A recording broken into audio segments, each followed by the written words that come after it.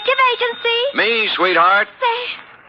Oh, Sam. Now, take it easy. The papers are on the street. I saw them. So did I. There'll be some red-faced editors ducking behind their green eye shades tomorrow. What do you mean, Sam? You don't print up the score until the returns are all in, F. This applies to presidential elections, boxing matches, and executions at San Quentin Prison. Sam, you mean Willie? I mean Willie. Batten down the hatches and turn over your foam rubber cushion, Wonder Girl, for even now I'm homeward bound with a stride-by-stride account of a 12-hour marathon, which I shall call, for obvious reasons, the Hail and Farewell Caper.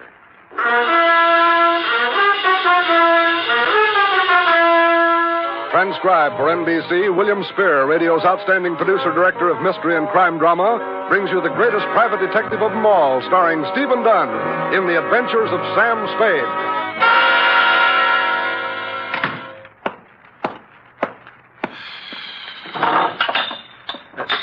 I've been robbed. Heffy? Sam? Brought in here this minute. Oh, yes, sir. Have I done something? That's what I was about to ask. Have you been sticking your delightful, freckle-covered, upturned little nose into my schnapps bottle? Well, answer me, girl. Sam, you know I don't do... All right, then, who? Well, the nervous little man who was here did open the drawer to find a pencil and paper and leave a note. Okay, you're clear. Oh, Sam, what about the little man? A good and leading question, F. Shall we attempt an answer? Oh, I'm at the ready, Sam. Shoot. Date, fill it in. To Justice Edward Benjamin, State Supreme Court, from Samuel Spade, license number 137596. Subject, the Hail and Farewell Caper. Dear Justice Benjamin, my relationship with the spindly little man goes clear back to a week ago, Thursday, possibly even before that. But that was the day I first noticed him. I remember it was Thursday because I was having corned beef and cabbage at Schroeder's. With him, it was a glass of water at the next table. He was paying little mind to the menu, having decided to spend the lunch hour staring at me. A couple of times, he put down his glass of water and pushed back his chair as if he were going to come over and talk. But he changed his mind. I put away the corned beef and cabbage and was halfway past the pie when he finally did it. Excuse me, sir. Hello? You, sir, are Mr. Spade? I am. The detective, Sam Spade, detective agent? At your service, sir. Now, what can I... You see, do you have a match? I gave him a match, and he thanked me and went out. On Friday, I saw him in Ben's grotto over a plate of wrecked sole. We got just about as far, then he returned the match he owed me. The following week, I saw him 4 times, once as I was going into a show, once at the post office, and twice as I was going into my office building. Each was the same. We'd get up to the point where he was about to tell me something, then he'd back down and ask me what time it was, or did I have a horse in the fifth at Golden Gate, or would I lend him a cigarette. Then he'd bustle off as fast as his spindly little legs could carry. And thus matters stood yesterday. Place, my office, time, 1:37 p.m. Sam Spade. Mr. Spade, this is a gentleman who Yeah, don't tell me I know the voice. Now, what is it this time? I'd like to see you, Mr. Spade. I must see you. I know. I'll save us both a trip. The date is April 26th. The time is 1:38 p.m. All trains, really planes, and streetcars are leaving on schedule. And for the favorite at Golden Gate tomorrow, consult your nearest bookie. Please, sir, please, Mr. Spade, please, do not jest. This is a matter of life and death. I see. Fine, then I'll see you tomorrow for lunch, huh? I won't be here, Mr. Spade. Oh, where'll you be? Dead. Look, I'm tired of this, Mr. Spindley. Give it to me straight or sign off. Now, what is it? Gotta listen to me, Mr. Spade. It's most important. It's a life or death. It's a life... Hello? Mr. Spindley? Hello!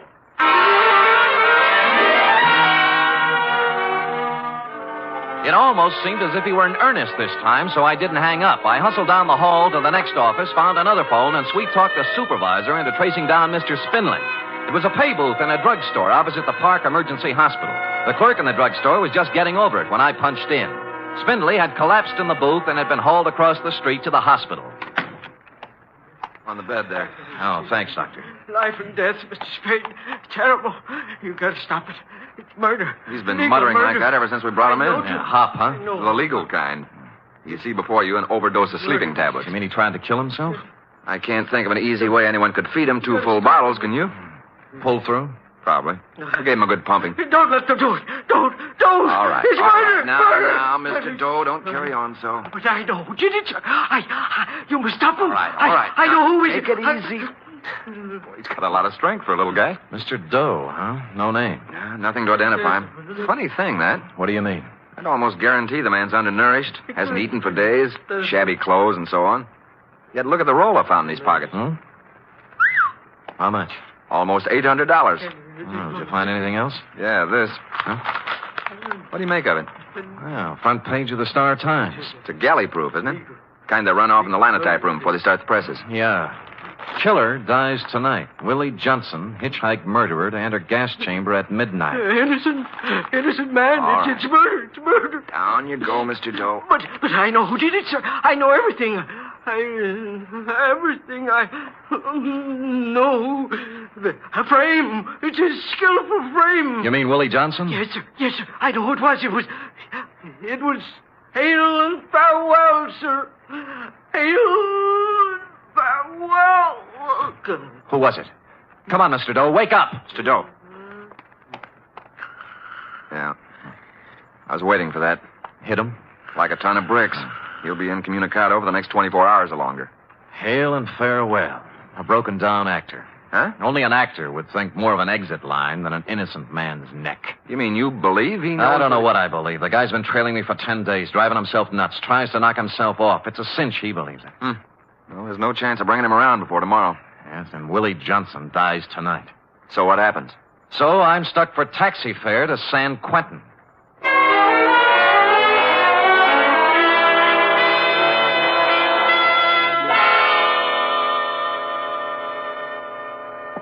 Believe in him? Believe in Willie Johnson? Yeah, I know you're his lawyer, Mr. Grayson. but I'm his lawyer because I volunteered to serve you, Mr. Spade. I've been in the law a long, long time. I've defended a lot of phonies. Sometimes you've got to if you want to eat. They all sing the same song. I was framed. Oh, I know all 89 verses. But Willie... Yeah? Willie's song is different. Because Willie Johnson's an innocent man. Willie was framed. 4 appeals. 4 appeals, 4 stays. And we've had our last one.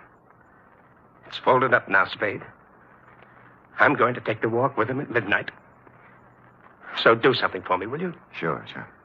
When you walk into a cell, remember you're talking to a man who's going to die in less than 8 hours. We're trying to build his spirit up so he can go out with the colors flying, you know? Yeah. Don't give him a lot of false hope, Spade. Because there isn't any.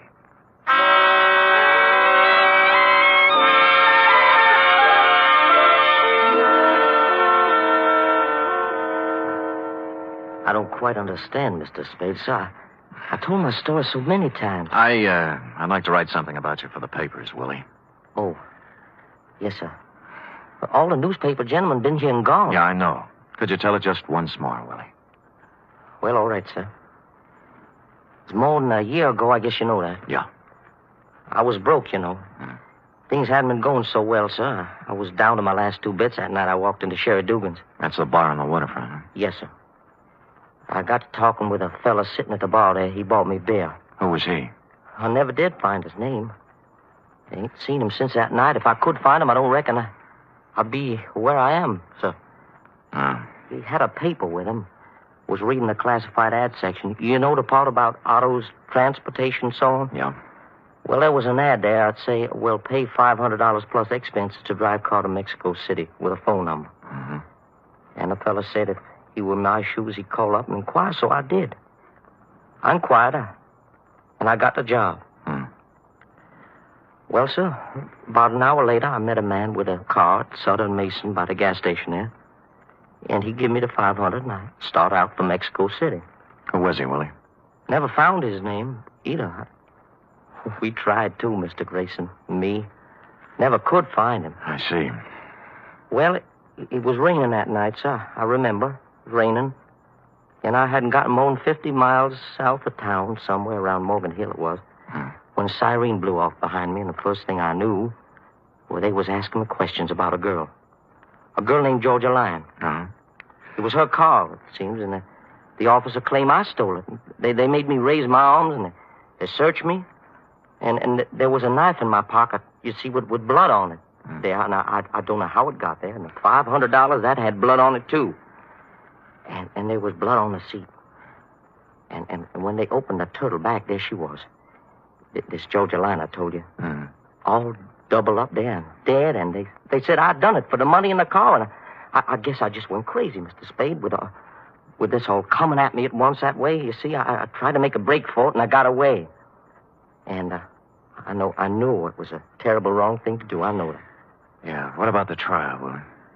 Well, sir, Mr. Grayson done everything in his power, and so did I. I told the truth as close as I could recollect it, but it didn't make no sense. We never found the man in the bar or the man who drove up in the car. What about the phone number in the ad? Oh, that turned out to be a fancy dress. That turned out to be a fancy dress shop on Powell Street called Mason Francine. And the classified ad, sir, that was the queerest thing of all. Well, what do you mean? Well, Mr. Grayson went through every newspaper in the country for 2 weeks either side of the night, and there wasn't any such ad in any of them. So they said I was lying.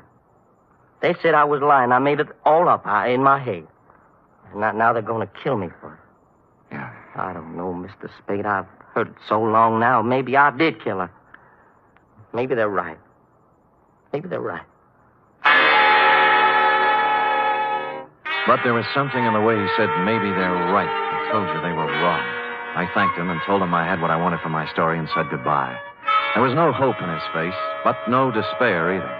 He knew what was coming, and he was ready. And that's all. I hit the homeward-bound commuters on the wrong side of the Golden Gate Bridge, so it was almost 7 when I checked in at Sherry Dugan's bar on the waterfront. A girl was sitting 3 stools down from me, a class-type dame in a black file suit from Magnum, and a hat that must have set some good-time Charlie back $50. That's the kind of a dame you'd expect to be sitting in Sherry Dugan's, least of all as drunk as she was. Well, here you are, Jack. 60 cents. Thank you. Wait a minute. Huh? This is a one-man operation, isn't it? Yes, why? Well, then you'd be Sherry Dugan, huh? No, I bought the joint from Sherry a few months back. Why? Well, I'm doing a story for the papers on Willie Johnson. Tell me, was Sherry here on the big night? Oh, yes. Only Willie Johnson wasn't. You could look it up, what Sherry testified. Where is he now? Oh, South America. And there he'll stay. You know why? Why? Sherry has brains. For a man in his shoes, there's no better place right now than South America. Oh? Well, tell me more. He needed a rest the worst way, Sherry did, after all he'd been through. Tending bar can be difficult at times, right, Tim? Yes, indeed. Show me a good bartender, and I'll show you a barn diplomat. And more besides. Well, here's to Sherry, wherever he is. Keep running, Sherry. Keep running. You know, Sherry's like a dog running away from a can tied to his tail. We all are. Who's we? All of us, the world. Give me another drink, Tim. Oh, now, listen, lady. I don't think I'd Don't better, give me any lip. This is a first-class wake, isn't it? A send-off for Willie, isn't it? Well... Pour. all right. Marilyn, what are you doing here? Oh, just in time, Georgie. Sit down. Come on, we're going home. Take your time, George. 2 of the members present. 1 more. We'll have a quorum. Pour him a drink, Tim. You want me to carry you out of here? Might be fun. Where's Daddy? Pacing the floor. Now, come on. You know something, George. You've got a can tied to your tail, too. No use running, George. Oh, you're out of your head. Whatever made you come here? Kind of appropriate, don't you think? Special night tonight. Black dress. See, all fixings. Gonna have us awake. Not here we aren't. Are you coming? Nope. All right. Where we go? Going home. Bye, Timmy. And you, whoever you Hey, wait a minute. How about... Hold it. Oh, How much does she owe you? that's $3.45. Here. It's worth it. Now, tell me, who is she? Oh, it's a model. Some dress shop uptown. Oh? Like the Maison Francine, for instance? Yeah. How'd you know? Just a hunch. What's her name? Oh, Marilyn Hale. Her old man runs the Star Times, you know, the publisher. Yeah. The guy is his partner, George Farewell. You must have heard of the firm Hale and Farewell. I had, but it was a slightly different reading from the one Mr. Spindley gave me at the hospital. I looked at my watch.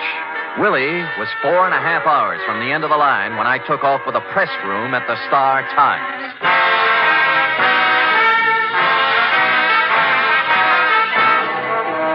You are listening to the weekly adventure of radio's most famous detective, Sam Spade.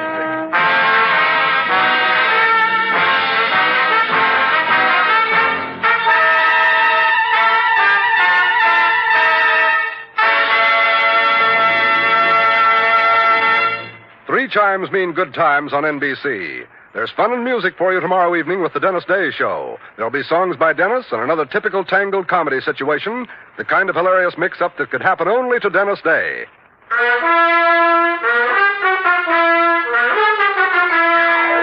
And now, back to the hail and farewell caper, tonight's adventure with Sam Spade.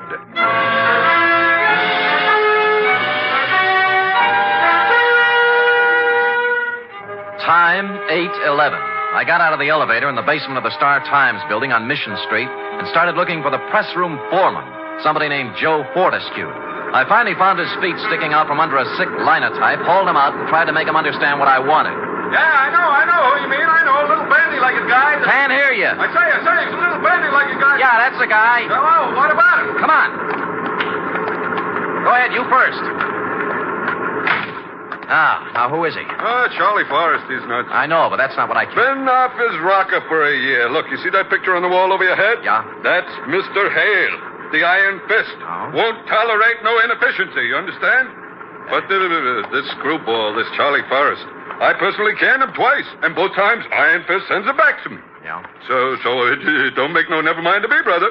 Leave him come to work, Stewed, all the time. Leave him lay off for 2 straight weeks like this time. Don't make no never mind. Yeah, now look, I'm up with you now. How long's Charlie been this way? A year or so. I know just when it started. When Willie Johnson was hauled in on the hitchhiking killing, right? Oh, you've been talking to Charlie, huh? Yeah. Funny thing how that hit him. You'd find him sitting in a corner by himself, mumbling all the time about the guy being innocent. Mm-hmm. What do you suppose Charlie had to do with that? Oh, I don't know. Got real crazy toward the end, you know.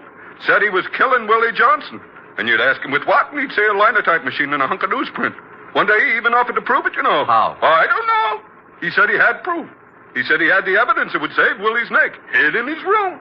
Boy, was he off his trolley. Look, I've got to find out where he lives. They don't know upstairs. I don't know. We don't know downstairs neither. He moved out of his apartment 3 weeks back, and don't nobody know where he went. Look, he was in this morning. Picked up a galley proof of page 1. Hey, that's right. Yeah. I'll tell you who might know where to find him. Oh, come on.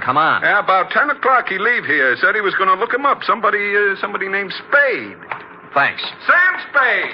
He's a detective. That remains to be seen.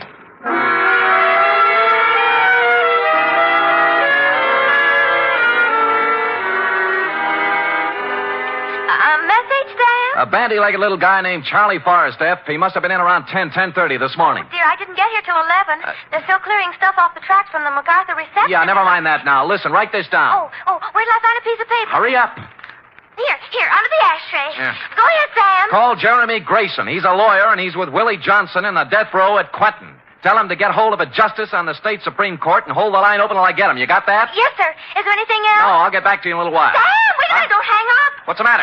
This paper I'm writing on under the ashtray. It's a note. Well, go ahead. Mr. Spade, please contact me at once. Charles W. Forrest, Bellflower Hotel, 338 Stockton Street. It took 20 more minutes to cross town and 10 on top of that to convince the clerk at the Bellflower I had a right to the key to Charlie's room, which I had not.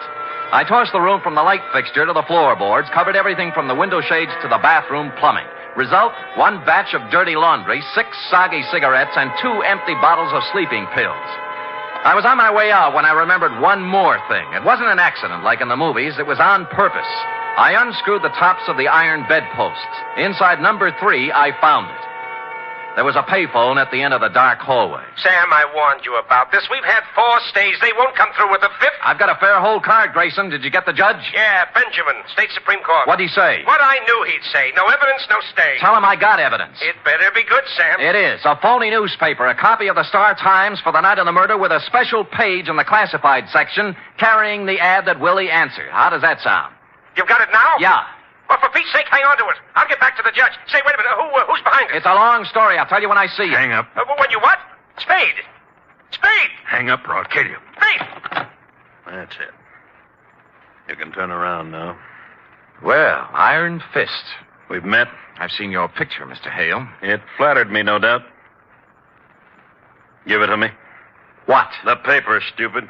I haven't read the funnies. All right, Mr. Spade, if you'd rather.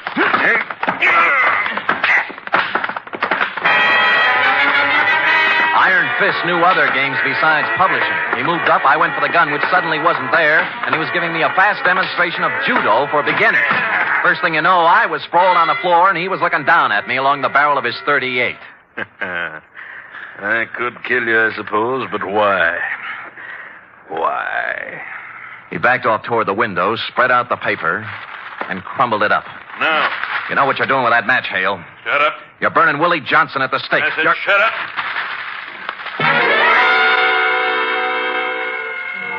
He touched the match to the pile of papers, watched them flare suddenly, lighting up the entire hallway. He looked like a medieval devil. I'm sorry about Willie Spade, but it has to be, that's all. It has to be. What did you have to do with Georgia Lyon? Nothing. Nothing at all. And her name wasn't Georgia Lyon, really. It was her stage name. No? Her real name was Farewell. Your partner's wife? Why, Spade, didn't you read the testimony at the trial? She was leaving George that night.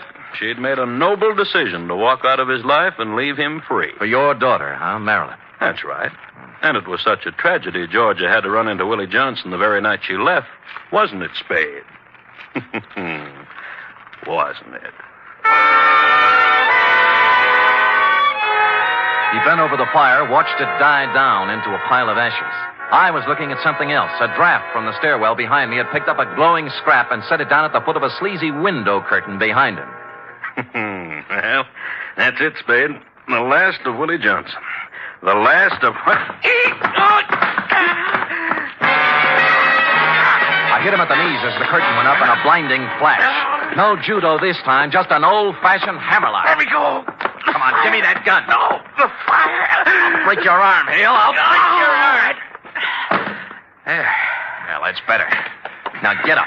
Get up. Hale, stop. Hale!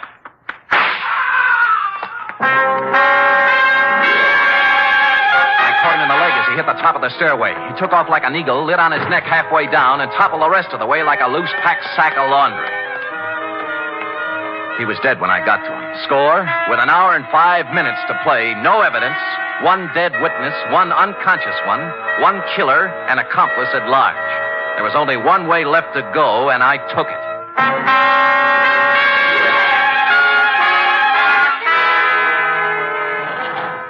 Floor, please. George Farewell's apartment. That's the penthouse. Yeah, is he home? Oh, I don't know what's the matter up there, sir. I think something's wrong, awfully wrong. He went up there early this evening with a young lady, and the door to the roof is locked at the 8th floor. That's never happened before. Any other way up? Well, you might try the fire escape if it's urgent. It is. So I climbed the fire escape at the 8th floor and went up onto the roof. Or rather, into George Farewell's patio. I worked my way through a maze of potted shrubbery around a fish pond with a fountain in the middle. Piano music was coming through a pair of French doors. But before I saw where the music was coming from, I knew it was the radio and not the piano. Because the piano, a 14-foot grand, had George Farewell sprawled across the keyboard with a bullet through his head. I crossed to the set of French doors on the other side of the house. And there I saw her, standing up on the 3-foot parapet surrounding the roof, looking 8 floors down into the street. Don't come any closer. You're not really going to jump, Marilyn. He did it his way. I'm going to do it mine. Don't come any closer. Don't. I won't. So George shot himself, huh? Why not? You can't go through life with a can tied to your tail. No running away from that. No, there isn't. Well, you're going to jump? Give me time. Oh, you want to do it the dramatic way, don't you, Marilyn? Only 35 minutes left until Willie checks out over at the... Will you shut up? And to make it really ironic, you'll want to take off before he does, right? The one person left who can save him. I talked to Willie, Marilyn. He must hate the world. He doesn't hate anybody. Poor jerk. I think he'd feel even sorrier for you, throwing your own life away while you can still save his. You can't run away from this tin can, but you can untie it.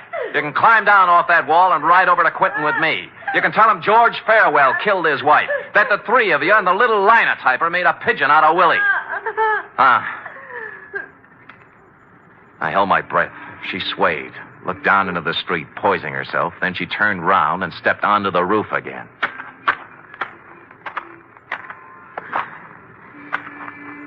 Let's go. Congratulations. Yeah. Only George Farewell didn't stab his wife that night. I did.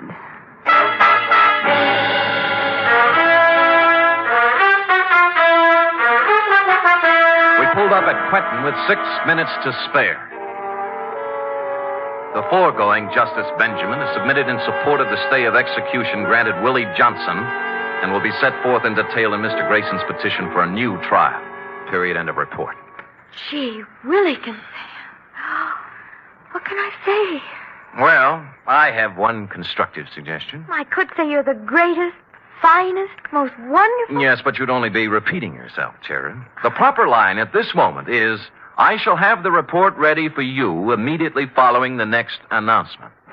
Right? Scoot.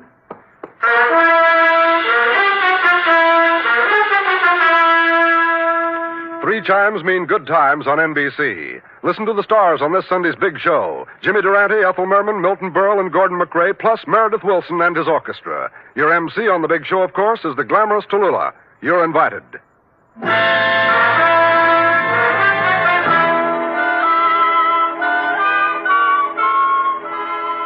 it is, Sam. Sam? Here's the report. Oh, yeah. What are you writing, Sam? Look, how's this? Man of the world, dashing, debonair, cosmopolitan, temporarily at liberty, desires employment. Sounds wonderful. Thank you. What does it mean? All right, we'll drop it down a few notches. Private investigator, accomplished raconteur, will tell troubles to listening public. Nice telephone voice. Contact Sam Spade, 1 East 48th Street, New York. 1 East 48th Street? Yeah, my address during the summer months, Cherub. You got it? 1 East 48th Street, New York City. Oh, maybe a lot of people will write, Sam. I'm sure they will. Think so? There'll always be a Samuel Spade Incorporated. Will there? Look ahead. Smile through the tears, Sam. I am. The day will come soon again when the phone will ring and you will say... Sam Spade Detective Agency. Yes, and I will say... Me, sweetheart. Buck up, old girl. Stout fella, stiff upper lip. Good show. Not goodbye, but... au revoir, Sam. Hail and farewell. Good night, sweetheart.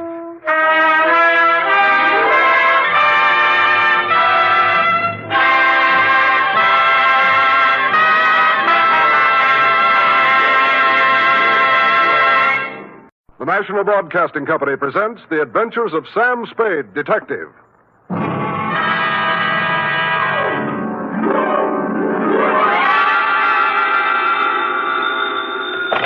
Sam Spade Detective Agency. Hello.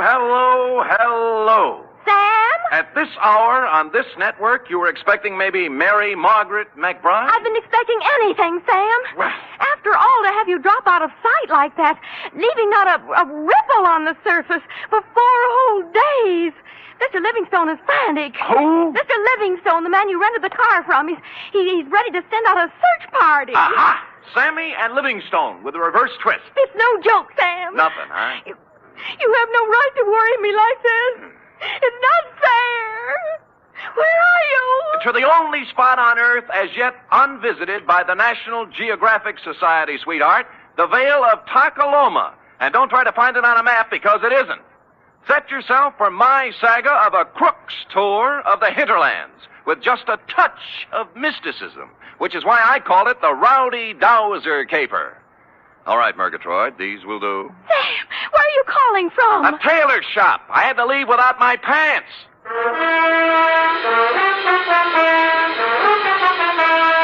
For NBC, William Spear, radio's outstanding producer-director of mystery and crime drama, brings you the greatest private detective of them all, starring Stephen Dunn in The Adventures of Sam Spade.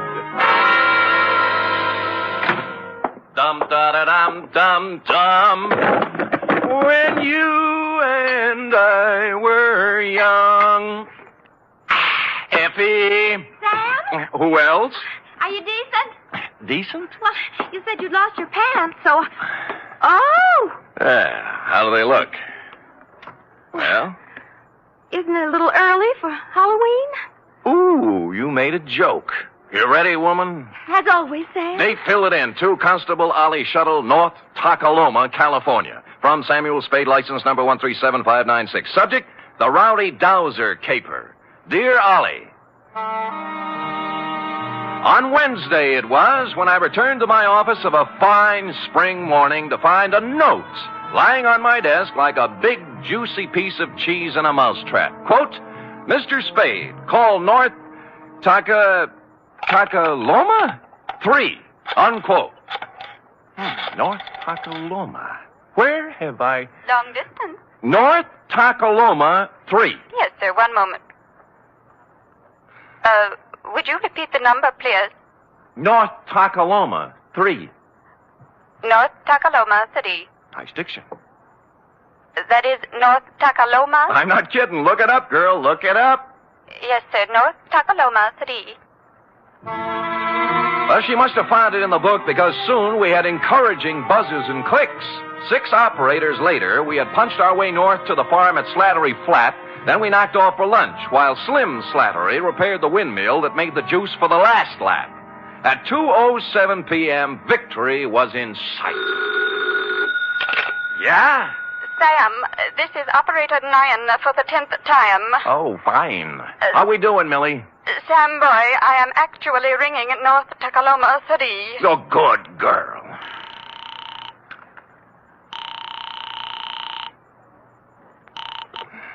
Hello? Hello, this is Sam Spade. I have a note here to Oh, call yes, Mr. Spade.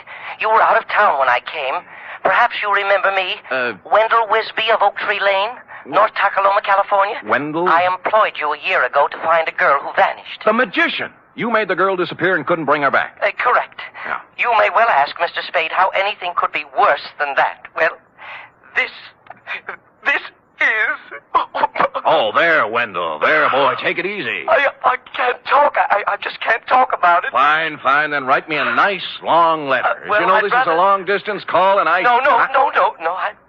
I am sorry, Mr. Spade, but this has affected me very deeply. Look, you promised you'd lay off the magic, Wendell. Well, What'd you do? Misplace half a woman this time? No, I have given up magic, Mr. Spade. I am currently employed as 3rd Vice President of the 2nd National Bank of North Takaloma. All that? Yes, sir.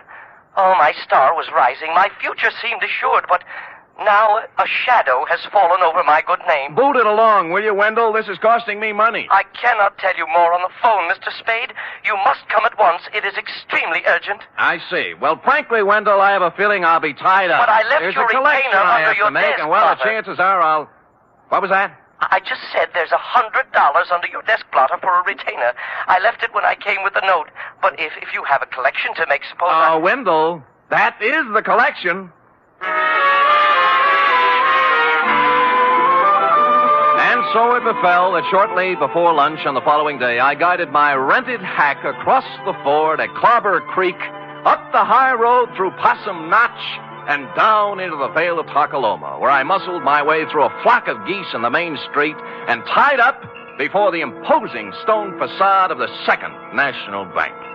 Inside, sitting in front of the door marked Urban Root President, sat a secretary whose facade looked colder and even more imposing than the bank's. She was shriveling one of the customers, a meek little milquetoast in a salt and pepper soup. But as I informed you, my good man, President Root is extremely tied up at the moment. Oh, I'm quite aware of that, miss. I wouldn't bother him for the world, but you see, No, I don't see. And since you refused to state the nature of your business... Did I refuse? You most certainly did. Oh, dear me, I didn't mean to refuse anything. It's just that... Well, it's sort of personal, and... may I go in? You may sit down until I tell you to go in. Is that clear? Yes, ma'am. Yes, I understand. I don't mind waiting. Don't mind at all. And now you, sir. What do you want? I have an appointment with Wendell Wisby. Mr. Wisby is in conference with the President Root. Thanks. If you'll sit down, I'll... just a minute, sir. Just a minute. And you must understand, President Root, this is a matter of family honor. Yes. I shall... Oh, hi, Wendell. Oh, Mr. Spade. Now, sorry I couldn't get here sooner, but it's a long haul. Well, Mr. Spade is a friend of mine, President Root, from my salad days as a magician. A very competent detective, I might add. Well, thank you, Wendell. I see. We are indeed fortunate to have him with us in this matter. Good, good. Please sit down, Mr. Spade. Thanks. You are aware, Mr. Spade, this matter is to be held in strictest confidence. Word must be kept from the depositors at all cost until... But remember, President Root, remember the code of the Wisbys. Should worst come to worst, I shall make good. I shall make good if it takes me... I understand, Wisby. I understand. Well, mind if I admit I don't? What is it, Wendell? Snatcher. Snatch whom? Uncle Purse. Our former cashier, Mr. Spade. Purse Snatcher. Wisby's uncle. Purse Snatcher. What about him? Everything. He has disappeared. Absconded. That is a harsh word, President Root. I would prefer to say he disappeared until we have further proof. The money's gone, isn't it? How much money? $53,000. From Uncle Purse's accounts. Huh. It may be he has absconded, President Root, but we must remember that despite the Snatcher surname, Uncle Purse is a Wisby. And a Wisby never lived who got away with $53,000. All right, Wisby. He disappeared. Yes, may I ask when he disappeared? Last Friday night, about 9 o'clock. Anyone see him go? Almost everyone. His car stalled at Main and Persimmon. Several people saw him trying to start it. He was acting very strangely. Oh, how was that, Wendell? Well, Clem Clobber and Charity Fid and several others spoke to him from the curb, but he wouldn't answer them. He didn't say a word to anyone, which is not at all like Uncle Purse Snatcher. Wisby, man to man. Would you feel sociable with a satchel full of stolen money on the seat beside you? Well, there you have a point, President Root. I can't blame you for the way you feel, President Root, but I must continue to believe the best of Uncle Purse until Mr. Spade discovers the worst. Oh. And in that dismal eventuality, please know I intend to pay off the $53,000 plus interest on the installment plan. $5.37 per week for 48 years. Oh. You have my word on it, sir. The word of a Wisby. With which solemn pronouncement, Wendell marched out, closely followed by me. Salt and Pepper Suit Milquetoast was still fingering his hat brim, looking hopefully at Miss Icewater for the sign. At Wendell's suggestion, I hustled out to the Snatcher homestead for a word with Percy's wife, a timid little woman with her heart in her eyes, known from one end of the valley to the other as Aunt Wistful. I can hardly think straight these days, Mr. Spade. So full of puzzlement this thing has left me. Of course, Aunt Wistful. Have another dipper of cider, Mr. Spade. Oh, get down, not you. No thanks, Aunt Wistful. Purse wasn't himself since the well run dry. We had a passel of dry winters here in the valley, you know, but never for this is the well run dry. First didn't know which way to turn. The pipe end's 2 miles down the road. Couldn't afford to bring it in here. I see. He took to muttering to himself, saying strange things. Coming home from his work at the bank with a frown on his face. Stayed there all evening. What do you mean, strange thing? Oh, I don't recollect very well. He brought a law book home one night, though, and out of a clear sky, he says to me, "Wistful, honey, do you know the punishment for embezzlement is 5 to 10 years in prison?" I asked what he meant by that, and he said he thought it might be a good thing for a banker to know. Well, he had something there. It was the night after that. He come home all cheerful. Said he thought he'd figured a way out. Found a fella to help him. Get down. I had no idea what Purse was thinking. What fella? Urban Root, I suppose. Oh. It's Urban's bank he was fixing to steal from. But then I got word from my sister ailing over to Fogarty Grove, so Thursday I left, and when I got back Saturday, he'd gone. Did he take his things? Mostly. Funny, he did one strange thing for this time of year. He left his corn teeth behind. Corn teeth, huh? A spare pair of store teeth for corn on the cob. Oh. Purse will miss him now with summer coming on. Yes, he will. Bless him. You know, ever since spring, I've been after Perce to spade up my flower bed by the window. He did it before he left, now that there's no water to grow things with. I loved him so much, Mr. Spade. In this awful way for marriage to him. Get down!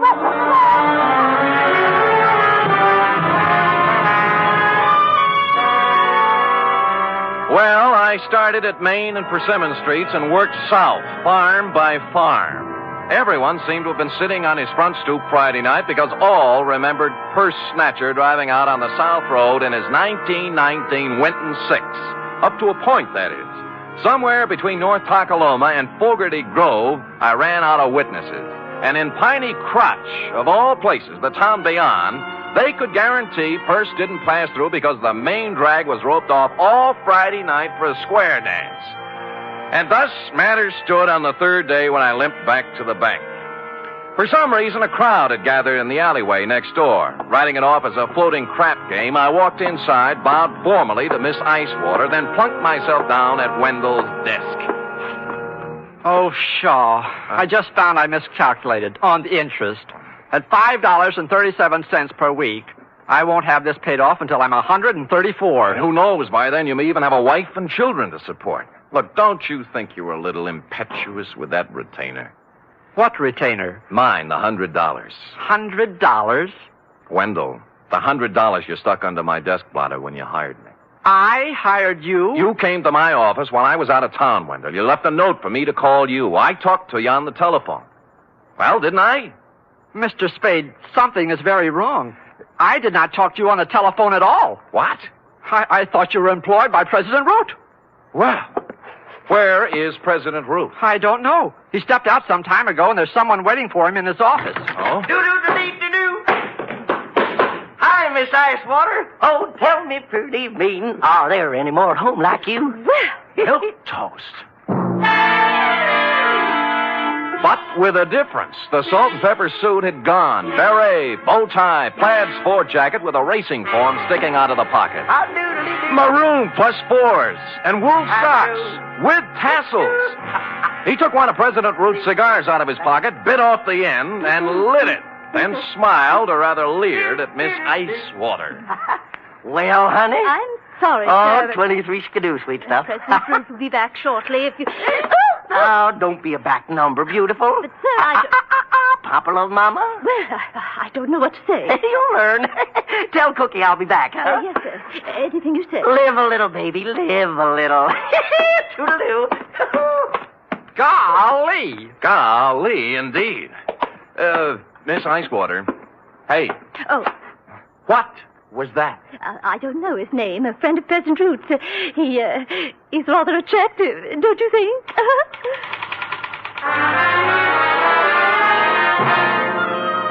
Only now, as I went outside in his wake, did I see what had caused the crowd in the alleyway.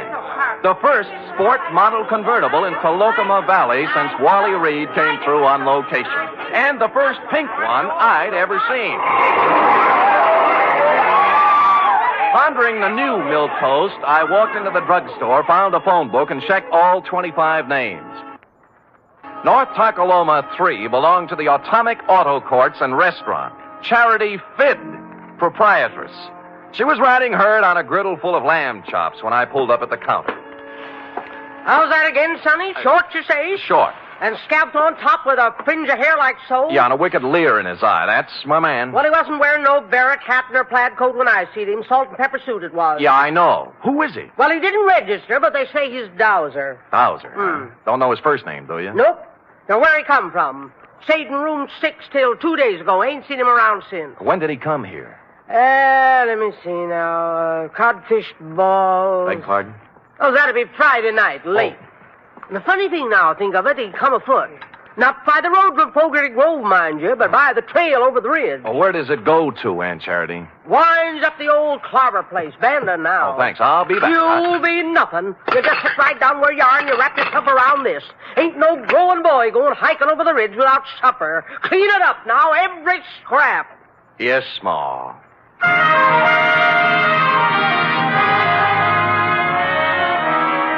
It had been dark about 2 hours when, carrying one of Aunt Charity's best coal oil lanterns, I topped the ridge and looked down on Clem Clobber's abandoned barn, nestling in a grove of ancient oaks at the very foot of the hill. The moon was bright enough to show up the pair of grassy ruts leading from the rear of it down the gully toward the road to Fogarty Grove, a couple of miles away. On general principles, I blew out the lantern, then scrambled down the side hill and up to the barn door. I couldn't make out anything inside at first, and then finally something took shape. A dark hulk in the middle of the floor. Stupid me, I lit a match. It was an automobile. To be exact, it was Purse Snatcher's 1919 Winton 6. His hat and the tweed overcoat everyone saw him wearing Friday night were lying across the front seat. I held the match higher and bent over for a closer look, whereupon Spade and the match went out together.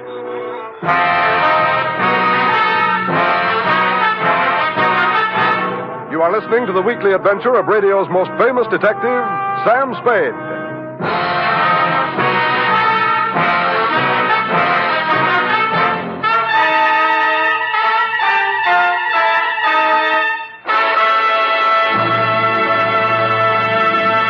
Three chimes mean good times on NBC. There's fun for you Sunday with two of your favorite families, the Blandings and the Harrises.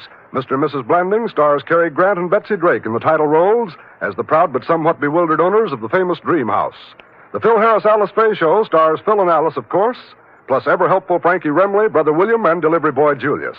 Yes, there are laughs this Sunday and every Sunday with the Phil Harris-Alice Faye Show and Mr. and Mrs. Blandings.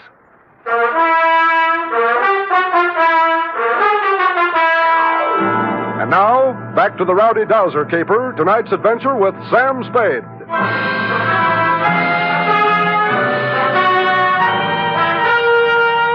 I must apologize, Constable, for succumbing once again to the traditional nemesis of the private eye. But the bald facts are simply that I bent over for a closer look at the Winton 6 and was struck a dastardly blow on the rear of the head.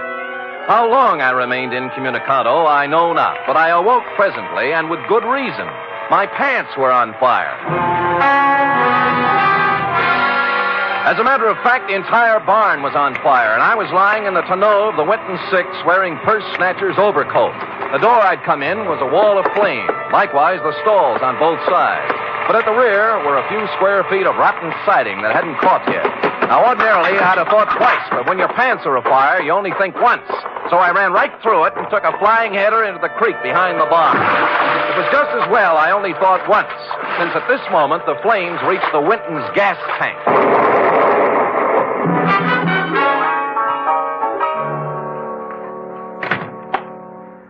Hi. Good laws almighty, what have you been up to, boy? Smoking corn silk behind Clobber's barn. Match got away from me. Well, stay right there left behind my goose squeak. No. Later, Aunt Charity. How about the key to 6? The Dowser fella? Yeah. Won't need no key, son. No door open? If he left it open, he's in there now. Barrett hat, plaid coat, and a 25-cent cigar. Help yourself.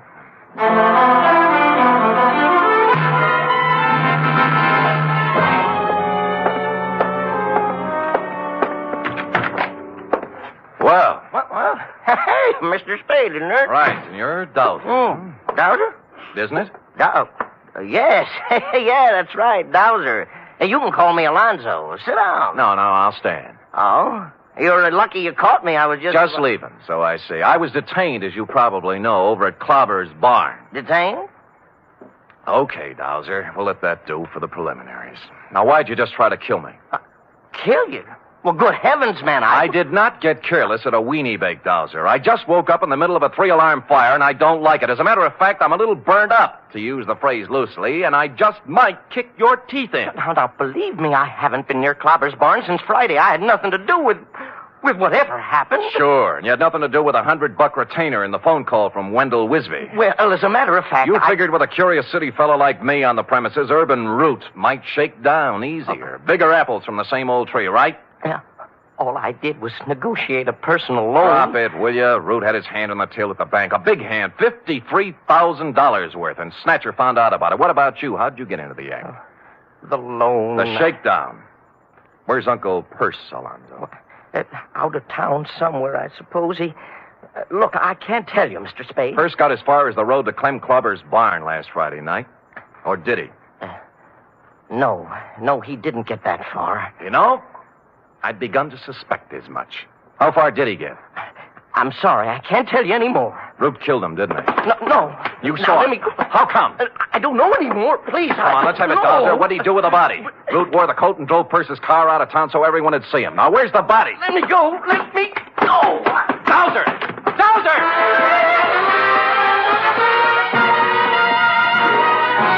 He squirted out of my hands like a watermelon seed, leaving me with a plaid coat, and took off down the line of atomic cabins toward the atomic restaurant.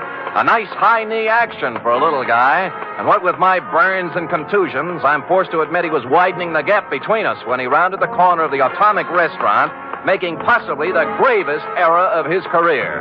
Aunt Charity was rounding the same corner, coming the other way with an armload of wood.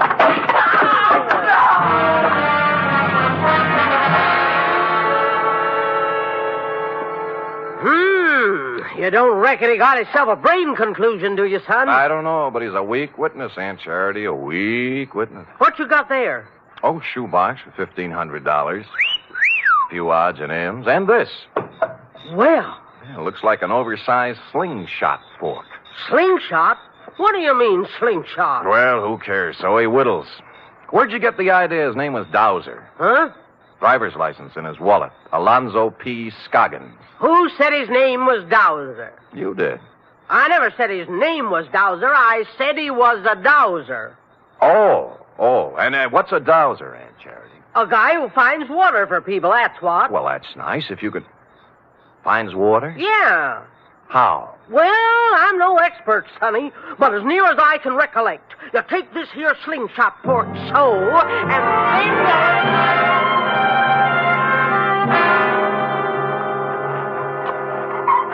Mr. Spade, I can't go through with it. Get hold of yourself, Wendell. Remember the code of the Wisby. But this sinister revelation has virtually prostrated me, Mr. Spade. And you must remember it is now over a year since my salad days as a magician. Tut, Wendell. Stout fella, stiff upper. And further, even at the peak of my career, I was only sketchily acquainted with the field of dowsery. Hold it. There they are. Aunt Wistful is sitting on the back porch with President Root. Mr. Spade, The code of the Wisbys, Wendell? Yes, sir. Let's go.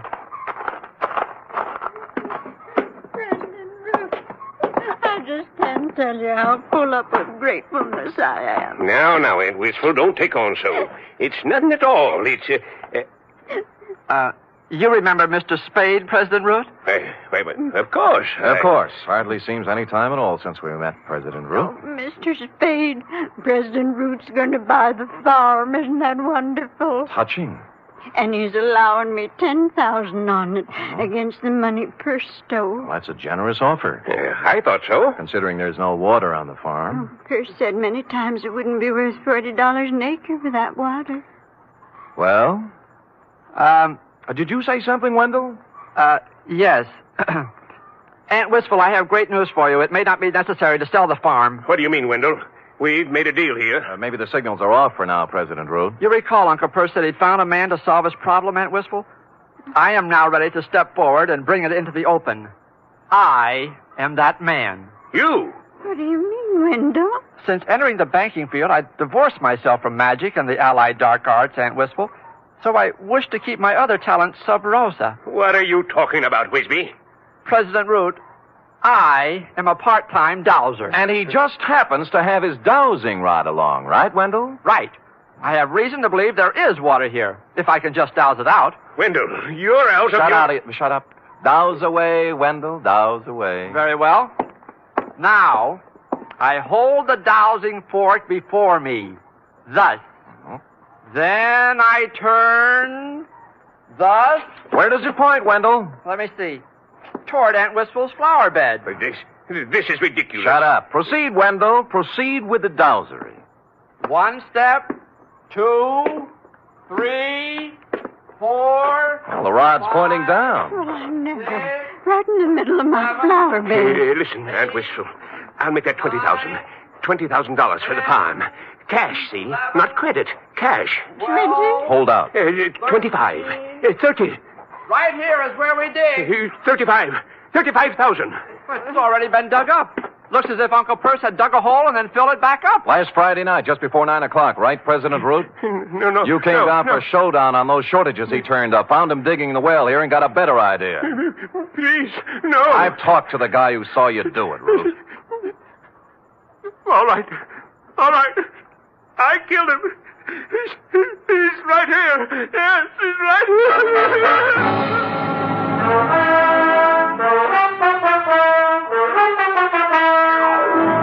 Which is where you came in, Constable, and since you can take it from here, I shall close, as always, with... Period. End of report. Right. Another triumph, Sam. Another new sphere of effort. No field is safe from my talent, sweetheart. You will please preserve it for posterity during the following 15-second announcement. Scoot. Scoot.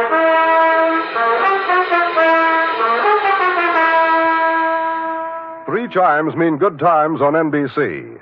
This Sunday, the glamorous and unpredictable Tallulah brings you another hour-and-a-half broadcast of The Big Show, starring Fred Allen, Judy Holliday, Joan Davis, Frank Warren, and many more. And this Sunday's Theater Guild on the Air production is the Broadway comedy The First Year. Starring in this Theater Guild presentation are Richard Widmark and Katherine Grayson.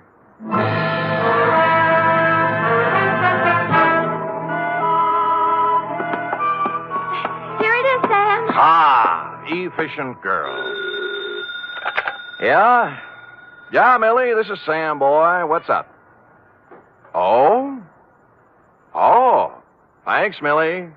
Well, what is it, Sam? They just relayed a message from Fogarty Grove, F. Wendell is being installed as second vice president tomorrow night at the Moose Hall. Oh? He wants me to come. Oh! And bring a girl.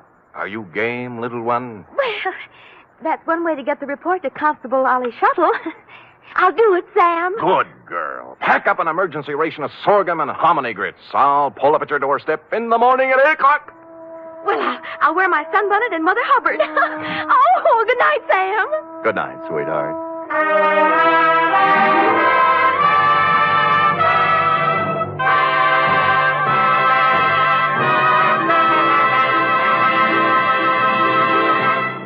The National Broadcasting Company presents The Adventures of Sam Spade, Detective.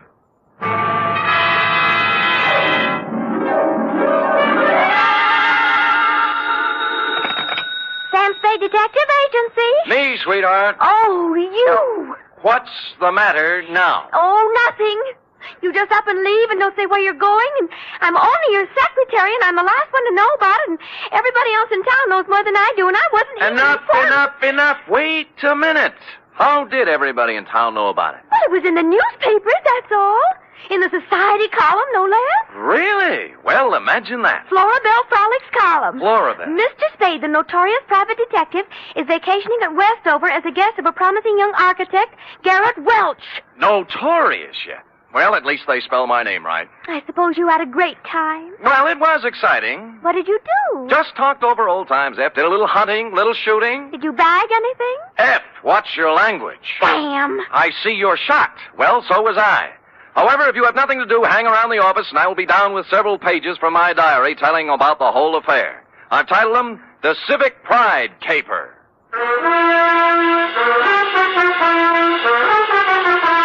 For NBC, William Spear, radio's outstanding producer-director of mystery and crime drama, brings you the greatest private detective of them all, starring Stephen Dunn in The Adventures of Sam Spade.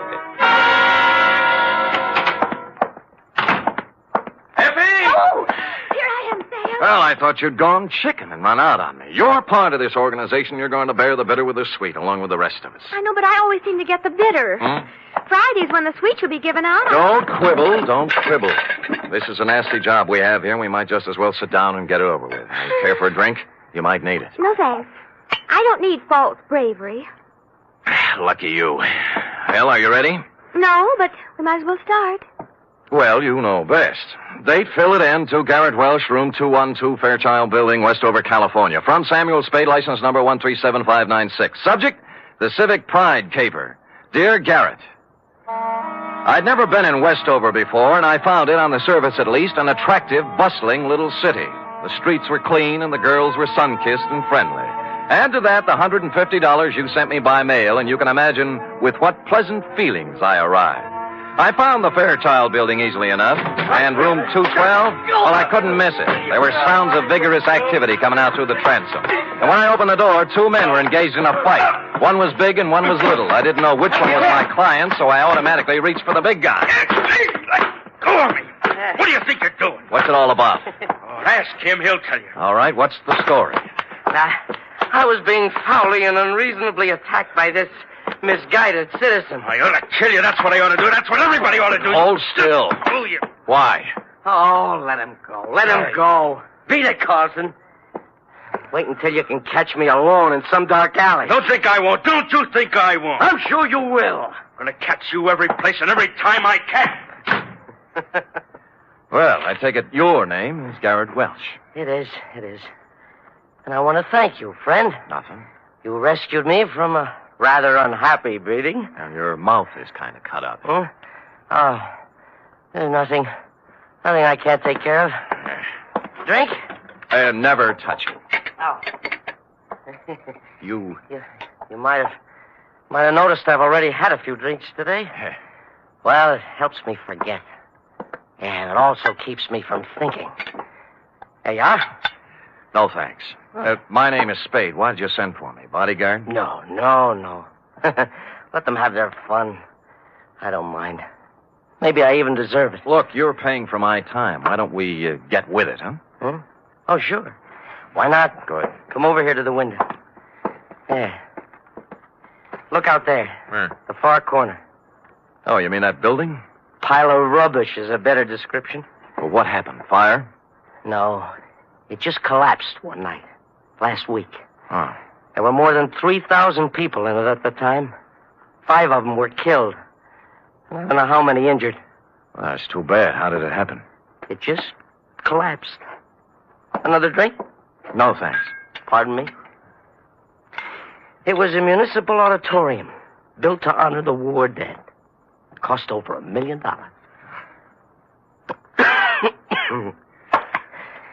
I was the architect. Oh. Yeah. I was picked by the townspeople for the singular honor of designing the fond memorial. Well, now they have something to remember. What'd you do wrong? Nothing. Somebody cheated in the building of it. Somebody didn't follow my plans.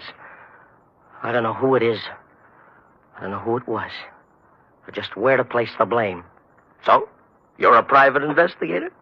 What can you do? Get you some black coffee and ask you some questions.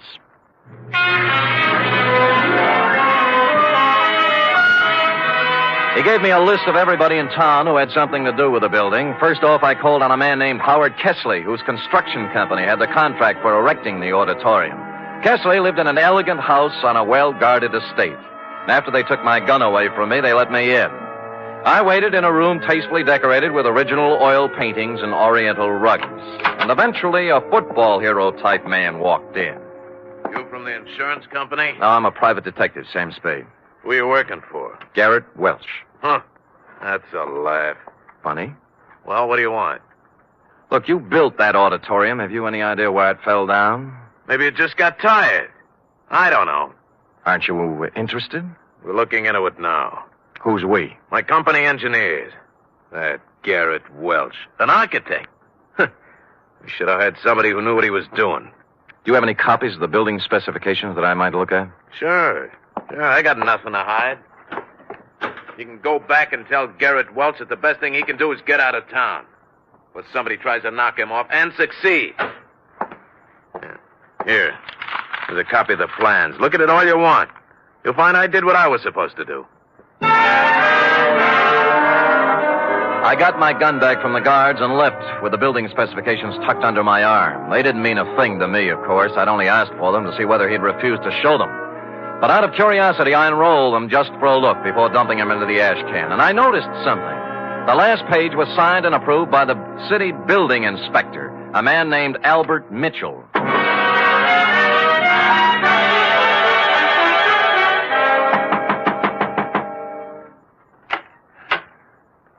Well? I don't usually receive callers at this hour, but you're a little better looking than the ordinary caller. Come in. She was slim and auburn-haired and wore an insolent smile that was interesting and a clinging silk thing that was interesting. She looked me up and down, and she took so long at it. Okay. Okay, what is it? Magazine? The gas meter? Or did you just lose your way? I'd like to talk to Albert Mitchell. Oh, he's a dull conversationalist. You wouldn't have any fun. Well, I wasn't exactly looking for laughs, Mrs. You are Mrs. Mitchell? More or less. Right now, less. Soda or water? What? And your drink. Oh, thanks, but I took the pledge last Halloween.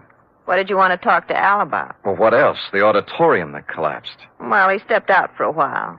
Why don't we just make ourselves comfortable? You have a standard answer when I'm on duty. Thanks anyway. Duty? You a cop? I've never seen you around this town before. Private type investigator. Sam Spade. My name's Kitty. You don't have to worry about Al busting in on us. I don't think he'll be back this week. That's what I thought, you holding open house and all. What's the matter? The pressure get too heavy for him? Look, Sam, they had a hearing a couple of days ago. It was all decided. Nobody was to blame. I think Al went fishing or something. Where is he? How should I know? I'm only his wife. Well, you know what they say about a man who runs. Yeah, so why don't you stick around? You don't look like a coward to me. Well, when it comes to redheads, I really am. So long, Kitty. But... Oh, by the way, if Al does ever show up, tell him I took a room at the Embassy Hotel. I'd like him to call me. I won't tell him a thing. Come back here, you coward. Hey, Sam!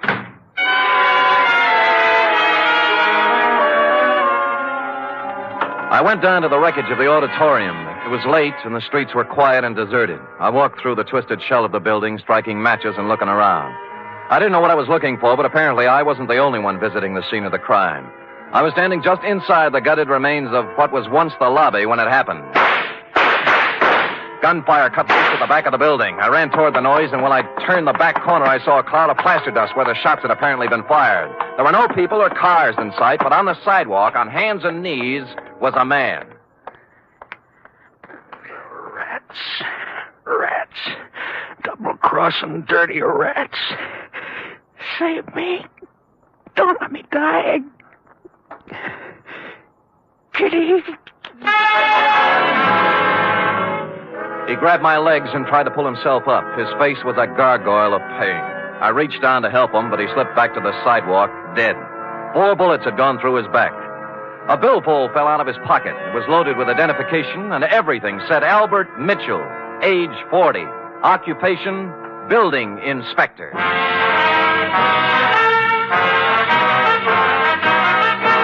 You are listening to the weekly adventure of radio's most famous detective, Sam Spade.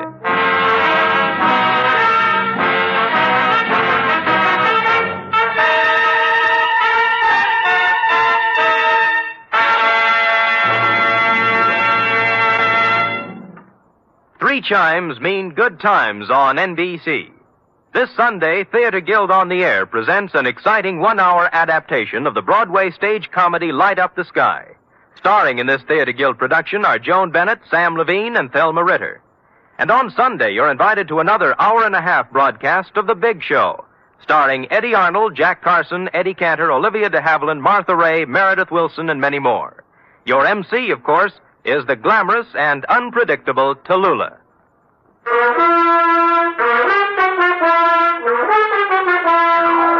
And now back to the Civic Pride caper, tonight's adventure with Sam Spade.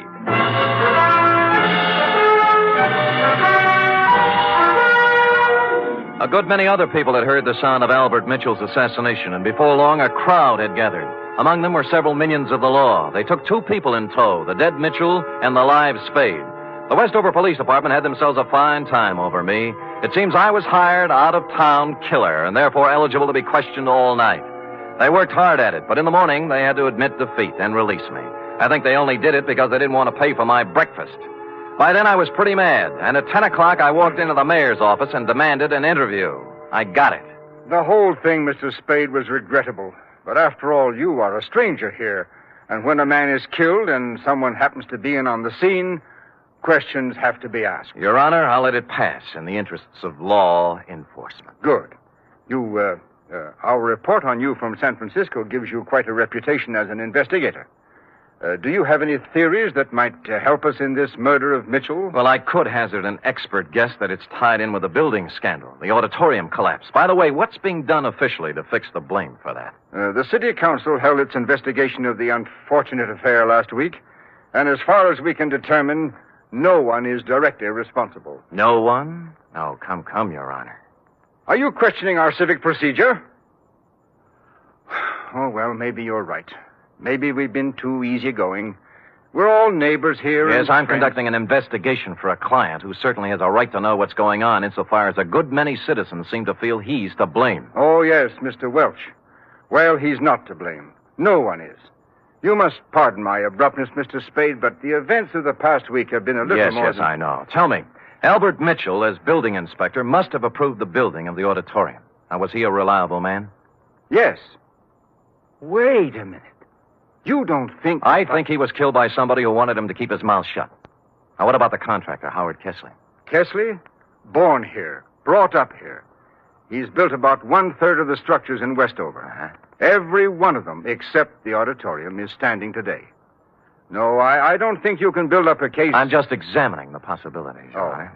You have to begin with the people who had something to gain from this thing.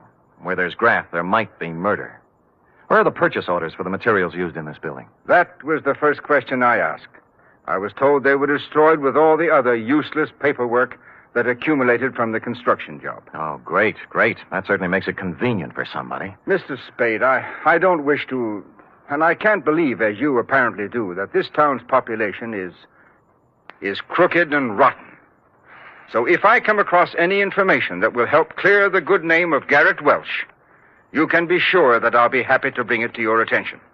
Until then, I bid you good day, sir. I could understand Mayor Sullivan's desire to protect the fair name of his city, but I had to take a meaner view of at least one Westover citizen. I found out where Albert Mitchell did his banking, and misrepresenting myself as a collection agent, pried into his holdings. Let me see now, Mr. Humboldt. I really shouldn't give out this kind of information, but in your case, when you have a claim against the estate, I'd... Oh, yes, here it is. He has $300 in his account, that's all. What kind of deposits did he make? Oh, just paychecks mostly. He was a $7,500 a year man. Every Friday he deposited $150. Any deposits larger at any time? Oh, yes.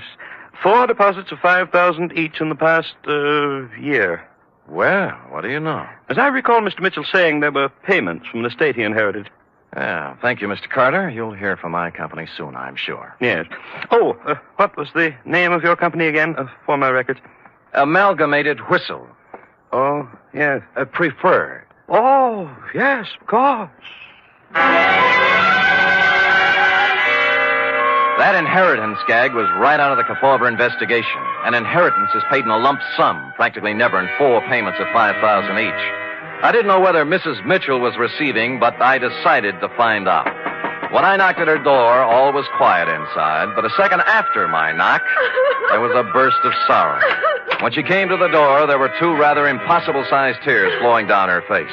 For widow's weed, she wore a black dress, tight, satin, and low cut. Oh, Mr. Spade, I'm in no mood for talking now. Oh, just for a moment. May I come in? I guess so. I'm really kind of alone and lost. What is it you want? I must apologize for intruding on your bereavement, Mrs. Mitchell. I'm not usually as callous. Oh, that's all right. But I'm not sure I can help you any. I'm so broken up. What is it, camphor? What? Whatever you used to make those tears. All right, so I can't really cry. I never have, but it's expected of me. Yeah, all right. In that case, I sympathize with you. What do you want? Kitty, your dear departed husband made $7,500 a year and deposited $20,000 in 8 months. Now, what about it? I don't know anything about his money. All I know is that the bank told me he had only $300 left. What'd he do with it? He spent it on other women. Oh, I see. So the artificial tears do make sense, I guess. No, you don't understand. It's not that simple. It's funny, Sam, because I really mean it. Oh, I know how stupid I look in these clothes. And I did use camphor on my eyes because I wanted to cry. I wanted to cry for all the good days and the good years Al and I had. But the bad years kept getting in between, and I couldn't do it. I like you better all the time, Kitty. I knew you were real pretty. Now it turns out you're pretty real. I really loved him, and he loved me.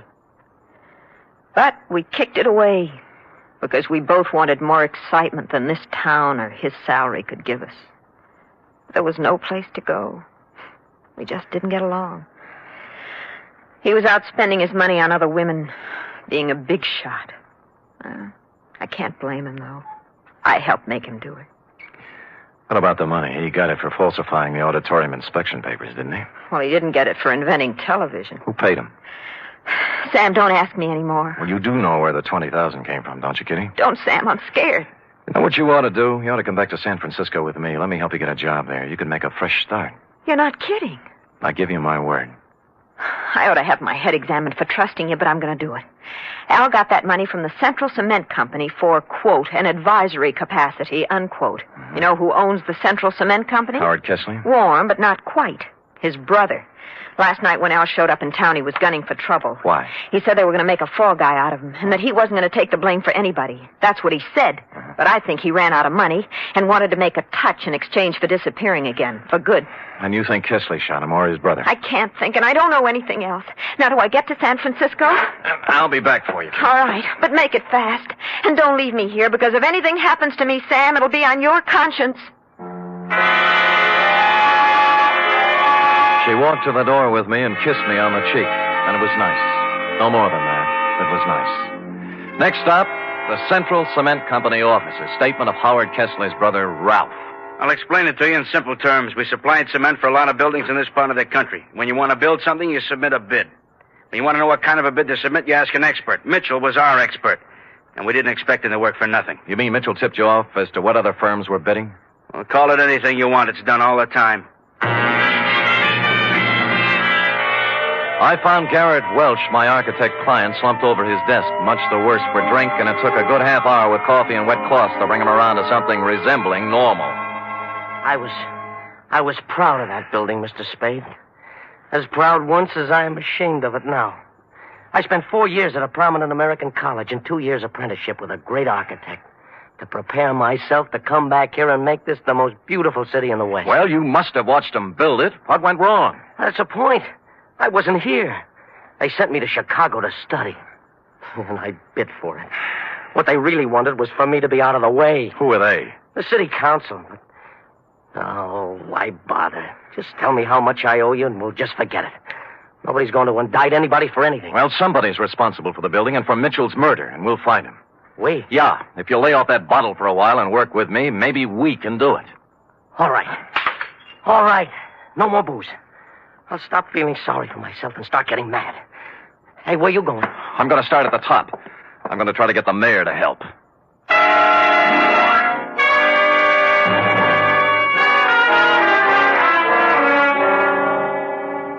You say you've turned up something, Mr. Spade? A lot of something, Your Honor. I ferreted out copies of the purchase orders for the materials used in that building. They were generally inferior and below the quality required by sound engineering and the law. Oh, you can't mean it. I do. You can inform your district attorney that in a matter of 2 or 3 days, I will move for an indictment of several people in this community for gross criminal negligence. Now, I want to know whether or not I'll have your full cooperation. There's no question of that. I'll cooperate with you fully to prosecute Thank you, Your Honor, and good day. Just a minute. Yeah? About Howard Kessley. What about him? Do you still consider that he is subject to suspicion? The families of the 5 people who died in the ruins would think anybody who was concerned in the building project were subject to suspicion, Your Honor. Mr. Spade, you know about politics. Certain people contributed campaign funds and got me votes. Kessley? I've been in a difficult position. I've been weak, perhaps. Maybe I haven't wanted to look too closely at certain possibilities in this horrible affair, but I promise you I won't stop now. It doesn't matter what happens. My first duty is to the citizens of this town. Well said, Your Honor. Just tell the same thing to the other members of the city council. Tell them that if I kick the lid off this garbage can, it's going to make Westover smell pretty bad. You'll hear from me, Mr. Spade. I guarantee you.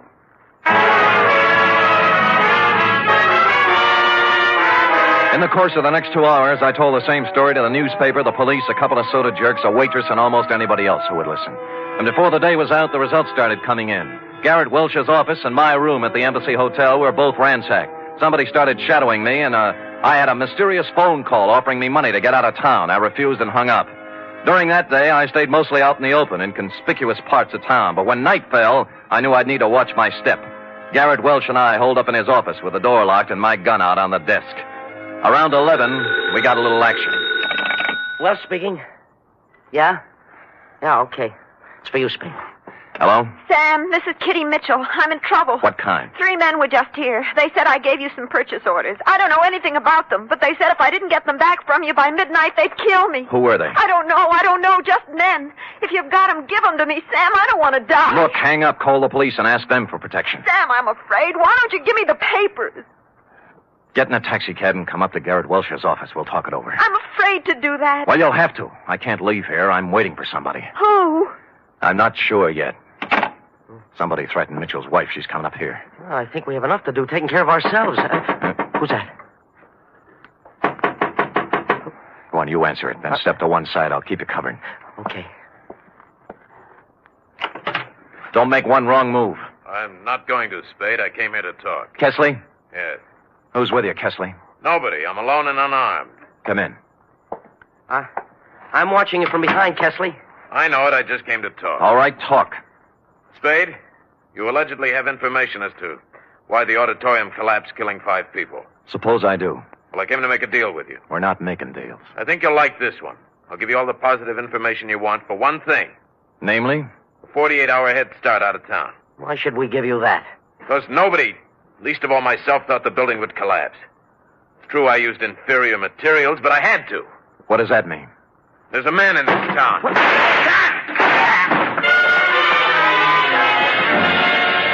The door was suddenly kicked wide and a blaze of bullets flew across the room. Kesley's mouth opened in shock, his knees buckled, and he pitched forward, bouncing off the desk to the floor. A tall, silver-haired gentleman was behind the gun. I caught him shoulder high, spun him around. The gun fell out of his hand, and Welch and I were on him in a second. All right. I've done all I'm going to do. I'm hurt. I'm wounded. Well, Your Honor, you're better off than Kesley. Kesley didn't want to do it, but I had something on his brother and told him I'd send him to jail. We saved $100,000 on the cheap supplies we used in that building. Yeah, when I showed up, Kesley was afraid he was going to take the rap alone. He was afraid he'd end up like Albert Mitchell, right? Yes. I killed Mitchell. He wanted more money. You killed him, you... Kitty, don't put it down! She had come in while we were talking and picked up the gun Mayor Sullivan had dropped. Her one shot hit him in the chest. Then she let the gun slip through her fingers and just stood there. Then you know what? She cried. Real tears. Period. End of report. Sam, what an awful tragedy. It was indeed, F. Of course, in a few minutes, the place was full of police, and we turned her over. What do you think's going to happen to her, Sam? I'd rather not think about that, Effie. Now, how about typing it up?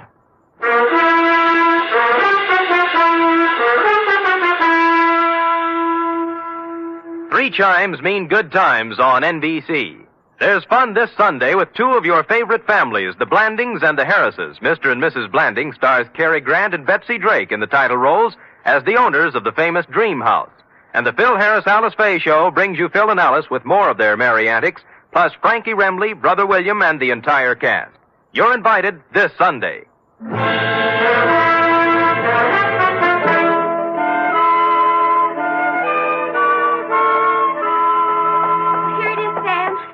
Well, I'll take your word for it. I'm not going to read it again. Why did the mayor come in and shoot the building contractor in front of witnesses? Why, he threw away everything you worked so hard to steal. Why? That is a good question, F. Saved by the knock. Come in. To Sam Spade's office. It is? I'm Lyle Rooks. You expect me to believe that? I'm Western editor of Radio Television Mirror magazine. Well, you know best. I just wanted to tell you that in our annual awards poll, nationwide, the American listeners have chosen Steve Dunn as their favorite detective. Steve Dunn, not me? Be quiet, Sam. So here, sir, is your citation. You may want to frame it. Put it up in your office. Why? Thank you. Goodbye. Well, Steve Dunn. He's the man to place you on the radio, Sam. Oh, he's handsome. Well, do you love him better than you love me when I'm burning up with passion for you? Are you really burning up, Sam? Well, I'm beginning to smolder a little. Come here and tell me about love. Oh, well, I don't know much about it, Sam. Not as much as I'd like to know. Well, I'm sorry. Sorry, I don't have a teacher's permit for the state of California. Good night, Sam. Good night, sweetheart.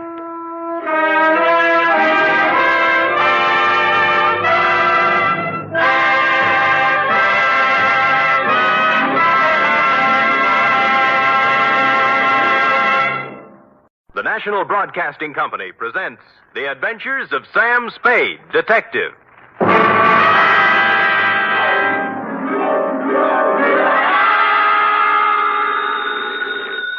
Sam Spade Detective Agency. Hi. Sam? Who else? Did you wind it up, Sam? Is it all over? If you're talking about the usual happy ending with the villains dead and buried and the lovers joining hands while the camera does a slow fade, it is not all over, sweetheart. What do you mean, Sam? The villains in this piece are for real, still doing business at the same old stand from one end of the country to the other. Oh, Sam, you sound so grim. Only because I have a grim tale to tell, little one. So warn all within earshot that if they seek bluebirds of happiness, sweetness, and light, and love conquers all, to try another detective. Because even now, I am on my way with something that might butt into your sleep for the next few days. To wit, my report on the Denny Shane caper.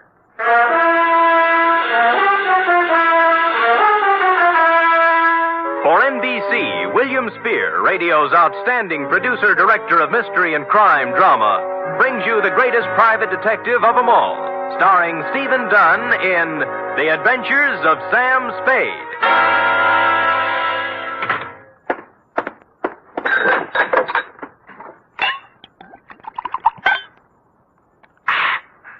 Effie! Sam? Yeah. Oh, I'm sorry, Sam. I didn't hear you come in. Ooh. Oh, tired, Sam? Yeah. You look pale. I guess maybe I'm a little sick, too. Now, Sam, I warned you about heavy lunches when you're on a case. Not that kind of sick, Angel. This kind starts at your shoe tops, runs up your backbone, and kicks around in your head till you're... Where's the book? Right here, Sam. Okay. The date, fill it in. 2? To John Q. Public. From Samuel Spade, license number 137596. Subject, the Denny Shane caper. Dear John Q. She was sprawled in the corner chair when I got back from lunch. A kid of 16 or so, complete with bobby socks, hair ribbons, and shoulder bag. The kind you see every afternoon in the drugstore near the high school, making jive talk over a soda. But she looked up as I walked in, and the eyes didn't look like jive talk at all. There was trouble in them. You're Mr. Spade? Yep. The detective? Well, according to some people. Fine. I need a detective. You're sure now? Mm-hmm. Positive. What would you be doing with a detective? Your ad in the classified section said you find people. Well, sometimes. They're not too badly lost, that is. Who do you want to find? Did you ever hear of Denny Shane? You don't really want to find Denny Shane, do you? Why not? Well, most people want to lose him. Then you do know him. I'm glad.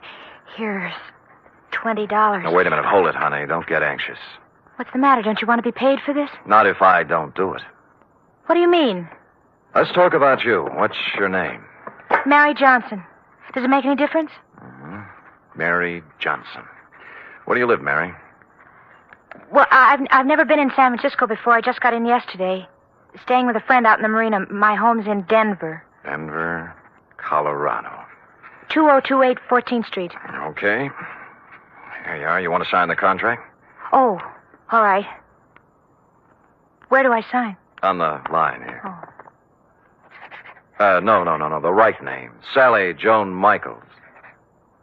How did you know that? Next time you use an alias, leave the identification bracelet home. Huh? Don't tell people you're fresh out of Denver when your coat label says it's fresh out of Ruse Brothers, San Francisco. Now, let's try it again, huh? What about Denny Shane? Well, I want to find him, that's all. Well, that's a lot. Why? I'd rather not say. Well, in that case, Sally, I recommend another detective. You'll find there's an ad in the classified section just below mine. You mean you won't do it? Sally, if I may get pontifical for just a moment, Denny Shane is not the kind of character I would pick out for a kid like you. He has a reputation for booking horses, which is illegal, and welching his bets, which is worse.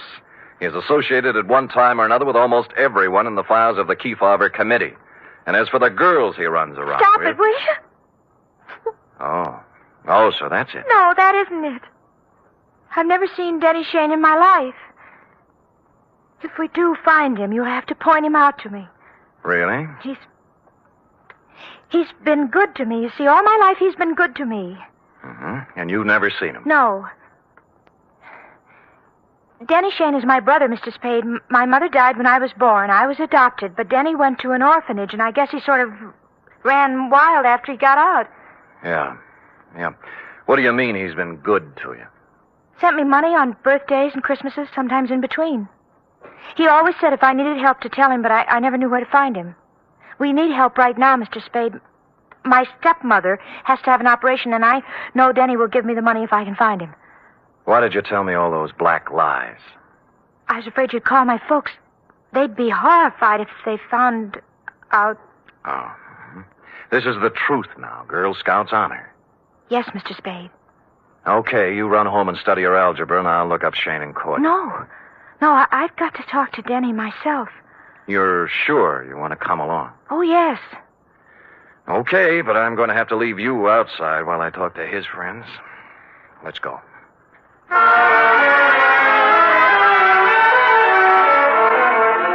I hadn't seen Shane since 3 years ago when he conned a client of mine out of $3,000 on a phony mining stock deal. I knew it was waste motion, but I checked the hotel where he was living then and found he was long gone. Came next in the following order: one gambling joint in South City, one saloon in the Mission, and one very dubious apartment on Turk Street, run by a charming wench wearing wedgies, culottes, and peach brandy. She gave me a peachy smile. Oh, Denny Shane? Don't step on your laughs. You seen him lately? Funny you asking about Denny. I saw him yesterday.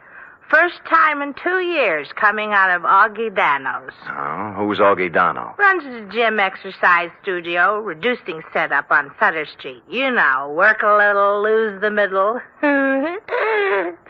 Get it? Yeah, I got it. But anyway, thanks.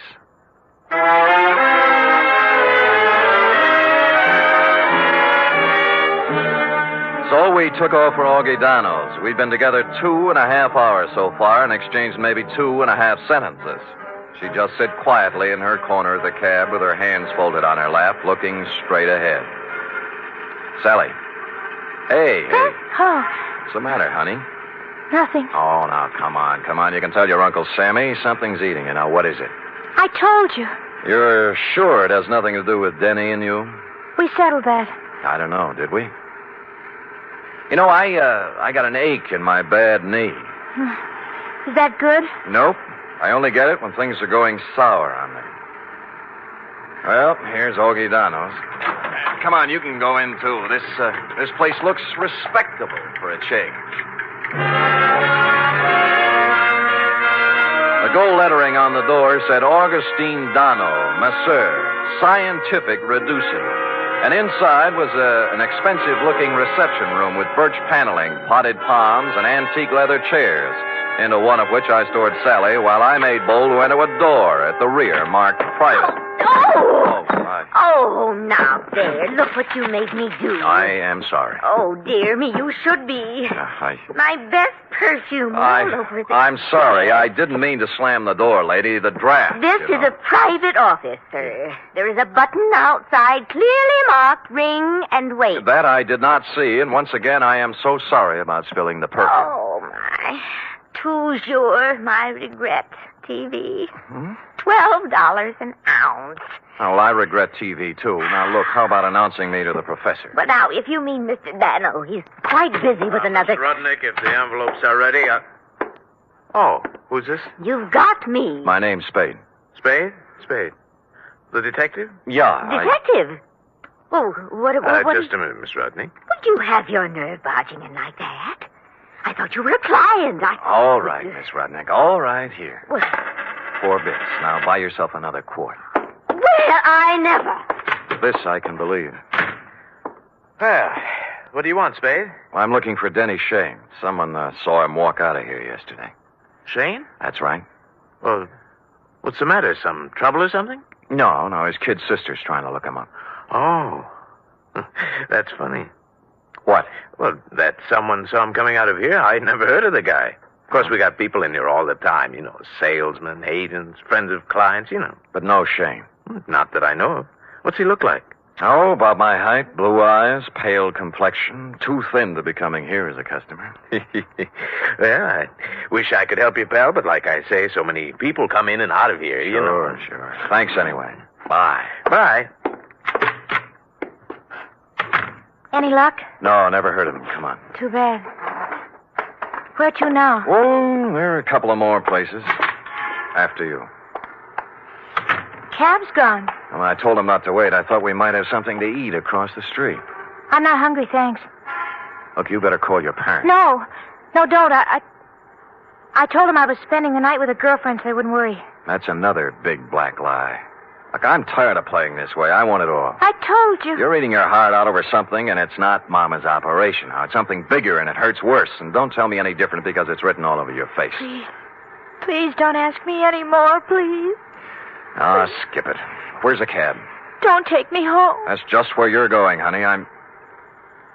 Well, What's the matter? look, coming up the street. Is that... Yeah, Denny Shane. You're sure? Of course I'm sure. I've got to be positive. I'll prove it to you. Denny? See? Yes. Denny, come here a minute. Oh, Sam Spade, isn't it? Yeah. Well, you recognize the kid? No. She's your little sister. Sister?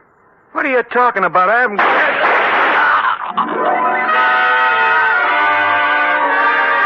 It all happened in less than a second. So hard, so fast, so horrible, it froze me in my tracks.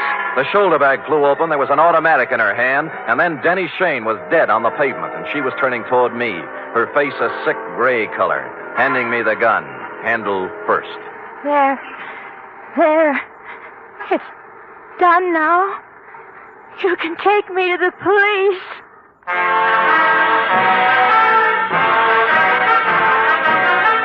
You are listening to the weekly adventure of radio's most famous detective, Sam Spade.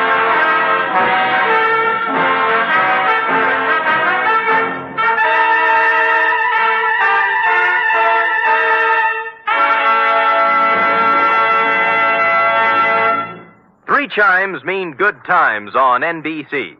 Whether it's comedy, music, or drama you're after, you'll find it on The Big Show this Sunday. The dynamic Tallulah is your hostess, and her guests include Fred Allen, Jimmy Durante, Vivian Blaine, Jane Morgan, and Rudy Valley. You're invited every Sunday to The Big Show. And this Sunday also brings you a 1-hour adaptation of F. Scott Fitzgerald's exciting novel, This Side of Paradise, presented by Theater Guild on the Air and starring Richard Widmark and Nina Foch.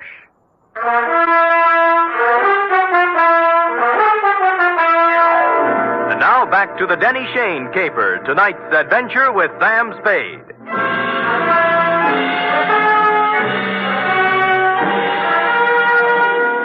I won't try to give you the play-by-play for the hour following the shots on Sutter Street because I was in no shape to remember things in sequence.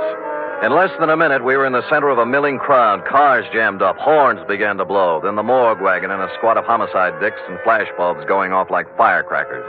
And Sally standing them all off with a frozen gray expression on her face that never changed. While I stood at her elbow, me, Sam Spade, who'd seen Lord knows how many murders, with rubber in my knees and a feeling in my stomach like I was going to be sick. Finally, the squad car picked us up and headed for Dundee's office. Mr. Spade, Yeah? I've been waiting for you to ask me why I did it. I thought I'd leave that for the professionals.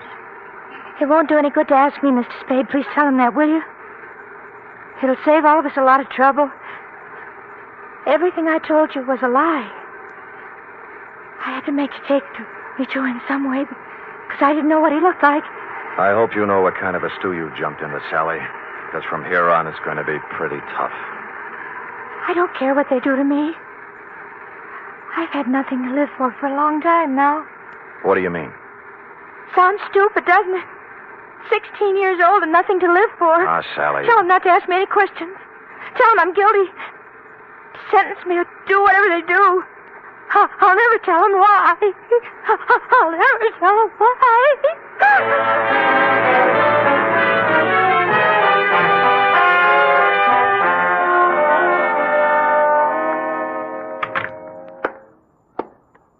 Give me a cigarette, Sam. Yeah. Why did I have to grow up to be a homicide, Dick? No dice, Lieutenant? No dice. It's her old man's gun. Hooked it out of his drawer this morning before she left for school.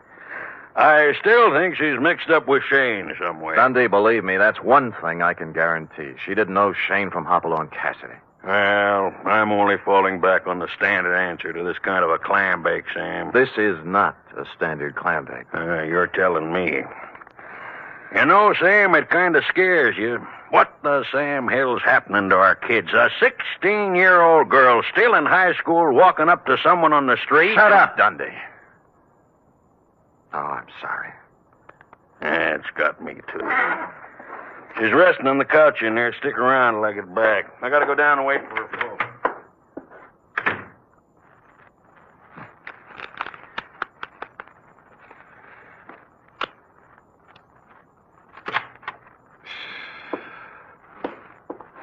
Oh, excuse me. I saw the lieutenant go out, and Come on in, sit down.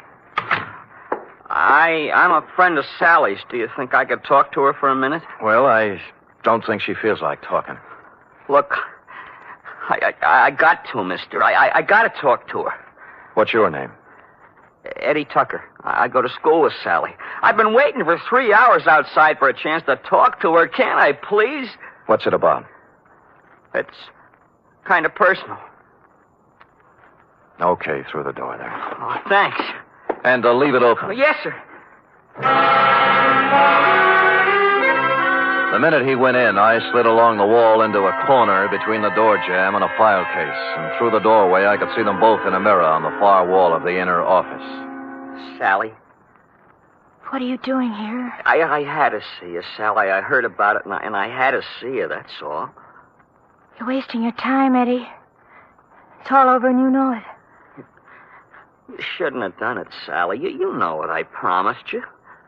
I know what you promised me all the other times, too. This was for keeps, honest. So are the other times. All right, look. Look at this, see?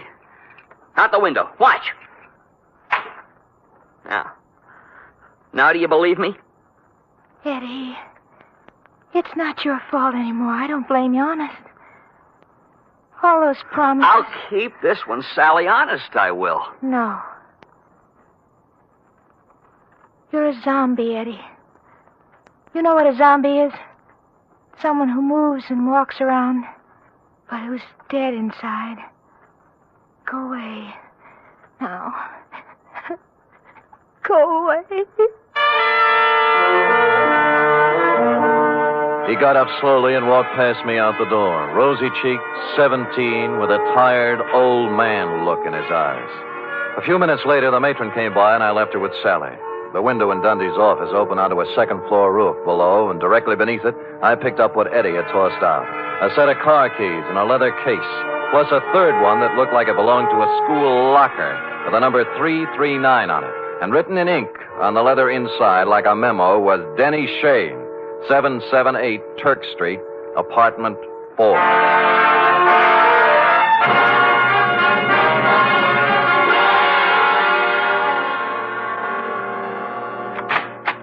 Hello, kids. Oh, well, it's you again. Yeah. Well, hold it, Jack. Aren't you going to wait for an invitation? You done me wrong this morning, honey. About Denny? Yeah. Said you hadn't seen him in 2 years. I told you about Augie Dano, didn't I? Anyone told you about Denny Shane? No great loss. Pax for biscuit. Oh, would you like a drink? Thank you, no. Now, what about... Oh, he had it coming to him sooner or later. Never made an honest buck in his life. How did he have it coming to him? Like he got it, like they all get it. What was his racket? Numbers. You know how it works? You buy a number Yeah. How do you know all this? Curiosity. Intellectual curiosity. I want to know things. All the time I want to know things. Follow? So one day, when Denny leaves his suit to be cleaned and I find a book in his pocket, I ask the questions in What book? His numbers book, stupid. What's that? Oh, you know, with the names and numbers of all his customers. You wouldn't know where it is, would you? Oh, perhaps. Oh, yes. How does $5 look? Bourbon is awful high. Yeah, you probably drink it straight. 10. Better. Come on. I think it's in his top drawer. Let me see now. Pies. There you are. That little black book. See? All the names, all the numbers. All the names, all the numbers, and one other feature. It was divided into sections, labeled Galileo, Balboa, Lowell, George Washington, and a couple of more fellows who passed on long before the numbers racket was invented. Under each was a list of names. Eddie Tucker's was on the page headed Thomas Jefferson, and after it was number 339-7th Street. At this point, several bells rang. The odd key in Eddie's case didn't belong to a locker. It went with a box in the main post office on 7th Street. Hey, now look, fella. It's 11 o'clock at night. Yeah, my name's Spade, clerk. Look. See? The license. I don't care about the license. The rules and regulations of the United States Postal Service. I know, through rain and sleet and snow and hail. But there's been a murder, you see. Murder? Yeah. Oh, well, in that case, I suppose we Great. Where's the mail for the boxes? On the table over there, but it isn't distributed. If you'll wait a shake. I'll wait a shake. It took more than a shake, but we got to it just before midnight. A scented envelope it was, addressed simply to Eddie Tucker, Box 339. And in it was the answer to everything. The tired old man eyes on the kid Eddie, the zombie. And Sally, who figured her life was over at 16 because Eddie was through. But who had sent it to him was something else again. Just a plain white envelope, the kind you get for a nickel a pack in the dime store. I looked at it a little closer, wondering what manner of stationer would deem it fitting to sprinkle perfume on the kind of envelope most people mail their bills in. And finally, a possible explanation took shape in my mind. You don't have to hit Spade on the head with a baseball bat. Any large-sized mallet will do. Now, just a minute, Spade. I deserve an explanation. You'll get it, Augie. I'm in bed asleep. Where do you get off buzzing my bell this time of night? Patience. But look. You're alone? Yeah. Good. Yeah. Well, what are you taking your coat off for? Just relax, Augie. Yeah, there's the coat. Tie. And now the shoulder holster.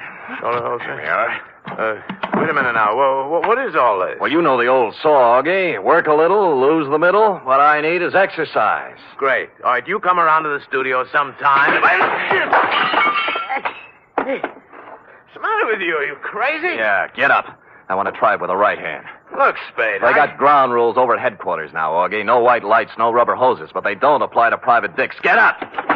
Listen, if you're looking for trouble, The right's even better.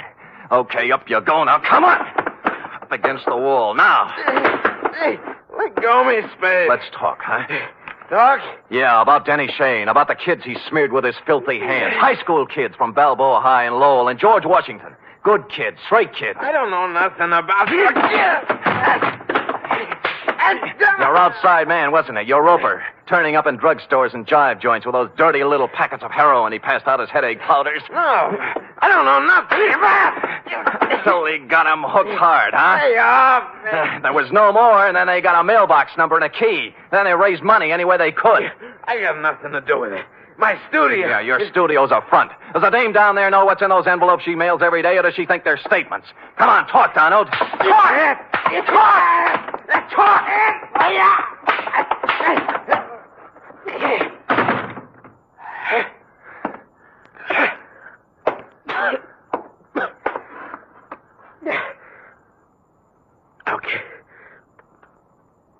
Okay. I'll talk. Which he did, a full hour's worth in Dundee's office, and a harrowing tale it was. I felt like printing up 1 million copies and mailing it out to every father and mother in the country. They'd taken him downstairs when I happened to glance out of Dundee's window. And down on the second floor roof, a point of light was moving back and forth slowly from one end to the other.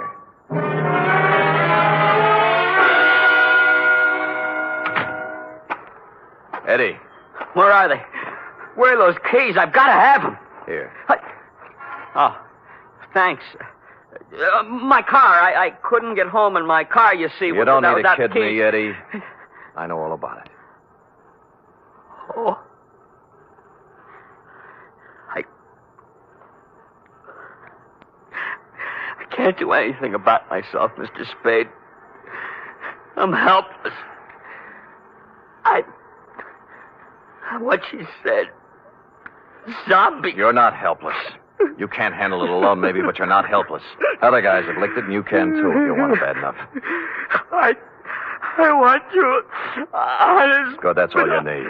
We'll take care of the rest. Let's go, huh?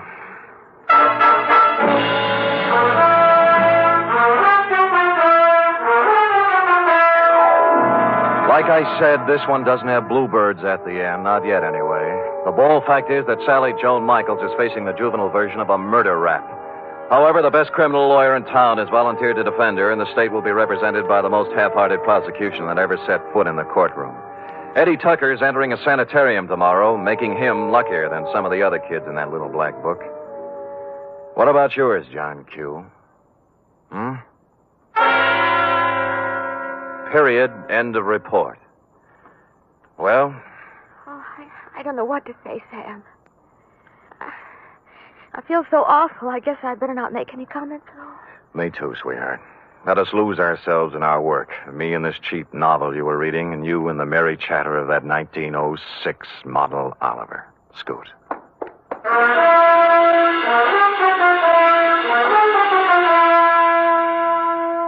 Three chimes mean good times on NBC.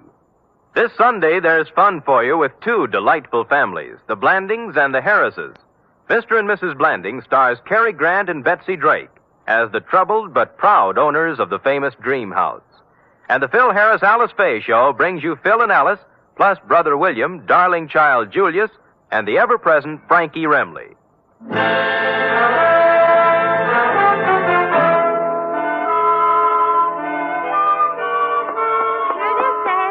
Amazing. Oh, not really, Sam. There's nothing amazing. Don't sell yourself short now. Well, I'm just a plain garden variety secretary, Sam. Look at that. Immaculate. Not a mistake. Oh, Sam. And in 26 seconds flat, in just the time it took that man to read a short announcement, you type out 5 copies of a 28-page report. In my book, that is amazing.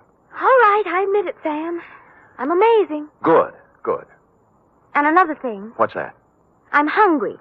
Oh. And tonight is sauerbraten night at Schroeder's, and Max Nishi's letting girls in now. Cherub, as you may have gathered, I didn't collect a fee off this one. Oh, but Sam, I still have $10 you gave me last week to cover my back salary from 6 weeks before that, so we really... Schroeder's it is, yes. Let me go home and put on my other shirt. And I'll get my sauerbraten hat.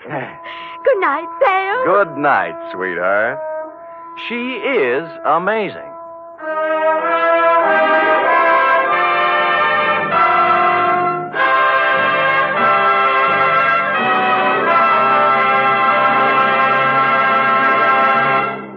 The National Broadcasting Company presents The Adventures of Sam Spade, Detective.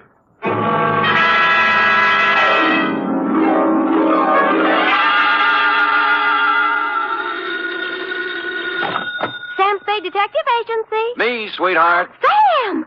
I heard you were hobnobbing with the wealthy set of our city. If what I was doing is their idea of hobnobbing, I'm glad I'm in the lower income brackets. What do you mean? What happened? I will only reveal that, Effie, in the intimate secrecy of our office. Was it that bad? Worse, F, emotions ran amok. Passions were strewn from Fisherman's Wharf to the peninsula. Hatreds festooned the very air. And there was jealousy, too. It was positively lurid, as they say. Well, do you think it's all right for me to hear it? Well, I'll expurgate it a little, F. I'll water it down to your strength. I'll use monosyllabic instead of polysyllabic words, and so on. Now, Sam, I want you to tell me everything you think I should hear. And then just a little more. It's a deal, F. Prepare yourself for listening, and I will shortly make my entrance with a saga of society skullduggery, the lowdown on the uptown and all that. Now, if we need a name for it, why not call it the Vendetta Caper or the Revenge of Monte Christoph?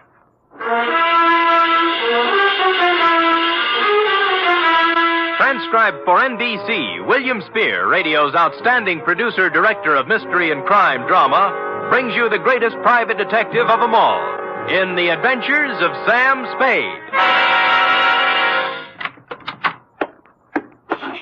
You don't have to call, Sam. I'm right here. Let me take your coat. Well, Effie, isn't this sufficient of you? Now be quiet and give me your coat. All right. All right, thank you. Now, I've oiled your chair so it won't squeak. Sit down. Well, you make me feel like an emotional invalid, but it's wonderful. And here, Oh, will miracles never cease? a double. Well. It's 8-year-old stuff. I had Friskin's drugstore send it up. Applejack, it's called. Applejack. Well, what brought it on, F? Why this particular polishing of the Applejack? Well, Come on, out with it. no, I just thought, well, you've been working with the rich people, and maybe you were handsomely compensated. Hmm? And, my back salary? Uh. You're not mad, Sam? Well, as it happens, I did make a few dollars, and yours will be the first account settled. Oh, Sam! So, it wasn't me. It was the money all the time. No, Sam, no, I just... I accept your apology. To Lieutenant J.F. Randall, San Francisco Police Department, from Samuel Spade, license number 137596. Subject, The Revenge of Monte Cristoff. Monte Cristo? Is this a historical drama? Cristoff. Cristoff. Monty. Monty. And it's still a historical drama. Dear Lieutenant, revenge is an old-fashioned motive, but when you get it raw and distilled, as in the Gosden affair, it's new all over again. This was the slow-burning, deliberate kind of passion that starts smoldering way back in the forgotten days and explodes among some people who never knew they were living over a keg of dynamite. It was yesterday morning that the distant sputtering of the fuse began to be heard by a man named Chandler Gosden. You know him, the hulking rich boy, the electrical appliance scion who took up professional boxing for a while. I think he was billed as Gold Plate Gosden, a society scrapper. And he was doing well, too, until a right cross by someone who needed the money more than he did sent him back to clipping coupons. Spade? Yeah? I'm Chandler Gosden. Well, I recognize you. What do guys like you charge? Well, it depends on the job. Investigation. $60 a day, and any unusual expenses. Cheap? Well. Do you guys have some kind of a code, huh? Code? You know, like doctors. Do you keep things in confidence? Well, most of us do, including me. I don't suppose it'd make any big difference if it got out. I'm not afraid of him. I'd just as soon punch him in the mouth as look at him. Who? Monte Cristoff. Heard of him? No. Moved into the peninsula, my neighborhood. Bought the Major Dunhill place. Oh, yeah, I know the estate. Must have cost plenty to buy. $250,000, I hear. But what's money these days? Everybody's got it. Yeah, isn't it awful? It's a tax scheme, I suppose. Ever since he moved into that ark of a house, he's been throwing parties. They're a cross between the last days of Pompeii and a Polish wedding. He invites hundreds of guests, everybody who is anybody. Disgusting. But it seems legal so far. He's been there 4 months throwing parties, inviting everybody in the phone book. Everybody but me. Well, maybe he just doesn't like you. What are you talking about? I'm one of the best-liked guys in the peninsula. Everybody likes me, little kids, cops, the guys at the country club. I never had an enemy in the world. Besides, I got Virginia. Oh, who's she? My wife. Oh. One of the sweetest little girls that ever came down the pike. Well, my apology. She was a bald one. Oh. The year I married her, she was the social catch of the year among the women. Really? Yeah. So was I among the men. Well, look, I got to tell you some more. A month ago, one of my company warehouses burned down. Somebody slipped up and the fire insurance hadn't been renewed. I lost $350,000. Guess who had lunch with my insurance man a week before the fire? Monte Cristo. You got it. Next thing is, the rumor gets around that the Gosden Electrical Company is on the verge of bankruptcy. No, of course it isn't. Absolutely not. A gossip columnist reports that I'm going to close up shop and beat it to South America with what dough is left. Then when the stock prices start dropping, somebody suddenly buys them up so fast they disappear overnight. Some corporation I never heard of called the Dantes Corporation. I see. And then all my friends start getting unfriendly. As soon as I show up, everybody stops talking. Act as if there's some big secret about me that I don't know. And they've all been to Monte Cristo's parties lately. That's right. The week after he arrived in town, all these things started happening. Now, what I want to find out is why.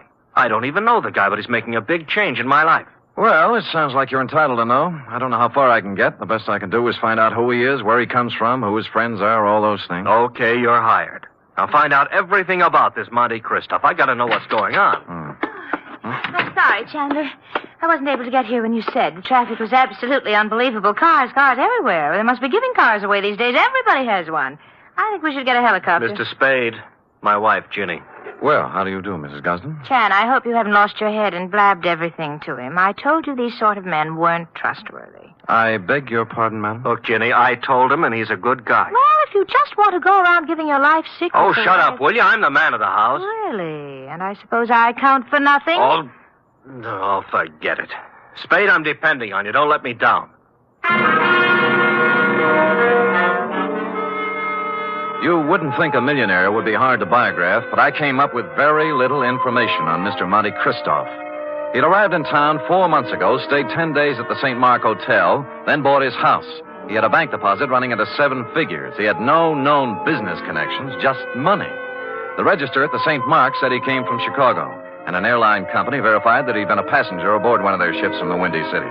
This was as far as I'd delved when my place of business was entered by a man in powder blue livery. You Spade? The same. Mr. Monte Christoph sent me to pick you up. I see. Up for where? For his mansion on the peninsula. Oh. He said he knew what a rough time you must be having at your present job and that he'd be glad to make the whole thing simple to you. Oh, he really said that? That's what he said. Oh. But I don't know what it means exactly. Well, I don't know what it means exactly either, but there's one good way to find out. Home, James? My name is Bertuccio, sir. Bertuccio? I see. How long have they been calling you that? Well, let me see. It's about... Oh, what do you mean? I mean, it's my name.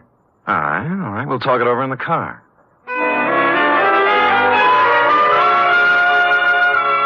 The car was long and blue and smooth. I'm as democratic as the next guy, and I would just as soon have ridden up front with Bertuccio, but no, he wouldn't hear of it. I had to ride in a back seat with a window of bulletproof glass separating us. And thus we rode down to the peninsula. We glided down elm-shaded streets and finally through the gate of Monte Christoph's estate. The driveway was lined with spring green poplars. The mansion door was opened by a rear admiral, and I was ushered in. I wouldn't want to say that the living room was large, but I coughed once, and it was a full minute before the echo came back. A door opened somewhere, and a tan, hard-bodied man walked in across the marble floor with an outstretched hand. It was tougher than whalebone. I appreciate your coming, Mr. Spade. Mr. Christoph. Did you have a drink? Champagne, scotch, Irish, what? Oh, anything, whatever you like. Good. I figured you for rye. It's already ordered. Rye it is. Cigar? No, thanks. They're custom rolled Havanas, made expressly to my own taste. No, thanks anyway, but I have some beat-up cigarettes here, son. Well, try mine. The King of England, I did him a favor once. He ships them over. How is George? You drink, Mr. Spade. Oh, thank you, Bertuccio. Now, you've been investigating me. Yes. And you haven't found out anything. How'd you know, Mr. Christoph? There was nothing to find out. Well, you read. I'll do you a service and save you time and money. Well, that's a handsome offer. I accept. I was born in Michigan to a prosperous lumber family. I went to Phillips Andover and Harvard. Well. Marks Fair. I served with the Army in the recent war. Major. Military police. Wounded twice. Parents died while I was in Italy. I inherited enormous lumber holdings, which I sold. Hence my bank account. I like San Francisco. Came here, settled down. Well, you're very kind, but I don't need all this I have more money than a man can spend in a lifetime. And by that, I don't mean to boast. It was an accident of birth. Yes. Now, Mr. Christoph, I'm only trying to find out... I know what you're trying to find out.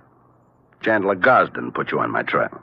Well, there's no need to deny it. And what would you take to get off my trail, Mr. Spade? Well? New car, a selection of fine liquor, a better job, cash? All rather enticing, but I'm afraid you've misjudged me, sir. I only work for one client at a time. Is there anything wrong with switching your allegiance? Well, I'm afraid it wouldn't be cricket. Is that the way they say it at Andover? Very well. Then I'm afraid I've given you all the information I can about myself. Well, you've been very generous. But just one other thing. How long did you live in Chicago? Chicago? Yes. I never lived there. But you flew here from Chicago. Oh, that. I was just there on business. Well, if you say so. Bertuccio is outside with a car. He'll drive you back to your office. And with that, he turned and left me. Outside, Bertuccio was waiting. Impassively, he ushered me into the limousine and started out. Only we didn't head for my office. Instead, we seemed to be leaving town. I banged on the glass between us, but Bertuccio didn't choose to answer. When we stopped at a light, I tried the doors, but they were both mysteriously locked. I was a prisoner in a moving jail. I made desperate signs to passers-by and traffic policemen I knew, but they just smiled and waved back at me. It was all very jolly. So I sat back and waited. About 20 or 30 miles out of town, we pulled onto a lonesome road and stopped. Here we are. Well, just where are we and why? Now, don't blow your top. Christoph told me to take you out here and to give you this. Oh? What's in the envelope? Money. $2,000 to be exact. Well, that's a lot of grands. They're going to do a lot for you. You're going to take it and keep going north. 48 hours will be long enough just so you keep out of Frisco. Well, just so you know how I stand, I'm going back. You know, I was hoping you'd say that. Now I can do things my own.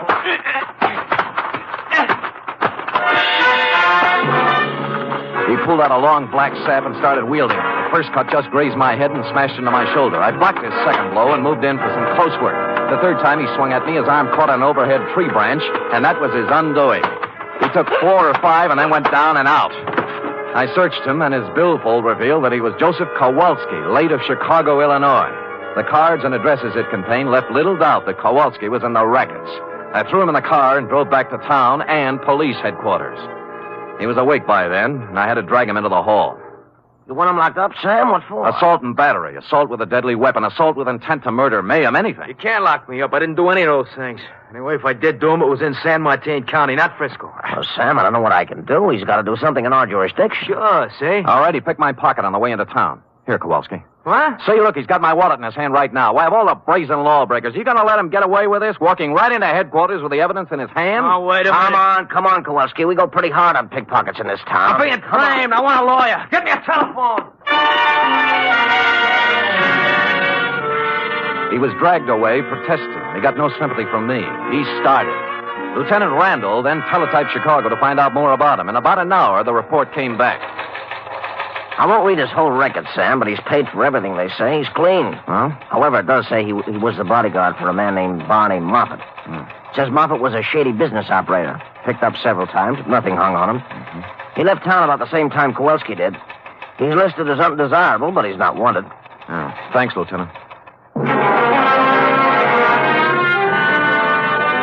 If a man named Barney Moffat had a hood named Joseph Kowalski as a bodyguard, and they both disappeared from Chicago at the same time, the obvious conclusion was conclusively obvious. I drove the limousine back to Christoph's estate.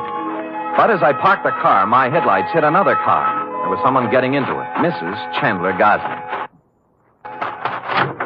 Oh, you, what do you think you're doing? Remember me, Sam Spade? Oh, detective. Yes. What are you following me for? What were you doing in Christoph's house? I thought he wasn't a friend of yours, or your husband. Mr. Spade, get in, please. Let's talk. Okay, spill it. It's none of your business what I was doing in there. Whatever it was, I want you to forget you ever saw me. That'll be pretty hard to do. Would money help you? In this case, no. What do you care what happens to my life, or Chan's, or Christoph's? Because your husband's paying me to worry. All right. If I were you, I'd just forget that you ever met any of us. Because this mess we're in is so bad that nothing you or anybody else can do is going to get us out of trouble. With that, she burst out crying, and I couldn't get anything else out of her, so I let her go, and she drove off. I walked up to Christoph's house, knocked on the door, and a servant opened it. Took a couple of steps inside when 6 pairs of arms grabbed me. Some of them had fists on them. The struggle was just getting lively when Christoph appeared. All right, let him go. Well, I don't appreciate this kind of treatment, Christoph. You earned it, Spade. All right, men, take a walk.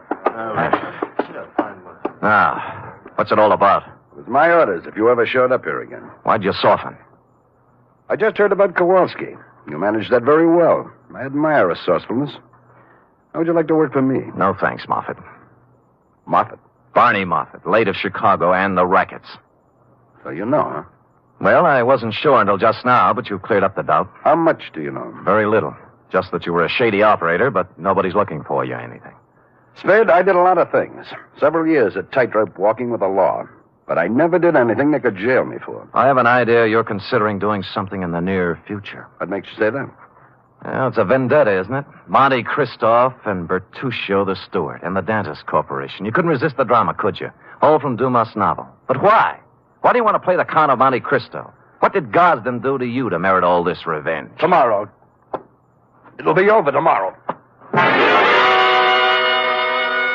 And with that, he clutched at his heart and fell forward at my feet. You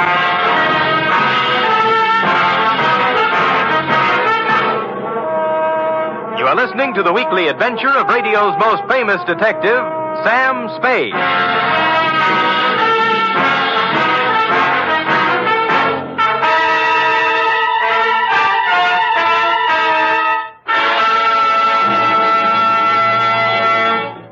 Three chimes mean good times on NBC. If you've been searching for mystery on Saturday night, put away your magnifying glass and follow these clues. Dial this NBC station tomorrow evening and listen for the chimes, and then you'll be off on a perilous trip with The Man Called X, starring Herbert Marshall. And if you've been searching for music, too, on Saturday, then Eileen Wilson is your dish as she stars in Your Hit Parade with Snooky Lanson and Raymond Scott's orchestra. And now back to the Vendetta Caper, or The Revenge of Monte Christoph, tonight's adventure with Sam Spade.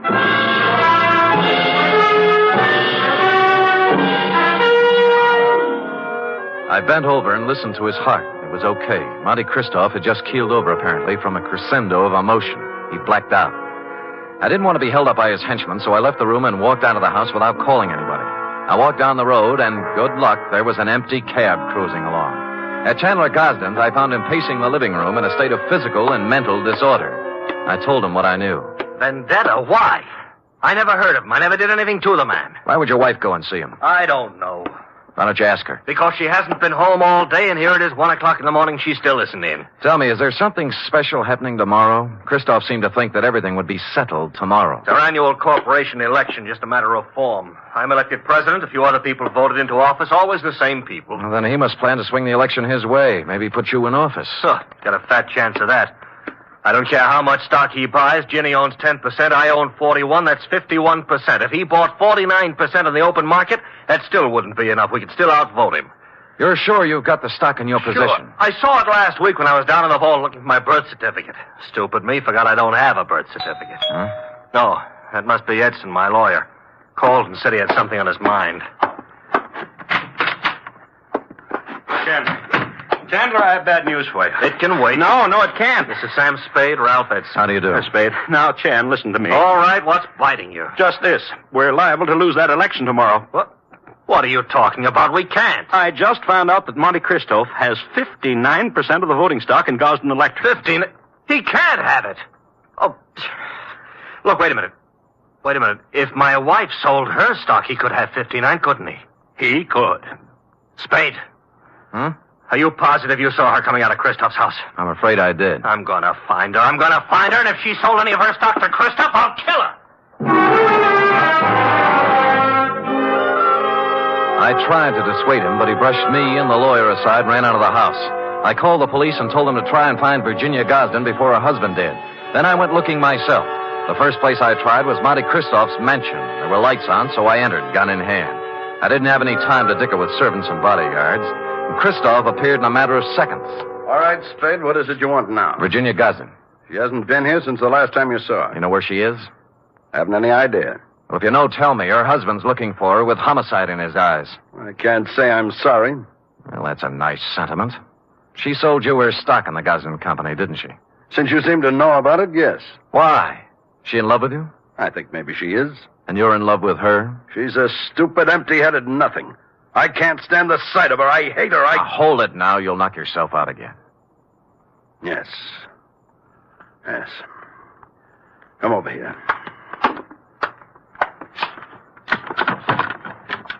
Take a good look at that. No, it's a pillow. An ordinary pillow.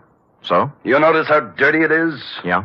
Notice that it isn't even stuffed with feathers. They were too good. It's stuffed with dirty cotton rags. Well? My father's head was lying on that pillow when he died. I've kept it ever since as a reminder of who killed him. Who did? A man named Elwood Gosden. A man who cheated and lied and stole everything he had in his life. Chandler's father, huh? Yes. My father and Elwood Gosden had a hardware store once. My father invented an electric iron. Ever heard of the Gosden iron? Yeah. It should have been the Moffat iron. Elwood Gosden stole the plans from my father, registered them first, and then drove my father out of business. He made a fortune out of it, and then went into other electrical appliances. Well, things are beginning to gel now. My father became a peddler and died poor and broke and ill. My mother died 20 years before she should have from overwork, while the Gosdens grew fat and respected on the Moffat brains. So you started your vendetta, huh? I started it the day my father died. I set out to make one thing in this world, money. And I made it in handfuls. You can look me up. Barney Moffat, Chicago. Gambling, black markets, gun running, slave trading, anything and everything that had a big profit in it. And then I set out for San Francisco to break that Creighton son of Elwood's and his whole family. And on the way, you lost a guy named Barney Moffat. What difference? Look, you've got money now and everything you need. Why go on with it? I don't care anything about money. I only want to use it against them. Do you know why I had all those parties? To buy stock from people. Yes. Stock in a Gosden company. I've paid twice, 3 times what the shares were worth. But right now, I own 59% of the Gosden Enterprises. And tomorrow morning, when the two of us meet at the stockholders' meeting, I'm going to vote him out of office and take over the company. And then, I'm going to drive it right into bankruptcy. And you got Mrs. Gosden's stock by making her fall in love with you. I had to. Don't let's talk about it anymore. About Chandler Gosden, he's a man with a very short and violent temper. He might come gunning for you. That's just what I hope he does. Ask the man at the door to show you out.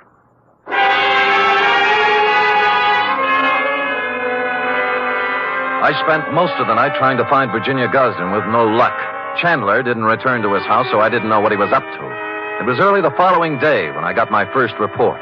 Lieutenant Randall called me down to police headquarters. We found her, Spade. Dead or alive? Oh, about halfway in between. She was shot in the chest at close range. Gun right up against her. But she's still living. And what are her chances? Fair. Where'd you find her? In a walk-up apartment on Polk Street. It was registered to her. Looked like a love nest, a place where she met a boyfriend or something. No weapon. I see. I figure murder attempt, her husband. We have a pickup on him right now, but so far he's vanished. Shame. Fine old San Francisco family. What do you know, Sam? Well, give me a free hand for a couple of hours, will you? Maybe I can do something for this fine old San Francisco family.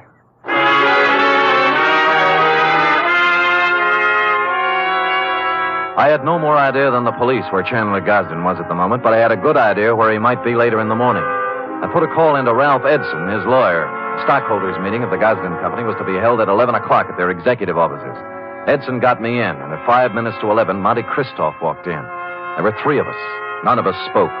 We just sat around a long, polished table, alternately watching the clock and the door. At 11:03, the door opened. Chandler Gosden stood there, rumpled, red-eyed, vicious. He had a gun. The first man who moves is going to get a bullet right in the face. Chandler, for heaven's sake. Shut up! Is that the gun you tried to kill your wife with? It's the gun, but I didn't try to kill her. She did it herself because he drove her to it. Me? Yeah, you, Christoph. You were meeting her in an apartment. Don't think I've been dumb. Put the gun away and let's get down to business. Are you kidding? I got the same gun she used on herself, and I'm going to use it on you. Well, stop talking and get it over with. You act as if you want me to do it. All right. Edson, Spade, clear out of here. Gosden, use your head. I said get out of here. Now go on. Okay, but don't take your eye off him. He's got a gun in his pocket. Don't worry, I won't. You were working for him. Working for him all along. Everybody was. No, now listen to me. He wanted you to kill him. He doesn't care about himself. He just wanted you to be put away for murder. Spade, this is our affair, not yours. Now, look, both of you shut up and listen. This is a tough thing to try to settle something that's been boiling up in you, Moffat, ever since you can remember. You spent all of your grown-up life trying to get back at the wrong man. It appealed to some ironical sense of yours to carry out the Monte Cristo revenge story. Now, let me ask you this. You remember all about Monte Cristo and how he ruined the people who had ruined his life and how his father died heartbroken. But do you remember the end of that book? Go on. He found that he couldn't bring himself to revenge the wrongdoings of families on their innocent children. That reads good in a book, but I don't feel that way. Well, maybe you will when you hear this. What? This man right here that you spent 20 years getting ready to ruin is not even a Gosden. Huh? What? He's an adopted son. Mr. Elwood Spade, Gosden adopted him from an Oakland orphanage on October 11th, 1907. I got the records to prove it this morning. I don't believe it. I would have known. Mr. Edson, you've always been the family lawyer. Isn't this true? It was a long chance that Edson would play along with it. But to bring it off, it needed the final clincher. Lawyer Edson looked at me, then looked at Chandler Gosden. He gulped and licked his lips. It's true. It's true, Chandler. Adopted? Your father never wanted you to know.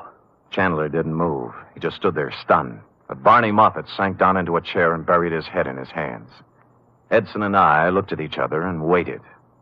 And finally, Christoph looked up and spoke. Start the meeting.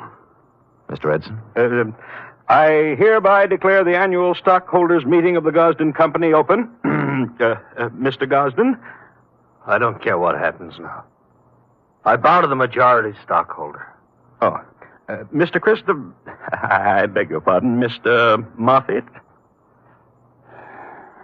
As the majority stockholder, I vote that the chairmanship of the Gosden Electrical Corporation remain as it has for the past 20 years, with Chandler Gosden.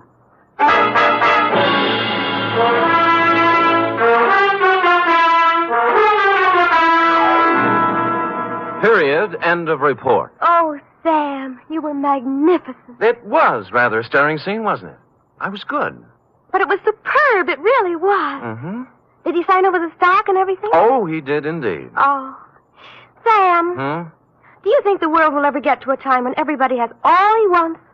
And instead of trying to get more, everybody spends his time just trying to enjoy life? Well, you know best, Effie. Do you really believe that, Sam? Well, you've got to believe something. It's better than nothing. I guess. I have a theory, too, Sam. Well, spout it out. Well, if everybody in the world picks somebody else to be nice to, there'll never be any more trouble anywhere. How do you figure that? Well, before you can be nice to somebody, you have to think nice thoughts, see? And once you start thinking nice thoughts, well, you can see how silly the bad ones are. Effie, come here. You know, I might just put you up as a candidate for a chair of philosophy at Columbia. Oh, Sam. I know who you picked out to be nice to. Me. True. And I picked you. Good night, Sam. Good night, sweetheart.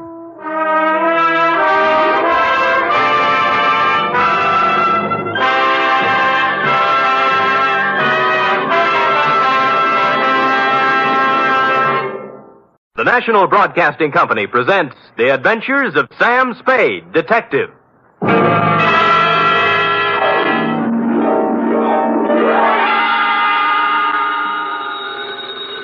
Sam Spade Detective Agency. This is Miss Bergamot. Oh, Miss Bergamot, I'm so sorry, but Mr. Spade isn't in. He ought to be back any moment, however. That is, if you wish to employ him. This is his secretary, Miss Perrine. Well, as a matter of fact, Miss Perrine... Oh, he'll be available, I know. The matter he's attending to is purely routine. What he calls a humdrum number. Humdrum? Well, it's a private detective version of babysitting. You see, all Mr. Spade had to do was sit on a chair for 24 hours. And that's why I say he'll be back any minute. His last words to me were, take anything. So if you desire his services... I do not desire Mr. Spade's services. As a matter of fact, he's using mine. What? I'm his nurse at the Harbor Emergency Hospital. Nurse, another shot. Please, this time, bourbon. You must lie quietly, Mr. Spade. He's coming along quite nicely. The bullet didn't enter the cranium at all. Bullet? Cranium? Both. Mr. Spade wants to... But I refuse, nurse. I refuse. But, Miss Nightingale, I am. F. Wonder Girl. Sam. Oh, Sam! Dry those big brown eyes, Cherub. Fluff up the sofa and spread out some lamp for me to lay my poor bullet-ridden head on. In practically no time at all, I'll be staggering in to gasp out a humdrum report on the Kimberley Cross caper.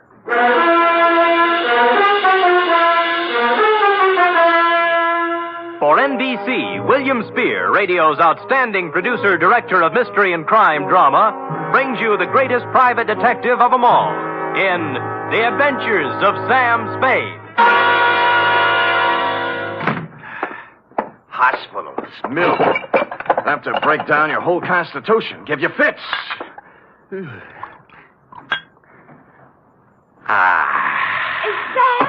Who else? Oh, Sam. You look like the drummer man in the Spirit of 76. Nothing. As you know, Angel, no profession is without its hazards, least of all this tawdry one of ours. Now, sit down now. Oh, yes, Sam. Now, may I put my poor wounded head in your lap? Oh. Comfy? Mm-hmm. Oh, poor Sam. They're stupid, too, honey. Let's see now. Hey, new feeling. High twos, huh? Date, fill it in to G.J. Runcible, claims manager, Sunset Indemnity Company, from Samuel Spade, license number 137596. Subject, the Kimberley Cross Caper. Dear Mr. Runcible. It's just as well for private investigators that we have no way of knowing, by the way a job starts, how it's going to end. I remember once I went beating the bushes for a mad dog killer and ended up playing Monopoly with him in a hotel room for 6 hours. And I remember, too, the time I agreed to take a box of homemade candy to an old lady, wound up with a double murder and a case of arson. Yours, Mr. Runcible, belong to this species. Spade. G.J. Runcible, Sunset Indemnity. You available? Maybe. What'd you have? Are you or are you not available, Mr. Spade? Answer yes or no? Yes. Yes. How much? 50 a day. Expenses, right.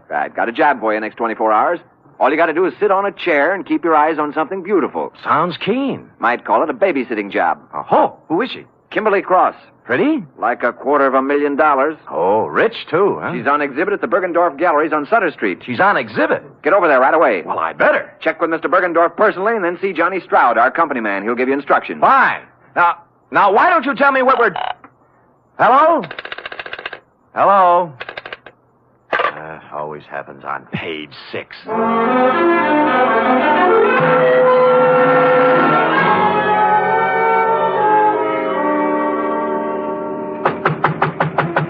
Mr. Bergendorf! Mr. Bergendorf, you! Sorry, sir. The exhibit officially does not until 9 a.m. begin. As you see... It's 8:45. I won't charge you, Mr. Bergendorf. I won't charge you. You can bring out the baby any time now. Mr. Runcible of the Sunset Indemnity sent me. Here's my credentials. Mr. Spade, you are? Mr. Spade, I am, yes. Now, what's with this Kimberley Cross? To a single-horse gallery such as mine comes such an honor only once. Yeah. Today only Bergendorf's is with Tiffany's in the same class. Mm-hmm. Here. Huh? Is picture of Kimberley Cross. Yeah? 14 stones, all blue-white. 8 down, 6 across. Total, $268,000 plus 20% tax.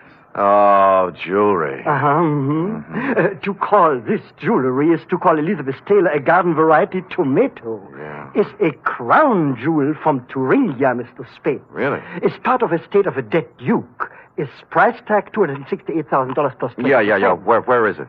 Involved. Time lock. Comes 9 o'clock on the nose, she opens. Then... Yeah, the exhibit begins. Yeah, there's a company man here from the insurance outfit, isn't there? Johnny Stroud. Oh, where is he? He's working concealed. Oh? This man Stroud undercover. Clever stuff, huh? You see, parked at curb across the street, one autobus. Oh, yeah. Department of Public Health, City and County of San Francisco. What, Anti-tuberculosis campaign. Pardon? Is giving to public for free gratis 1 X-ray per citizen for chest cavity. Oh, chest X-ray. Handily parking opposite the Bergendorf Gallery, so inside Mr. Stroud can take for himself a plant. Get it? Clever. The free gratis autobus for chest X-rays was a square-in job, complete with reception compartment, X-ray machine, and attendant. The latter a sincere type with horn-rimmed glasses and white-starched blouse. I use the word sincere advisedly, since he was at the moment doing a selling job on Johnny Stroud. You know what I always say, Stroud? What do you always say, George? You never can tell about a call. You never know. Yeah, you see right there. I got a cold. Maybe. 8 to 5, it's only a cold. But 5 to 8, oh, let me take the picture now. No charge, no pay. No dice. Go away. Oh, Spade? Yeah. Good. Come on in. The boss said he was sending you up. Plenty of room back here. You realize you're standing right in front of my X-ray machine? We'll move when you get a customer. Customers, yes. Where are they? Where are those chests? If people only knew that 8 to 5 it may be a cold. Then Did Runcible brief you on this, Spade? Yeah, it was brief, all right. How do you make it? 14 vulgar-sized diamonds looking for a buyer. Sunset Indemnity insuring Bergendorf against loss during the 24 hours they're on his hands. That's 2 for you. That's 2 against me, too. Oh? Like, why does Sunset Indemnity need outside help when they have you? And why are you playing like a movie dick when the sensible thing to do is to sit down next to the exhibit with both eyes open and a rod under your arm? What are you doing, George? I'm testing my machine. Don't let me interfere with you, boy. George doesn't like me. I see that. Well, I guess the boss left out one item, Sam. A tip? Yeah. Last night, some schmo called him around midnight and got him out of bed. Oh? Principal's a pessimist, you know. When Sunset Indemnity's on the line for $250,000, he tends to get jumpy. Who had the tip? Anonymous. They all are. Right from the oat bin, the guy says. Somebody's going to take a running jump at the Kimberley Cross while it's at Bergendorf's. Mm-hmm. Needless to say, for the balance of the night, Principal does not sleep. So today we got reinforcements. Georgie? Yes? I'm going to leave you now, George, to take my post across the street while Mr. Spade... Hey, wait a minute, Johnny. Look, in front of Bergendorf's. The dame? The dame. To paraphrase Bergendorf, calling her a dame was like calling the Kimberley Cross a hunk of jewelry. But that's not what interested me, at least not right then. She was walking back and forth in front of Bergendorf's like a kid at the dentist door trying to get up the nerve to push the button. Quoting from my notes, it says 9:02 a.m., girl, 5'2", blonde, early 20s, gray tweed suit, spent a few indecisive minutes in front of Bergendorf's, finally went in. She came out almost immediately, started west on Sutter, then evidently saw a patrol officer approaching on same side of street, hurriedly crossed toward our post in Public Health Department Mobile Unit number 2, and entered. Hello. Well, good morning. Am I too early for the, Oh, you're just in time. First customer of the day. There, let's see now. Name? Martin. Martin. First name? Bernice. Address? 826... She wasn't a very good liar. While she was telling him her name was Bernice Martin, she filled with a leather handbag with the initials PC on it, big enough to read from across the street. George filled the form out, then moved her around to the machine. By now, the cop she was ducking had walked by and turned the corner. Shall I... No, it won't be necessary to take off your coat. Is this all right? That's good. Stand right there. Hold still now. Take a deep breath. Hold it. There. That's all there is to it. You're doing a wise thing, lady. You think so? Certainly. 8 to 5, it's only a cold, but 5 to 8, you never know. There. Here's your stub with your number on it. We'll notify you in a few days. Thank you. Thank you.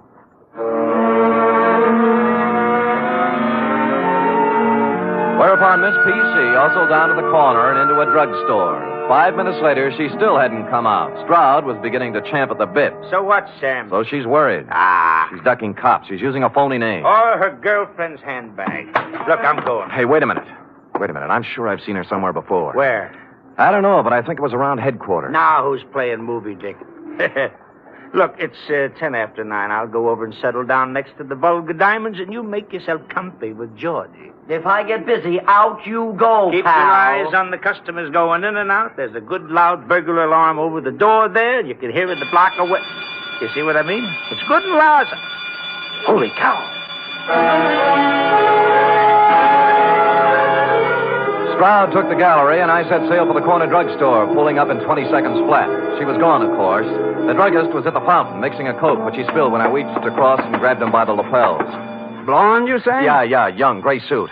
I told you, Jack, she just came in here. I know. What do you want to know about her? What'd she do, telephone? Nope. She was just like you. Asked me about a guy. What guy? Larry Galliano, his name is. Wanted to know if I'd seen him come by this morning. Who's he? I don't know. Did she describe him?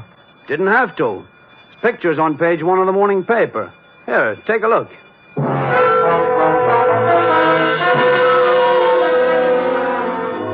It was no time to dawdle, but I gave it 10 seconds. Larry Galliano, a one-time gas station stick-up artist, had just been released from Quentin after doing 5 years. On the way across the street to Bergendorf's, it came back to me where I'd seen her, standing outside the courtroom, crying when they sentenced him 5 years ago. Over here, Sam. Yeah. Oh, no. Bergendorf, huh? Yeah, shot from behind. The stones, needless to say. Sure. Maybe you were right about that day. No, she didn't have time. Someone was hiding in here waiting for Bergendorf's to open up this morning. How'd you get out? Well, there must be a back door in this joint. I'll check it. The phone's on the desk. Wake up Lieutenant Denny, huh? Right. How he'll love it, too. 2 of us holding hands across the street while... Stroud! Johnny Stroud! Look, it's me, Bergendorf, Sam Spade. Stroud? He's checking the back door. Who did it? Oh, double-crossed me. Wanted it all. Who? Who you talking about?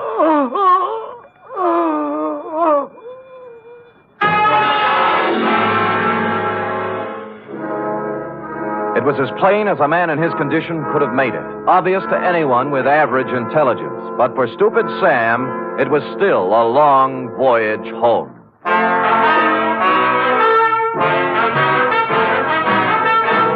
You are listening to the weekly adventure of radio's most famous detective, Sam Spade.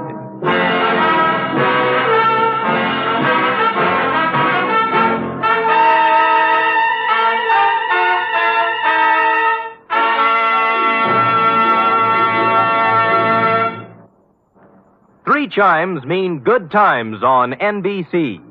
There's music for you tomorrow on NBC with the distinctive four-keyboard styling of the First Piano Quartet. This widely acclaimed and unique musical organization brings you a melodic blend of classical and light classical selections in four-part harmony every Saturday. And tomorrow there's also a one-hour concert by the NBC Symphony Orchestra under the baton of Walter Duclos. Featured in tomorrow's symphony performance are works by Sibelius and Schumann. It's the best in music every Saturday with the NBC Symphony and the First Piano Quartet.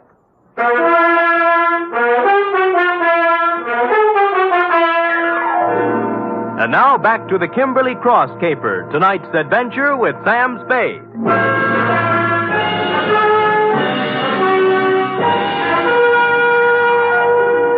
It was a dirty, selfish trick, but I left Johnny Stroud at the Bergendorf Gallery to play Porchese with Dundee and Company, knowing in advance pretty much how the patter was going to run. Then called the Chronicle and found the picture of Larry Galliano had been taken yesterday as he walked out of a flea bag on Mission Street called the Aeolian Hotel. You're, Galliano? Yeah. Sure. I know him. Stayed here night before last. Until I found out about him. Oh, found out what? That he was an ex-con. Wow. This here's a respectable joint, a house, mister. We don't cater to felons, misdemeanors, or any other members of the Demon. Demon? Yes, indeed. So, when I found where Galliano come from, why... Yeah. Now, look, did he give you a forwarding address? I don't know. Let me see, son. Yes. Oh, yeah. Christopher Apartments on Jones. See, you're in luck, young man. Yeah, my girlfriend's a landlady over there. Now, looky here. Don't you sweet talk her now.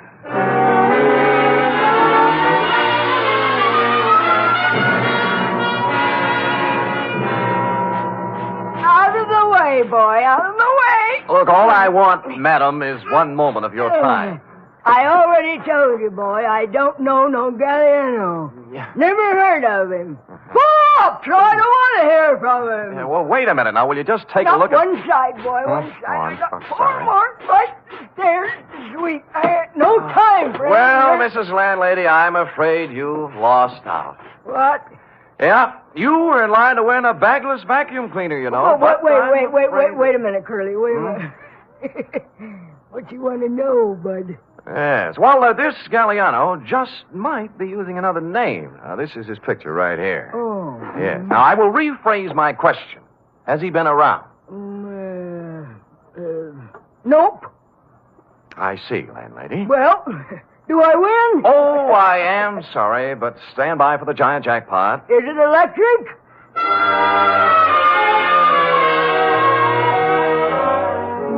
I patted her cheek, made a detour around her, and left, figuring to check with the parole board. But as I was climbing into the cab in front of the building, a stray thought hit me, and I went back to the doorway and cased the nameplates again. This time for someone with the initials I'd remembered seeing on the blonde's handbag, PC. I did better. Patricia Conroy was living in apartment 402. I buzzed 4 times, then tried the door. It was open. I gave the living room and bedroom a fast toss, moved on to the kitchen, and cased a hamper full of laundry on the back porch. Result, nil. I'd about decided I was in the wrong apartment when I noticed something that changed my mind.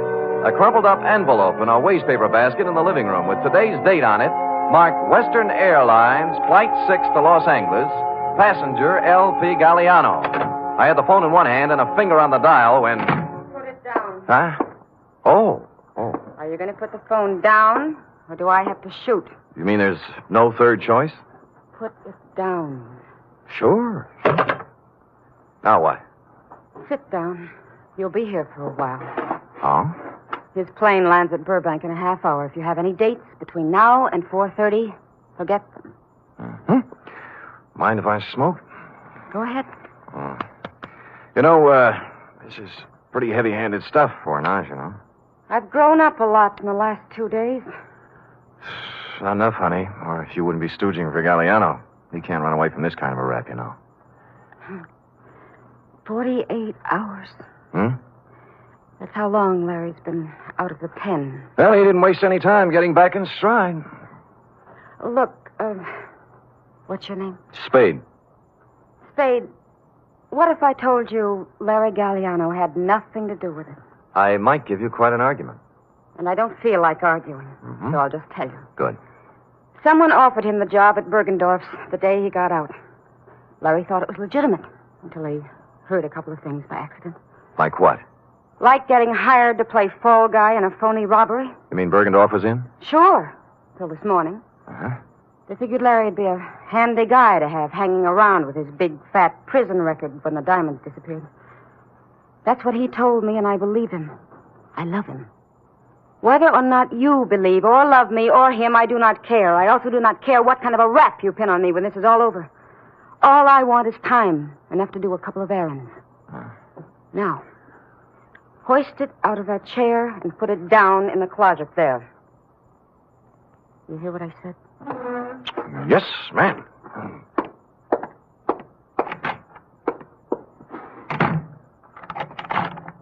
I was wrong.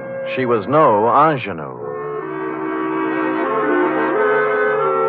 Happily, the closet had a light in it, so I settled down on a hat box and read some old copies of Mademoiselle until 5:30 when I heard the door close.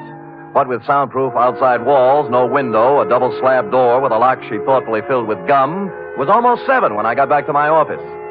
The next move, of course, was to call Lieutenant Dundee and wise up the Los Angeles police on Galliano. I picked up the phone and put it down 4 times. There was no use kidding myself. The yarn she told was pretty wild, but there was something about the way she told it. And I believed her. In here. Yeah. You remember me this morning? Oh, George, yeah. the technician from the X-ray mobile unit? Yeah, George, what's on your mind? Funny thing, that girl, 34 chest, you remember the blonde? Oh, yeah, I remember her very well, George. What about the blonde? Well, I tried to call her. Operator says there's no such number, and the company has no record of a Bernice. She was using a phony moniker, George. Her name's Patricia Conroy. Ah, now why would she do that? Well, a girl's got to be careful, you know. She does, for sure. How come? How come? I kind of took an interest in her case, you know. I rushed the pictures through as soon as we closed up tonight. She's an incipient case. Oh? Yes. I wanted to wise her up right away. You see, here. Oh. This is... No, this one's Johnny Stroud. I took it when he wasn't looking. Told him I was testing. He was right at that. Nothing wrong with him.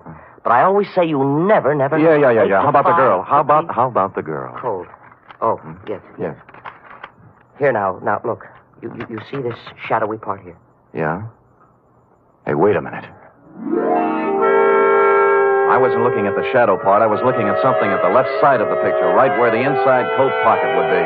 The clear black outline of the Kimberley cross. You mean she had the thing? Yeah. Give me the phone. Well, I thought it was one of those clip gimmicks the girls wear on the phone. Oh. Spade? Johnny Stroud. Look, I got news for you. I got news for you, too. I spotted that blonde again. Where? In a bar on Kearney Street. Talking to guess who? You mean Galliano? Who's he? Never mind. Who was she drinking with? Papadopoulos, the biggest jewelry fence on the coast. Where are you now? Outside her apartment. Jones near Post. I think the number's... I'll be up in 5 minutes.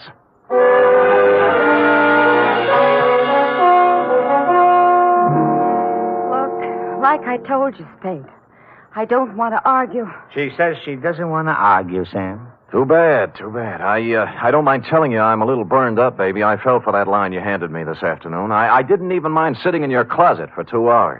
What's that? Sure, she's got a 32 tucked away here somewhere. Had me looking up the barrel while she dished out a lot of... Who's got the cross, honey? You or Galliano? We don't know anything about it. Then what were you doing in that bar with Papadopoulos? Larry said whoever had it would try to move it through him. I thought I could get to him, but I was wrong. How did that sound? What do you think? Look, I walked into Bergendorf's this morning. Why'd you run out? The vault was open. Furniture was overturned, and Bergendorf didn't answer when I called. I figured it was a setup for Larry to check in, and he was on his way, so... It does sound phony. It sure does, honey. I had to lie, I guess. I could make up a better story than that. Oh, you're doing great. Why'd Larry blow Tom? You need a diagram? He was scared. What chance is the next convict when it's his story against someone else's? What did you do with the 32? In the drawer. Over there. Now, here's the big question, honey. I can't tell you anything else. Where are the diamonds? How do I know? How do I know? Look, you're a real modest girl, Patricia. As a liar, you're sensational. I'm not lying. Oh, believe me. You had the Kimberley cross in your inside coat pocket when you came into the wagon this morning. What are you talking about? I'll get it. The X-ray, baby. Take a look. You asked for a diagram. There it is. In your inside left pocket. Oh, wait a minute. Hello? Mr. Spade? Yeah? This is George, the technician again. This is all wrong. Hold it, George. Let me see that. I don't have any inside pocket. Look, I'm wearing the suit right now. Hold it. George, what is it? Well, I got to worrying about that print of Miss Conroy's.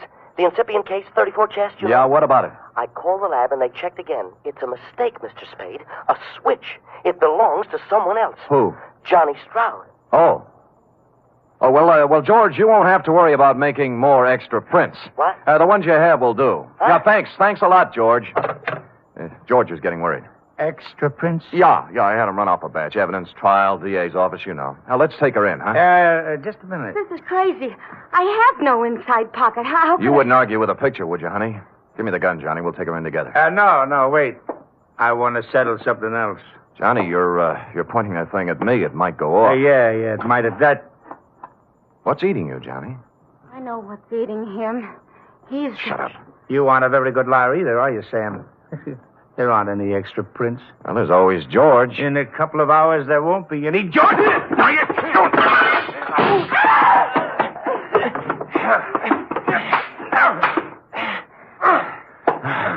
Okay, Johnny, on your feet. Let me go, Sam. Let me go. We can work out a deal. Shut up. Sam, your head. You're shot. Here, take the gun. Call Dundee. Get it? Dundee. Homicide.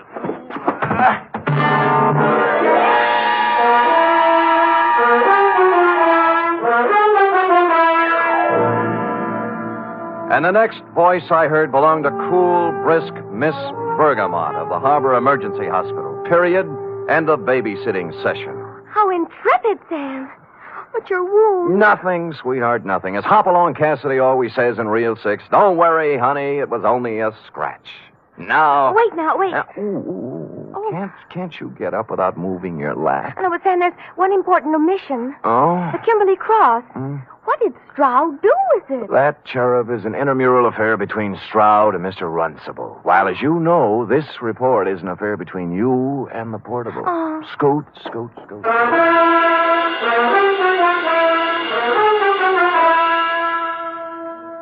3 chimes mean good times on NBC. There's music and mystery for you tomorrow evening. For music, it's your hit parade, bringing you the top tunes in the land with Eileen Wilson, Snooky Lanson, and Raymond Scott's orchestra. For mystery, it's The Man Called X, starring Herbert Marshall as an intrepid adventurer in international intrigue who travels wherever there is mystery, danger, and romance.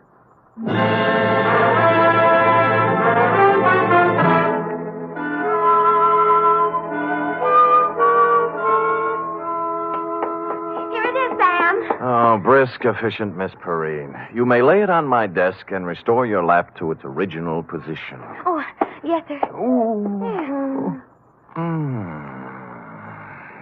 Comfortable, Sam? Loving every minute. Sam, Yeah? a girl can't help wondering sometimes. About what? Well, the way you described the blonde in your report. Glamorous, like the Kimberley cross and all. You like that? Oh, I just wish sometimes someone else could be your secretary. And I'd be the one you'd meet in a room with velvet draperies and a long cigarette holder and slanting glasses and a black lace negligee. Hold it, girl, hold it. You've gone quite far enough. I know, but it's only natural for a girl to want to be glamorous, Sam. Pardon me. You show up with any of those props and I'll turn you over my knee. You like me the way I am, Sam? Yep. Why is it always this way? Just when I think I'm getting somewhere, I find myself saying, "Good night, Sam." My sweetheart.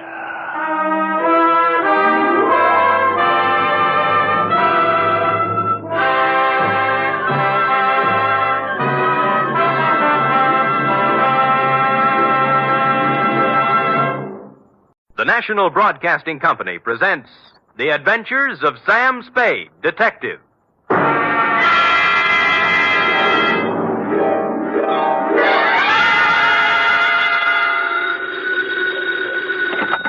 Sam Spade Detective Agency? Me, sweetheart. Oh, Well, that's a warm reception if I ever heard one. I'm here at my post, Sam, ready to do my duty. All right, let's have it. Have what? What have I done? Well, Come on. Sam, who was that lady I seen you with? What lady? What lady? Sam, for your information, there was a 5-column picture on page 1 of the Chronicle showing you with your arms around... The redhead. Yes. Ah. It means nothing to me as a person, Sam, although I am a redhead myself. But I feel there are certain standards of publicity and agency of our stature. Angel, if you'd bothered to read the caption under the picture, you would have learned that my arms were around this other redhead to keep her from braining me with a paperweight she picked off Dundee's desk. Oh. Yes. So take my picture back out of the drawer, and while you're at it, grab the book and pencil, because I'll be right down with a somewhat lengthier explanation entitled The Sinister Siren Caper.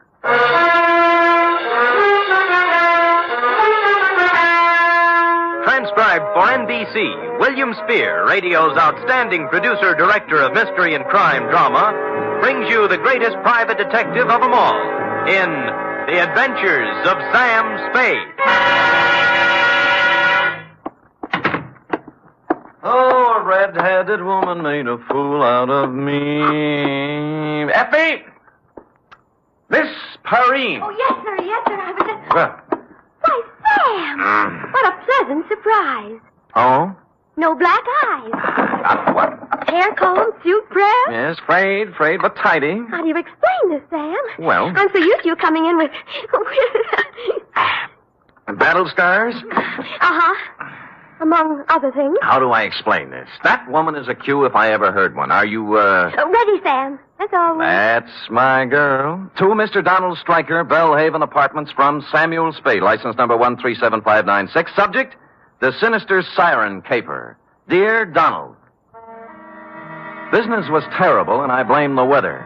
Sitting in my office with my feet on the radiator and the paper on my lap, looking out on the 48th consecutive day of rain, I was seriously contemplating moving my place of business to a warmer clime, where people could get out in the sunshine and into trouble. The only item of possible interest in the paper was the story of the escape of one Artie the actor, a convicted bank robber who apparently didn't much care whether or not it was raining when he busted out of the city jail. I had reached the part about some good friend and true smuggling Artie a set of keys when something prompted me to look up. And that, Mr. Stryker, is how I found you. Mr. Spade? Yes, sir? I am Donald O. Stryker. Mm-hmm. Stryker. The O stands for Ogleclaw, my mother's maiden name. Oh, well, that's nice. Sit down, Mr. Stryker. Thanks. Whew. Well, now what can I do for you? Mr. Spade, the Strykers, as you may or may not know, are an ancient and honorable family dating back to pre-Elizabeth England, with the possible exception of one southern number who is said to have once nodded by mistake to Jesse James. No Stryker has run afoul of the law. Well, good for you. One and all, we have kept our skirts clean, one and all. That is why I am utterly at a loss to explain the situation in which I find myself. And just what situation is that? A quasi-reliable source has informed me that I am a marked man. Quasi? Yes. Why don't you begin at the beginning, Mr. Stryker? The beginning, Mr. Spade, is only 2 minutes from the ending. Oh? Yes, it happened last night. I was sitting home with a book of Plato's dialogues when the bell rang most energetically. Mm-hmm. It proved to be a man named Strutt. George P. Strutt. S-T-R-U-T-T. 2 T's. A wild-haired, wild-eyed individual he was, Mr. Spade. Yes. Stryker, he says. Donald O. Stryker. Hmm? Well, I'd hardly nodded when he grabbed me by the necktie. Ha, he said, just like that. Ha? Ha. Mr. Stryker, ha. I'm in time, then. You can still save yourself. And he shoved this at me. Oh, what's that? A picture of a girl, a young and rather pretty girl, out from a newspaper. Oh, yeah. No name or identification. Beware this girl, Stryker, he said. Beware the siren song she sings. Stryker, he said, and he cinched up even harder on my necktie. Yes? Stryker, you are number 6. I am 5, and 4 are doomed before us. Beware, Stryker, beware this girl, this sinister red-haired harpy, this handmaiden of the Dark Angel. Well, that's quite a speech. A curtain speech, Mr. Spade. For with that, he let go my necktie and ran off down the hall. Somehow after that, Plato didn't seem quite the same. Yes, I see what you mean. Do you know this girl? Never saw her before in my life. Or Strut either? No. Mr. Stryker, I don't want to talk myself out of a job, but you don't need a private detective. Now, this is probably some harmless chap who walked out of one of the local sanitariums and took the ringing doorbell. But that's just it. He isn't, Mr. Spade. Huh? I did some telephoning this morning. Yes? He has a quasi-successful cigar stand downtown and an apartment on Leavenworth Street. His name is right next to mine in the telephone book. I must get to the bottom of this, Mr. Spade. Here's $50. Well, Mr. Stryker... Are you completely skeptical? No, just quasi.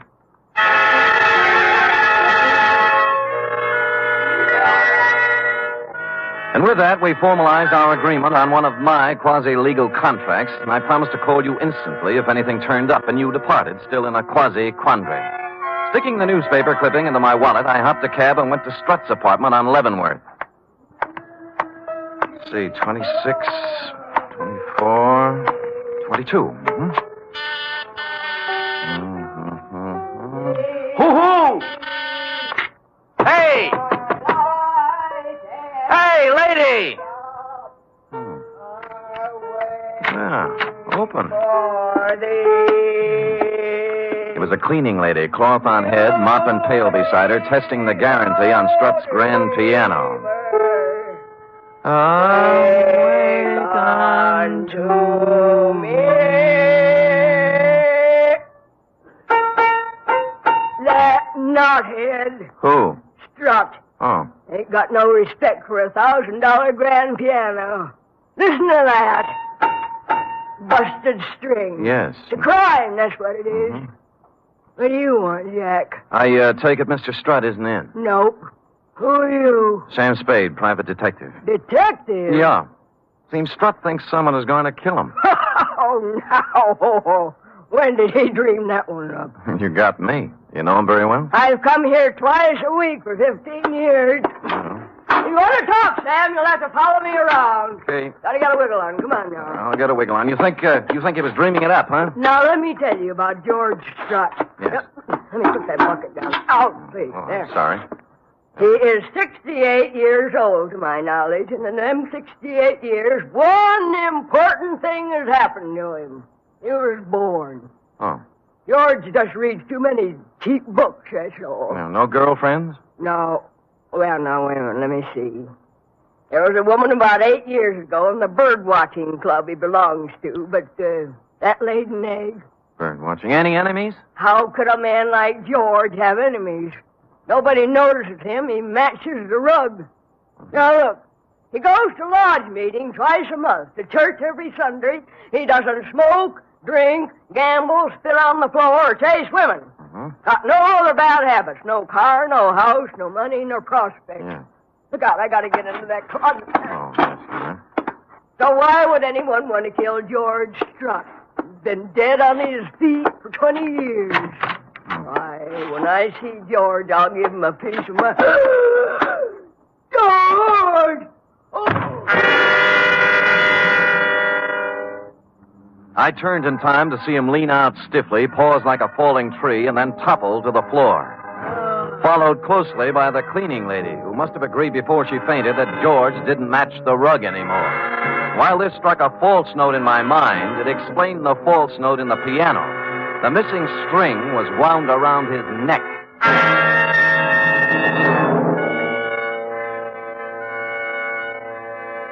I dragged her into the bedroom and managed to get her onto the bed by making 2 trips. Then I called homicide. The next order of business, per our agreement, was to call you, Stryker. So I got Strutt's telephone book, found he'd marked the page with your number on it with a slip of paper, which turned out to be the receipt for rent paid on a safe deposit box at the Golden Gate Bank. Now, this didn't seem especially important at the moment, but something else did. He made a circle around a group of 6 names in the phone book, marking each one with a check. Strubble, Strudwick, Strum, Strutherton, Strutt, and Stryker. I postponed calling you for the moment and dialed the number just above Strutt's. Strutherton, Harvey J., 156 Santa Ana Avenue, St. Francis Wood. Yes? Mr. Strutherton in, please? No. Mr. Strutherton isn't in. This is his wife. My name is Spade, Mrs. Strutherton. I'm a private detective. I don't want to alarm you, but... Alarm me? Do you happen to know if your husband has received any threats recently? Why, not that I know of. Any contact with a strange young woman about 30, red hair? Why are you asking me this? Well, I'd rather not say until I know more about it. What about the girl? Yes. Yes, he did meet a girl like that. Oh, when? She came to the door one night about a week ago. Said her car was stalled down the street a ways. Harvey went out to help her. They were gone about a half hour, and then he came back. Well, did he tell you anything about it? No. Just that he'd gotten her started. Uh-huh. Is he a mechanic, or...? He was a lawyer. Was? Harvey is dead, Mr. Spade. His car crashed through a rail on the Skyline Boulevard night before last. Burned. I just been to San Mateo to identify the body.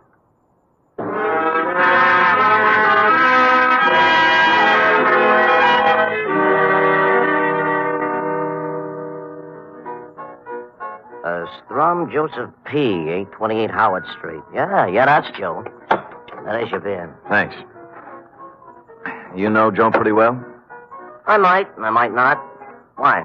What do you mean you might not? This is 828 Howard Street, isn't it? The number's over the door. Don't you like me, bartender? What's eating you about, Joe Strum? Look, you see this? Private detective's like... Huh? Oh. Yeah. Poor but honest, barkeep. Trying hard to get a little cooperation. I thought you was a cop. What's with Joe? Well, I'll tell you. Mm-hmm. He uses the phone here. He makes a little book now and then in the back room. Nothing wrong, you understand, but still and all, there's nothing a guy likes to blat around about to strangers, you know. Yeah. Any idea where he is now? Well, that's a pretty hard thing to say where Joe is at any given time. Oh. Even when Joe's acting normal, which at present he isn't. Oh, why not? Well, like all bookies, Joe does not have a heart. But if he had one, I would not hesitate to say Joe was in love. With a red-headed dame about 30. How did you know? Here, look at the picture. Let me get my glasses. Oh. Glasses. Yeah. There they are. Uh-huh. This is the dish. You know her name? No. Joe has made no formal announcement as yet, but the word has gone around he is giving 8 to 5 he will marry her, which for Joe is a sure thing. Last Friday it was when I seen him last. They sat up to the bar here, and the two of them talking at some length about things I had never heard Joe discuss before. Like what? Well, as I said, bookies are different from people, so it should have not surprised me that Joe and his wren were not discussing rose-covered cottages, as do most boys and girls when they reach the loony stage. Yeah. From what I could gather as I passed by now and again, serving the other customers, Joe and his girl were discussing a cozy little rose-covered safe deposit box. Mm-hmm. And you haven't seen either of them since last Friday, huh? No, be right with you. Yeah. Cloverleaf buffet, Charlie talking. Huh? Mm-hmm. Yeah. What? You don't say. When? This morning, huh? Yeah, sure, I will. Thanks for calling. Goodbye. Hey, you wouldn't know a bookie who might be casting about for a phone, would you, pal? What happened to Joe? Body washed ashore on Baker's Beach this morning. That was the morgue.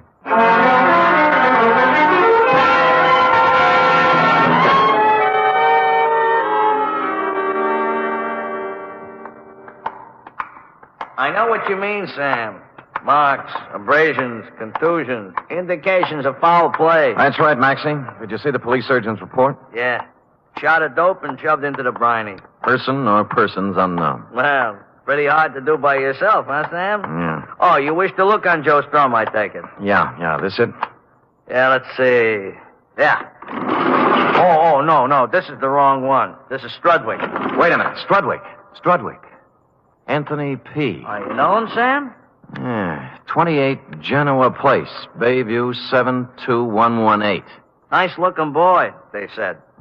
Friend of yours, huh? No. Huh?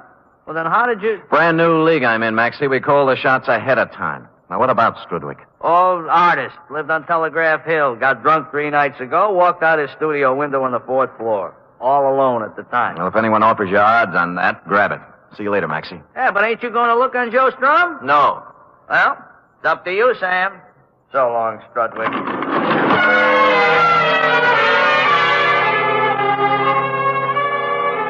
Top man on the totem pole was James A. Struble, a barber who lived on 18th Avenue. I called, no one answered. So I made what by now had become the obvious deduction. I went to headquarters and checked the homicide reports, likewise the accident files and the traffic detail. Surprise! No James A. Struble.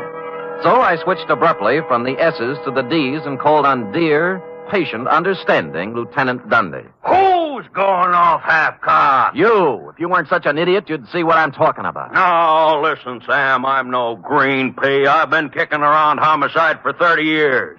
Long enough to know you gotta have a motive to build up a case. Yes. How can you stand there and tell me a red-headed dame opens a phone book, draws a ring around 6 names, and then runs out quick and knocks them off? I didn't say that. And why do you want me to put out a general pickup on James A. Struble? Because if he isn't dead right now, he will be. The dame? Dundee, no dame could strangle a 6-foot man like Strut with a piano wire. She's working with someone. Sam, I love you, believe me, but try to see my side, will you? So I put out a general on Struble, and we pick him up, and he screams. And the chief hauls me in to ask why. And I tell him we put the pinch on Struble because his name is ticked off in somebody's phone book. Why... Hey, who are you? Lieutenant. I want to see the lieutenant. Hey, is he drunk? Well, ask him. Oh, yeah. What's your name? Struble. James A. Struble. I want to report a murder. Well, who? Me.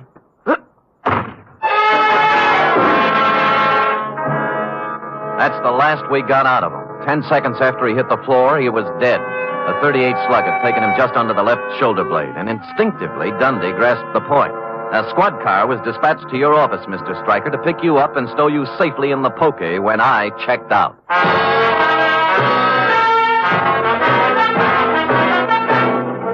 You are listening to the weekly adventure of radio's most famous detective, Sam Spade.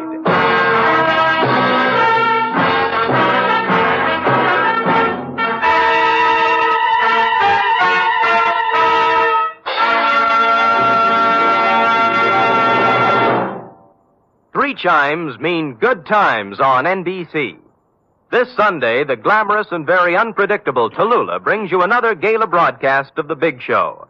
Among Tallulah's guests for this Sunday's Big Show are Fred Allen, Eddie Cantor, Phil Baker, Eddie Fisher, and many, many more. It's an hour and a half of the very best in comedy, music, and drama.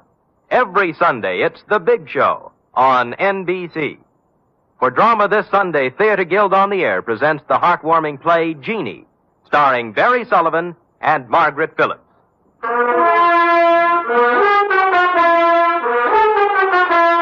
And now back to the sinister Siren caper, tonight's adventure with Sam Spade.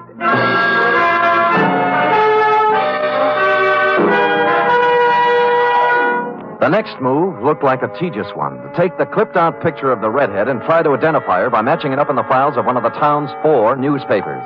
I'd gone a half a block when someone saved me the trouble. Sam! It was the bartender. Sam, I got news for you. Where can we talk? How about the Blue Fox? Okay, I'll meet you there in 5 minutes. Wait a minute. Why can't we talk here?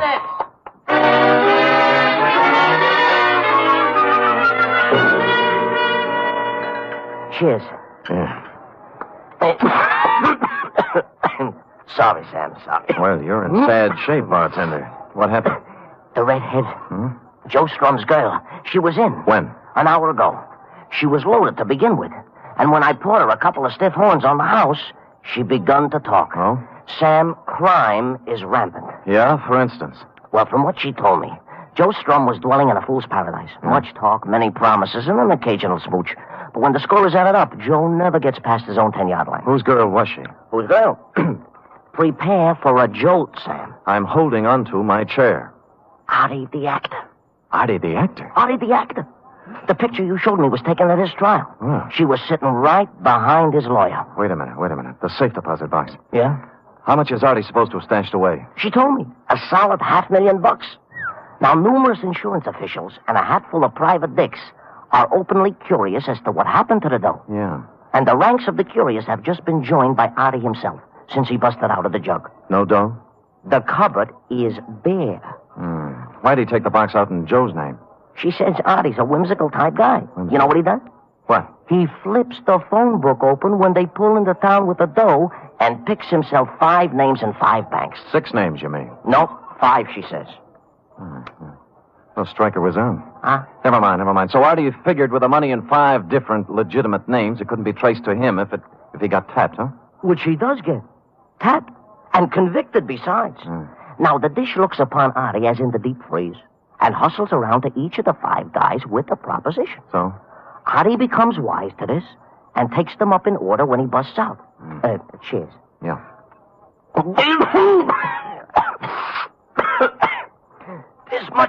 This much I learned before she staggers out of my joint.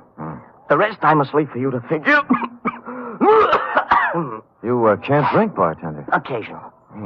Sam, if there is any other reward, though, floating around when the smoke settles, I will be at the Cloverleaf. It's only beer, you know. And if you run across an honest, hard-working book who needs a phone... Yeah, thanks a lot, Charlie. So long, Sam.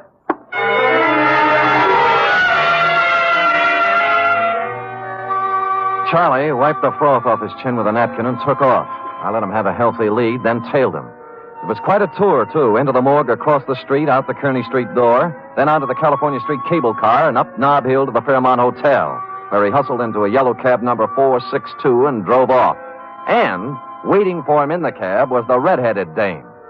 There were no other cabs around to follow him, so I waited a half hour until he got back, waved a bill under the driver's nose, and climbed back on the merry-go-round. He let Charlie out at his own place, the Cloverleaf, and then driven downtown to a flea bag called the Shoreside Hotel on the Embarcadero, where he left the redhead. I woke up the desk clerk and shoved the redhead's picture under his nose. Let me see. Seems like... You recognize him? Sure. Clara Bow, the movie queen, ain't it? Gonna win anything? Look, friend, she was just here. Clara? The girl here. Oh, and she ain't Clara Bow? Right, she ain't Clara. She just drove up in a taxi, and... Don't see her as good as I used to. You see, the glasses hurt my nose. Look, she just drove up in a taxi. Did you see her come in? No. I must have been dozing away. Yeah. I seen her come out, though. Huh? Yeah. Her and Mr. Walker checked out 15 minutes back. He was in 26 upstairs. I didn't have to cross-examine the clerk to see Mr. Walker had lived in 26 for some time. The floor was ankle-deep in cigarette butts, liquor bottles, sandwich crusts, and other debris. A table in the corner was covered with travel folders, mostly on South America, and 7 days' newspapers, the top one of which was turned to the story on Artie the actor that I'd been reading in my office this morning when it all started. You know, it's too bad you came in when you did, Stryker, because if I'd read one more paragraph, I'd have learned something that could have saved me a lot of trouble. Whatever was the case with 4 of the names, the 5th one Artie hadn't picked at random. His lawyer was Harvey J. Strutherton. Hello? Mrs. Strutherton, this is Sam Spade. Oh, Mr. Spade. Yeah. Thank heaven you called. I'm terribly frightened. What's the matter? The girl. The redhead? Yes, she just called me. She says my husband was murdered. One of his clients, a man he defended, thinks Harvey betrayed him. Artie the actor. Artie Billings. Yes. There was a lot of money. She knows where it is. Why is she telling you all this? I don't know, Mr. Spade. She warned me against calling the police. I don't know what to do. Well, then don't do anything. Well, don't you see? She's coming here. She'll be here in 20 minutes.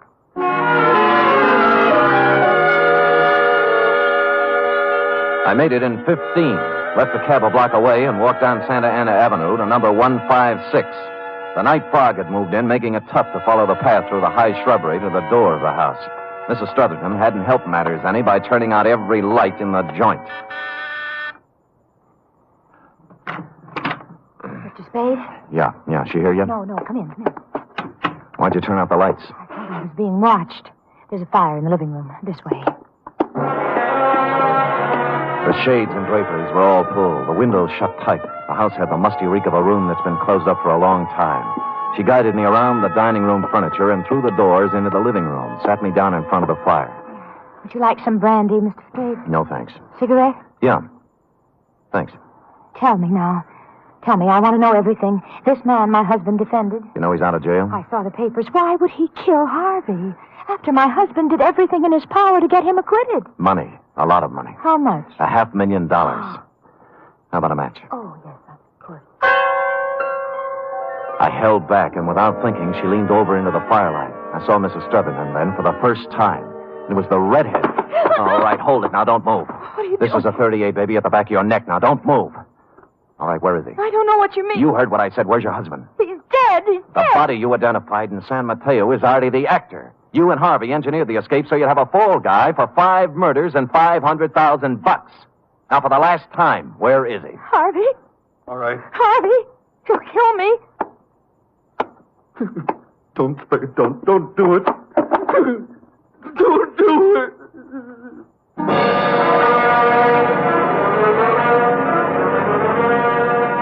I didn't have to. A few months hence, the state of California will do it the legal way. It was a long ride round Robin Hood's barn striker, but you wanted to get to the bottom of it, so there it is. Period. End of report. Sam, what about the money? They're still looking for it, F. Harvey has thus far chosen not to talk, but Dundee hasn't really turned on the persuasion machinery yet. Who knows? Maybe he's opened the phone book at the P's and put his finger on Perrine, Effie. Oh, don't even think of it, Sam.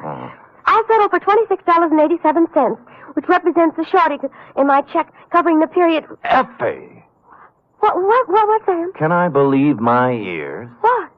I look back upon the past 12 hours. How to keep our little organization together, to stave off the bill collector. Oh, Sam. I place my life in jeopardy, tangle with a murderess, use my poor, tired body as bait for her savage conspirator. Sam, I'm sorry. Ferreting my way through morgue and crime-ridden alley to finally win the fight, and then to come home expecting a cheery welcome, and to get instead scurvy innuendos and a bill for $26.87.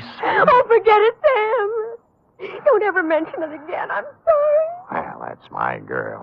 Here, 10, 25, 6, 7, $27. Now we're all square. Thanks, Sam. Thank you. Come here.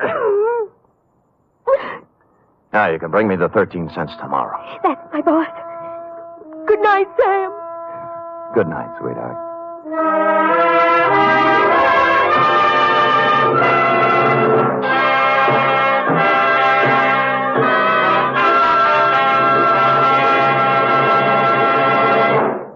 The National Broadcasting Company presents The Adventures of Sam Spade, Detective.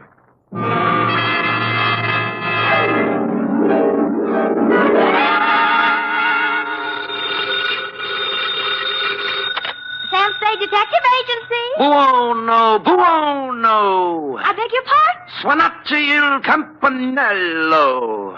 Sam, what are you... Nothing at all, sweetheart. I just happen to have the tourist lists of handy Italian phrases before me. North Beach never did that to you before, Sam. North Beach never did anybody like it. Just did me, F. But I thought you said old Bartolomeo just wanted you to drop by for a friendly talk. And some garlic bread and red wine. But does that explain the knife gash on my coat? Your new tweed? My old tweed now, Cherub. You see, it was never meant to be swum in. The bay? Yes. Not again. What else? By now, your keen feminine instinct should tell you this is not the social call, Wonder Girl. As a matter of fact, I plan to drop by presto with words anent a little something I call View of Fisherman's Wharf from the Water, or the Crab Louis Caper.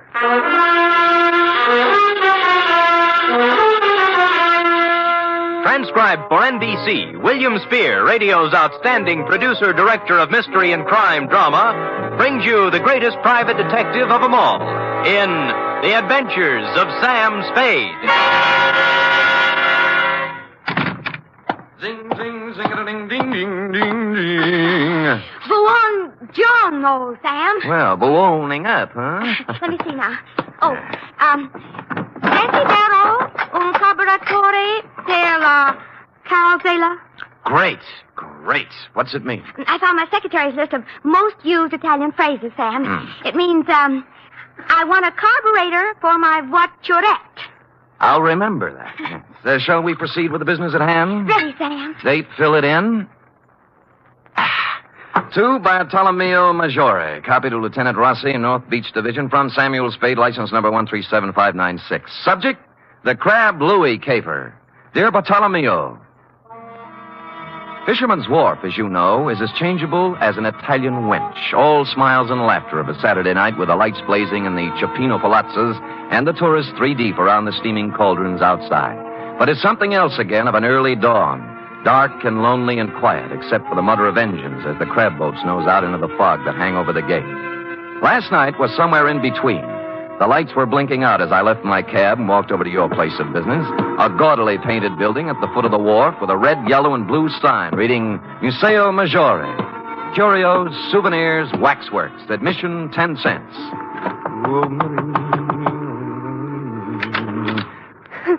Who is it? I'm Sam Spade. Bartolomeo called me. He isn't here. That's his grotto at the end of the wharf. Thanks. Look, is there anything I can... Sorry.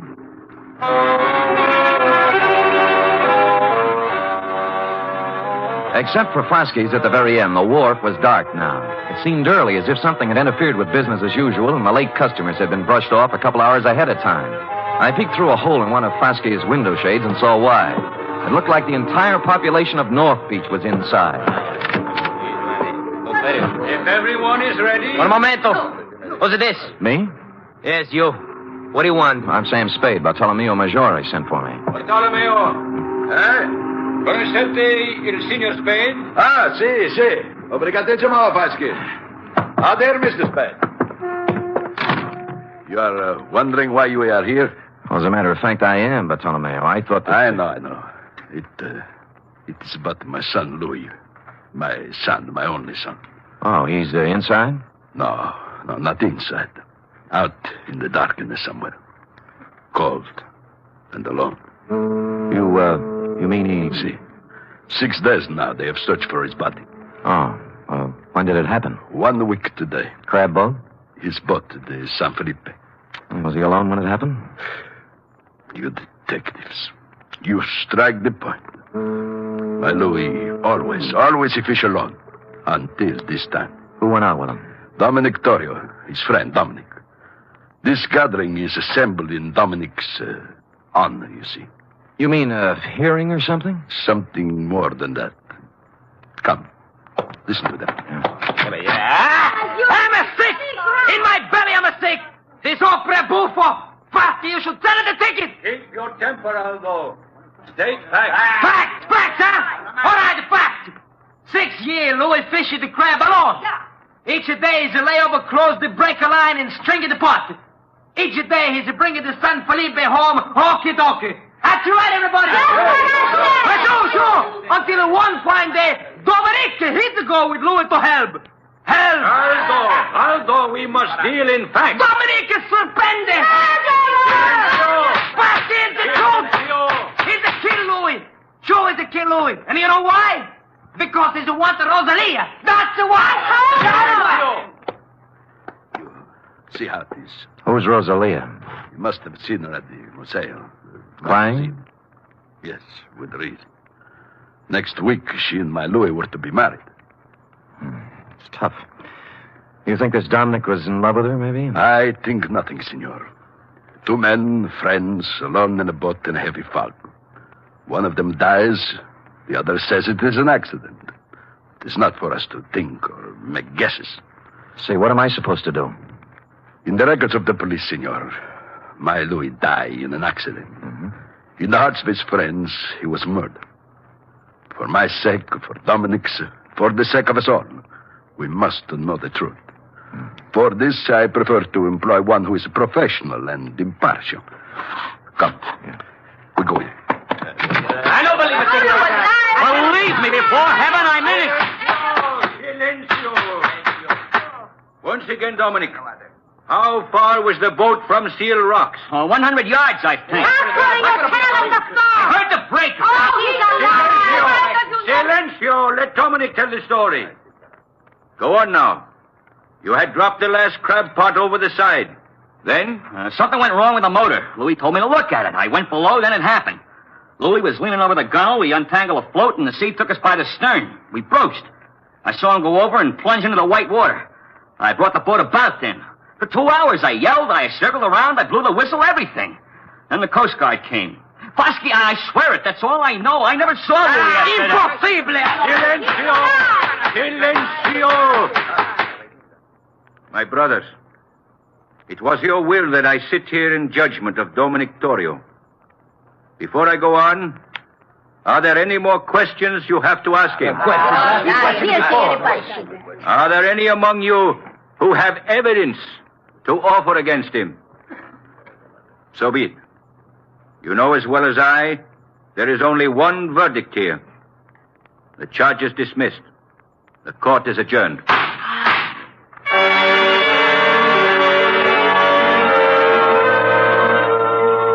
Everyone was still for a second, like a big tableau. Fosky, white-haired and dignified on the platform, looking down at Dominic, and the rest of them all on their feet now, boring holes through them with their eyes. He was the first to move, turning slowly, walking out through the crowd toward the door, looking tentatively from face to face, knowing now he hadn't been acquitted at all, as one by one they turned their backs on him. I felt terribly sorry for Dominic, until he walked past me and I got a look at his face, at his eyes. In my racket, I see that look more often than the next guy. I never saw it any clearer than I did now. It was fear and hatred and guilt. So I left you talking to Fosky, Bartolomeo, and walked back down to the wharf to the Museo. Rosalia. I told you Bartolomeo is not here. I've seen Bartolomeo. I want to talk to you. Sit down. I don't want to... Sit down. Oh. That's a good girl. It was quite a place, the Museo, a catch-all for everything nautical you would run across in 60-odd years of living on the sea or next to it. From a 10-foot shark pickled in formaldehyde to a life-size figure of Captain Kidd, complete with drawn sword, lace cuffs, and treasure chest at his feet next to the door. I turned back to Rosalia, sitting on a rum keg under a flickering hurricane lamp, the only light in the room. What do you want of me? Bartolomeo wants the truth about what happened on the San Felipe. They're deciding that at the meeting. They already did. They did? You mean Dominic... How did they decide? Dismiss the charges. No evidence, no witnesses. It was the only thing Fosky could do. You feel better? It doesn't bring back my Louis. No, it doesn't. Dominic's going free now, from both the law and his people. No vengeance for Louis. Why were you crying when I came by tonight? Haven't I the right to cry with my Louis? Drop it. Huh? Why didn't you go to the meeting? Afraid to give yourself away? I didn't feel like it, that's all. You're a Sicilian, Rosalia. Vengeance is pretty important to you. If you'd loved Louis, you'd have been in there screaming for Dominic's scalp. You shut your mouth. But no, you sat home crying. Not for Louis, but for Dominic, right? How long had it been going on? Did you know Dominic was going to kill him when they put out in the San Felipe? Why would Dominic kill him? Well, that's a stupid question. He's in love with you. In love with me? In love with me? Drop it. Drop it, Rosalia. In love with me? Oh, I wish it was so. Huh? He killed for me. Is that what they say? It's all very flattering, very. I love Dominic. I've always loved Dominic since I was a little girl. I threw myself at Dominic, and I begged him to marry me. That's not easy for a girl to do, Mr. Spade. I begged him, and I promised to work for him, to be his slave. You know what he did? He laughed and he spit upon me. And you stand there and you tell me that he murdered for the love of me. You wouldn't walk across the street. All right. Take it easy now. Come on, take it easy. So I do the silly woman thing. I promise myself to Louis. To crazy Louis, to a madman. Crazy? You don't believe that, huh? Louis the Great, il Campione. A champion of the crab fishermen who dares to fish right on the breaker line. Catches more crab than anyone else. Louis the Fearless. Do you know why he's fearless? He's too crazy to be afraid. What do you mean? He mutters. He talks to himself of great riches, of thousands of dollars, of him and me. Louis the crab fisherman and me, living in the finest house in North Beach. When was this? Last week. He went up in Bartolomeo's attic one night and he came down with a big hunk of his raw wax from the waxworks. A tresor, he called it. A stupid lump of wax. And he held it up before me, so. And he says with a mad gleam in his eye, "From this, Rosalia, from this I will carve for us the biggest, finest house you can dream of.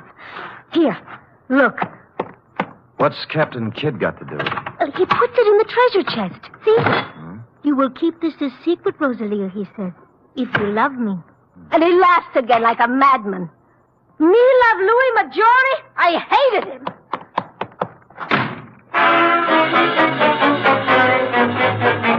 He was too good to be phony. The triangle notion had to go. You could hardly blame Rosalia for thinking he was crazy, and the treasure chest was a hunk of tallow, not a very fresh hunk at that. And Louis's routine with it must have hit her like the graveyard scene from Hamlet. Therefore, having no theory, nor evidence, nor witnesses, I also had no motive. As always in situations like this, I did the sensible thing. I went home and went to bed. Or I thought I went to bed. Hello? Spade? Yeah. I got a tip for you. No? Find yourself a nice, dirty divorce case somewhere and stay out of North Beach. Well, this almost sounds like a threat. Call it advice. There's $100 in the mail for you. You'll get it this morning. Plus a bribe? A gift. Can I keep it if I don't play? If you don't play, you won't need it. I suppose it's useless to ask who this is. Louis Maggiore. Say that again? Louis Maggiore, shall I spell it? You might explain it. You talk to Rosalia. Figure it out for yourself. Sure. So she never loved you, and you knew it. So you go over the side when the comber hits, swim ashore, then discover they think you're dead and decide to leave it that way rather than go through with a wedding. You got it. I got more. So life without Rosalia in North Beach is impossible. You can't face the shame and loose talk that goes with a busted wedding. So you're going over the hill and find a new life for yourself. Wait a minute, Spade. Oh, there's more. So you're tossing over a car, a bank account, a boat worth $7,000. Walking out on your old man, to say nothing of 3 years apprenticeship and 6 years of hard work to get where you are. I understand perfectly. And you're being a little insulting. I make a lot of my dough with my big flat feet, but I do make some of it with my head. Now try again. You don't believe I'm Louis Maggiore? That is the general idea. And it might surprise you to know that 5 minutes ago I was ready to chuck the whole antipasto. Now I'm back in with both feet. What's with the music box? Nothing. Tell me, would you know Louis if you saw him? I've seen his picture. Fine. I guess I'll have to prove it to you. If I satisfy you I'm Louis Maggiore, will you stay home? Scout's honor. Now where do we prove it? You know Castellani's grotto? Halfway out in the wharf, yeah. There's a ramp running around behind it. I'll see you there in a half hour. I know just what you're going to say, Bartolomeo, but I didn't go alone. Roscoe was right there with me, with his safety off. It was the kind of fog San Francisco puts on once a year for the tourists. Just to nail down its position as runner-up to London. I had to feel my way along the row of dark chowder houses to Castellani's. Except for the foghorn and the lapping of the water below, there wasn't a sound. The only cheerful thing in the picture was Roscoe, who was now out of my pocket at the ready. I eased up to the corner of Castellani's. There was an alley between it and the next building, leading around on the ramp over the water. Spade? I could see the glow of his cigarette first. Then I made him out, in a slouch hat and overcoat. He was standing at the rail. Spade? Right here. Well, you satisfied now? I'll let you know. I moved out from the side of the building and walked toward him. He must have known about Roscoe because he didn't move, just let me come right up next to him. I was stupid, sure, but it wouldn't have worked for him except for the fog. 2 feet away, I saw what I thought was Louis was a booby trap. The hat and overcoat were slung over a piling with a burning cigarette on the rail next to one of the sleeves. I rolled to one side just in time. The knife slashed through the padding on my left shoulder, and he was on me. Roscoe went in the drink, and I took on the arm with a knife with my 2 hands and 32 teeth. Unhappily, overlooking a spare foot he knew what to do with. I went through the railing like in a silent version of the Sea Wolf, arriving thus in the limpid and soothing waters of San Francisco Bay. At the moment, I was not sorry.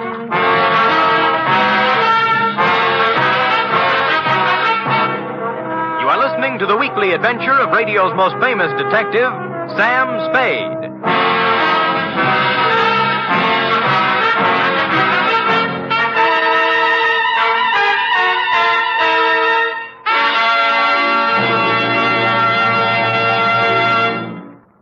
Three chimes mean good times on NBC.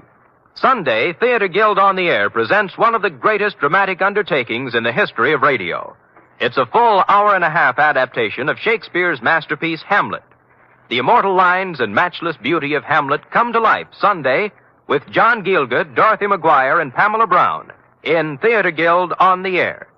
And a reminder, this Sunday also means another gala broadcast of The Big Show.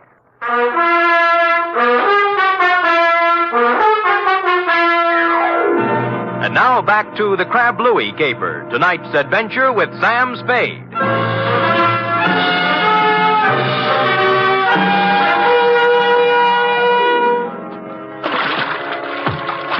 Wetting my finger and holding it up in the wind, I quickly determined where north was, and just as quickly decided there was no percentage in swimming the Golden Gate.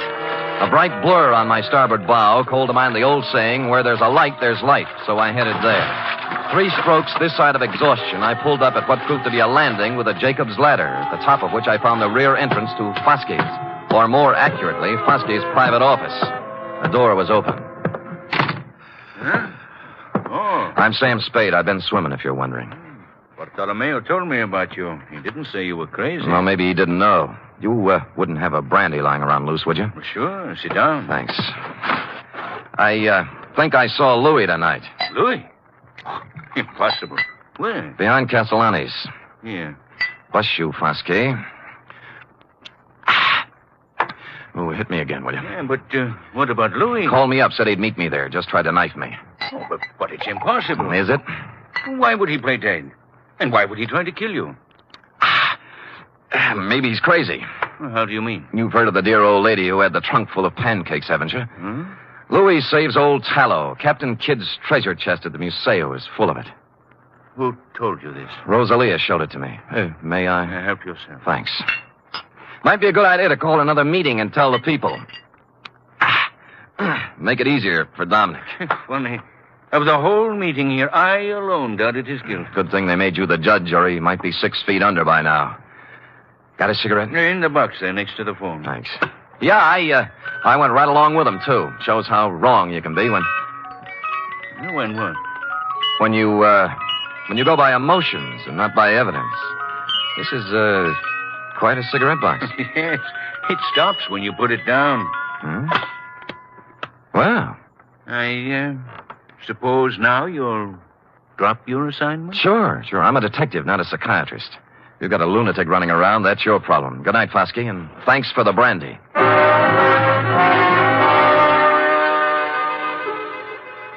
If Roscoe had been along, I might have played it differently, but when you're sitting across a coffee table from a guy you suddenly realize has the wet cement all ready, you do what I did, make polite noises and concentrate on getting out on 2 feet. It was 7-3. Dominic was stashed in a handy closet listening to the whole thing, which was handy since the next obvious move was his room in a house on Jefferson Street. A rooming house owned and operated by a 4-corsage bosom-type lady known as Mama Luca. Oh, senor, I don't know nothing. You're scared, Mama. Did Dominic threaten you? No, don't ask me. Look. He killed Louis Maggiore. I gotta know why. I don't know why. I don't know nothing about it. Louis came here? Yes, Louis came here the night before it happened. Why? I don't know. He was all excited. A handful of wax. Wax? You know. What about it? He showed it to Dominique, and they go into his room and talk, and then he ran off to send a telegram. Telegraph office, huh? Well, since it's official business, I can let you read the office copy. Here. This message just came in tonight. Dominic Torrio. Regarding your inquiry, analysis of samples sent here by Louis Maggiore, highly promising. If quality uniform and weight correct, would estimate value minimum $60,000. Hartley Associates, Vancouver, B.C.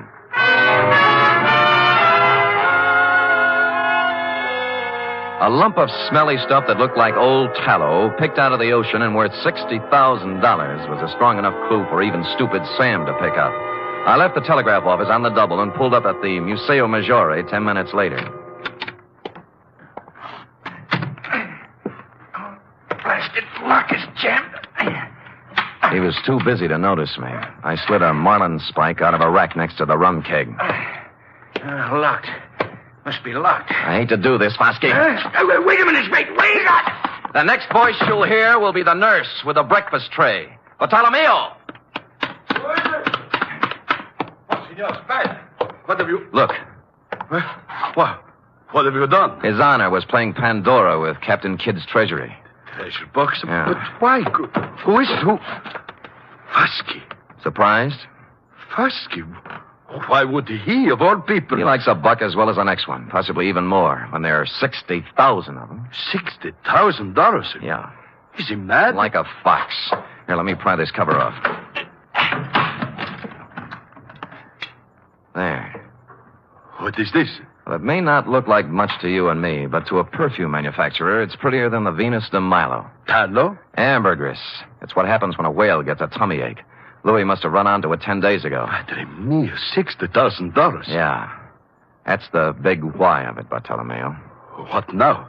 You think Fusky... He won't talk, neither will Dominic. They're next and they know it. Still 2 men alone in a fog in a boat. See. There were only a witness. There was a witness. The eye of God was on Dominic when he did it. And the judgment of God is swift and is sure. Dominic knows it. You think so? I know Dominic. Why you ask? There's a way to find out. What time is it? 1:30. There's time. Where do you keep your razor? Razor? Yeah. I'm going to shave Captain Kidd.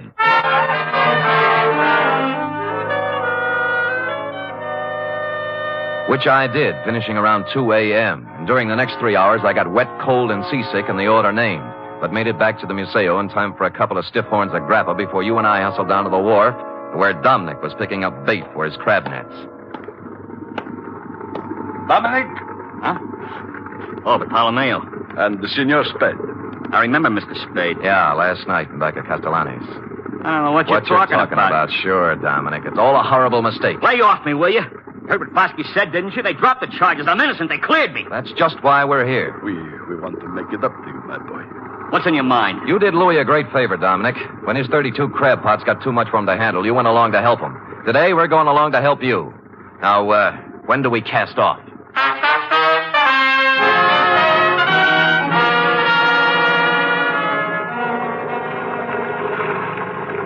There's a float up ahead. What color? Yellow and red. Is that yours, Dominic? That's mine. Great. Pull up alongside. Well? What's this all about? I told you, Dominic. You're lying. What are you trying to do? Break me down? He's dead in an accident. You heard what Fosky said? Yeah. Forget it, Dominic. Forget it. We love you like a brother. I told the truth. What are you trying to do? Torture me? Is that what you want? Revenge? No. The matter is in other hands now. What? You mean? There is always one witness, isn't there, Dominic? Oh. That's what you mean, huh? Is that why you came to tell me that? That's a good one. Hold the wheel, Spade. I'll bait my net. I'll spit in your eye one day, old man. One day when you get smart. You and the whole lousy We war. both watched him hold the line, putting it on me. the deck, prattling to himself like a little kid whistling in the dark. He was a lousy actor, pale under his sunburn and drenched with sweat. I won't let you Up forget it came, pal. coil by I got coil. something to prove. Then it began to come slower. I can make it stick. When I can prove it in court, I'll sue you till you bleed. Hey, what's the matter here? What's pulling on this line? Maybe it's your conscience, Dominic. It's heavy. It's... What? The Lord moves in strange ways. Hey, can't get it up. Let me help you. There we go. 1, 2, up. Louis! Get away from me!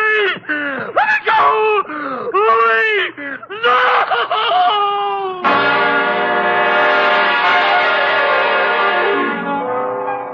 I hauled Louis up onto the deck, and a grisly sight he was, too, with a knife still sticking in his back. I figured that was where Dominic would put it, and I was right. Not that it mattered, because Dominic wasn't thinking logically from the moment he saw Louis's body tangled in his crab line. He sang us all 50 verses then and there and repeated them for the police stenographer later when we got him to headquarters. It looks like a first-degree rap for both him and Fosky, but I'm waiting till it happens before telling him the corpse was Captain Kidd, minus beard and ruffles. Period. End of report. Sam, again and again I rediscover you. And each time a new facet, a new thrill. You're just wonderful. It's true. But it pleases me to hear it from you, F. And so I propose to reward you in a fitting manner. First, back salary? Tut, a carburetor for your voiturette. And second, back salary? 10 free tickets to the Museo Maggiore. Third, back salary. An invitation to accompany me, your employer, to browse upon 2 bowls of cioppino tonight at Castellani's. And fourth, I give up. Back salary. Sam! Count it, girl, count it, and bless you. The voiturette, complete with carburetor, will call at your door in precisely 1 hour. Until then... Good night, Sam. Good night, sweetheart.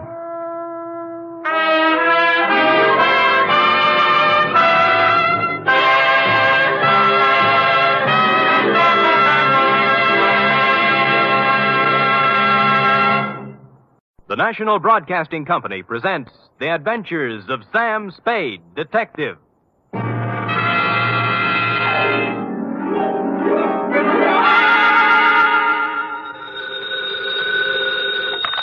Sam Spade Detective Agency. Me, sweetheart. Oh, it's you. What kind of a greeting is that? Oh, it's you. Well, Sam, I may be only your secretary and all that, but I do have feelings, you know. What have I done now? If you recall... Yes? You were supposed to take me to the Geary Theater last night. Yeah? And you never showed up. Well, Effie, Oh, I know. You'll make up some big story like you always do. Always an excuse. No, I'll try to tell you the truth. And then... The truth? It'll probably be a story about at least 2 or 3 people being killed. Yeah? How you had to be there to straighten the whole thing out. Well, as a matter of fact... And then there'll be beautiful women with hair like carved smoke and crimson slashes for mouths. You would leave that out. Now that you mention it, Eff, And you'll there throw in was... shooting and getting knocked out and glass keying your way into houses and anything else you can think of. Effie. Well, if you think that I'll fall for that... Effie, will you please... What's your big fat story? You've already told everything about it, but the title, I might as well add that. My big fat story is called The Shot in the Dark Caper.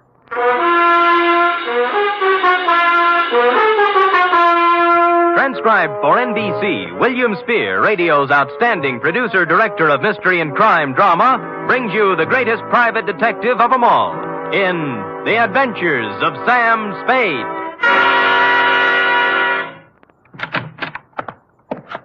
Effie? Yes, Mr. Spade. No, Effie, don't be like this. I promise you tonight, right after this report, we'll go to the theater. And we'll have dinner, too. Any place you want. Sound good?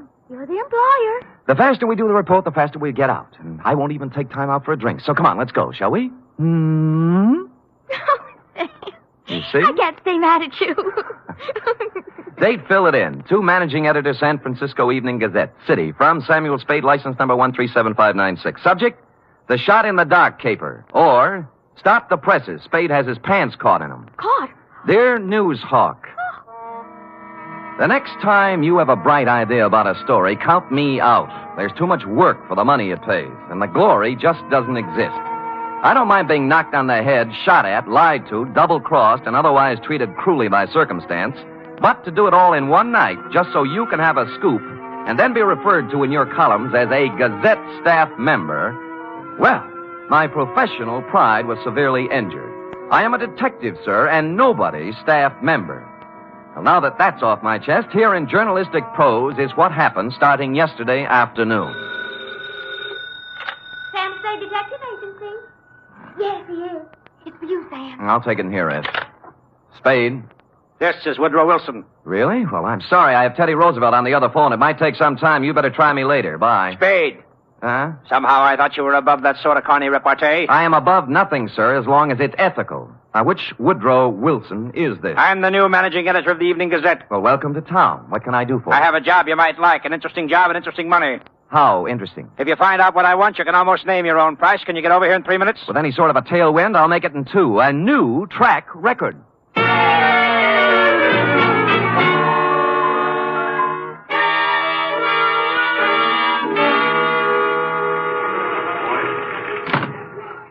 Take a seat, Spade.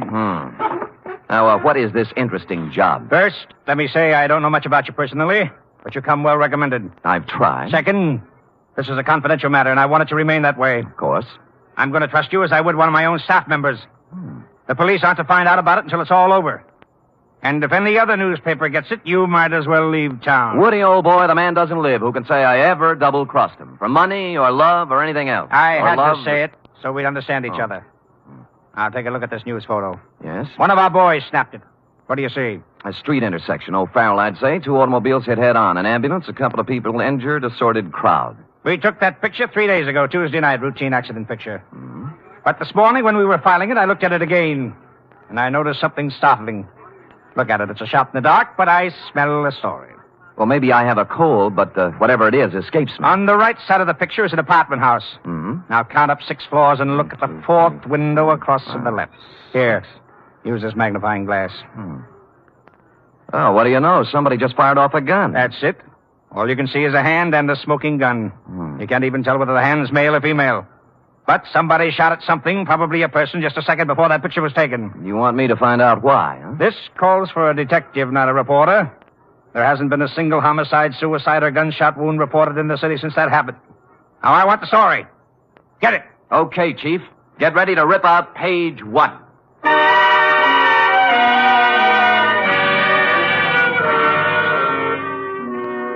The apartment house was the Greystone. It was actually an apartment hotel and a little shabby. I entered an hour later with a suitcase and an out-of-town look. The nameplates on the mailboxes showed about 5 vacancies, including one on the 6th floor.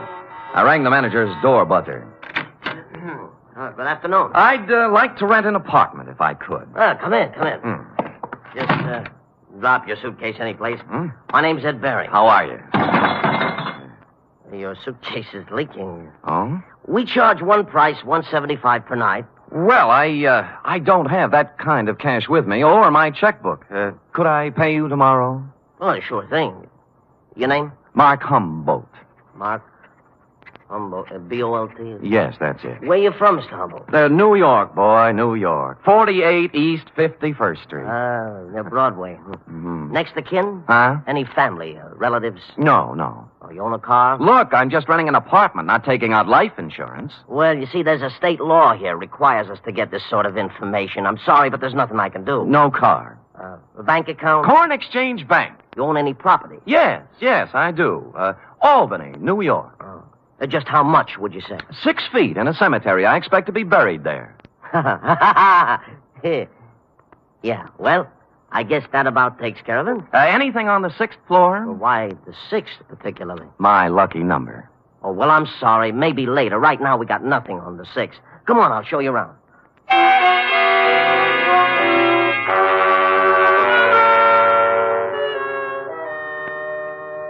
In a few minutes, I was ensconced in room 512. As he stood in the doorway, Ed Baring, the manager, scanned my luggage, my clothes, my ring and wristwatch, as if he were trying to estimate what he could get for me from a fence.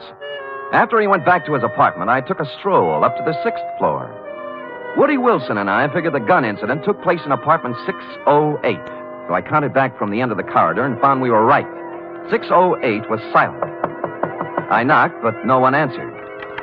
So I sprung the lock and went in. The place was absolutely empty. No furniture, no nothing. In fact, it was being completely remodeled. It's gonna look swell when they finish, huh? Huh? I said it's gonna look swell. Well, where did you come from? Oh, gee. I guess maybe I startled you, huh? A little. I was just coming down the hall, taking some of these groceries in, and I saw you standing there. You're new here, huh? Huh? Yeah. Here, let me carry some of those things. Oh, say thanks. You're the kind of man a girl should have around. Well, I've tried to convince several of that. Oh, who are you kidding? A big, handsome guy like you wouldn't have any trouble getting a girl? Well... At least not if I was the girl. Well, you know best. My place is down here. Shall we go? Well, why not? My name's Honey Kane. What's yours? Mark Humboldt. Gee, what a fascinating name. Oh, not half as fascinating as yours. Really? Say, isn't it wonderful how fate just throws two people together?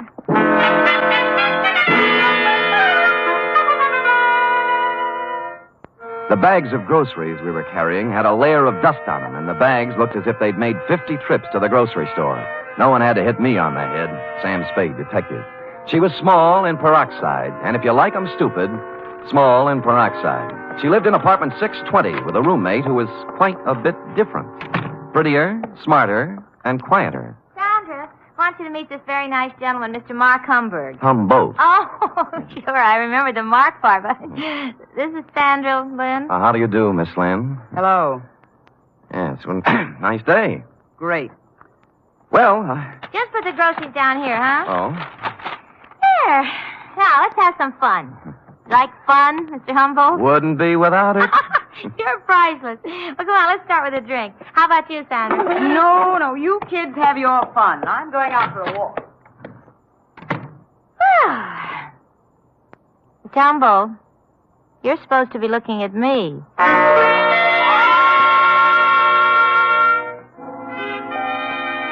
An hour later, under the pretext of going out for some snuff, I shook her off and left. The next half hour went to giving the apartment house a thorough casing. I looked at all the names on the mailboxes, and the only one that rang a bell was one Max Barstow, a former heavyweight who never got past club fighting. I inquired about him of charming Ed Bering, the manager. Max Barstow? Yeah, I tried his apartment. He isn't home. Yeah, well, you see, he won't be home for some time. You see, he took a vacation. Went to visit his family in Portland. Well, when did he leave? Last Tuesday night. I remember him saying, Ed, I won't be back for a while. Look after things, will you? Well, you have a good memory. Yeah. Hey, can you tell me something about those two girls in 620? Why? One of them made a pass at me. Well, mister, I feel this way. I rent apartments to responsible adults. What they do is their business. You won't get any trouble from me. Now, that isn't what I asked. I always like to be sure. Now, are they honest, hard-working girls? I don't know nothing about them, but let me tell you something confidential, mister. Why look a gift horse in the mouth?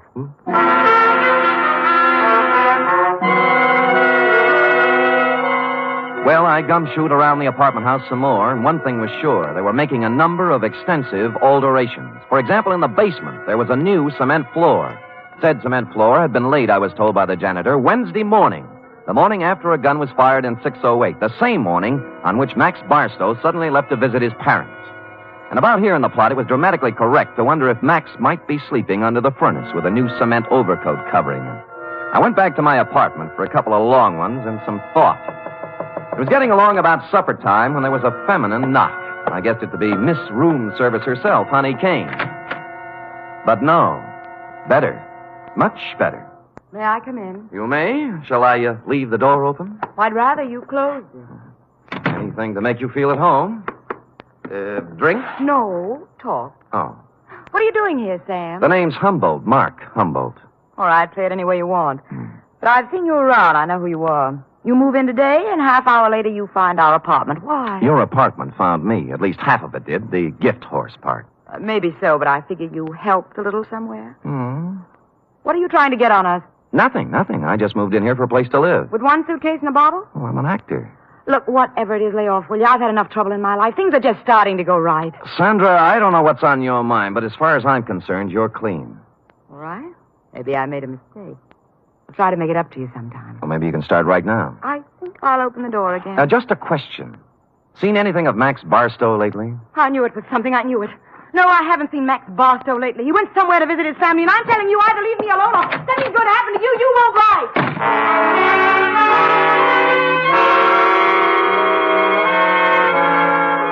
She stormed out looking lovely all the way, and I sat very quietly for a minute. It was the second time somebody said it. Max Barstow was visiting his family. That was very interesting because, you see, Max Barstow didn't have any family. When he first started fighting, he was under the aegis of the St. John's Orphanage. So, what was all this rehearsed account of his absence? I watched at the window to see if Sandra Lynn went anywhere, and she appeared on the street. I was out of the room and down the stairs, presto. 10 blocks later, she turned in at a brownstone on Polk Street, went in the first apartment on the first floor. 15 minutes later, she hurried out, and I went up to the apartment and knocked.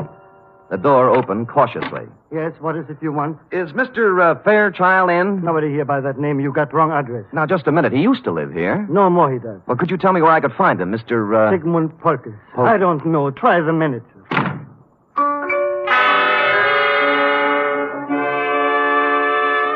On the way out, I looked at the card on his door buzzer. It listed his apartment as belonging to a Mr. Rothschild.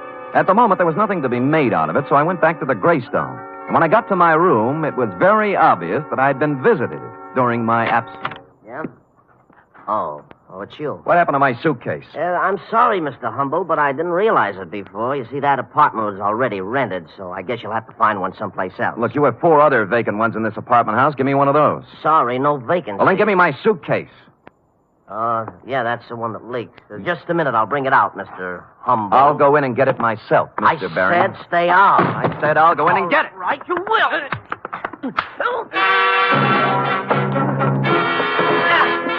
He swung at me, I blocked, and stepped into him. He gave way, and I followed in, and then as I moved into the apartment, someone stepped out from behind the door.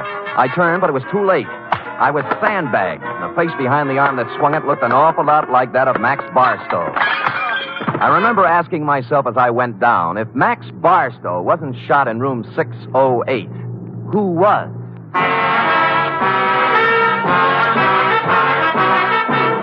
You are listening to the weekly adventure of radio's most famous detective, Sam Spade.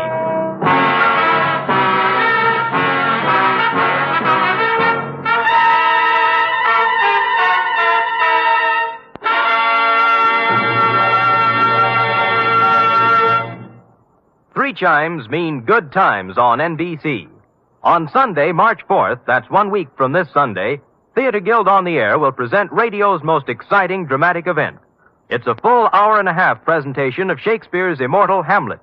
John Gielgud will portray Hamlet, Pamela Brown, the Queen, and Dorothy Maguire will appear as Ophelia. The intrigue, beauty, and romance of Hamlet come to life Sunday, March 4th, on Theater Guild on the Air.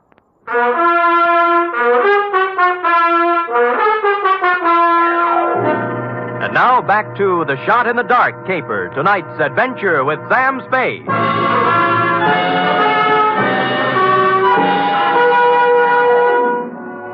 I wasn't out for long, but it was long enough to have been carried out of the apartment manager's place and dumped in an alley. I sat up and rubbed the back of my head and discovered the boys had a sense of humor.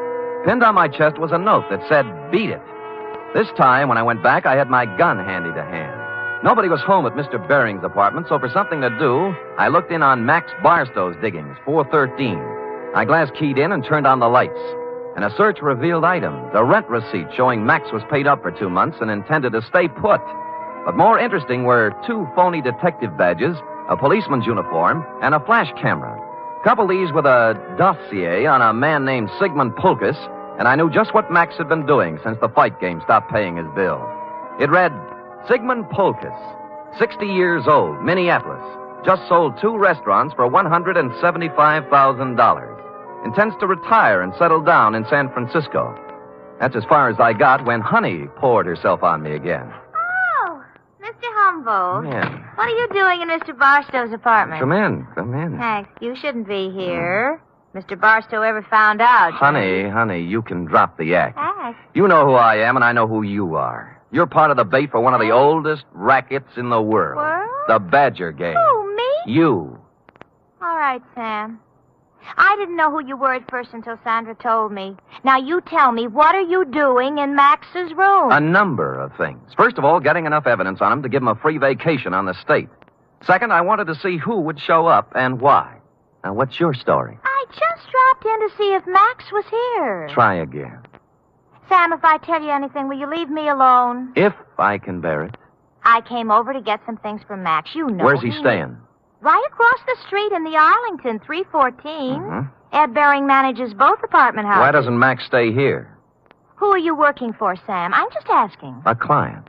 Not the police? No. Sam, I don't have a thing to do with the mark Max is working on now. Sigmund Pulkus. Some old man. Did you hear any shooting here last Tuesday night in apartment 608? Oh, Sam, I didn't hear a thing. Not a single thing. All right, get whatever you came for, but remember this. You tell Max I was here, and I'll tie you into something that'll get you Tehachapi if it's the last thing I do. Oh, sure.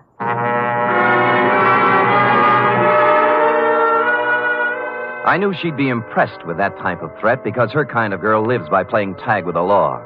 They want to be it as seldom as possible. I finished the dossier on Pulkus and thought a more businesslike visit to the old man was in order. What is it? Oh, you. I want to talk with you, Mr. Pulkus. Come in. I want to talk to you. Now. Stand right where you are. He was pointing a gun in one shaking hand right at my chest, and as close as I could tell, it looked very much like the gun I'd seen in your picture, Wilson, and the hand that held it was the very same hand. I tried to think of something clever to say. At this stage of my life, it would be very easy to shoot you, mister. Look, I came here maybe to help save you a lot of trouble. Now, if you listen to me, I know why you came here, because I killed Max Barstow. I'll give you a choice. Will you take money, or will I shoot you right here? I'd take the money, but you didn't kill Max Barstow. Don't tell me what I did when I know what I did. Sandra told me one of his gang members was looking for me. But she doesn't understand the power of money. How much will you take to leave us alone to our happiness? What is Max Barstow to you now that he's dead? Look, I don't want any money. I just want it. I felt like a ghost. The gun was pointed directly at me, but nothing hit me. I was surprised, albeit gratified. The little man must have thought I was wearing a bulletproof vest. He didn't look surprised, though. He just folded. I disarmed him and pushed him down into a chair. I had to do it. I had to. I couldn't let you spoil the only bit of happiness I had left in my life. Mr. Polkus, you tried to shoot me, and I'm grateful. It told both of us something. To begin with, you can't kill anybody with blanks in your gun. Blanks? I don't know blanks. Where did you get the gun? I always have guns. Always? And you don't know the difference between real bullets and blanks? You got it from Sandra, and she loaded it, right? Maybe you should know, gangster. Look, I'm a private detective named Sam Spade. Now, if you'll help me, I'll help you. When did Sandra give you this gun? Last Tuesday? Yes. Did you use it to shoot Barstow? Yes. Then he couldn't be dead, could he? This gun wouldn't kill a fly, and besides, I met Max Barstow tonight, alive. I saw him fall to the floor, and blood came out of his coat with my own eyes. Mr. Polkus, you just came from Minneapolis with $175,000. You walked into a shakedown gang. They're after your money. That girl Sandra's just bait. Oh, don't speak about Sandra that way. Sure, she tried to shake me up for money, but only because that man, that Barstow maker. She was a slave. She couldn't get away from him. Why did she stage a phony murder with you killing Barstow? Oh, I don't know. I'm so confused. Tell me how it happened. Barstow posed as a policeman. He found me in Sandra's apartment. I was supposed to pay him $5,000, but Sandra told me she loved me, and Barstow was a racketeer. We were to meet in apartment 608 for to pay him. She gave me a gun to frighten him with, but instead I killed. Nuts, $5,000. They knew how much money you had, and they wanted to get all of it away from you on a phony murder scare. Sandra doesn't want my money away from me. She loves me. Mr. Polkus, I'm sorry disillusionment should come to you so late in life. But... I say she loved me, and I can prove it. How? This morning, she became Mrs. Sigmund Polkus.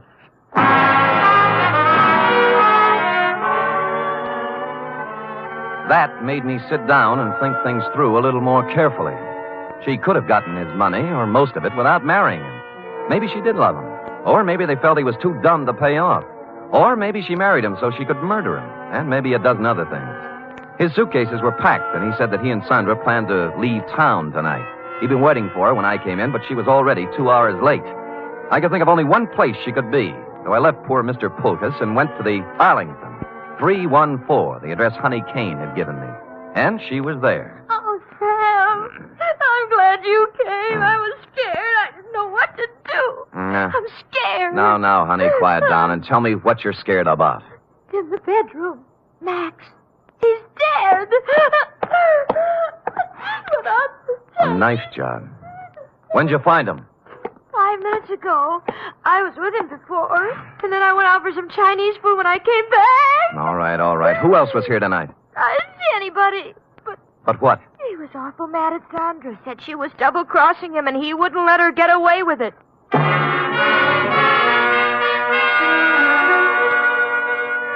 I went back to Polkus's place. He was gone, but his bags were still there, so I figured he'd be back. I put out the lights and sat in a chair.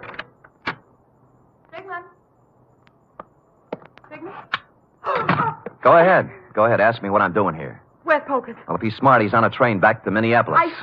I'm going to look for him. You're not going anywhere. Sit down. Oh, yes, I am. I said you're not going anywhere unless it's to jail.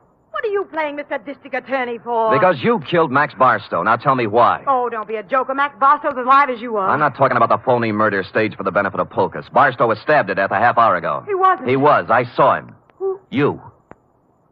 Sam, I didn't. I saw him earlier today, but he was all right. You married Polkus to double-cross him, didn't you? You were going to skip town with the mark. Well, sure I was, so why would I kill Max? Because he knew what you were going to do, that's why. I tell you, I didn't. I couldn't kill anybody. What did you have planned for Polkus? A shove over to the Grand Canyon? No, I love the old guy. Come on, we'll drop in at police headquarters. No, Sam. No. Sam. Nothing. I wouldn't take you with a U.S. Mint thrown in. Will you let me go if I tell you what happened? If I tell you who killed Barstow? Well, if you didn't do it, nobody could hold you. For murder, anyway. Bering. Ed Bering did it. We We planned the whole thing together. It was a freeze-out on Barstow. Somehow he found out it had to take care of him. I didn't have anything to do with it. I tried to tell him not to. Tried to tell him not to what? I've got a gun in my hand, Bering. So have I. Which one of us is going to shoot first? You wouldn't shoot.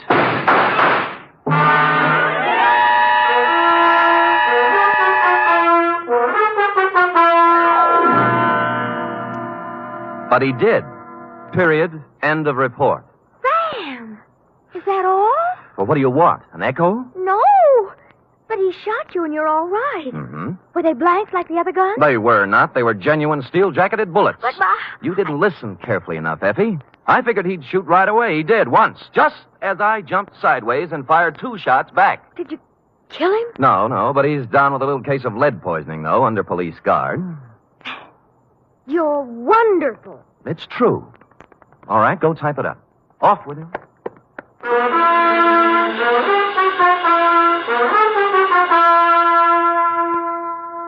Three chimes mean good times on NBC. Tomorrow, you're invited to a 1-hour concert by the renowned NBC Symphony under the direction of Bruno Walter. Featured soloist for tomorrow's performance is celebrated violinist Joseph Fighetti, who will be heard in Mozart's brilliant concerto for violin and orchestra. It's the very finest in musical listening, every Saturday with the NBC Symphony.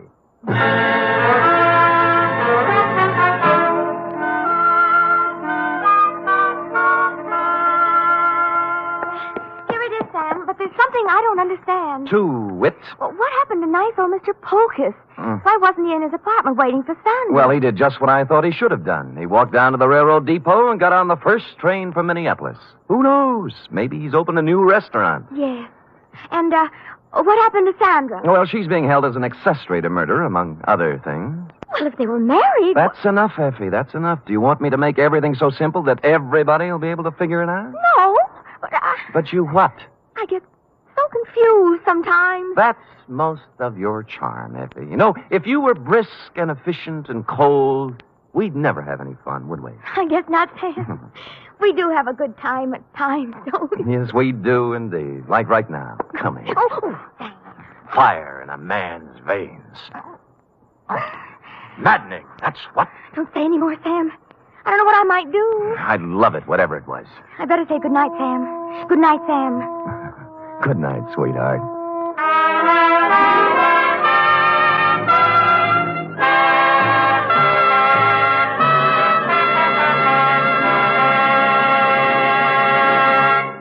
The National Broadcasting Company presents The Adventures of Sam Spade, Detective.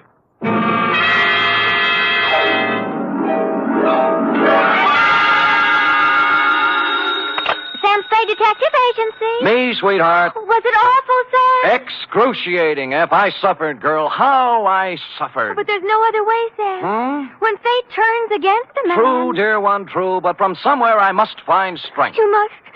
To pick up the shattered fragments of my life, to raise my eyes once again to the horizon and piece by piece put them together again. And the two of us, dear one, hand in hand, shall go marching down the years together. Oh, yes. Brace yourself, sweetheart. I'll try, Sam. Gather together the homely, humble tools of your trade. Find 6 dry handkerchiefs and prepare to greet me with a smile behind the tears. I'll be down before you can change stations with a report entitled The Soap Opera Caper.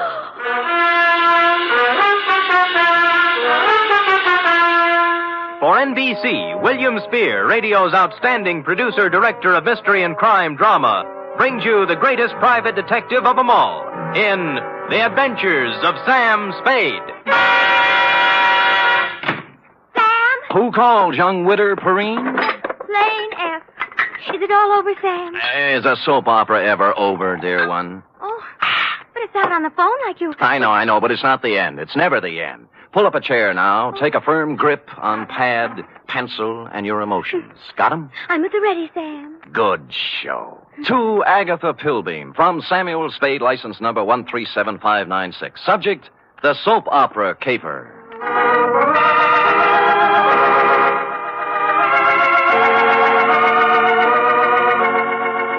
How was I to know what was on her mind? This strange woman, this mysterious Agatha Pilbeam, this voice on the telephone, directing me to the big, sprawling house in Hillsborough. Is that clear, Mr. Spade? How urgent is it, Miss Pilbeam? Very, very urgent, Mr. Spade. I don't know which way to turn. So I went to the big, sprawling house in Hillsboro, pulled up behind an ancient Model A parked at the curb, and was walking past it toward the gate when... Spade. Huh? Oh, Croc Morton, isn't it? Good old Sammy, you remember. Yeah. When'd you get out? Last month. But I'm a good boy now. Here, take one of my cards. If you know anyone who needs a first-class private eye, Croc's available. What are you doing here, Sam? A lady wants to see me. The soap opera queen? Is that what she is? Sure, 6 or 8 of them, she writes. Behind the Clouds, The Heart of Julia Jukes. That must be. Life, I forget the rest. Yeah. Beats gumshoeing, Sammy. Yeah, well, right if you get work, Croc. I'm on a job right now. I mean, you got your license already? Oh, me? Well, you can always run off a photostat of someone else's. Oh, Sam, that's mean. Croc was a crook, but a nice crook. He never killed anybody. He was just an uncurable camera fiend, specializing in taking pictures of people doing what they hadn't ought to be doing. Stuff like that. Or if you wanted a photostat of somebody else's document, Croc was your man. Well, I walked up the drive to the door, threw it past a white shirt front that turned out to have a butler in it, and toward what seemed to be your study. But it wasn't. It was your bedroom, and you were reclining on 6 pillows with a cigarette in a long holder in one hand and the mouthpiece of a dictating machine in the other. But, John... Hush, Melinda. There is no way to go now but ahead. John, you're so strong. I need you. I need your courage. We must face this thing together, Melinda. The organ was Veronica a phonograph playing in her ear. There is indeed. I waited for an opening, but there just wasn't any, so I had to interrupt. John, don't even... Miss Don't Pilbeam, you see, Melinda? We can't run away from life. Miss... We must approach this Miss thing Pilbeam? calmly, Melinda. Don't... beg pardon? Just a minute. My mood music. I see. I'm Sam Spade, Miss Pilbeam. Come. Come sit beside me, Mr. Spade. Well... It's time we talked things over. Well, thanks. Maybe you'd better start at the When beginning. a woman reaches 40, Mr. Spade, she comes to lean upon her man. Oh? To look upon him not just as someone to cherish, but as a source, a spring, a fountain of strength. Mm-hmm. Are you still dictating? I'm talking about me, Mr. Spade. Oh. Whom can I turn to? Whom? I grope, I flounder in the darkness. I cry out, I listen in vain for an answer. But there is none. Well, you always have a better chance of getting an answer when you ask a question. What do you mean? What are we talking about? What indeed? Well, I haven't caught the show lately. You'll have to bring me up to date. Why don't you run through the announcer's part, will you? Right after the organ when he says, when we left Julia Jukes yesterday... I'm sorry. I thought I told you on the telephone. No. For many days now, I've seen somewhat of a strange new look on my husband's face. Husband? Dr. Martin Hawks. Oh, you're married. I thought it was Miss Agatha Pilbeam. 2 years ago today, I met young Dr. Hawks and married him. Good. Life became beautiful, a gay, laughing thing, a road to happiness. And then... Then? A cloud passed over the sun. Martin became moody, silent. I tried to penetrate the shell, but he only drew farther into it. A strange, terrifying crevasse seemed to have opened up between us. Well... What is it, Martin? I asked him repeatedly. But he'd only stare silently out the window, and finally walked silently from the room. Well, how long did this go on? How long a series did you get out of it? For weeks, until a few days ago when the final blow fell. It was evening, and Agatha and Martin were at dinner. Let's look in on them as... Oh, sorry. We were at dinner when the doorbell rang, and I answered it. It was a telegram from Martin. From Mexico. I gave it to him and watched the blood drain from his handsome features as he read it. His hand trembled, his jaw clenched. But you forced yourself to speak. Yes. What is it, Martin? I asked. Tell me, please, for the sake of our love. And he... Looked down at me as if I were a stranger. Well. Then he crumpled the telegram, threw it savagely into the fireplace, and strode silently from the room. Here, I rescued it from the flames. Read it. Thank you. Regret must confirm your worst fears, Cardoza. What is the terrible secret of Martin Hawks? Yes. Why did he act so strangely when the mysterious telegram arrived from Mexico? And above all, where is he? You mean he didn't come back? He's been gone for 4 days, Mr. Spade. I must find him. Now, of all times, I need his love. When a woman reaches 40... I know. What do you mean, now of all times? It's been just a week now since the report came back from the laboratory after my physical examination. Oh. The doctor from Vienna. Mm-hmm. You see, Mr. Spade, I, too, have a terrible secret. Well, don't you want to tell me about it? Yes. I have a very rare, incurable disease. There are only 6 short weeks to live.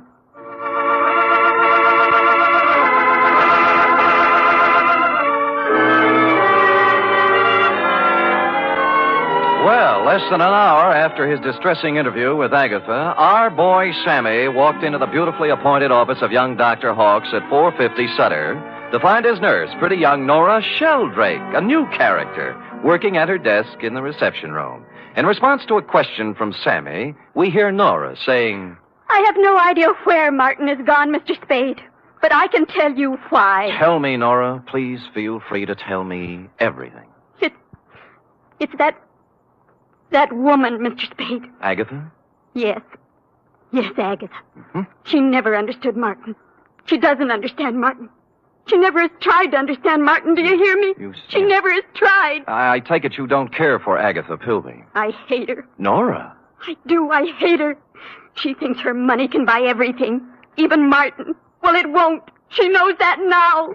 Well, calm yourself, Nora. Try and think back now to the last time you saw Martin Hawks. It was Monday. 4 days ago? Yes. The call came from some legal firm named Bennett and Hatch. Now, let me write that down. I switched the call into Martin. I was worried for him. I was concerned. I have to admit now I did a terrible thing. You listened in. I did. They told him his sister was in town, that she was working at some nightclub, and wanted to see him. What nightclub was this? Let me see. It was the Tortuga. Mm-hmm. What else? That's all. They hung up then, and Martin came out. I watched the blood drain from his handsome features. His hand trembled, his jaw clenched. Yes. I'm going out, Nora, he said. If I'm not back, don't worry. That's all. It was so like Martin.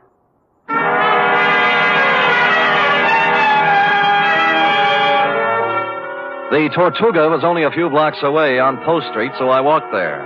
They were just tooling up for the dinner trade when I arrived, sailed around backstage like Billy Rose on an inspection tour, found the doorman and showed him the snapshot you'd given me of young Dr. Hawks. Or tried to. Look, young feller, I told you we don't have no dancer here named Hawks. I ain't got time for... Doorman, please, take a look at the picture. No, I ain't got to... Picture? Yeah. Yeah. That fellow was here at that. Tuesday, Monday night it was. Well, who'd he come to see? Well, wasn't nobody named Hawks, mister. It was Beth Jardine. Well, bless you, Doorman, bless you. Bless you, too. Thank you.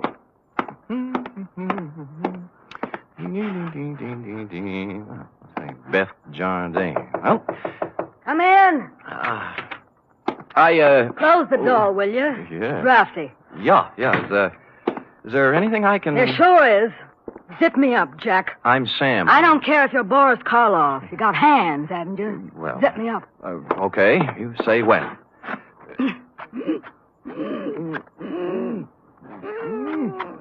When?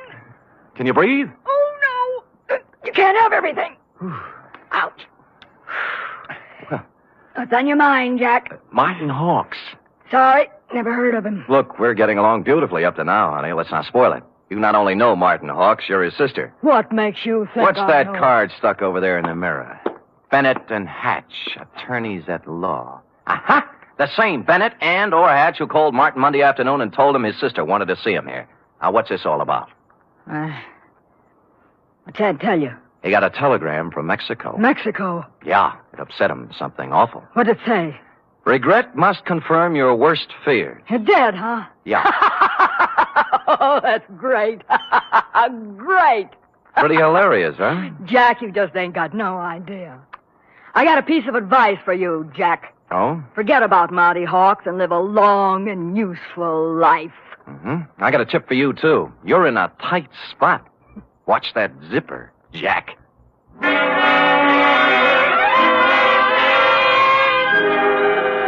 One of the heavier soap opera types, Beth was, with a throaty voice and the talent for besmirching reputations. What was the mysterious influence she wielded over young Dr. Hawks? How much did she know about his strange disappearance? What about the cryptic telegram from Mexico City? And what about dinner? The last question I could answer. I stopped at Schroeder's for sauerbraten and potato pancakes, ran into Larry Mahoney of Homicide, who was off duty, and we stopped in at a handy alley and bowled until 11.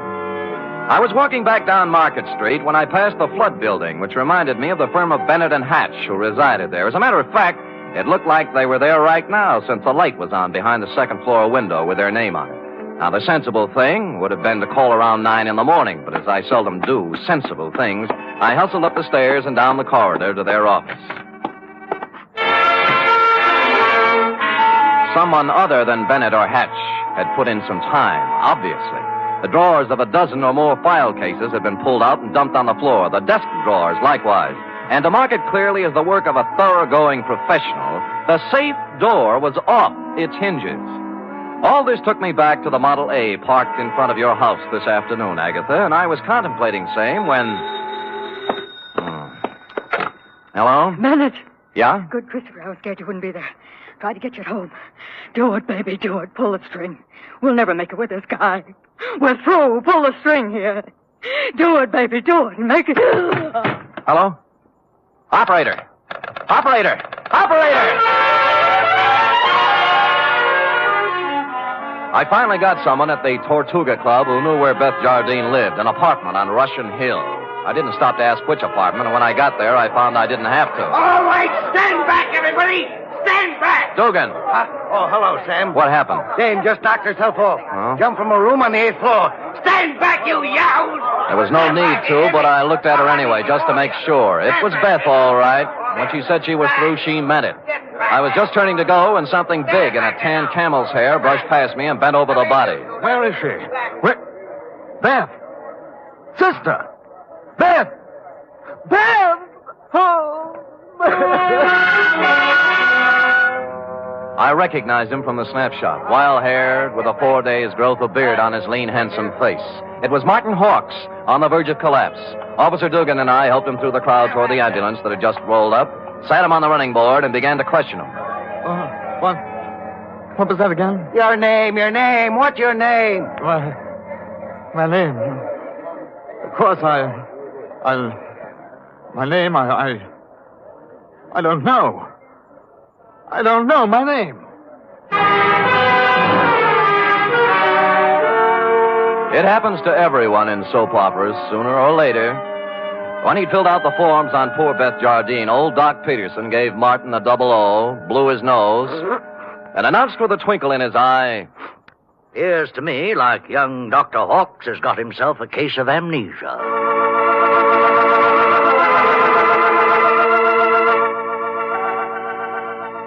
Will the mind of young Dr. Hawks come out of the fog? What does he know about the death of Beth? Was it murder? Or suicide? Or both?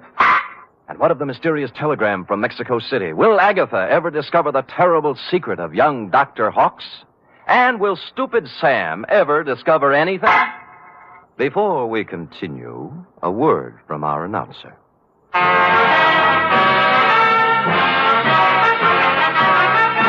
You are listening to the weekly adventure of radio's most famous detective, Sam Spade.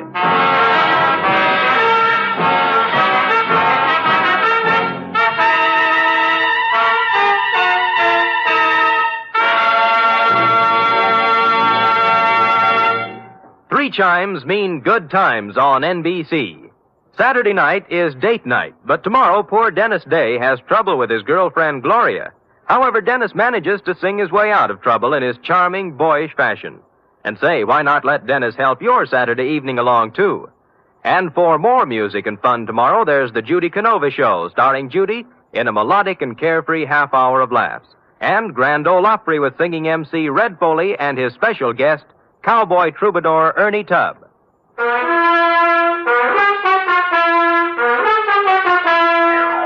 Now back to the soap opera caper, tonight's adventure with Sam Spade.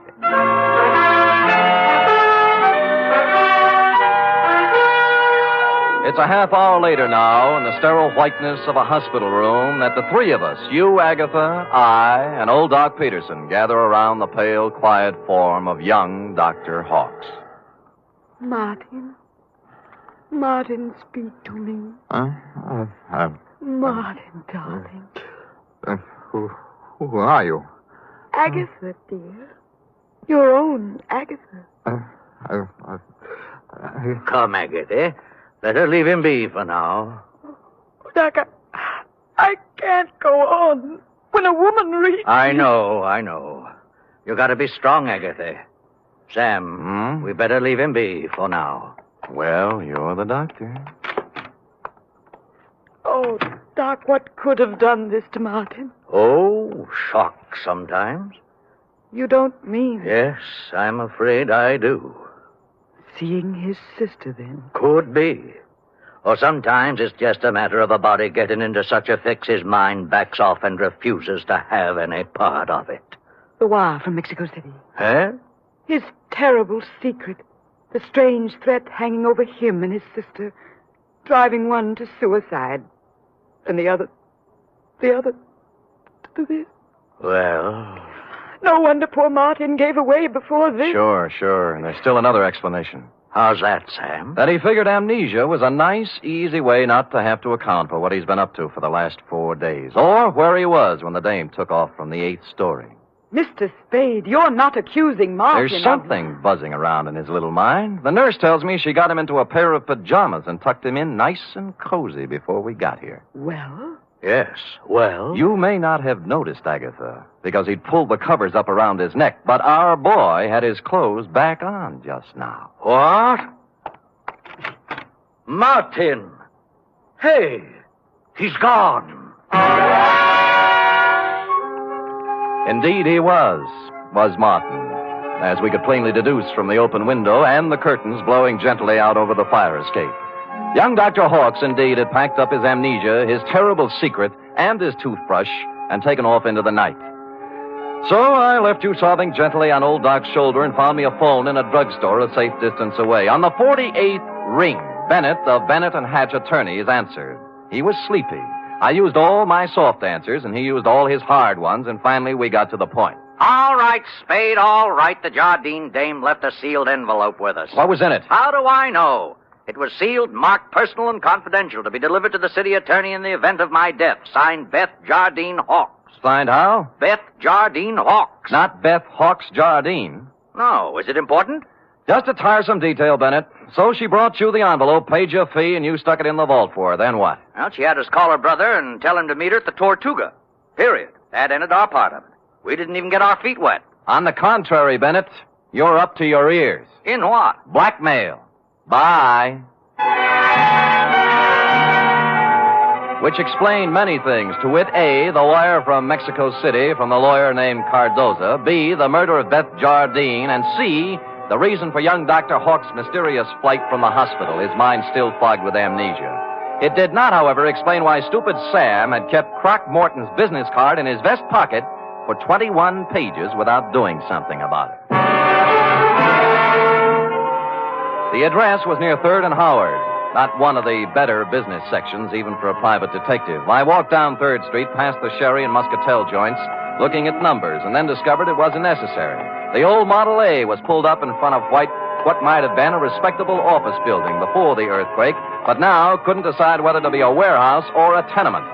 Thus far, a harmonious picture. But behind the Model A was something twice as long and 3 times as shiny, with a motor running. Out of place by about $4,000. Out kind of late, aren't you, Nora? Sam! Nora. Sam! Nora. Don't reach for the horn. But he told me... Sure, and you believed it, like everything else he told you. Come on, get out.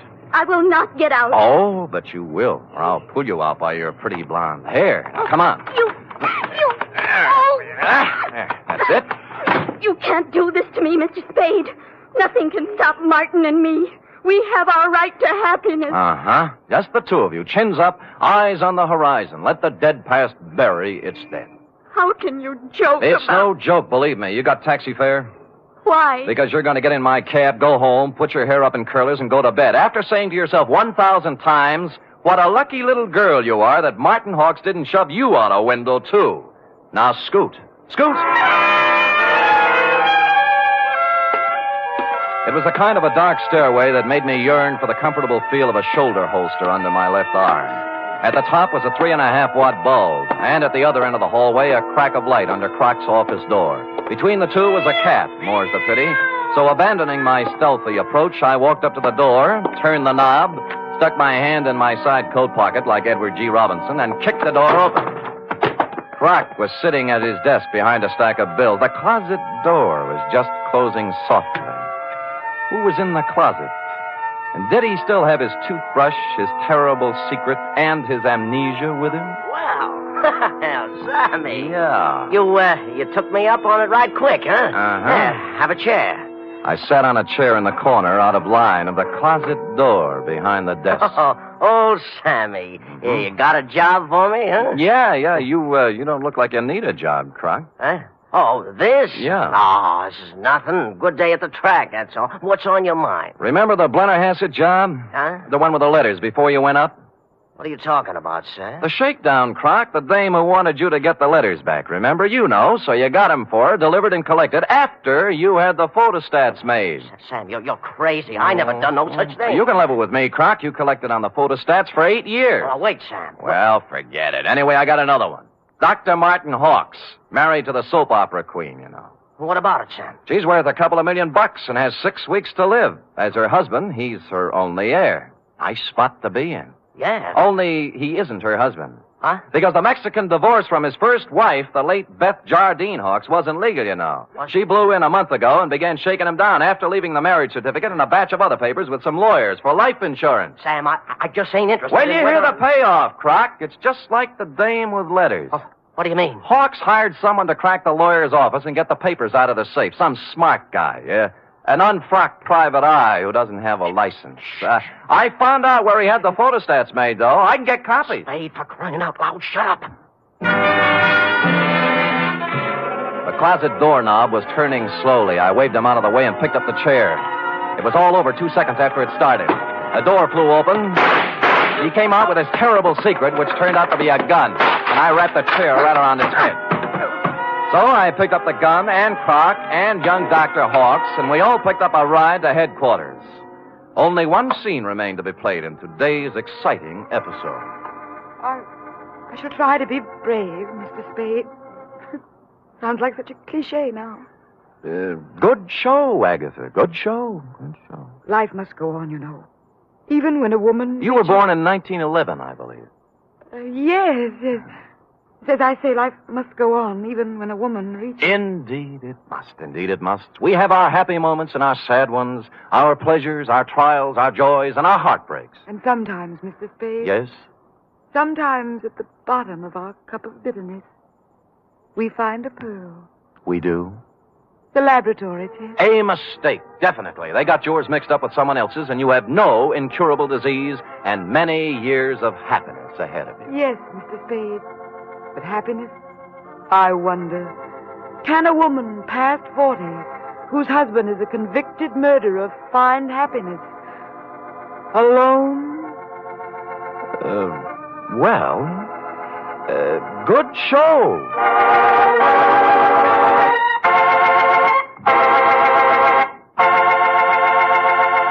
Period. End of opera. Oh, say. Uh-huh. Sam, I can't wait for tomorrow's episode. I'll be sure to tune in at this very same time, Cherub, and meanwhile, answer me this. What, Sam? How long will it take a woman past 20 to turn out a 25-page report? Yes, sir. I'll have the answer after a brief word from our announcer.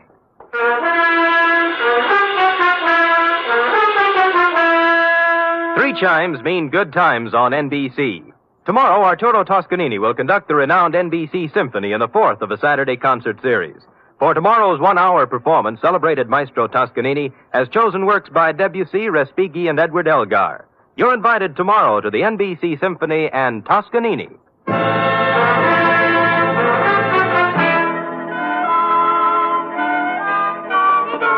Oh, dear. Oh, there, little girl. No tears now. No tears. They're tears of gratitude, Sam. When I read all this about other people's troubles, I'm so grateful to you for the smooth life we have together. Effie. Sam. Effie. Sam. Effie. Sam. That takes about 10 seconds. Go ahead. I'm only merely a secretary, but... It's over now. Matter of fact, we're 10 seconds over. Oh, well, Sam, I haven't even your wife to be versus... Nothing but peace and quiet. Fairly regular paycheck. With only a corpse now and then to produce a ripple on the mirror smoothness of our bliss. Oh, that's beautiful, Sam. I thought so. You don't have a single terrible secret either. No, but just to keep you interested, dear one, from time to time I shall pick up a piece of paper, read it, let the blood drain slowly from my face, then clasp you to me thusly, Sam! Holding you close, and just before striding silently from the room, mutter in your shell-pink ear. I know. Good night, Sam. Good night, sweetheart.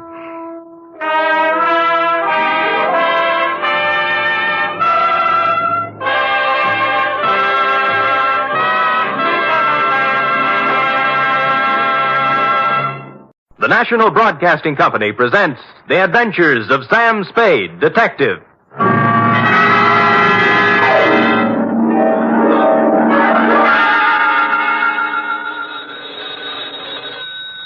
Sam Spade Detective Agency. Me, sweetheart. Sam, a man named $5 Frankie called up and said he's putting $2 in your name on a sure thing at some track or other. Well, that's nice to hear. I don't think it is at all. You know I don't approve of your gambling, Sam. Effie, you do some things I disapprove of, but do I snipe at you? Well, no, but... No buts about it. And besides, I didn't place the bet. It was placed for me. I don't care. It's the principle of the thing I don't like. Well, suppose I put it this way, Effie. That $2 bet on a sure thing was more than just a money bet. It was a gamble on the inherent goodness of the human soul. Oh, Sam, you're just trying to confuse me. I am, but I'll straighten everything out to your satisfaction, I trust, when I appear at the office with a highly stylized and rather charming saga of horse players and the world they live in. What else but the sure thing caper? For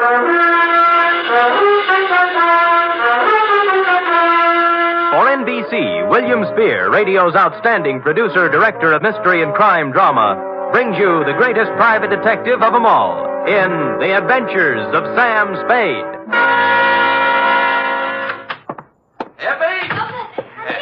Yes, and I hope you always are at the wages I pay you. Oh, I'm glad you brought that up, Sam. When I pay them. I don't want to start an argument, but I do need some new clothes. Oh? You want me to put up a good front, don't you? I will rephrase my answer. Yes. Well? Effie, if you can hold Warp and Wolf together for a few weeks, I have a feeling we'll be rolling in dough, driving big cars and wearing mink. Oh, you mean that best. All conjecture. Enough of your sneering. Now, you hear me out. Weigh the evidence, and maybe you'll feel differently. I doubt it.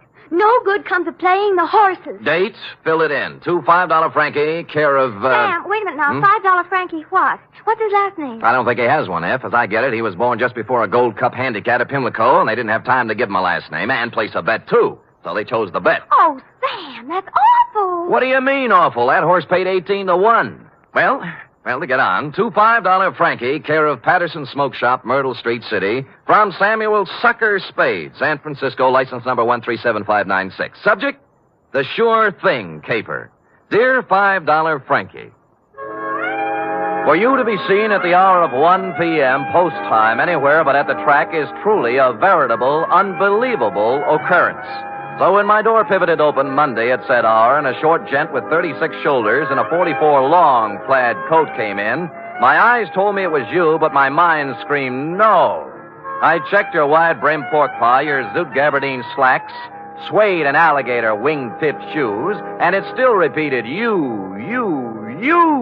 Sammy, do not look as if you have just lamped the ghost. It is I, $5 Frankie. But at this hour, Frankie, what is it? Your watch broken? Did you lose your way? You sleepwalking? What? No, Sam. I am in complete possession of my faculties. Good. And I came here with the full knowledge of my intellect. I even see through the crystal of my timepiece that it is 1 o'clock, the hour from which they break from the barrier. That's right. But I have not been drinking, and as for sleepwalking, that is strictly for gents with unhappy marital relationships. All right, Frankie, I'm forced to agree with you that you're standing in front of me instead of the $5 window. Now, what's the dope? Well, ordinarily, I do not resort to hiring a strong arm to consummate my business dealings. Naturally. There being a full supply of such muscles lying around the back room of Patterson's Smoke Shop. Loose?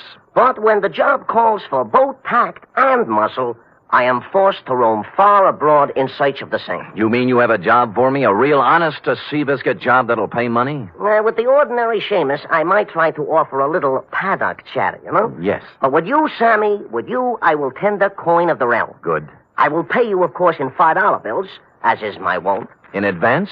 10, 20, 30, 40, 50. 10 times 5. Figures. Now, do you veritably consider yourself in my employ? I am veritably in the race, Frankie. Good.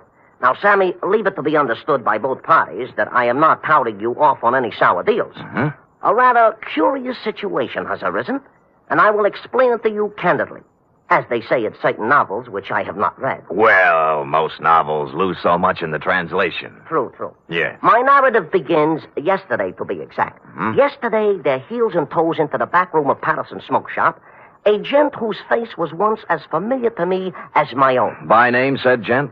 They call him Gentle Joe Higgins. Gentle Joe. Yeah, a horse trainer by profession, which in our civilized society stands second only to jockeys in importance. Granted, no argument. Well, I say to Gentle Joe, it has been some time, Gentle Joe, since I see you around and about. Mm-hmm. And he says, I have gave up the old life for the new, as I no longer am welcome at the track since a certain embarrassing incident 5 years ago. What incident was that, Frankie? A horse doping job, the illegal type, Oh. which depresses me to relate. You know? Mm-hmm. So I will not. Ethics. Yeah. Yeah. Well, Gentle Joe looks a little worse for the wear, his clothing being literally shabby. Mm-hmm. Oh, I figure a touch, and I am preparing a story that will wring tears from a tax collector even. But Gentle Joe does not mention the word touch. Uh-huh. Oh. Instead, he announces he has a sure thing. Sammy, you know how those words do to a horse player. It's like throwing a bale of catnip to a lion. Oh, my arteries open to let the blood through faster. My nerves give off loud ringing noises, and my mind is already computing. Of course. Well, before I can stop myself, I have pressed 500 rocks in Gentle Joe's hand, begging him to place them on the same sure thing. I'd have done the same thing under the circumstances. Of course. But Gentle Joe says it will take at least 1,500 rocks to pull off the deal. Oh. He further advises me that the horse in question is due to return 20 rocks to 1. So you gave him the other towels? Well, not having it in my genes at the time, I cut 2 other business and professional friends in on the gravy. Dinosaur Torelli and Bones Moulton, 5 bills apiece. And then? Gentle Joe rushes out of Patterson's and... Has never been heard from again. A sad tale. You think he just stole the money? Sam, Gentle Joe Higgins is a horse player, not a common sneak thief. I'm sorry. But did he leave town? He did not. On the advice of certain informers, I tracked this Gentle Joe to a ramble-shackle rooming house on Clark Street. 241 to be exact. And? And there the trail gets very cold indeed. He's made his move, huh? No. But he has a landlady who would not let me in. Complicated. Oh, she is a frightening person to behold. She is indeed half wildcat and half witch. I'll deal with her. Good. And tell Gentle Joe that I am not an overly suspicious person, but also relate to him my position. Dinosaur Torelli and Bones Moulton are 2 such gents as it is wise not to cross. Rough. Back fence gossip has it they are the Undertaker's best friends. Well. Indeed, it is also rumored they are behind their quota for the month. Well, and Sam. Yeah? At Bay Meadows. Yeah? A bad card. Nothing going today. Oh. In preparation for my meeting with this redoubtable landlady, I ran through my repertoire of low, mean faces in front of the mirror, leaving smoking holes in the glass. And then I stamped out, heading for the rooming house on Clark Street, 241 to be exact. My knock was answered by... Well, it was even worse than you told me. She was gumming a sen-sen. What are you standing there for? You're shading my geraniums. Oh, no. Well, sir? Speak up, Curly. I ain't got all day. Madam, perchance do you house in this quaint colonial inn a fine old gentleman called Gentle Joe Higgins? You the Lord? No, I'm in business for myself. You see this? Oh, one thing I hate worse than the law is private detectives. Can't trust them. No, Cheap, never have any money. Look. Never want to pay anything. Look. Always want something for nothing. A surly, no good lot of pocket pickers who should all be boiled in oil and thrown in a pit full of snarling One beasts moment, and prey. madam. Madam, look at this. Oh, Yeah. well. That's the kind of crinkling I'd like to hear. I thought you would. Wouldn't mind having a mattress stuffed full of that green paper. It is a pleasure, distinctly, to be able to present it to such a charming, witty, and gay woman, I guess, as yourself. Now, Come in, Bright Eyes. Yes. Now, where did you say Gentle Joe could be located? Second door to the left. Thank you, kindly. Only he ain't in. Gone out somewhere, he has. Your timing, madam, and I should add Defarge, was a little sadistic. Now, give me my 5 back. You ain't heard my proposition yet. I've heard enough. Madam, you have acted in a very hateful manner. Another 5, I'll let you wait in his room. Madam, you are a Dresden doll, no matter what anybody says. Can the tatter wave your locks and let's go. Let's have a ball. Once in Gentle Joe's room, I closed the door, thus separating myself from that Skid Row bankhead. While I was waiting, I cased the room. Spartan. A bed, a chair, a dresser, a racing form, some worn clothes, various mementos, and pictures of his better days at the track. I was studying an old print of Equipoise when Gentle Joe turned up. Yes, she was a great stretch runner, wasn't she? Yes, indeed. 1 mile and 1:41 and 5th, and hardly damp at the end. Well, yes. Now, don't yes. look upset, Mr. Spade. Fanny told me that you were a detective waiting for her. Oh, she's a swell kid. Yeah, Fanny's impetuous, but a good sort, yeah. Keeps the right people out and lets the wrong ones in. A fine judge of character. No, you're generous, sir. I'm about to have a cup of tea. Will you join me? Be delighted. I'll just take the water out of the tap. It's hot enough. Well, Gentle Joe, I'm here on a rather painful mission. How in goes the tea?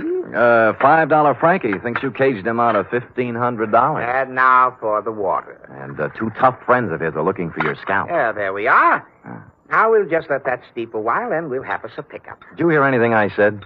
Of course, Mr. Spade, of course. Every word. I know why you're here. Those men are worried about their money. But next time you see them, you tell them not to worry. Well, they said this sure thing of yours was going to return 20 to 1 odds. That's a lot of money. Oh, it will. All of that. Maybe even many times more. Yes, it's a sure thing. You mean the race hasn't been run off yet? Yeah, there we are now. I think the tea should be ready. Well. Mm-hmm. Now, this is yours. Thank you. And this is mine. A Darjeeling flowering pekoe. There's no finer tea. Has an almond flavor. Yes, it's peculiar to the region, especially pronounced in last year's crop. Yes. Well, shall we get back to business? Yes. Now, you tell those gentlemen that they have no need to fret about their money. It'll be returned to them many times over. Many, many times over. Well, are you feeling all right, Mr. Spade? Groggy, I hear. They'll look back on this investment with considerable pleasure and pride. I don't know what And someday they'll be able to say that they, too... Stupid Sam. Nobody had to give me a saliva test to guess what happened. That nice, sweet, gentle old man had doped me right up to the ears. I tried to stand up, but my legs were like 2 wet pieces of spaghetti, and I went down. Gentle Joe went right on talking and smiling until everything was nothing. When I came to, Joe was gone, and so was my faith in horse people. Fanny had made herself scarce, too, and I stumbled alone out into the daylight for resuscitation. It took walking, coffee, whiskey, and a bowl of raspberries to bring me around. I eventually found a safe haven in my own office. Sam Spade Detective Agency. Mr. Hangover speaking. Mr. Spade, this is Gentle Joe. What? Listen, you... Yeah, I know how upset you must be over my little deception. Deception? It was all to a good purpose, Mr. Spade. You see, I had to get out of there in a hurry with the minimum of discussion. I seem to remember you were hustled out of the racing game for doping a few 3-year-olds. Well, that's what some people in official circles felt. But, Mr. Spade, I want to apologize to you and tell you that I will be able to explain everything to your satisfaction. No. What's the matter? Help! Get away! Ah! Hello! Hello! Hello! Hello! Somebody put the phone back on the hook, so I hung up and dialed a friend at the telephone exchange. She quickly traced the number. The call came from the Sunset Stables out near Bay Meadows. I dialed back, but nobody answered, so I beat it out there. It was dark, and the only person I could rouse was a young stable boy. Yeah, what do you want? My name's Spade. A guy named Gentle Joe was calling me from here, and something happened to him. Gentle Joe Higgins? That's what I said. Oh, I haven't seen him in 2 or 3 years. Now, look, don't give me that. He called from here. Now, where is he? Oh, look, beat it, will you, before I scream for the cops? All right, I'll look myself. Oh, I say you can't. Now, no.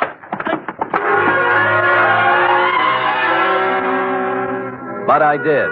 There were 2 phones inside the stable, both hanging on posts. The second one had the number the phone company had given me, and although someone had tried to cover it up with sawdust, on the floor, under the phone, were 3 tea bags, and somebody had done a lot of bleeding. Looked like Gentle Joe's parlay had run out.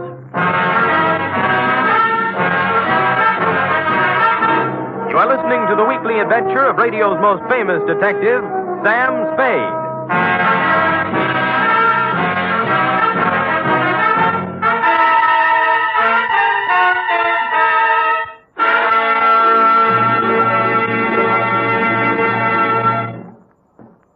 3 chimes mean good times on NBC.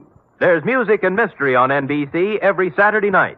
For music tomorrow, your hit parade brings you the top tunes in the land as selected by you and presented by Raymond Scott's Orchestra, Snooky Lanson, and Eileen Wilson. For mystery tomorrow, Herbert Marshall stars as the man called X. In all the strange and far-off places of the world, wherever there is intrigue, danger, and romance, there you will find the man called X. Hear him tomorrow night.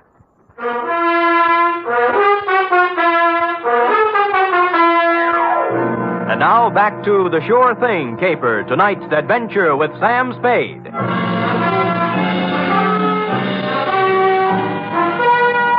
I collared the stable boy and questioned him about the blood under the phone and about what could have happened to Gentle Joe Higgins. Nothing. Just wouldn't talk, and he was too small to beat up. So I went looking for the stable manager. He lived in a small white house behind the exercise ring. He wasn't too happy at being awakened, but when I explained things, he came down to the stable with me. I can't understand it, Mr. Spade. Gentle Joe Higgins hasn't been around here for at least 2 years. That's what the boy told me. You see, for doping a horse once, he can't come near a track or a stable. If we let him hang around here, the racing commission would fine us. Well, he called from here and something happened to him. The number the phone company gave me matches up with one of your phones. There was a lot of blood on the floor, too. Well, here we are. Now, which phone was it? That one. All right, let's look at it. This is the phone, and here's the... Wait a minute. Come in here, you. Let go of me, you big... Let go. Now, tell Mr. Kemp here what was on the floor when I came in. Nothing. Nothing but sawdust. I tell you there was blood there. No, honest, nothing. Mr. Spade, this boy's been with me for 5 years. He's perfectly reliable. Well, so am I. Well, what do you think happened? I think somebody used this old man for a punching bag. Maybe you'd better go home and sleep on it, Mr. Spade. We'll talk about it tomorrow. Look, don't humor me. Make this kid talk. Mr. Kemp, this guy's tappy. Danny, are you certain there was no blood or no Gentle Joe? Mr. Kemp, I'd swear on my father's grave if necessary. You see, Mr. Spade? I calmed down in a little while and searched the place myself. I came up with exactly nothing but an attack of hay fever and a horsey smell. And I suddenly wondered why I cared about Gentle Joe at all after what he'd done to me. So I went home and called $5 Frankie. You say you have conversed with Gentle Joe? Twice, and both under rather trying circumstances, Frankie. Once I was doped, and once something happened to him. Uh-huh. I take it he did not heed the message I employed you to convey. So far, he hasn't heeded anything. Then he is, without a doubt, in considerable trouble. I would say so. It seems that my business associates, Dinosaur Torelli and Bones Moulton, have blown their tops and gone looking for Gentle Joe with something special in mind. Mm-hmm. Something like assassination. I was afraid of that. Mayhaps they have already contacted Gentle Joe for an accounting. Certainly, mayhaps. I think they've already mowed him down. And there is nothing further for us to converse about, Sam. It is history, and it will be recorded thusly. Well, if you say so. And if I might tender a bit of advice, I would say, hop into the Simmons, Sammy, and knock yourself off a few hours of that ever-loving forgetfulness. And when you arise, you will have erased from your mind the names of Gentle Joe Higgins and yours truly, $5 Frankie, for some time to come. I was tired, and it seemed smart to take his advice. So I did. I went to bed. It must have been 3 a.m. when something woke me up. It was a ghost with a big white head tiptoeing into my room. The thought was so absurd that I turned over and started back to sleep. That's when the ghost touched me, and I grabbed for him. Hey, let me go, Mr. Spade. Let me go. It's me, Gentle Joe. Wait till I turn on a light. Of course, I look a little different. The bandages around my head look like a turban. What happened to you? I was in Mr. Kemp's house when you were searching the stable. Stupid me. I should have come out then, but I didn't. And then I got to thinking I certainly owed you some kind of an explanation. So I found your address and came here. All right, I'll collect the explanation. Now, first, what was the dope for? Well, I was afraid you might take me back to $5 Frankie and his friends before I did what I had to do. Would you care to tell me what that was?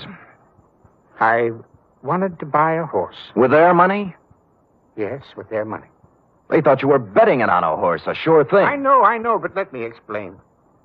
I was thrown off the tracks for doping a horse. I needed money, but that's another story. After 5 years, I could get my trainer's license back. Tell me more. Do you know what it is to love horse flesh and not be able to go near it for 5 years? No, the bangtail bug never got me.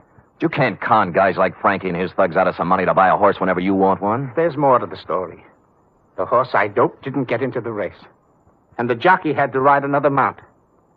He was thrown and killed. Well, it was too bad. I felt that I'd murdered the man. His name was Sandy Bean. Sandy Bean?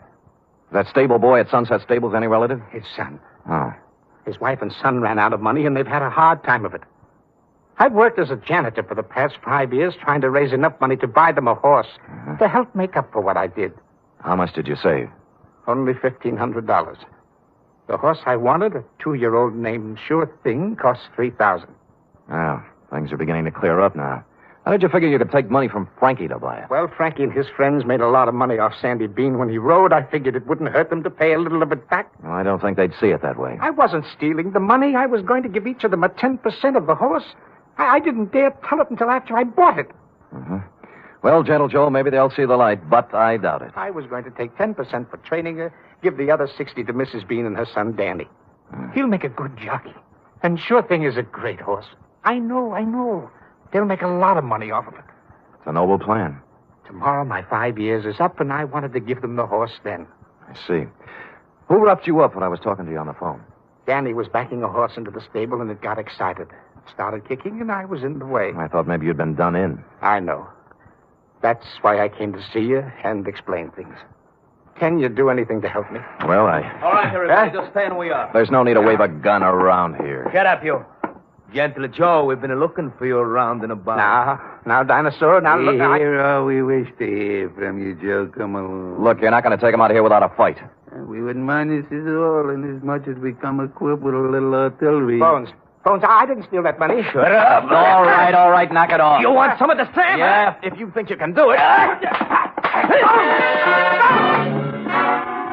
And it turned out they could. I knocked Torelli's gun aside, hit him with a hard left, and he didn't go down. I tried a right, then a knee, then a couple of elbows. And I was just getting ahead of the game when something hit me across the face and printed Colt 45 on my forehead. I know this sounds repetitious, but I went out again. Honest, I did. Really. I'm sorry.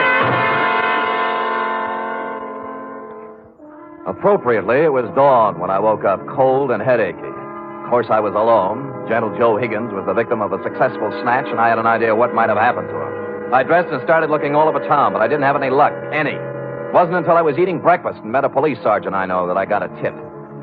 Morning, Sam. Hello, Sergeant. What happened to you? I tried to kiss her. I didn't know they made those kind of dames anymore. Mind if I sit down? Pleasure. Yeah, we got a homicide this morning. Yeah, who? Who knows? Just an old man. Found him in the park. Somebody really worked him over. What do you look like? Ooh, 5'10", white hair, old clothes. Probably a bum. Where is he, Mord? Yeah. Kelsey's putting a rundown on him now. Well, I'll see you later, Carter. Thanks. Hey, Sam, haven't finished your breakfast. They let me in the morgue, and I took a look at the corpse. And once I saw it, I knew just where I had to go. I caught a cab out to the Sunset Stables. The horses were just having their rolled oats when I pulled in, and Danny Bean, the stable boy, was there, dressed in his cleanest Levi's. What do you want? Where's the show going to be? What show?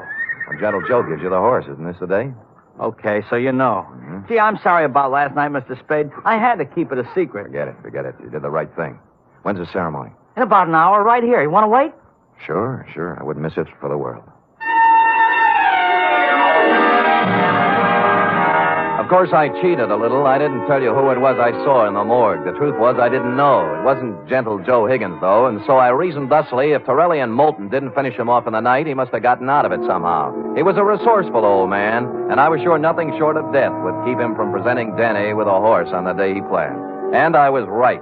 An hour later, he came walking in leading the prettiest chestnut mare I'd ever seen. There was a smile 2 feet wide on his face, and behind him, carrying blankets, a saddle, and riding colors, were who else? $5 Frankie, Dinosaur Torelli, and Bones Moulton. Well, Mr. Spade, this is a surprise. It was a pleasant one. Yeah, this is sure thing. Oh, isn't she a beauty? She is indeed. How'd you do it, gentle Joe? Well, Mr. Spade, I just invited them over to my place to have a cup of tea. You get it? Yeah. While we was half out, he explained the whole thing to us. Sound like a good deal to me. We can win both ways on the track and at the window. Oh, look at the life of that horse. Just waiting to cross the finish line. Sammy boy, this is indeed a signal occasion, huh? This is the first time I have ever been this close to a horse, and me being a horse player. Well, have you talked to her yet? Why, sure. I am already talking to Sure Thing and explained to her our financial position. Oh. She has assured me she will romp home first, more times than not. Well, gentlemen, shall we do what we came here to do? Sure, leave us make the presentation. Come on, let's get into business. Give the animal to the kid already, I agree. Danny? Yes, Mr. Higgins? Danny, the four of us are giving you this horse, Sure Thing, in memory of your father, the late, great Sandy Bean. Thank you. Thank you, sir. She's a beauty, isn't she? I feel like I was just born. Ride her well, son. Ride her well.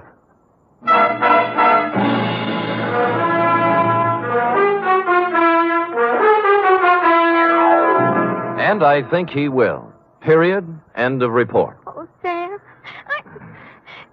it was so beautiful. A simple, old-fashioned type story, F. We feel we can use one now and then. And I'm glad nothing happened to anybody. Because I just love them all. Everything considered, F, they weren't half bad. Now, how about typing it up? Oh, I'd love to.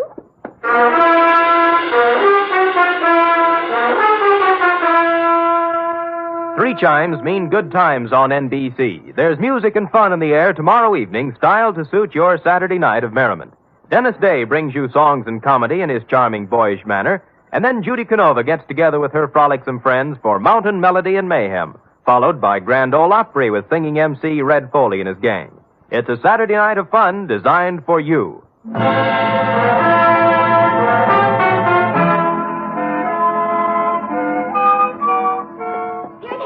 All typed up. Now, let me see now. You captured $5 Frankie's peculiar style. Perfect. And that wasn't easy. Oh, Sam, I was just thinking. Oh? We ought to contribute something along with everybody else. To that horse, that Sure Thing. I probably will, Effie. A few dollars here, a few there, whenever it's running. Oh, I didn't mean betting. Oh. What I meant is, for example, it's going to need a lot of hay, isn't it? Bales and bales. Well, my cousin Frisbee cuts our lawn. I'll have him save the grass and send it to the stable. Effie, you are a noble creature, but I think Sure Thing can get along without your little lawn. Well, I've seen horses wearing stockings. Couldn't I knit a pair? Two pair. But, Eff, let's not lose our heads. $5 Frankie and his pals will take good care of Sure Thing. How about worrying about taking care of me? All right, Sam. Yes. Could you use some grass or some socks? Effie, knock off this horse talk, will you? We're almost at the wire now. People are just champing at the bit for the payoff. All right, Sam. Let's finish neck and neck, huh? Why not? Come here, Sure Thing. Night, Sam. Good night, sweetheart.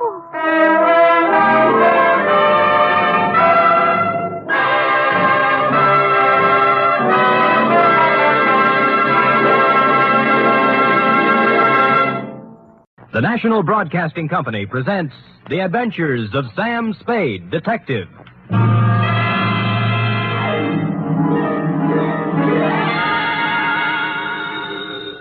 Sam Spade Detective Agency. Me, sweetheart. How was your vacation, Sam? Who said it was a vacation? Well, I thought you said you were going skiing for a weekend. With me, F, it's always work. Do you know you can get killed on skis? If you say so, Sam. Yes. Most people just break their legs. Most people pick some easy little slope, the cowards. But I know a ski run up near a town called Lucerne that's sudden death. I know a ski run called the Backbreaker. Really? How dull. And one they named Suicide Drop. Effie, stop trying to top me. You just can't. This was the deadliest ski country ever seen. You just sit there while I do a Christiania swing down Market Street, a Geländer sprung up the stairs, and a Telmark right through the door with a tail I took out of the deep freeze only last night. The Chateau McCloud caper.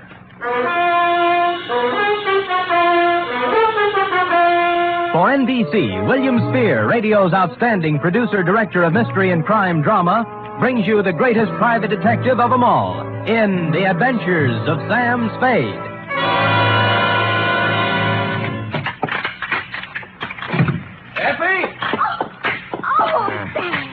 Take off those skis. I just wanted to prove I could do it. I did a herringbone up the stairs. And those clothes. I'll just bet you've rented all those things, Sam. You were never in the snow country at all. So, you don't believe me, huh? Well, here, Doubting Effie, I brought you proof. And don't tell me I rented this. A snowball. Yes. Sam! A real snowball. Yes, I brought back 2 of them in a thermos box. Where's the other one? I threw it at a policeman. It was freezy, soaked with water and ice. Oh, Sam, you're wonderful. I can't believe that you had trouble this weekend. Oh, no? You cut that snowball open and you'll find a blood-stained bullet inside of it. And behind the bullet lies a tail. Ready? I'm always ready, Sam. Yes. Date, fill it M2, Sierra County Sheriff's Office, Lucerne, California. From Samuel Spade, San Francisco, license number 137596. Subject, the Chateau McCloud caper. Dear Sheriff, you run a neat little county up there at Sierra, and I hate to be snide, but when my train steamed into the cold mountain air of your lovely little village of Lucerne, I knew the chill of death was afoot. It had to be. The place was too beautiful to last. The background hills were right out of the Alps. The snow from Grandma Moses and the rustic buildings that snuggled under the mantle of white were just too cute for words. It was abnormally perfect. Something had to give. Well, you were the only young man who got off the train. Are you from McCloud? Well, I'm supposed to find a Chateau McCloud. Oh, what do you know? I got the right man on the first try. Good. Rufus sent me down to pick you up. You could pick me up almost any time. Well, that took a little chill off the day. Shall we go? Ooh, mush. Mush.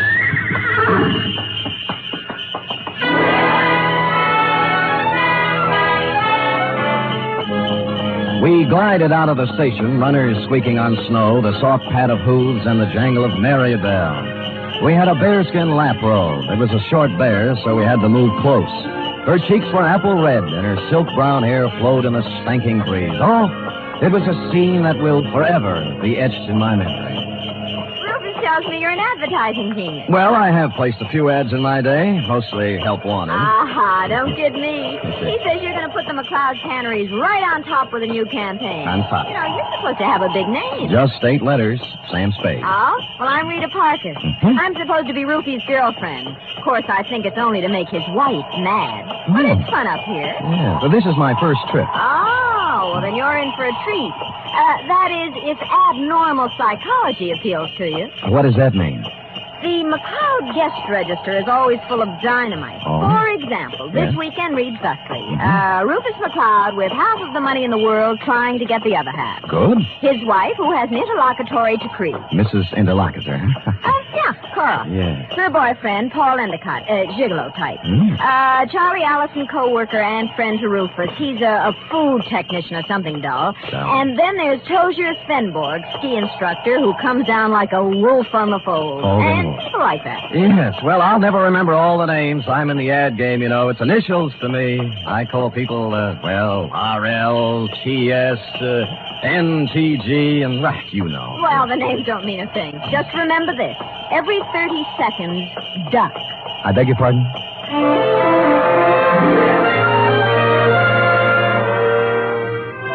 The McCloud estate was 8 miles out of town, and it seemed we were there in no time at all. Rita Parker hustled the Alpine buckboard and mare into a stable while I went up to the Chateau to meet my employer, Rufus McCloud.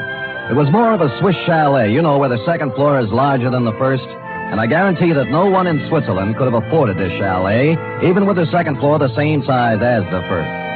I walked in and found Rufus, big and red-faced, standing in front of a fireplace that could easily have roasted a brace of oxen, rump to rump. Of course, you're Sam Spade.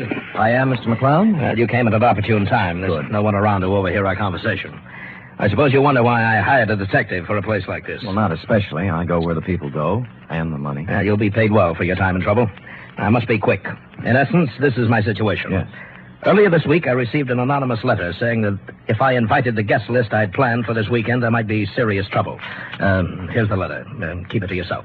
It's a Los Angeles postmark. I see. Well, we might start by tracing down this typewriter through an L.A. detective agency. Every one of my charming guests is from Los Angeles. One of them wrote it, if you ask me. Very likely. I want to know who wrote it, if I can, but more than that, I wonder what serious trouble the writer is referring to. The girl you sent to pick me up said you had a very volatile group of people assembled. Perhaps they're high-strung individuals, but they're civilized. I'm sure their conflict would never get beyond a cutting phrase or two, or perhaps a punch thrown here or there. Well, then you really don't believe you'll have any trouble? I don't know. I thought it would be advisable to have a man like yourself around. Yes. One who deals in trouble professionally. Perhaps if things do get out of line, you can help repair the damages or even prevent things from occurring. Well, I'll do my best, Mr. McCloud, but it's not easy to look for something when you don't know what you're looking for. Oh, here they come, Spade. Oh. Back from the ski runs. Oh. I told them you were handling an advertising campaign for my canneries.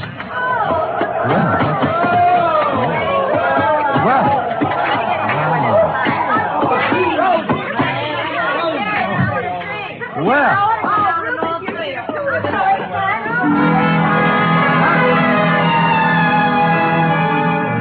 They came stamping in, pulling off gloves, unzipping parkas, and if it hadn't been for the grown-up dialogue, looking all the while like a group of carefree children, it was hard to believe that the chill of death was also in an even day. I couldn't keep my eyes off one of the particular members of the group, Mossberg ski boots, Chinese vermilion downhill pants, and a candy-striped parka, which she now pulled over her lovely head. The sweater she wore underneath was, I'm sure, designed for someone much smaller. A Dachshund, perhaps? This the advertising man you've been telling me about, Ruth? Oh, Mr. Samuel Spade, my half-wife, Cora. Well, how do you do? Glad you came, Sam. We can always use another sport in the crowd. Hey, everybody, shut up! Introducing the incomparable, fabulous Mr. Samuel Spade. Hiya, Sam. I'll give him to you fast, Sam. Me, Paul Endicott, Rita Parker, Charlie Allison, Toja Svenborg. Charlie's the one who doesn't ski. I'll take snowshoes any day. I can't get anywhere in snowshoes. You've heard, perhaps, of the tortoise and the hare? Rufus, ring for some drinks. Tom and Jerry's, hot toddies, coffee, God, something. We're having hot buttered rum. The stuff's warming in the kitchen. Well, get it up, get it up. Right away, Cora. And as for the rest of you, ready? A one, a two, a three. Oh, yeah. Old Main, shout till the rafters ring. Stand and drink a toast once again. Let every loyal Maine man sing. Oh, do-de-do-de-do. They took up the song with a gusto, lifting imaginary drinks into the air, and it was all very jolly. For a party that was supposed to be fraught with danger, this one certainly started out in just the opposite direction. The drinks came, and things got even merrier. Lunch was served, and afterwards I slipped into some outdoor gear and strapped on some skis. Everybody scattered different directions. Rufus McCloud and I skied to a place 3 miles away called the Halfway Cabin. Between the chateau and the cabin was a small lake called Royal Lake, completely frozen over. Rufus stood in front of the cabin, firing a .30-30 at a target set up down in the woods to the east. What do you see through the glasses, Spade? 2 bullseyes and nothing outside of the 8-ring. That's great offhand shooting at this range and standing on skis. Well, I can do much better than that. What's this? See that silver tip on that big Norwegian fur over there? Yeah? I'll cut it off. Hey, look out! What? Well, he came swooping out of nowhere, Spade. I swear he did. Well, I think he hit him. Who is it? It's Paul Endicott. No, he's up. Good. There's Cora with him. You told me nobody was supposed to be skiing in that area. Yeah, they're not. Well, here he comes, and he looks plenty mad. What do I care about him? He's just after Cora for the money I give her, that's all. You might have killed me, you stupid fool. You weren't supposed to be skiing there, Endicott, and it was an accident. Yeah? Well, that was no accident. All right. Knock off the punches. You keep out or I'll throw one at you. Oh, that I'd love. Paul, now stop it. And the rest of you quit acting like children? Your boyfriend threw a sucker punch at me, Cora, and even if he is my guest, there's a limit to hospitality. I don't call one punch an even trade for a 30-30 bullet. You aren't hit, so don't start crying. Rufus, I have the feeling you wouldn't mind if he were hit. You wouldn't mind at all. Paul, I've just decided I don't like you without a mustache.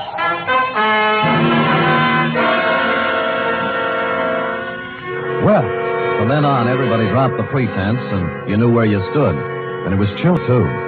Later in the day, we were all back at the Chateau again, and Paul Endicott wove his delicate variation on his main theme. I'll knock your block off. I tell you, Mr. Endicott, you have some delusions. I have no delusions, Tozier. I've seen the way you look at Cora, the way you two are always trying to lose me on the trails. Some people ski faster than others. Yeah, well, let me tell you something. The next time you try to wolf this girl, it's going to be your last. I'm nobody's wolf. I'm a ski instructor. That is what I was hired for. Well, stick to what you were hired for and knock off the extracurriculaar activities. I don't have to take this kind of talk from you. Anything you'd like to do about it? As a matter of fact, there is. Fellas. Get it. Boys. Men. Wait a minute. Stop Fellas. Stop it. Yes. I'll never see the either one of you again. Sam. Yes, you want me to stop them, Mrs. McCloud? No, I want you to take me out of here. Oh, all right. All right. Well, Let's put on our skis and get out of here. okay, here, I'll help you. Oh, thank you. Yes, that's it, gentlemen. Well, even so, I'll take a minute. Ready? Yes. There we are. Now, where are we heading, Mrs. McCloud? Oh, I thought we might go out to the boathouse. It's on the southern tip of Royal Lake. It's only a mile and a half. Nothing. And my name is Cora. I'm not really Mrs. McCloud anymore. That's kind of rough on you, isn't it, bringing your new boyfriend around all of your ex-husband's friends? Well, I like it up here. Rufus likes to have me. They're not all against Paul. At least they weren't. But he's on the defensive so much, he's going to make enemies of all of them. Yes, he's off to a rousing start, I'd say. Do you know something, Sam? I don't care about Paul Endicott, really. Or Rufus McCloud, or Tozier Finborg, or anybody. I just care about Cora McCloud. Well, now, that's a good, honest answer. You know, most people wouldn't be that frank. But, Sam, Yeah? I haven't known you long. Well, I like your style. Style? I could care about you.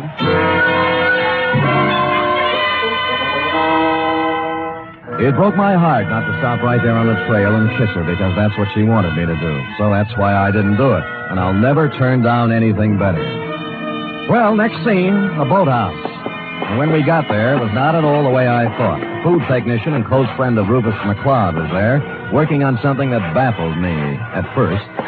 It's an ice boat, Mr. Spade. That's what it is. Belongs to Rufus. Yeah, I don't think I've ever seen one up close before. I'd take you for a ride, but this one needs a lot of work before anybody could use it.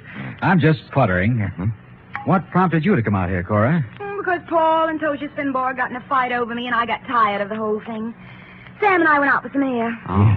Well, glad you did. I was getting a bit lonesome. You see, Sam, they always leave me in a cloud of snow on their skis, and I just plod along on snowshoes all by myself. Well, maybe we can go walking together sometime. I used to be able to shake a pretty good snowshoe. It's a deal. Tomorrow morning, I'll show you the place. Sam, I think I'll stick around here and help Charlie with the ice boat. Oh. Unless you're crazy about ice boats, why don't you go back to the chateau? We'll be there in time for dinner. Well, I don't need any engraved exvitation. I hope you catch a common cold. The trouble with that girl was that she only wanted one man at a time around her. Back at the chateau, there was no one but the cook, the Marjorie Main part. Too tall.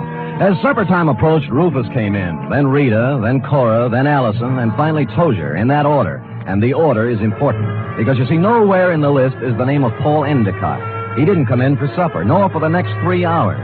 It was dark by then, and Rufus McCloud was worried about Endicott. So we fanned out in a searching party. I was alone when I found him. He was lying in the snow, 300 yards west of the halfway cabin. There was a 30-30 slug in him. Period. End of Paul Endicott.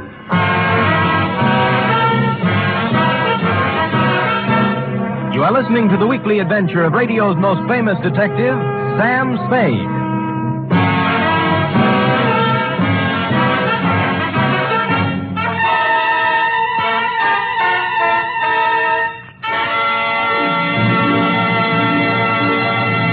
This Sunday, Cary Grant and Betsy Drake star in the second of the new Mr. and Mrs. Blanding series over most of these NBC stations. The delightful tribulations of Jim Blandings and his wife Muriel as they built their famous dream house entertained millions as a novel and then as a motion picture. And now you can follow the further adventures of Mr. and Mrs. Blandings every Sunday on NBC. And Sunday also means your weekly visit with the hilarious Harrises on the Phil Harris Alice Faye Show.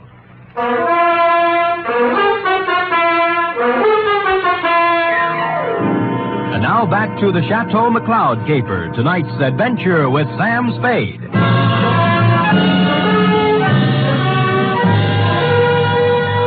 There were no ski marks near the body of Paul Endicott, just his own. Somebody had drawn a bead on him in the dust from some distance. I started to look for the rest of the searching party and then changed my mind. If the body of Endicott wasn't found, the murderer might wonder what happened to it, get worried, and make a mistake. So I picked him up, carried him to a small cave I found, covered the entrance with snow, brushed over the ski marks, and went back to the chateau. One by one, they all showed up, discouraged. Oh, we can't give up. We have to keep looking. I know how you feel, Cora, darling. It's too dark. We'll try tomorrow. Oh, don't worry about him. Paul can take care of himself. How can he take care of himself, Miss Parker, if he got lost? Who said he got lost? I am assuming. I think we're all assuming too much. I'm sure that it's nothing to worry about. If I know Paul, he'll show up tomorrow with some tall tale to tell. What do you think, Mr. Spade? What does an advertising executive know? Cora, your manners. A sponsor might be listening. Oh. Oh, I'm sorry, Sam. I'm upset. Okay. Frankly, I don't know what to think. But if I were a detective, I'd hazard a guess that Paul met with foul play. Oh, nonsense, Spade, nonsense. Come on, everybody, let's have a drink, have some fun. Paul will be back, and even if he isn't, who really cares? Scotch for me. And I guess nobody cared. Rufus was a little more jolly than usual, and the drinks began to dispel the gloom. It was as if Paul Endicott never had existed. It began to get late, and the bizarre wake broke up. Everybody went to bed, including me. I lay there fully dressed, looking up at the beamed ceiling for an hour. About then, my doorknob turned, and the door slid open and shut. Someone moved quietly to my bed as I was sliding my .38 out of its holster. Sam, me, Rita. Oh. Are you awake? Yeah, I wasn't even under the covers. Mind if I sit down here? Not a bit. Sam, Sam, I'm scared. I wish I could leave here. Oh, what's the matter? Paul's dead. I know he is. He didn't mean anything to me one way or the other, but I know he's dead. Anything to back up your feeling? I guess not. It's just something I'm sure of. Why'd you come to me?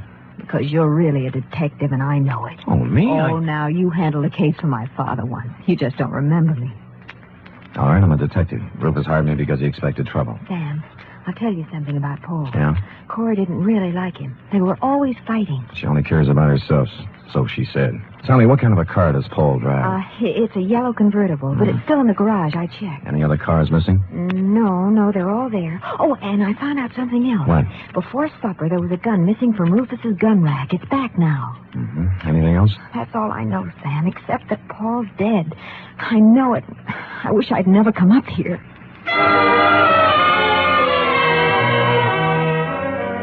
After she left, I dressed for outdoors and climbed through the bedroom window. It was still and quiet, and it was a quarter moon when I skied away from the chateau. I wanted to look the land over myself before the next day, when the clues, if any, were trampled into the snow. When I passed the northern tip of Royal Lake on the trail to the halfway cabin, I saw a new set of ski tracks heading into the woods where I'd found Endicott's body. I followed them, and they went right to the cave where I'd hidden him. And he was gone. I was standing there, pondering this, when I thought I saw something move in the trees to the west of me. I stood stock still. That was a mistake. A bullet splintered a tree next to me, and I shoved off as fast as I could. There was no second shot. I circled around in the trees trying to catch sight of someone. Nothing. I kept in the shadows and made for the halfway cabin. It was dark and quiet, at least until I opened the door. I tried, but he had the advantage of surprise and some kind of a club. I ended up on the floor with someone sitting on my chest. All right, I have your gun. You make one wrong move, Spade, and I'll use it. It's got bullets in it and a hair trigger, so be careful. We could use a little light. As you see, there's Paul Endicott's body. Yeah. How did you find him, Tozier? They're only putting a noose around your neck. You're a very perceiving man, Mr. Spade. How do you figure I did it? I talk better on my feet. Just remember the gun. If you didn't kill him, how else would you know where the body was? Because I know this country like the back of my hand. He had to be somewhere. You are the killer, Mr. Spade. Me? Why, I do not know. You found the body before anyone else could. hid it, then clumsily tried to hide your tracks. Don't be silly. Why would I come back? A murderer always worries about his crime. Did he forget something? Was something left undone? It's a natural. It sounds good, except it isn't true. You couldn't pin it on me in a month of Sundays, but somebody might just tie it on to you. That's what you think. Do you know what I'm going to do now? I wouldn't want to guess. The shots came pouring in through the window, and Tozier Svenborg went down. I saw the flash of a face outside and was gone. I kicked at the lamp, threw the place into darkness, and lay on the floor. Then I crawled over to Svenborg and took my gun back. Well, that was a surprise. It hurt quite a bit. Where'd you get it? Oh, somewhere in the back. Let me see. It's at the shoulder level. But he won't die anyway. I'm afraid I misjudged you, Mr. Spade. Go after him. Go after him and catch whoever it was. I can't leave you here. I'll take care of myself. Just leave me your gun for protection. No, I'll stay. Go, please, while there's time. Or are you afraid? I was, but I gave him my gun and left. Outside, there were many ski tracks, but a fresh set led left from the halfway cabin down. They went right to the edge of Royal Lake and then stopped. There were no marks of ski poles on the ice, so I followed the shoreline, looking for some kind of a clue. It wasn't until I reached the southern tip of Royal Lake that my effort was rewarded. Leading up from the ice were a set of footprints, then a set of ski marks. They led to the boathouse. Inside, I found two interesting items. One, a dismantled ice boat with fresh ice on the runners. Two, a pair of skis with snow in the grooves. I made my way along the beaten path back to the Chateau. Circled it once, found interesting item number 3, and went in. Well, what were you doing up, Spade? Did you hear the shots, too? Yeah. I thought I'd look around. Cold. Woke me out of a sound sleep, Sam. What was it, you know? Well, I didn't find out about the first shot, Mrs. McCloud. That was fired at me. But the next 3 were fired at a man named Tozier Svenborg. Oh, no. Tozier? How did it happen, Spade? What's it all about? He found Endicott's body in the woods. Dead? Very. I told you, Sam. I told you. Told him what? What do you know about it? Nothing. I just had the feeling, that's all. You know something. Now tell us or I'll slap the rents right out of your head. I don't know anything at all. I just had a feeling. Who shot Tozier, Spade, and why? I don't know. I was standing with them in the halfway cabin. Somebody shot through the window. Didn't you see them? Don't you know who it was? I was too busy ducking to look. Just answer me one thing. Have any of you been out? Of course not. No. I haven't, and Mr. Allison's in bed. Of course, they all lied. McCloud's shirt was stained with sweat. He'd been moving fast somewhere. The ski pants sticking out from under Cora's robe were wet, and Rita Parker was now dressed when she wasn't before. I was trying to figure out something to say when Charlie Allison came out from his bedroom, rubbing sleep out of his eyes and pulling a robe on. What's going on here? What's all the excitement about? They found Paul, dead. And somebody shot Tozier. No. Where is Tozier? In the halfway cabin. Well, let's get him to a doctor. I'll call one from town. Why don't you go up and get Tozier? I'll have a car ready, and we'll take him right into the Lucerne Hospital. Wait a minute. What about the murderer? Who did the shooting? Nobody's getting out of my sight. It had to be one of us. Why, Cora? Oh, it wasn't just anybody. We're the only ones left walking. Why don't you ask Sam? He's the detective. Detective? Yes, I hired him because somebody sent me an anonymous letter saying there'd be trouble. You knew there was going to be trouble, Rufus. Somebody else knew. Then why did you let people come up here? What's the big Why did you do... Wait a minute. Spade, what did you find out? Well, if you'll all wait here a minute, I'll tell you. When I circled the chateau before I came in, I'd seen footprints leading to a window, not mine. That meant somebody else used the back way in and out, too. I wanted to find out whose window it was, and of course, while I was looking, I remember the apparently dismantled ice boat and the fact that a set of skis were in the boathouse. It took me about a minute to find the right room, but somebody knew it. All right, Spade, stand where you are. Allison, you might be a great food technician, but you're a lousy killer. Yeah, well, at least he didn't get her. Neither will you. I got him, Spade. All right, come on, stand up. Come on. You sap. Cora, huh? You think you could get her by killing somebody? Shut up, leave me alone. I'm sorry for you. Sorry for anyone that ever knew her. I'm sorry for myself. She loves me, you fool. What's the matter? I was sound asleep. We found our killer, Mrs. McCloud. Charlie? Yes, baby, Oh, Rufus, it's been a long day. I need a drink.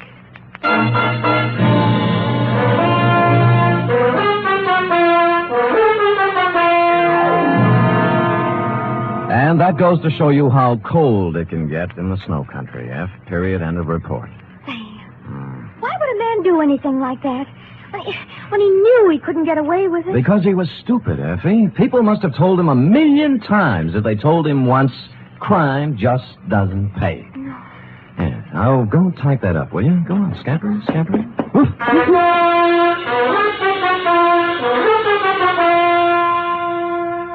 3 chimes mean good times on NBC. Here's news of 2 important musical events. This Saturday, Arturo Toscanini begins a new Saturday series of concerts with the NBC Symphony. And for his premiere, the celebrated maestro Toscanini will present a special hour-and-a-half performance of Verdi's Requiem. And beginning next Monday, you can hear the first in a new series by the Boston Pops Orchestra.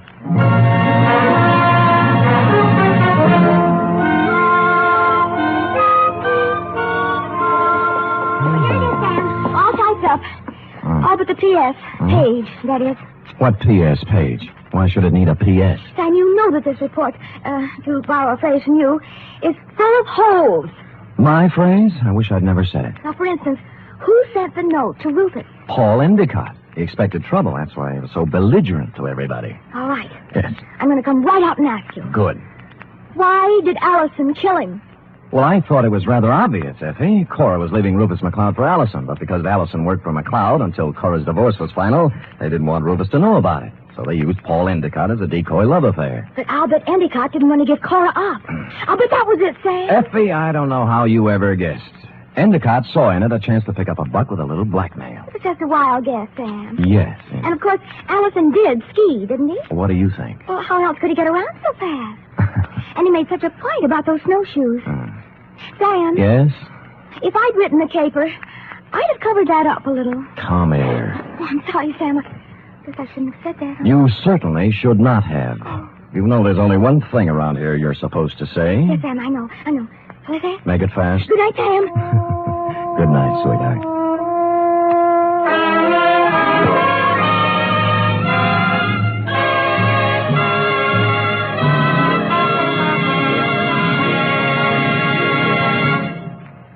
The National Broadcasting Company presents The Adventures of Sam Spade, Detective.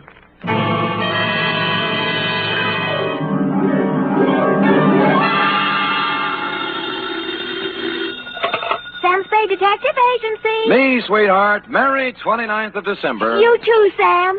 Did you take the little boy home? Yep. Straight home? Well, not exactly, F. Had to make a couple of emergency stops, but we got there. What do you mean, Sam? Well, I got my weekly knot on the head, for one thing. Sam, just taking the little boy home? Like I said, F, we were derailed. There was a dash of poison, for instance. A couple of pounds of $1,000 notes. And an infernal machine that nearly blew up half the Mission District. But other than that, we had a peaceful ride home. Why, Sam, this sounds like a caper. Which is just what it is, Angel. Get out our special holiday bottle of Napa Valley wine, and we'll get in our premature regards to the new year, following dictation of a report entitled The Prodigal... Prodigal, Sam? Are you sure that's the right word? Certainly, I'm sure. The Wanderer will return to the roost. You and your big fat roost. With a last bedtime story for 1950, namely... The Prodigal Panda Caper. For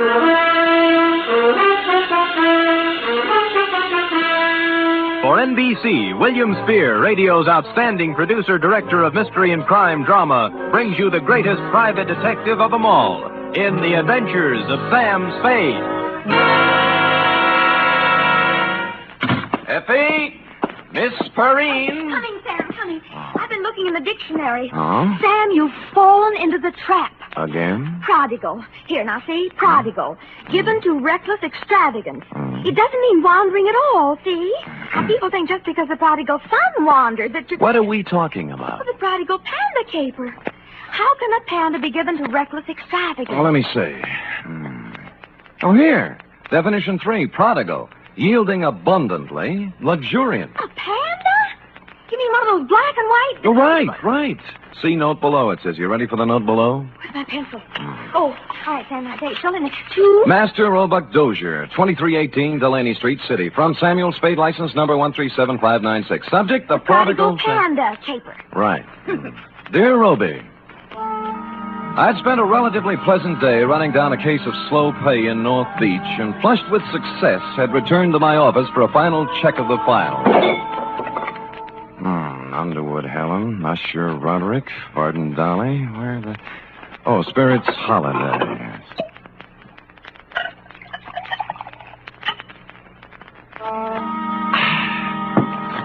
I sat down, put my hat and my feet on the desk, and was loosening my collar when I noticed just to the right of my off ankle one large bag of jelly beans.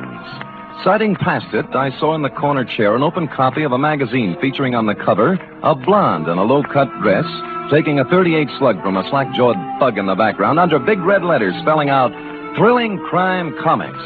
And behind all this, sound asleep, was you. Hey, Sonny. Hey, wake up, will you? Come on, Revelie's blowing. Huh? Oh. Hi. How long you been here? Oh, a long time, I guess. What's your name? Roby, short for Roebuck. Well, what can I do for you, Roby? I've been to the police. They wouldn't do anything. They said I should come to you. You mean you got a job for me? Yeah. Dangerous? Yeah, a hoist. You mean a heist? What was it? My Panda bear. Oh, someone stole it? Yeah. It's not mine, really. I bought it for my little brother, Barney. Mm-hmm. He's 5 and he's always wanted one. So when I got the junk money, I went... money? Oh, bottles and papers and stuff. Oh. I collected it from the neighbors and earned $6.15. And Barney wanted the Panda bear, so I bought it at Lacey's department store today, and they stole it. Who stole it? Well, there was this man in the checkered coat and the lady in the red silk dress, just like the story in the comic here. Oh. The man looked like that, but the lady looked different. Mm-hmm. She had black hair and a red dress, and her eyebrows went up this way instead of sideways. Oh.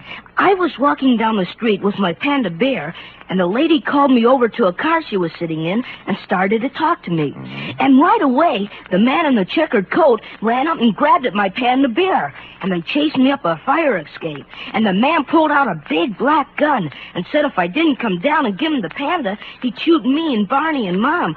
So I came down and gave him the Panda. Well, that's quite a mouthful.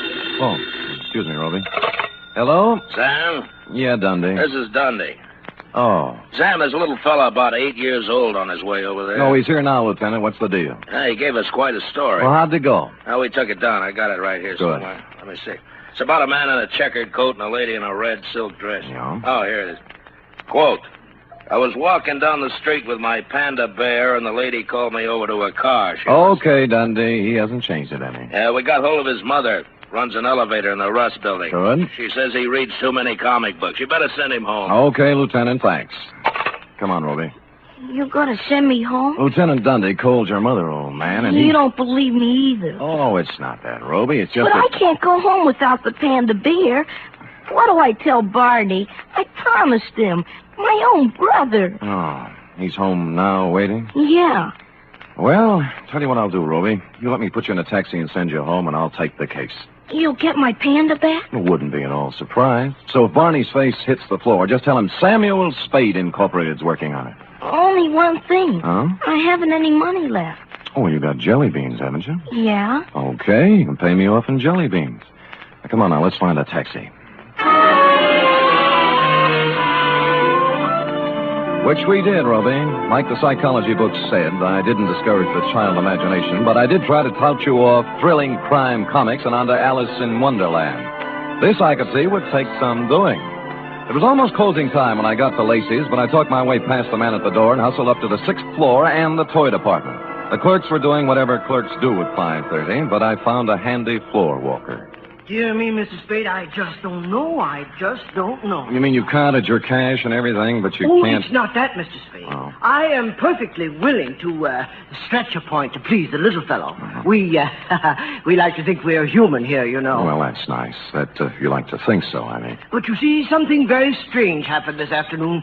Come over this way, sir, by the escalator. Oh. We had the giant pandas at this counter here. 25 of the large size. I assume that's what you're interested in. I guess so. Then what then? Well, for Christmas, they didn't do anything. Just sat here, huh? Yes. But would you believe it, sir? This afternoon, all 25 were sold. Well, how do you account for that? New Year's gaiety? Well, if you want my personal opinion, it's me. An impressive panda bear, Roby. It was hard to figure out how you could lose anything that big, and harder still to figure out how I'd explain this kind of thing to people who stopped me on Market Street. Be that as it may, my floor walker friend took my cash, tore off the sales slip, and I was about to set sail with my Panda when I heard him make the kind of a noise floor workers make when they see what he was looking at. Miss Greenbar! Miss Greenbar! He pointed weakly, turned pale even by floor walker standards, and sagged to the deck.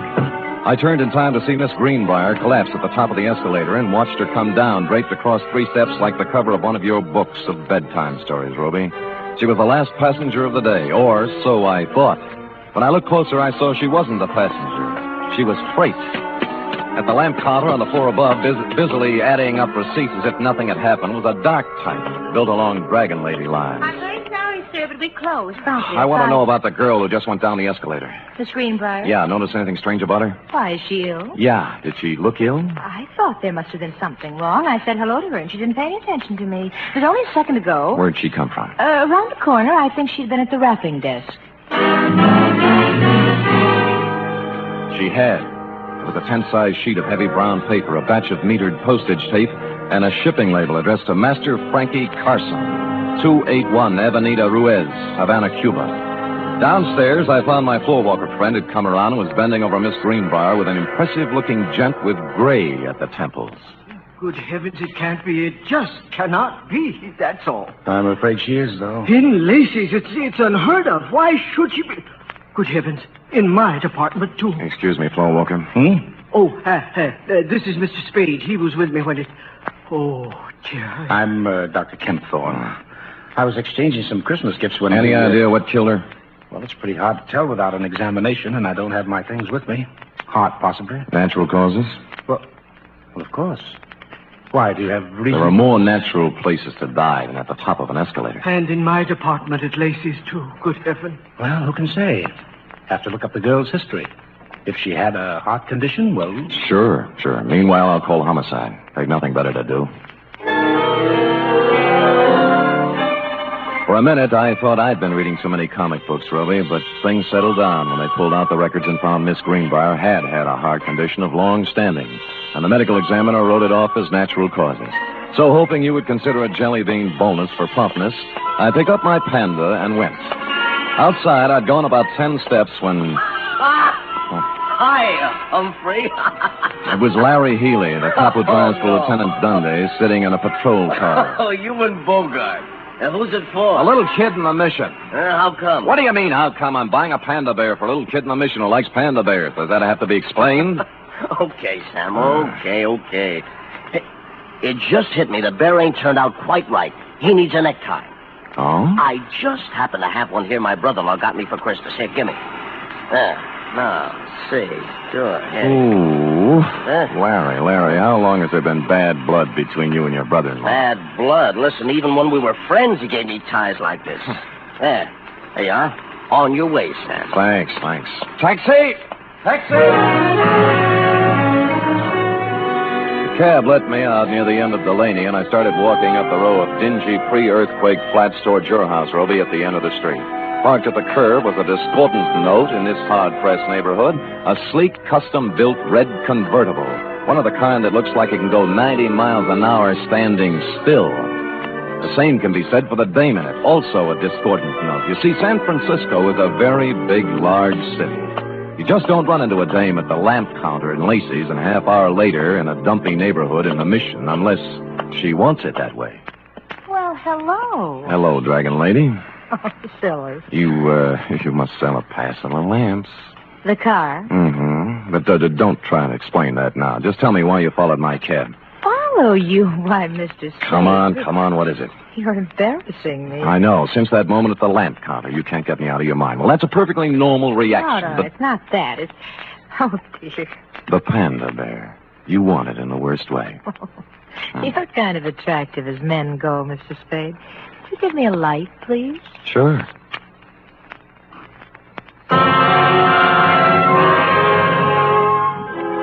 Holding the match up to her cigarette, 3 things hit me. The black hair, the red dress, and eyebrows that went up instead of sideways. At that point, the sleeve of a checkered overcoat with a big arm inside it came around under my chin from the rear, and the 4th thing hit me.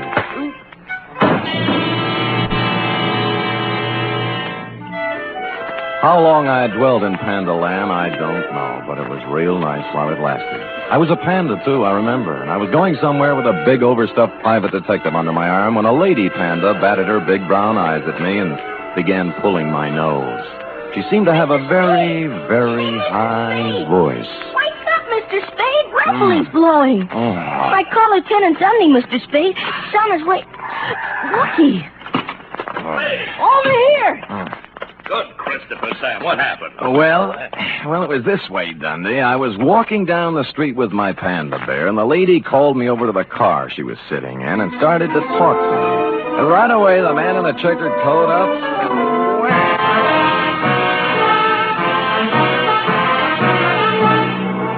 You are listening to the weekly adventure of radio's most famous detective, Sam Spade.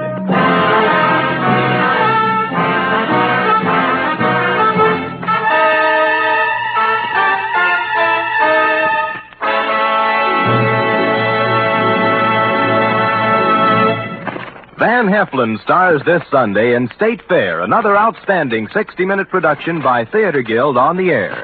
Co-starring in this exciting broadcast is one of the leading families in show business, Jean Lockhart, Kathleen Lockhart, and daughter June.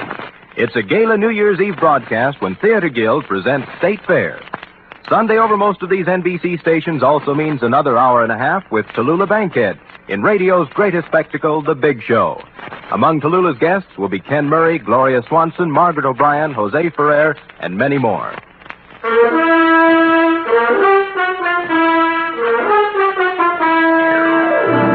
Now back to the Prodigal Panda Caper, tonight's adventure with Sam Spade.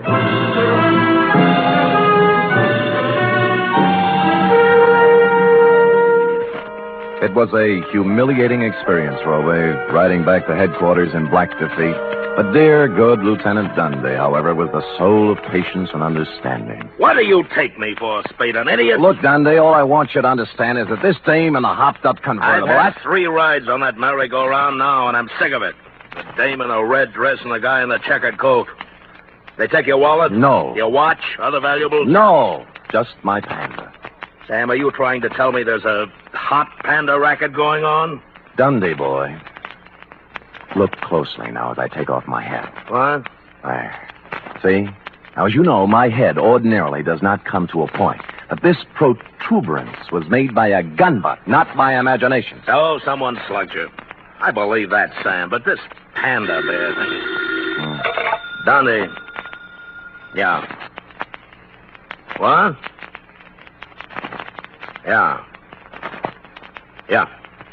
You were saying something about my panda bear, Dundee. Yeah, maybe I ought to take it back. That dame at the store this afternoon, the one who sold him? Miss Greenbrier. Yeah. I just finished the post-mortem. No heart attack. She was poisoned.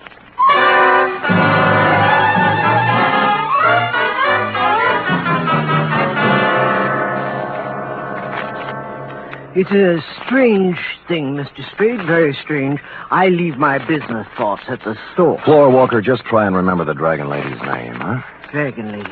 My good gracious, I can't remember my own name. I'm so upset. Oh, now concentrate. Now, look, dark hair, up-tilted eyebrows, red silk dress.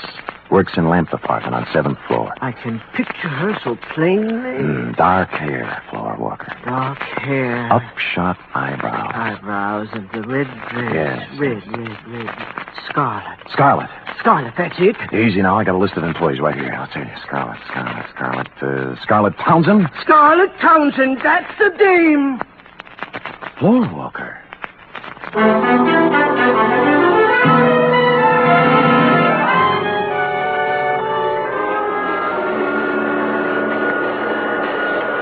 Scarlet Townsend! Yeah, he lives here, right in this room. Move out! Today! Well, how come? Oh? I said, how come, landlady? Why'd she move? Me! Oh! I tried to keep her on the right track, but at her age, you can't tell them nothing. Now, when she bring that no good thing around here, I put my foot down. I said, Scarlet, Scarlet, you're What out. no good day?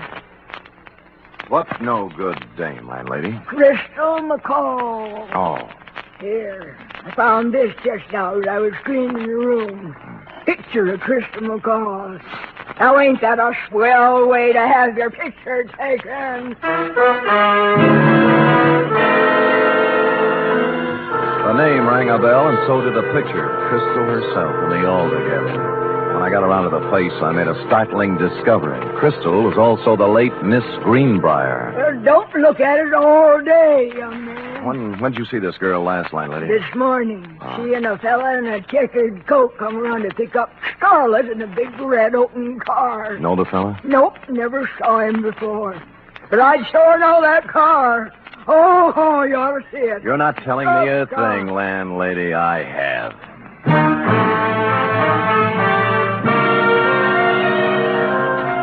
In Los Angeles, I'd have been dead, but San Francisco is not a convertible town. I found a free phone and began calling the dealers, figuring a bright red custom-built convertible is something you remember, whether you see it or sell it.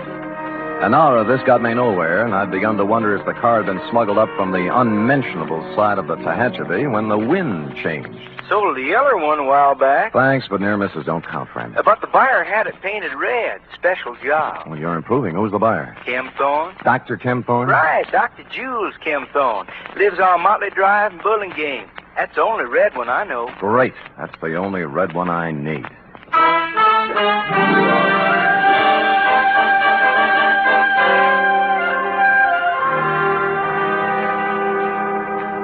Mr. Spade, this is utterly unbelievable. And I certainly don't intend to stand here all night discussing the pros and cons of panda bears. All right, Kim Thorne, let's slide over into your field. Meaning what? The sweet young thing at the store. It turned out dirty. The heart attack? The poison attack. Well, suicide, you suppose? What do you suppose? Well, I'm sure I don't know. Look, why don't we hold hands and tell the truth, huh?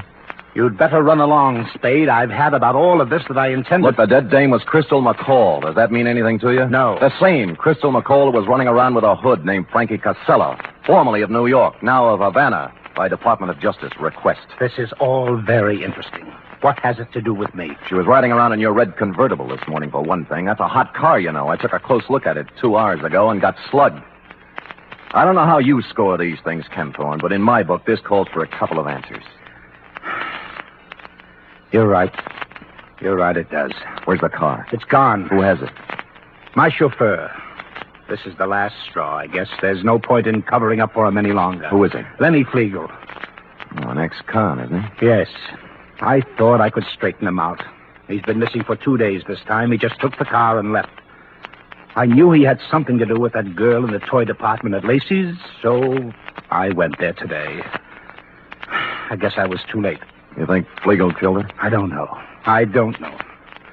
Where did you see the car? Near the end of Delaney Street. What's the license number? 49H822. Oh. I'd better report it stolen. If you need me to testify, please... Feel free to call. That I will, Dr. Ken Thorne.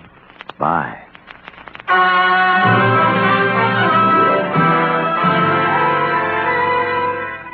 What I had in mind, of course, was to call Lieutenant Dundee and have him slap a 24-hour tail on the good doctor, but something intervened. Halfway down the walk to the street, my eye fell on a round plastic object about the size of a nickel lying in the grass. Clearly, the eye of a giant panda. Since 2 other eyes were obviously watching me through Dr. Ken Thorne's front curtains, I continued gaily on to my cab, drove up a half block, got out, and walked back. Just in time to see Ken Thorne pull away from the curb in his other car, heading towards El Camino and points north. Well, this left me free to prowl at will, and 4 matchbooks later, I had found 2 more eyes, a pocket full of panda skin, and a goodly scoop of panda upholstery. The trail led to the garage. It was no wonder his car was stolen. He must have had to leave it on the street all night because there was no room for it in the garage, which had been turned into a kind of panda abattoir, crammed to the rafters with panda bears, all the giant size, too, in various stages of dishabille. Legs, arms, eyes, and innards. A sight to chill the heart of any but the sturdiest private detective, Ruby. But I braced myself and carried on.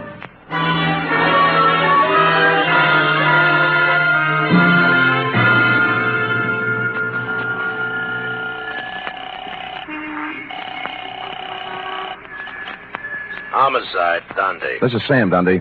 Sam, Where are you calling from? Phone booth in a drive-in on El Camino. Listen, the license number on the red custom job is 49H822. And the guy driving it is Lenny Flegel, an ex-con. Don't talk to me about that car. Larry Healy picked it up tonight going 90 on the Bay Shore. Great. Lousy. Why? What happened? Next time I see one of them Panda bears, I'm going to spit right in its eye.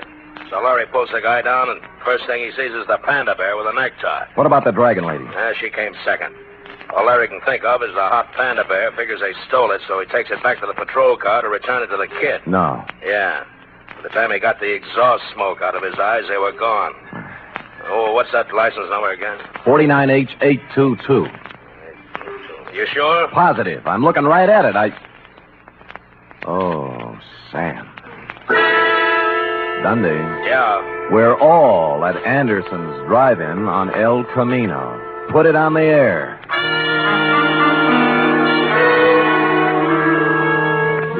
Which just shows you how slow I can think, Rowdy. The red job was staring at me with its big chrome eyes outside the plate glass window. Flegel and the dragon lady, bless them, were having a Saturday night blue plate displayed attractively on the tray racks hung from the car doors.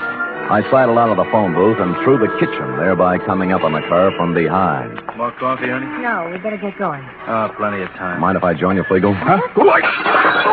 He reached and I pushed, and instead of his gun, he came up with half a hamburger. It was too harsh a light for the dragon lady to operate effectively, and by the time Larry Healy and the foul car pulled up, they decided to do it the easy way. You all comfy back there? Lovely, Larry. Flegel? Dragon lady? Shut up. What about the red job? What are you going to do with it? Larry? Oh, and pound it till the lawyers are through talking. Sam, you want to go by way of Delaney Street? Yeah. Okay. Why Delaney Street? Larry delivered the Panda. Huh? Sure, to the kid, Roby Dozier. We'll have to go and pick it up. Lenny. Yeah. What's it worth, Flegel? 50,000? 100? The little kid's got it? Yeah. Oh, Carcelo will be disappointed, Flegel. With the tax boys watching both him and Crystal, it looked like a safe way to get some of his dough out of the country club. Wasn't my idea. I hated him. I did 8 years for him, Spade. I could have killed him. Shut up, Lenny. I don't care anymore. The heck with it. Look, it wasn't me. The guy who's running things for him here is Dr. Kempthorne, but Crystal had the dough. He killed her. He took her to lunch today, Lenny! Go ahead, Lenny. So he poisoned her. Then what? She'd fixed up one of the Pandas. He didn't know which. Stuffed it with bills, 80, 100,000, I don't know. Anyway, you'll find the money in the red car under the back seat. Under the seat? What are you talking about? It's in the Panda. The kid's got it. Look, why do you think I'm telling you this, you stupid flatfoot? I fixed that thing for Carcelo myself after we took the dough out. What, kid? It's got a bomb in it.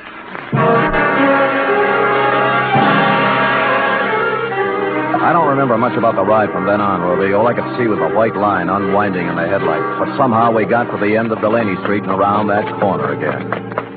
Roby! Roby! Over here, in the alley. Roby! Roby, you hurt? No, just resting. Where's the Panda? Well, I'm through with pandas, and so is Barney. Next junk money, I'm going to buy him an elephant. What happened? Well, a policeman brought it. Yeah? I started home with it when a car drove up, and a man with gray hair got out. Kempthorne. What then? Same thing. He grabbed it and got in his car and drove off. He's around the corner there playing with it. Go ask him. I don't care anymore. Around the corner? You mean he...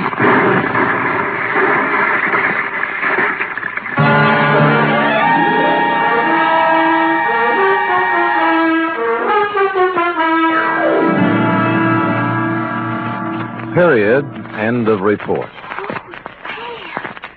What a A highly inconsiderate thing to do to a panda. But I'll give him one thing. What thing? He had the good grace to park in front of a vacant lot before starting to tear it apart. Oh. And, of course, to coin a phrase, he saved the people some money.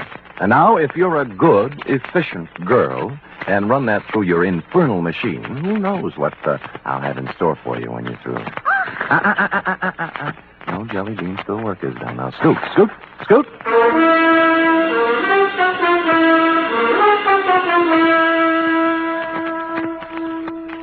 Three chimes mean good times on NBC. Friday means another visit to that entertaining eat establishment, Duffy's Tavern. Archie, the manager, and his whimsical friends have cooked up another fresh half hour of laughs and typical Duffy's Tavern madness. And you're all invited. There's also another delightful adventure with Chester A. Riley, played by William Bendix, tonight on The Life of Riley. Keep your dial set to NBC for the very best in radio entertainment.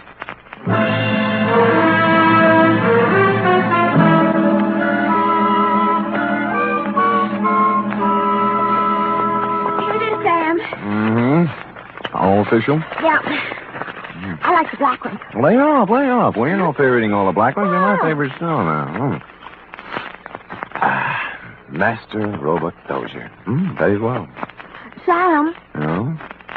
I hope Roby appreciates you. I'm only just a kid. How can you appreciate me? Oh, I appreciate you, Sam. Oh, I appreciate you too, sweetheart. You're so pretty and so efficient. Am I, Sam? And so good about not tipping me all the time for your back salary. Yep.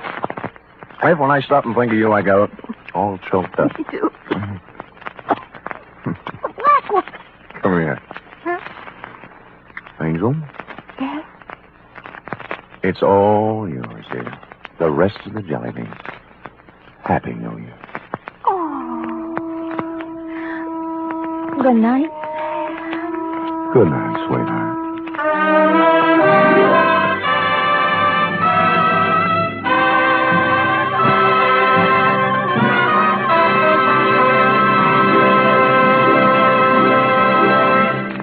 The National Broadcasting Company presents The Adventures of Sam Spade, Detective.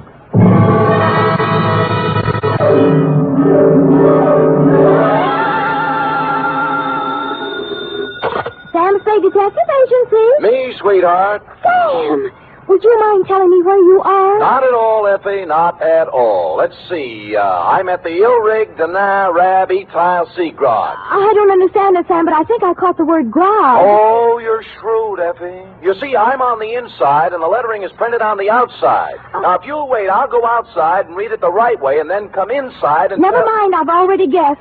You're at George's Elite Bar and Grill. Trapped. Sam, answer me. You promised me you wouldn't.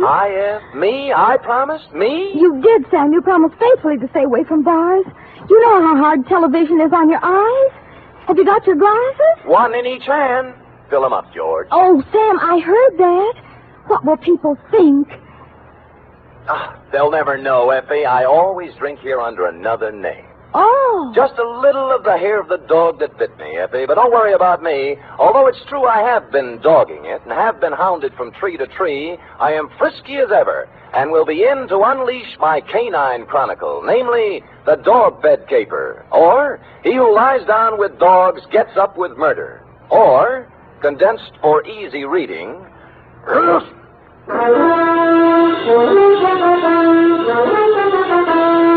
For NBC, William Spear, radio's outstanding producer-director of mystery and crime drama, brings you the greatest private detective of them all in The Adventures of Sam Spade. Effie? Here I am, Sam. Here I am, Sam. Effie, did you ever write poetry in school? Well, I was known as Emily Dickinson of Central High. I thought you had a touch of internal rhyme scheme there. I doodled a little poem about you today. Really? Well, redoodle. There was a detective named Spade with oodles of brains in his head. Clever. But when he took up drinking, he forgot about thinking. Now give me the punchline. And Effie has stayed quite unpaid. Well, a little rough, but cute. Did you get the idea, Sam? Never could make any sense out of poetry. Ready? It's getting close to Christmas, Sam, and Pencil point? I've used my last pencil, and I don't really have enough money to buy Please, Effie, I have no head for figures. All right, I give up. From Samuel Spade, license number 137596. Subject, the dog bed caper. Oh, Sam, I hope this is going to be all about dogs. I belong to the tail waggers, you know. Yeah. And I've read all the books by Jack London. Yeah. I just think... Down, Effie. Strangely enough, you will not meet a single dog in this story. Actually, this narrative has little indeed to do with our four-footed friends or their beds. And I'd change the title now, except that it's already gone out for publicity. Dear Dundee, it all started with a phone call to my secretary, Miss Effie Perrine, a doll, requesting my inimitable services at the investment counseling firm of Cameron Incorporated. Clearing everything off my desk, 2 shoes with feet in them, my own, I went over. The firm of Cameron Incorporated was obviously not for the pushcart set. It was plush, ankle-deep rugs, imported drapes, and the receptionist. She had a plushness all of her own. I said hello in my plushiest voice, and she liked it. She said so. Oh, I like the way you said that. Say it again. Life is too short to go back even for a moment. The past is a dead thing, the present dying, only the future alive and vibrant. However, hello. Is there something? There is. Could I ask a question? Why not? I will rephrase the question. What time do you stop working this evening? Around 6. Care to have... Why not? There's a little bar around the corner, okay? Why not? Why not, indeed? Bring your own money? Well, come anyway. Your name? Celeste. Mine's Sam Spade. Who's Mr. Briggs? He called me. Major Briggs? Why, he's our chief accountant. I just happened to have my door open. Did I hear someone inquiring about me? This is Mr. Spade, Major Briggs. How do you do, Major? It's a pleasure to meet you in person, Mr. Spade. I'm the man who called you, you know. I'm grateful, sir. Now, what is it I can do for you and Mr. Cameron? Oh, it's not for me that I called. I haven't a worry in the world, and it's Miss Cameron. Oh. Old Cameron's been dead for many years now. I see. Whatever she wants, Mr. Spade, do a good job. We are all counting on you. Will you please announce Mr. Spade, Miss Roberts? Certainly, Major. If you'd excuse me. Nice to have met you, Major. Miss Cameron? Yes? Miss Spade's here. Send him in, please.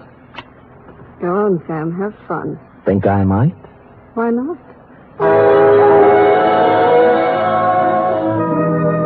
That girl had the most beautiful double entendre in town. Well, to get on, Adela Cameron was a career woman around 29, although the tailored suit made fine detective work difficult. No makeup, severe hairdo, and in spite of all this, chic. In fact, as we shook hands in a most businesslike manner, I had the feeling that something warm might well spring up between us. Something like a warm mutual dislike, maybe. But something. Most men simply cannot be told anything in confidence. They gossip. That's a switch. I don't appreciate your humor, Mr. Spade. I accept your apology. I will tolerate you because of your reputation. All right. I'm going to give you a very difficult job to do. Miss Cameron. What is it, Major? I'm sorry to interrupt you, but Courtney Pierce is on the phone. Mr. Spade, this is Major Briggs, our chief accountant. We've already met. Mr. Spade. Now, Adela, Pierce wants us to unload his short-term governments and buy American cattle. He's dividend crazy. AMCAT's declaring one in January, and he wants it. Well, let him do it. Well, I just want to protect your interests. You know what will happen to AMCAT after February.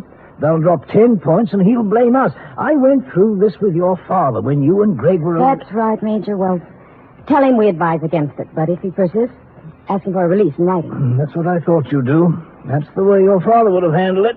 I just want to protect your interests, my dear, that's all. Major, I know. I just want to protect your interests. Well, don't worry about it. You know, we're not children anymore. All right, my dear. Where were we? Oh, you were giving me a difficult job. Oh, yes. Here is the business address of Mr. R.J. Barco. He's a wealthy manufacturer, a client of ours. I want you to find out everything about him, especially anything unsavory. Sorry, I don't do divorce or blackmail cases. Mr. Spade, this is not a divorce investigation. All right, what is it then?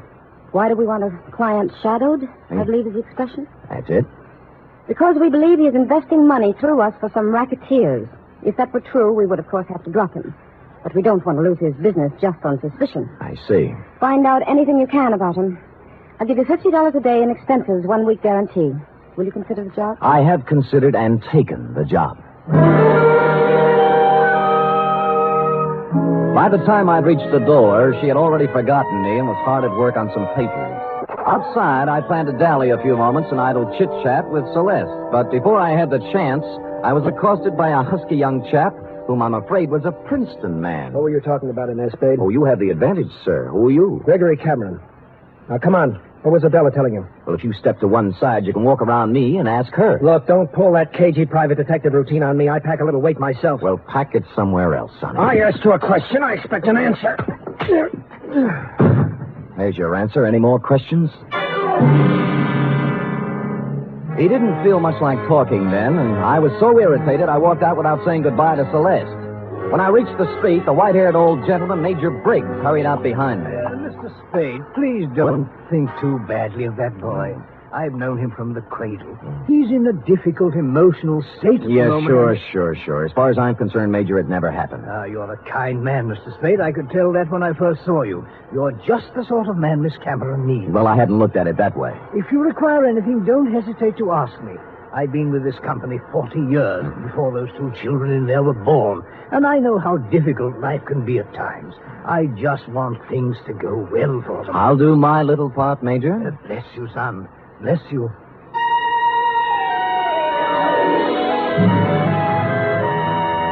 I started to work.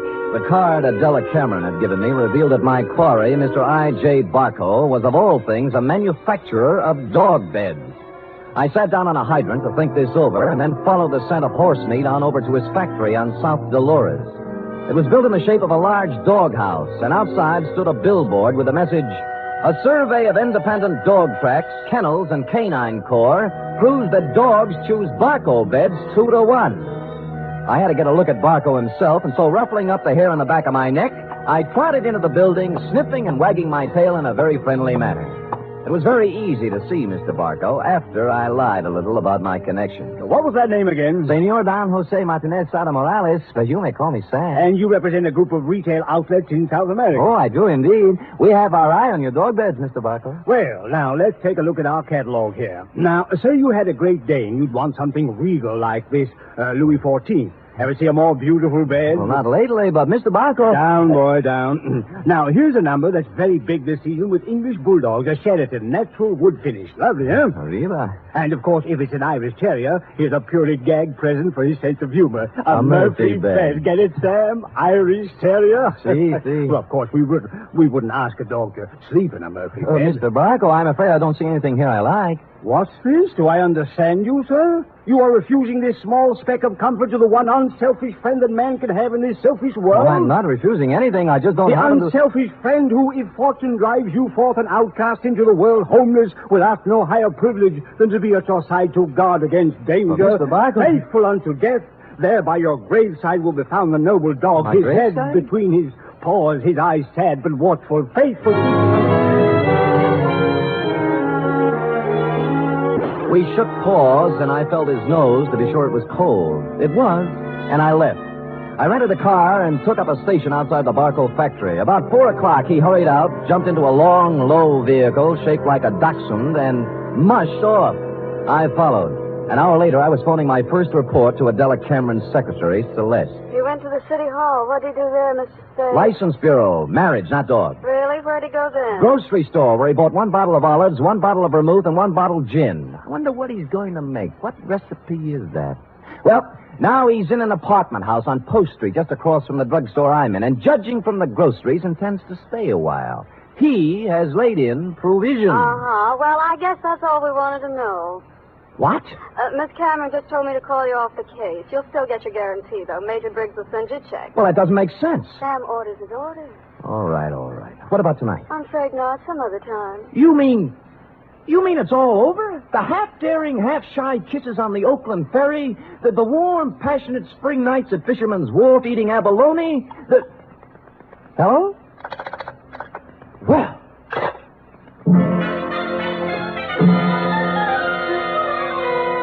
Puzzled, as who wouldn't be, I walked slowly back to my car. But before I had a chance to get in, I saw I.J. Barco hurry out of his apartment house.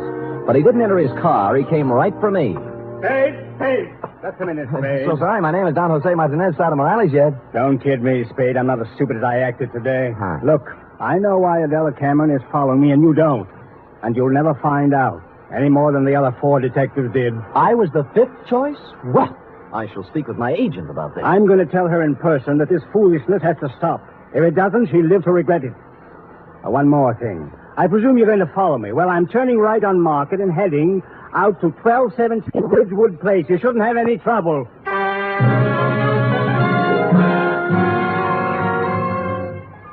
And with that, he spun on one heel and trotted to his car. He took off, but when I went to my car, it wouldn't turn over. And when I lifted the hood, I found out why. All my spark plugs were gone. I picked up a new set at a service station, looked up Adela Cameron's address in the phone book. It was 1217 Ridgewood Place. And a good half hour later, I got there. Barco's car was out in front. No one answered the door, but it was open. Adela Cameron was a crumpled heap on the living room sofa. Oh, Sam, help me, please. All right, Miss Cameron. Let me look at you. You hurt? No, I'm all right. It's him. Where? The bar.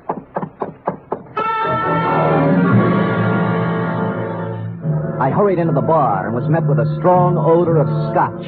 A bottle of it had been broken, and holding the neck of the bottle in one hand was I.J. Barco. He was on the floor, his hands slowly opened.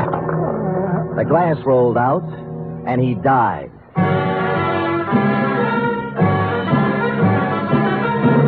You are listening to the weekly adventure of radio's most famous detective, Sam Spade.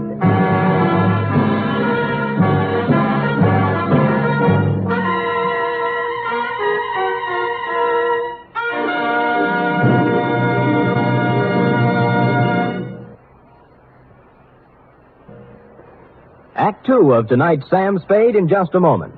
Meanwhile, here's news of other goings-on on NBC. There's no doubt about it, it's the big show. Not just any big show, but the big show. Brought to you every Sunday night over most of these NBC stations. An hour and a half of the very best in comedy, music, and drama.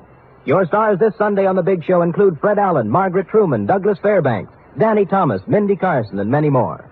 All presided over by the glamorous Tallulah. No wonder it's the big show. Saturday night on NBC means mystery with the man called X. A man without a name who travels the world over on missions of intrigue and peril. Herbert Marshall stars as the man called X tomorrow and every Saturday evening on NBC.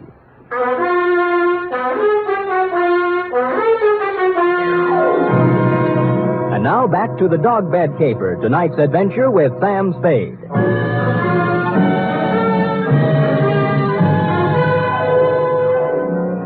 It took 3 bullets in the chest to finish off I.J. Barco. He'd apparently been standing there pouring a drink. Barco broke the bottle as he fell. I couldn't find any other signs of violence or any gun, so I went back to Adela Cameron. She was beginning to calm down. I don't know who did it. I just don't know. Well, it couldn't have happened more than a minute ago, and you were in the house, weren't you? No. No, after I left my office, I stopped in the store for some things. Then came home. When I was driving down Ridgewood, I heard some sound. And you thought they were a car backfiring. How did you know? I've heard this script before. Don't you dare accuse me of killing that man. It's not what I think that counts, but what the police accuse you of. Sam, I heard those sounds. I came in the house when I went into the bar. You didn't notice Barco's car out in front? Oh, I suppose I did. I don't know. I don't remember. Uh-huh. Who are you calling? Homicide. Sam, wait a minute. Just a minute, please. Wait for what? I want to tell you some things. All right. Go on. I kind of get the feeling I was hired to put the finger on the dog's best friend. That's not the way it was. The last thing in the world I wanted was for him to be killed. Oh, murdered, I mean. All right, what did you want? I'll tell you the truth. Why I really had you watching Barco. I'd be curious. We handled his investment account. My brother Gregory... We ran into each other. I heard. Well, Greg took $150,000 of Barco's money and invested it, without my knowledge, in a television company. I hear that medium's making money. But it turned out this company was just a front for some men who wanted to build a gambling syndicate up north. You mean your brother didn't know that?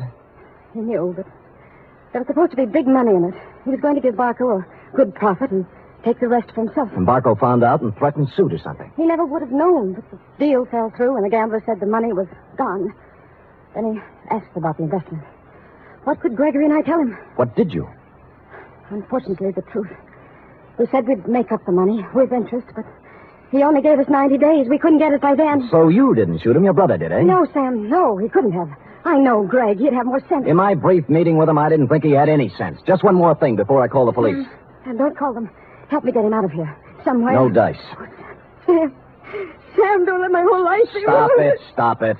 You set me on Barco to find some blackmailing material, yes? Yes. And then why did you suddenly call me off the job tonight? I didn't. Your secretary said you did. I didn't tell her anything of the sort. Can I have that phone now?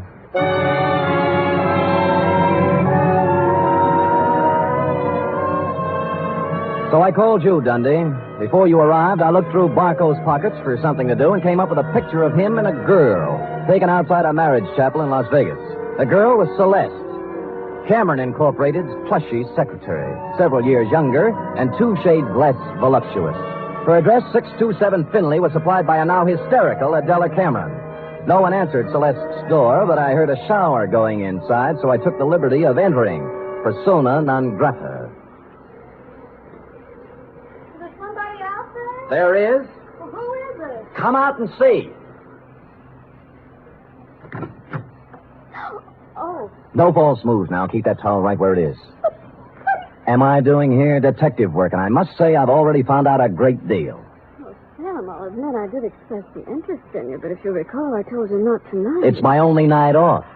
Sam, please leave. I don't want any difficult scenes. All right, we knock off the cute touches and get down to business. You were married to I.J. Barco, right or wrong? Wrong. Wrong, it's right. You were married in Las Vegas at the chapel of the Flamingo Hotel, the Tower. I was only married one day. My parents had it annulled. I was underage. Well, you don't have to worry about him anymore. He's dead.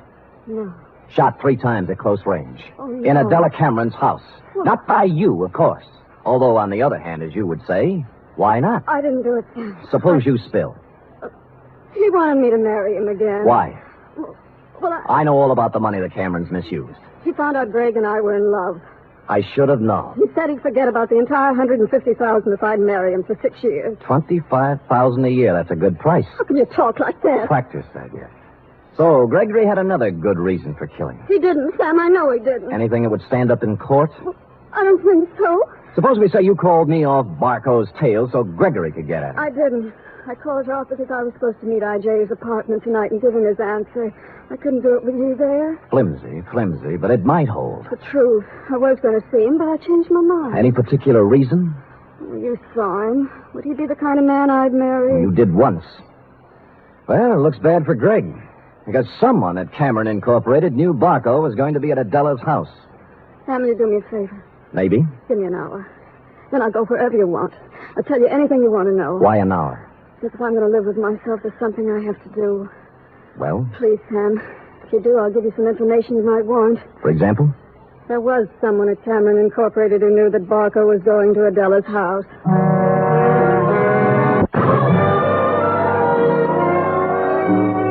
She must have known I was going to wait outside and tail her, but she didn't, because without once looking over her shoulder, she emerged from her apartment house, slithered into her car, and led me directly down to the railroad station. She met a man in the waiting room, threw her arms around him, whispered something in his ear, and they hurried out to track 7. There was a transcontinental train getting up steam. She kissed him, and he climbed quickly up into a Pullman named Aurora Fall. And almost as quickly, I climbed in the other end. We met in the middle. What are you doing here? I came to take you off the train, Greg, before you made a big mistake and left town. Now, look here, Let's not Spade. go through the intercollegiate tough talk again. Are you coming off, or am I going to carry you off? You're going to carry me off?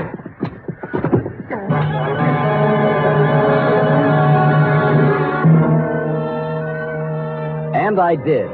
Celeste was gone, and he revived when he hit the cool air. I let him out of the station as unobtrusively as possible. Then we went down a side street to where my car was parked. That's where he began to show signs of life. Spade, look. You're all wrong. Guy's got a right to leave town when he wants to. I'm going to sue you from here to the city hall and back. Shut up and get in the car. Celeste just told me about Barco. You don't think I did that, do you? As I get it, you and Celeste were leaving town together, right? Yeah, she told me to go on and she'd come later. That was unwise of both of you. Come on, get in. Spade, I didn't kill Barco. Nobody said you did. Now, if you kindly get in the car and give me an address I want, and you know, we'll go see who did kill I.J. Barco.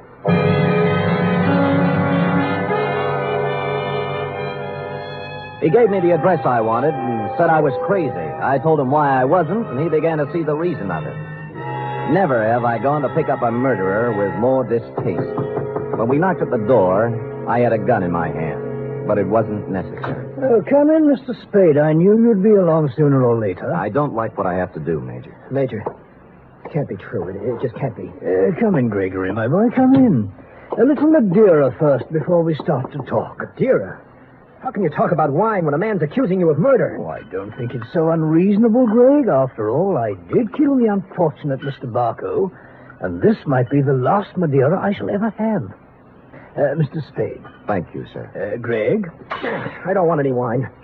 Spadey's out of his mind, and so are you. I'm afraid not, Greg. Oh, that was a vintage 1900 Madeira you wasted, Greg. Twice as old as you. Stop it. I'm sorry about what happened, Greg. I would have spared you and your sister this unhappiness if I could have. But destiny was against us all. You knew he was going to Miss Cameron's house, didn't you? Yes. Just before I left for the bank with the weekly deposit, he called for Miss Cameron, and I took the call. I told him she was gone, and he said he was going to her house. It was to be an ultimatum. The money in 24 hours or exposure. But you didn't have to... kill him? Certainly not. It was a crime of passion. I take the weekly deposit to the bank every Friday, and I always carry a gun. Silly me carrying a gun. Never had to use it, but the bonding company requires I carry it. Well, I went directly from the bank to Miss Cameron's house. I wanted to help her face Barco. Was she there? Oh, no, Mr. Spade. She'd apparently stopped downtown to do some shopping. So I faced Barco alone. I asked him point blank to give these young people more time, but he just laughed at me. He said the only time they'd get would be in jail, so... It happened. Well, I hadn't intended to, but I became angry. Suddenly found the gun in my hand, and the thought crossed my mind, my life is just about over, and yours, Greg, is just beginning. It was easier to pull the trigger than I would have realized. Oh, Lord. More Madeira, Mr. Spade? Thank you, Major, but no. Well, allow me to present the bottle to you as a gift. I'll get my hat and coat. Greg, my boy, I'm sorry. You're sorry. Major, I wish I'd never been born.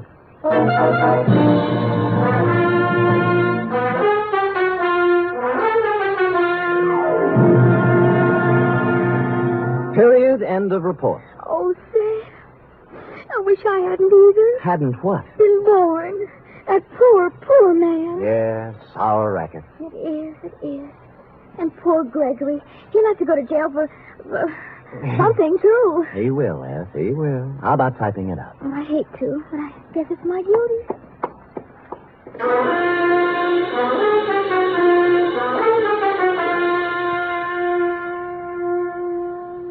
3 chimes mean good times on NBC. There's no cover charge at Duffy's Tavern. Just keep your dial on this NBC station this evening as Archie the Manager, played by Ed Gardner, and his remarkable friends serve up another Blue Plate special of grilled English language, fresh laughs, and whimsy a la mode. Another Friday fun favorite is The Delightful Life of Riley, starring William Bendix as the beleaguered Chester A. Riley.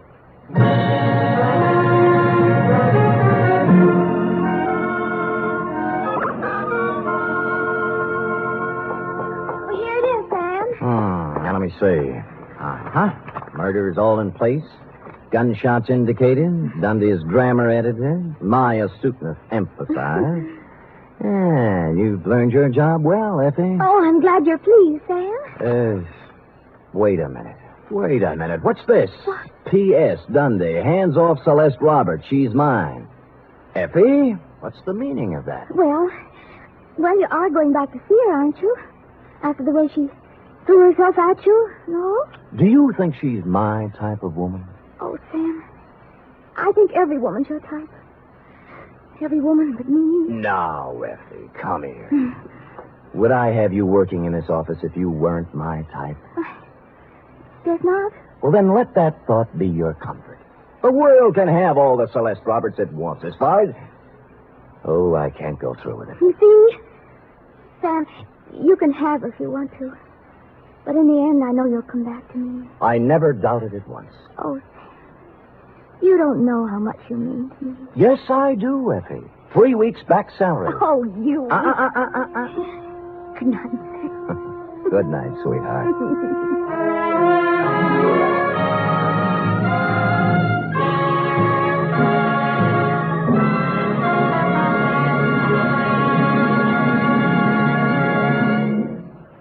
The National Broadcasting Company presents The Adventures of Sam Spade, Detective.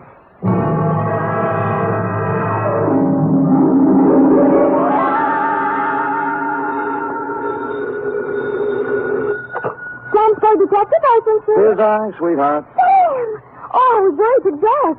This office. Glass all over the floor, holes in the wall. That was just business going on as usual during old occasions, Eff. Well, what was it all about, Sam? They tried, Effie, just tried to pluck my feathers and cook my goose. On Thanksgiving, too. How could they? Oh, they were a mean lot. Are you all right? Hale and hearty, every giblet in place and not a feather ruffled.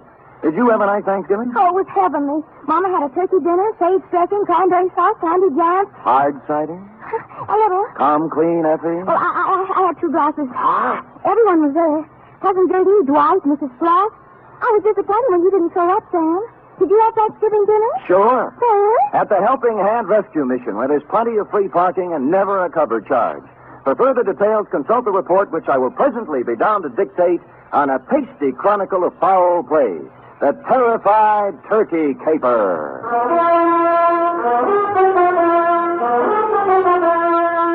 For NBC, William Spear, radio's outstanding producer-director of mystery and crime drama, brings you the greatest private detective of them all in The Adventures of Sam Spade. Sam, hey! Oh, you were waiting for me. Having Thanksgiving dinner at a rescue mission when Mama cooked it perfectly wonderful. Thank your mother for me, Aunt. Tell her I'll be over to break wishbones with her tonight. And to atone for my social indifferences, here's a little something I brought for you. Oh, Sam! You shouldn't have. It's beautiful. What is it? A blunderbuss. A blunder what? Bus, as in step to the rear of. Oh. Well, what does it do? Shoot, Seth. It's a gun. Our founding fathers used it in foraging for feathered food when they settled this abundant continent. And it's mine. To do with what you will. Where's the desert? Pencil boy? Yes, Sam. Who gave it to Pad me? open? Oh, yes, but I don't know. Knees crossed?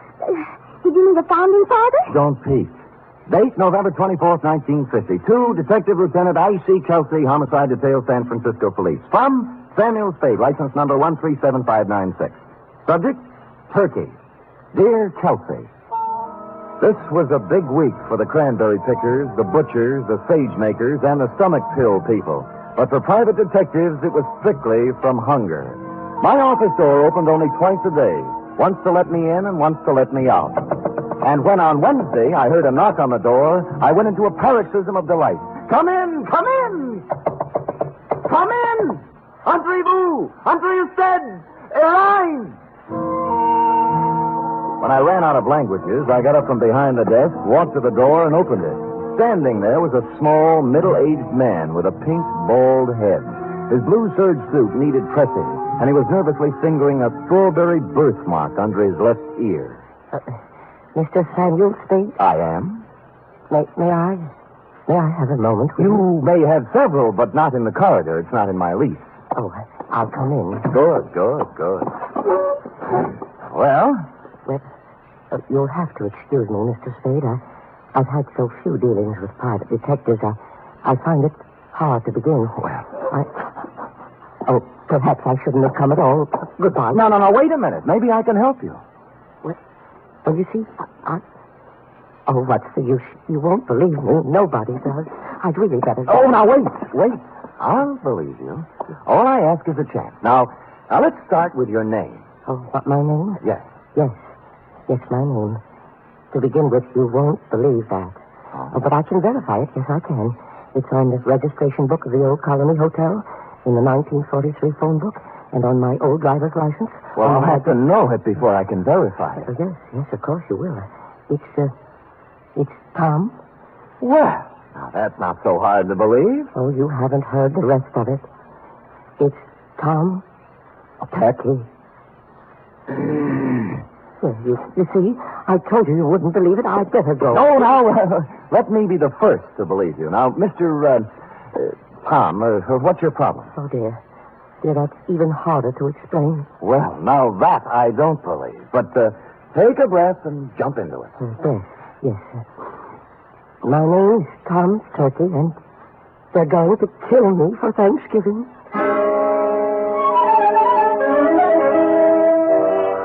Well, I had asked for it, and I had gotten it. And I sat back wondering who had gone to all the trouble to play this funny joke on me. I was looking at my hand to see if there was any itching powder on it where he'd shaken it when my phone rang. I lifted the receiver, swung around on my swivel, and gazed out onto the street. It was Al Cuccio calling, a private eye whose reputation was shadier than a mushroom cellar. Hiya, Spady. Al. Haven't seen much of you lately, Spady. And I have to get together. Yeah, well, so long. Wait, I'll tell you why I called. I've had a pest in my office, keeps coming back. Thinks he's a turkey somebody wants to dress. I brushed him, but your name came up, and I just wanted to warn you. He might be in to see you. I'm confused, Al. I never knew you to turn your back on a buck. Oh, I don't want any of this one. His buttons are loose. My advice to you is to bounce him. Well, we've never traded advice before, Cuccio. Why now? Well, after all, we're in the same racket. If we can't help each other... Oh, sure, Al, sure. I appreciate it. Give me a ring. We've got to get together sometime. Yeah, when I get a free night, we'll Jimmy parking meter. Yeah, Huh? Oh, yeah. Parking meters. I'll see you later, Spady. I turned back to the desk, and what I saw in front of me was an empty chair. Tom Turkey had taken wing. I got up and walked to the window, and a minute later, I saw him come out of the building downstairs and start to cross the street. And then I saw something else. A large 4-ton truck was tearing down the street, picking up speed. Instinctively, I shouted a warning, and at the last second, Tom Turkey scrambled from in front of the truck and disappeared into the alleyway. The truck roared up the street, and on its side was printed in gold letters, Haynes, you drive it. There was nothing to say it wasn't coincidence, this near mishap, but somehow I found myself intrigued and wanting to hear more of the little guy's story.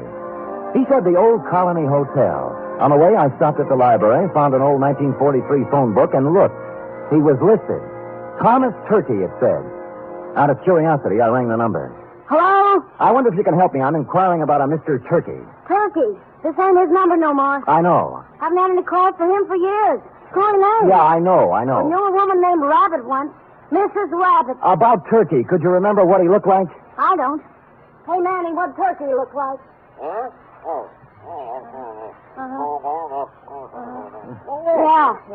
Small man, around 50. Nice fellow, Manny says. Strawberry under his left ear? Strawberry under his left ear, Manny? Yeah, strawberry under his left ear. Well, thank you, madam, for your information, and thanks to Manny. Well, you're welcome, but I don't know what you're going to do with it. Old man Turkey's dead. Been dead for years. Curiouser and curiouser, I thought. They had described the man who came to my office 20 minutes ago, and now he'd been dead for years. I continued on to the Old Colony Hotel. Room, 75 cents, it said. Tom's room is 114. Who is it? Sam Spade. Oh, come in, Mr. Spade. I'm sorry I ran away. I didn't think you really believed me. Well, I'm not sure I do yet. Tell me, was that truck an accident? Oh, I don't think so, no. They made 3 attempts before to kill me. Somebody tried to push me in front of a train, and then a wheelchair full of cement dropped off a building and just missed me, and then I was shot at. Oh, who were they, and why would they want to kill you? I don't know. I just don't know. Look, let's tack. Tack? Tack. I dialed your old phone number, and the people who answered said you're dead. Oh, a lot of people think I'm dead. Yeah. Look, do you still want me to work for you? Oh, yes, please. Well, you'll have to tell me more then. I can't... I guess I'd better tell you everything. Oh, it's hard to talk about, Mr. Spade. It's not easy to admit to someone you've been a foolish man. You see, I just turned 50. I was quite tired of the life I'd led. Proper, dull, and unfruitful, except in money. My business was wearing, and so was my wife, Henrietta. This has a traditional ring. Anyway, to make it short, I decided to run away. One day I drove to work. I parked my car in the middle of the Bay Bridge where the suicide note left it and disappeared. Where did you go? Oh, all over the world. I took a job on a boat. I did. On a boat. And then I settled in Sao Paulo, Brazil, under another name. Now you're back. Why? Well, maybe I got lonely. Maybe I got wiser. Maybe I felt I paid enough for my mistakes. Let's just say I'm back. I want to be with Henrietta. Have you seen her? I checked into this hotel and wrote her a letter saying I wasn't dead. I was back in San Francisco, and I wanted to come back to her if she still would have me. But I told her I wouldn't bother her unless she wanted to see me, that she could contact me here. That was a week ago. And you haven't heard from her? No, and almost right away these attempts on my life began. I see. All right, what's her address? 3118 Monroe. Oh, she's taken her maiden name again. Black. Henrietta Black. Well, come on, let's go. No, I'm not going to see her until she asks me. Well, look, you're going to my apartment. Nobody will bother you there. And you're going to see Henrietta? That's right. Oh, thank you. Thank you, Mr. Spade. You do believe me. I think I'm really ready to face the world again now. I deposited Tom in my apartment with instructions to open the door for no one but me, and then I proceeded to 3118 Monroe in the high-rent district. I was ushered through a comely portico by a Japanese maid who told me to wait in a study heavy with mahogany. In a moment, 2 people came in. The woman wore a black dress, silver pendant, flat shoes, and a complexion the color of apple meat. She was Miss Henrietta Black and/or Mrs. Tom Turkey. The man turned out to be Leander Luce, the lady's attorney, business manager, and canasta partner. You say you have something important to discuss with me, Mr. Spade? I do. I hope you don't mind my asking Mr. Luce to be here. Not at all. Well? Mrs. Turkey, I just talked to your husband, Tom. Mr. Spade, if you please. I say something? A rather feeble attempt at comedy, Mr. Spade. Well, I wasn't trying for a laugh. You are Mrs. Turkey, aren't you? I was. You undoubtedly still are. I'd expected to hear another one of these cruel jokes about my name. At Thanksgiving time, Mr. Spade, someone was always going to stuff Tom, baste him, dress him, slice him. This season, they're going to kill him. They are not going to kill him. He is already dead. He's not dead, Mrs. Turkey, and you should know it. I should. Yes, he sent you a letter saying he was back in San Francisco and wanted to see you. Mr. Spade, This has gone absolutely far enough. Not quite. What about the letter? I know of no such letter. I see. Well, thank you for your time. I'm sorry I bothered. Oh, you used bad judgment in coming in the first place. Yes, maybe you're right. There was falsehood in this someplace, Lieutenant, and it stuck out like a fat girl in slacks. The only thing to do was to go back to my apartment, get Tom Turkey, and confront Mrs. T with her husband in the flesh. But when I got back to my apartment building, I spotted in rapid succession, 1, an ambulance, 2, a police car, and upstairs, outside my half-opened apartment door, I spotted 3, you. I've been expecting you. What's going on, Chelsea? Yes, serious, Sam, serious. Who's that bald-headed man moving around the apartment? That's McCracken, the new medical examiner. Checking a stiff on your rug. I stepped around you, Lieutenant, and pushed the door all the way open. I saw McCracken kneeling over the body and a couple of men from homicide taking photos. I moved into the room feeling nothing good. A little guy had given me a job, and while I was yakking with his wife, somebody got to him. And in my apartment, where I'd stashed him. McCracken stood up, and I looked down at the body. Then I looked again. Who I saw wasn't Tom Turkey at all. It was the late Private Eye, Al Kuchel.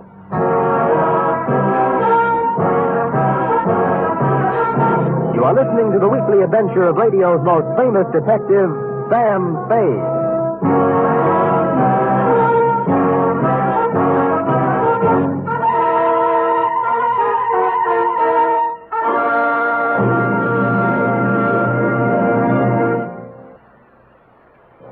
You Friday fans of Sam Spade, there's mystery on Saturday evening, too, on NBC.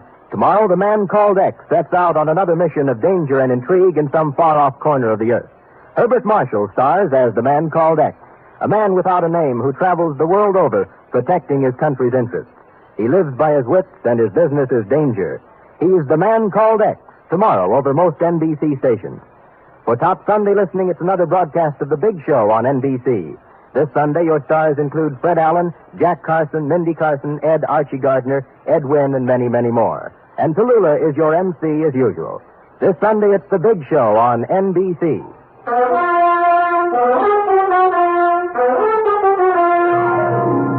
And now back to the terrified turkey caper, tonight's adventure with Sam Spade.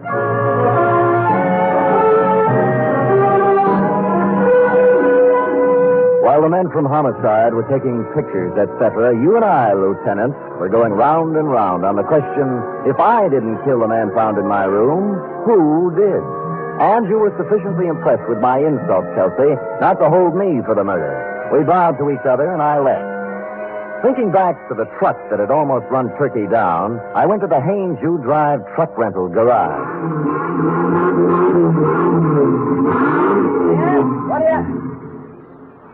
What do you want? I'm a detective. Could you give me a list of names for everybody who rented a truck from you during the past few days? Sure. He handed me a big registration book, and I read every name for the past week. For the first 5 days, they all seemed to be nice, normal, abnormal names. And then, under the rentals for the day before, was the name of John Smith. John had given his address as 7200 Kearney. And I happen to know that Kearney only goes up to 2000. The dispatcher said that Smith had returned the truck about 3 hours before, and he remembered him as an ugly, heavy-set, and rough-voiced character who looked like an ex-longshoreman. They had already washed the truck, so the fingerprints were all out up.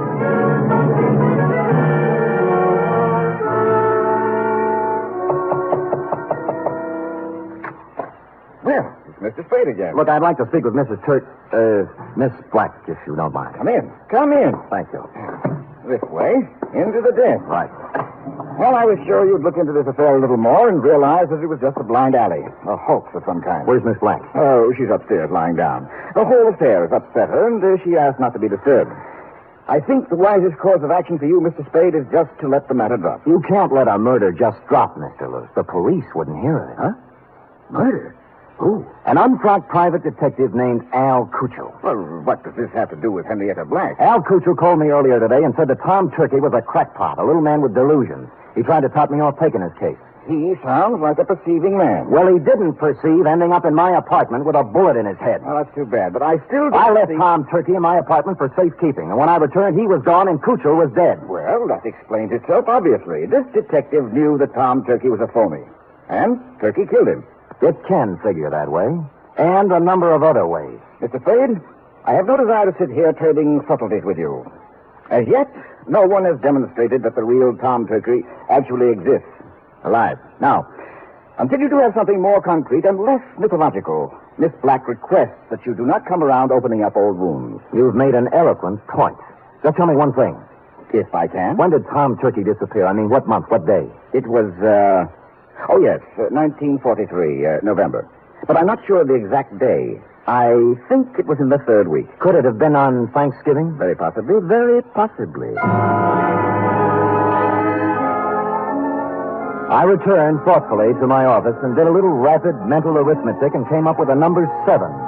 From November 23rd, 1943 to November 23rd, 1950 was 7 years to the day. And I pondered this. What did the number 7 mean to the life or death of Tom Turkey? I had just hit upon the answer and was crying Eureka when my office door opened, unlocked, and a visitor came in unannounced. He was ugly, heavy-set, and looked like an ex-longshoreman.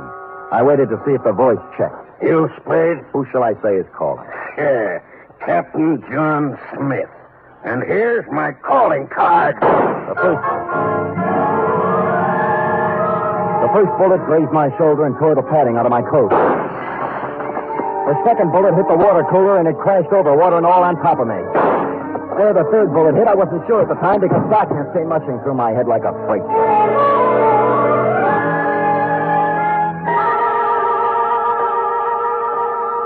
When I opened my eyes again, I expected to see St. Peter checking my ID card. But all I saw were the dust balls under my desk and a fly bathing himself in a pool of water spreading slowly over the floor. There was blood on my hand, but it came from a glass cut. I was in shambles, but alive. Captain John Smith had shoved off, obviously thinking his bullets had done their work.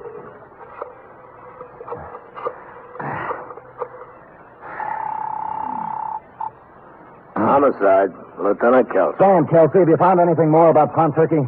Nothing, Sam.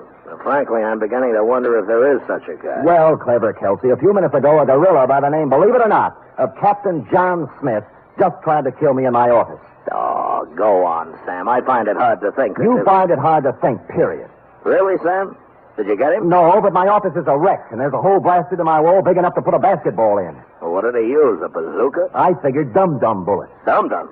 Well, that's illegal, ain't it? Kelsey, doesn't it strike you as significant that every attempt on Turkey's life has been vicious, as if someone not only wanted to kill him, but also mutilate him? Yeah, now that you mention it.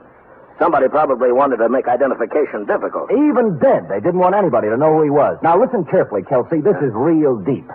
Tom Turkey disappeared on Thanksgiving of 1943. A person has to be missing 7 years before he can be legally dead and his insurance collected. Now, if someone had Turkey insured, they could collect the day after this Thanksgiving, if Turkey didn't show up before. You mean somebody's trying to kill him for the insurance? I would say so, Kelsey. I would say so. Now, hurry up and find him.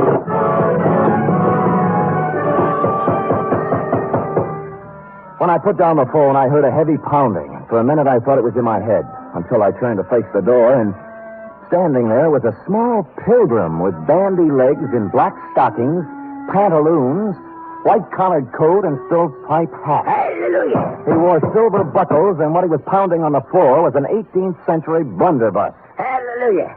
Have I got the right place? Oh, offhand, I'd say so. If you're looking for Captain John Smith, he just left. Pocahontas is expected any minute.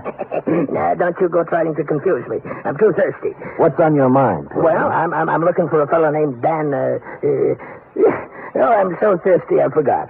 Sam Spade? Yeah, that's it. Yeah. Oh, you broke your water bottle, huh? Yeah. Good. That stuff's poison anyway. Hallelujah. Hey, say, do you happen to have any hard cider around? Fresh out. Oh. I'm kind of thirsty, you know. Any type of corn squeezing? Here, try this, Dad. Yeah. Good, huh? Oh. You like that, huh? Oh.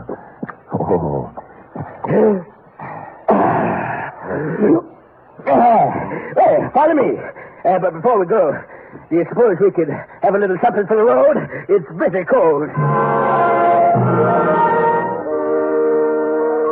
I gave him a little, but not too much, because I didn't want him to lose his way. He walked me right down Market Street so he could look in the liquor store windows. He said it gave him a comfortable feeling to know there was so much good in the world. And then we turned right a few blocks until we came to the Helping Hand Mission. Across its gray front, a banner promised special holiday food and comfort to the unfortunate. And on the street in front of it, there was a brass band sending out signals to the fraternity that any minute the great feast of Thanksgiving would begin. The band members and other volunteer workers were all dressed as pilgrims with quaint conceit. My pilgrim led me to a dark corner of the clubroom, and sitting there unhappily was none other than Tom Turkey. Hello, Mr. Spade. Oh, hello, Tom. What happened to my apartment? And why did you run away? Well, I was afraid.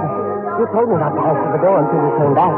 Well, somebody knocked on the door and said it was you, so I opened it, and two men came in. Tell me, was one of them Al Cuccio? Yes, the detective. The other man was a big, ugly-looking fellow, and when they saw I was alone, they started arguing. About what? Well, the detective said that now that he brought the ugly man there, he wanted his money. Yeah? The ugly man pulled a gun, and they started to fight. Oh, dear, I slipped out the door, and when I was halfway downstairs, I heard a shot and kept on running. Well, Al Cuccio is dead. Oh, my. I thought so. This was the only place I could think of to hide. Oh, when Henrietta finds out I've been mixed up in a murder, she'll never take me back. Henrietta. Hey, tell me, did your wife ever have any insurance on you? Oh, before I ran away, she did. A $50,000 policy, but, oh, that would have lapsed by now. Maybe. Did it have a suicide clause in it? A suicide? Yeah. Well, no. No, it didn't. I remember. Yeah, you'd like to talk to Henrietta, wouldn't you? All right, here's her phone number. Call her up and tell her where you are. Oh, dear, I don't think I could. I'm too frightened. You've got to do something to help yourself. If you don't, by midnight, you might be a cold turkey. Oh. I'm sorry, it just slipped out. All right, I'll do it.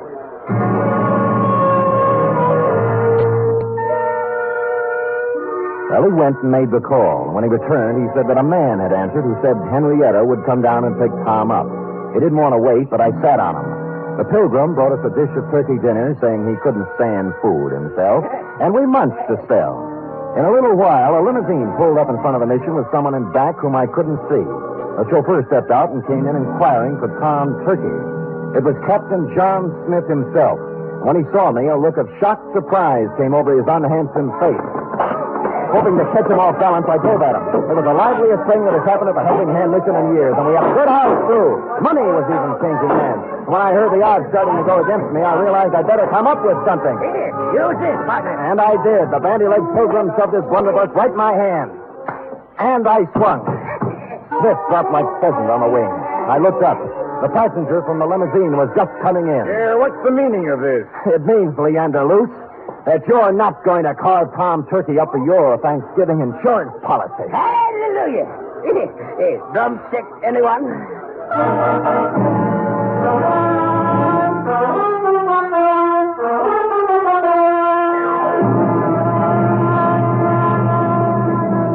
Period. End of report. Sam, I don't understand. Well, it's as plain as the cranberry stain on your dress, huh?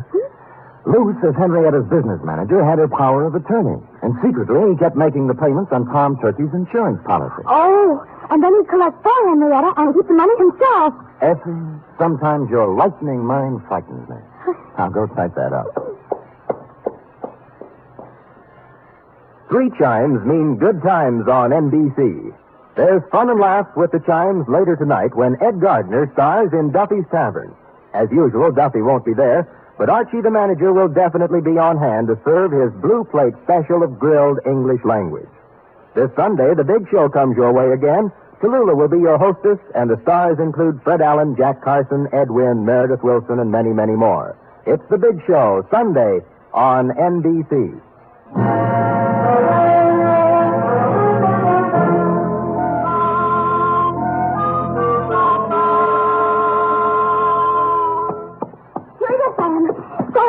The man who killed Al Cuccio and tried to kill you, was his name really Captain John Smith? Now, Effie, could we have a Thanksgiving caper without a Captain John Smith? It wouldn't be right. It was a coincidence, wasn't it? Well, if you promise not to tell anyone. I won't.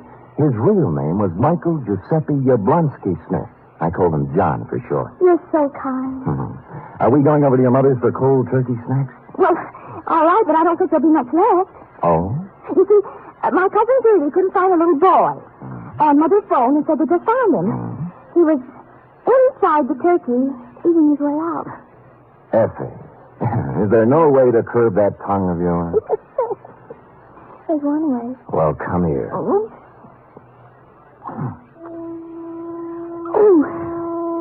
Good night, Sam. Good night, sweetheart.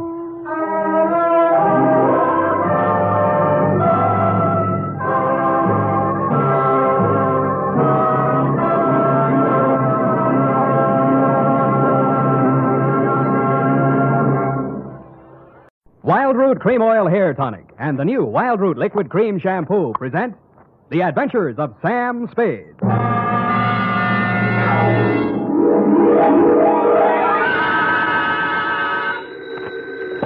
Sam Spade Detective Agency. Me, sweetheart. Oh, Sam! I'm glad you're back in town. So am I, Effie, so am I. Confidentially, I didn't think I'd make it. Confidentially, that is. Was it dangerous, Sam? I should say it was. Why, for the past 24 hours, I've been at it hammer and tongs over hill and dale, through shot and shell. It was enough to turn any ordinary man's blood to ice and his hair pure white. Oh, that sounds terrifying, Sam. I wish it had been only terrifying, Effie. It was blood-curdling, spine-chilling, hair-raising. I was bored. It was also rural and countrified. Well, what happened, Sam? Tell me. You've heard of the Martins and the Coys? No. And the Boston Massacre? No. Custer's Last Stand? No. Well, put them all together, and they spell what I'll shortly begin to dictate, a report which I call, in a burst of clever literary plagiarism, The Farmer's Daughter Caper.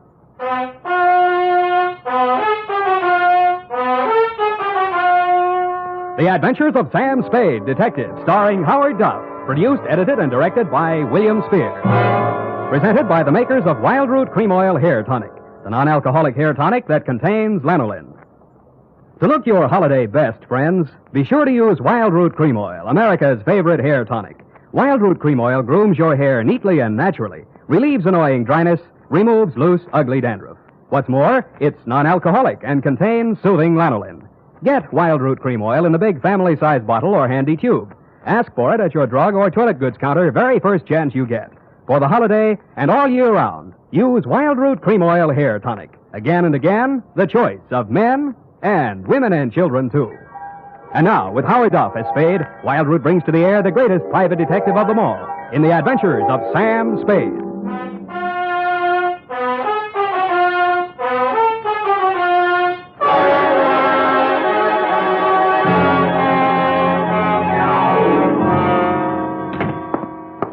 Effie, I'm right here, Sam.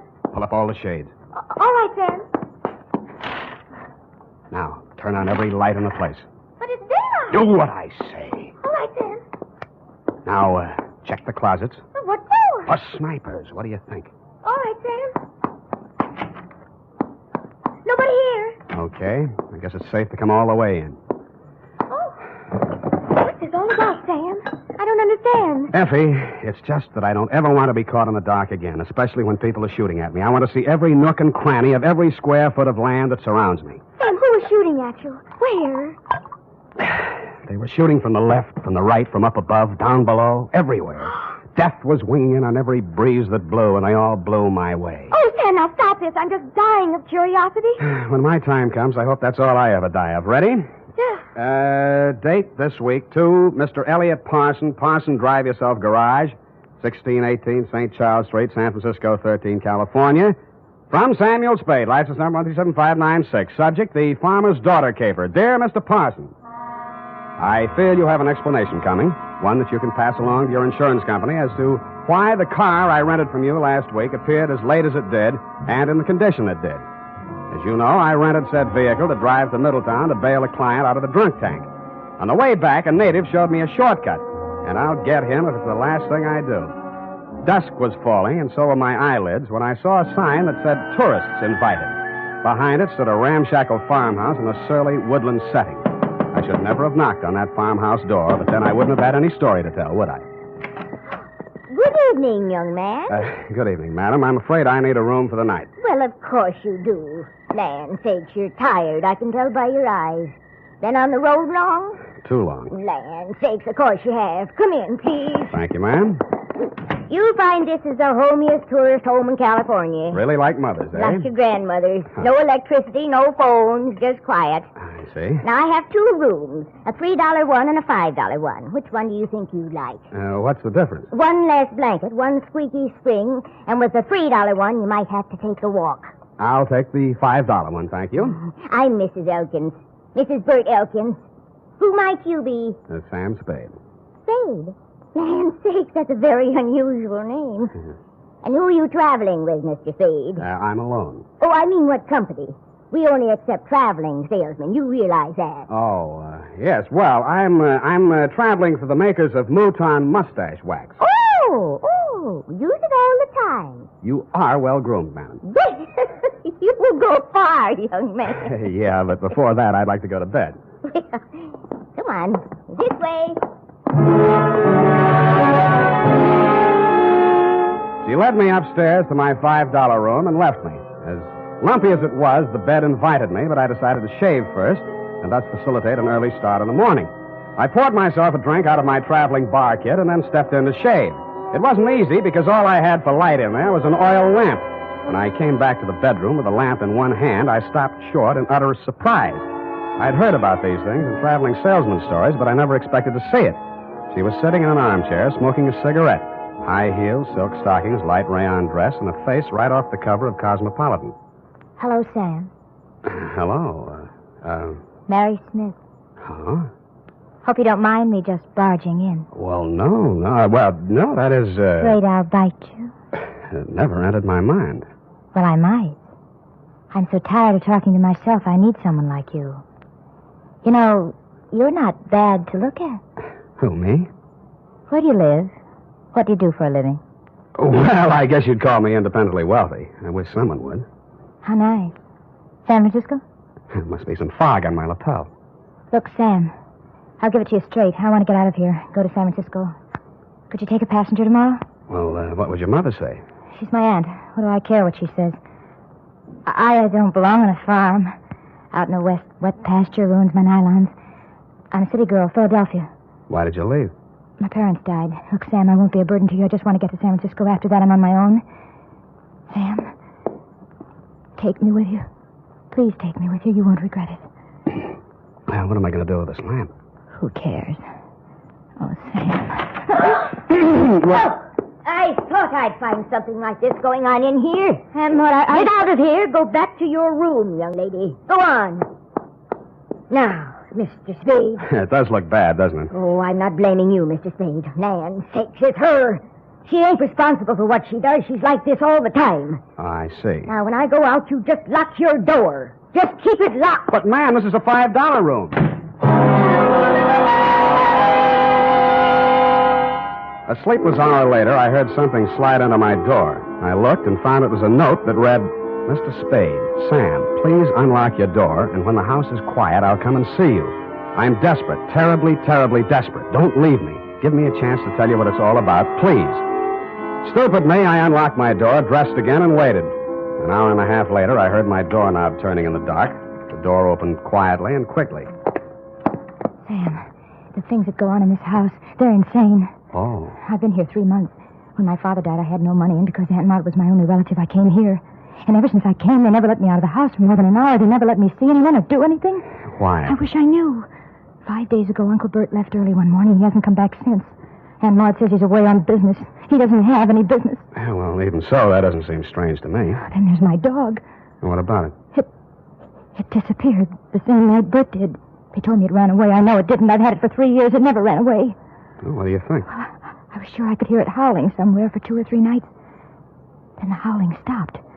I think I know where it is, but I don't know why. It scares me. Well, where do you think it is? Sam, you're going to think I'm crazy right out of my mind, but... Well, about 150 yards behind the house, there's a hillside with an old cave in it. Oh, an old cave. I don't know what it's used for, but yesterday I saw the whole front end of it closed with dirt. Sam, they buried that dog alive in that cave. I know it. Oh, wait a minute now. Did you ask Mrs. Elkins? Yes. All she said was the dog ran away and mind your own business. She told me to leave the cave alone. Sam, let's go out there and look. Please. Well... So big, brave, stupid Sam, idiot boy, allowed her to show me the back way out of the house, and we sneaked to the barn together. She found a shovel, and we walked to the cave. When my eyes got accustomed to the dark, I saw the entrance had been covered with dirt, and recently. I took the shovel while she stood watching. I cleared half of the dirt away and worked as quietly as I could, but apparently not quietly enough. A flashlight suddenly hit both of us in the face, and a shotgun barrel flashed in the beam. Get away from there before I shoot your head off. Point that thing someplace else, please, ma'am. What do you think you're doing, mister? Digging. Mary, you get back to the house. No. Aunt Maud, I won't. Get back to the house before I count 3, or I'll put a load of buckshot right through you. Now, 1. Aunt Maud, my dog is in there. 2. All right.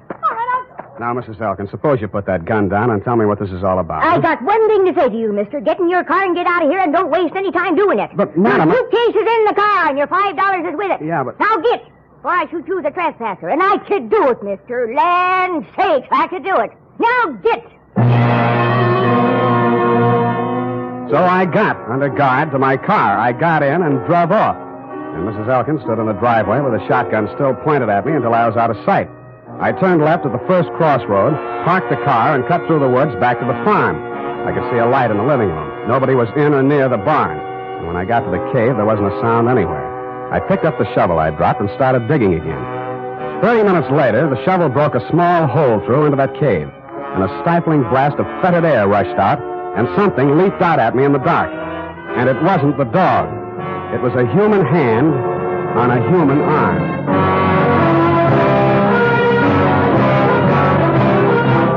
The makers of Wild Root Cream Oil are presenting the weekly Sunday adventure of America's favorite private detective, Sam Spade.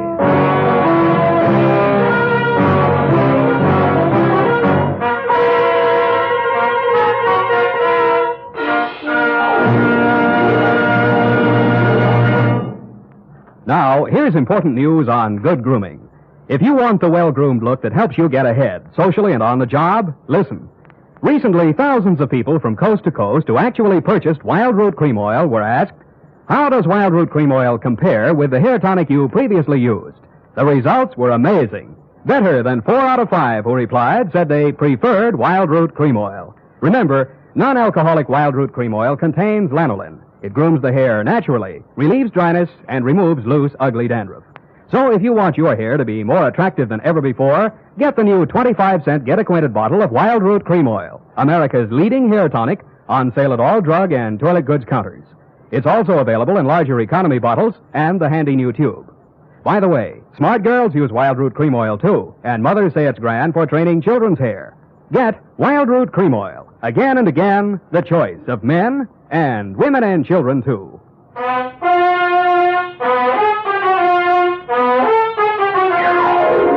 And now, back to the Farmer's Daughter caper. Tonight's adventure with Sam Spade.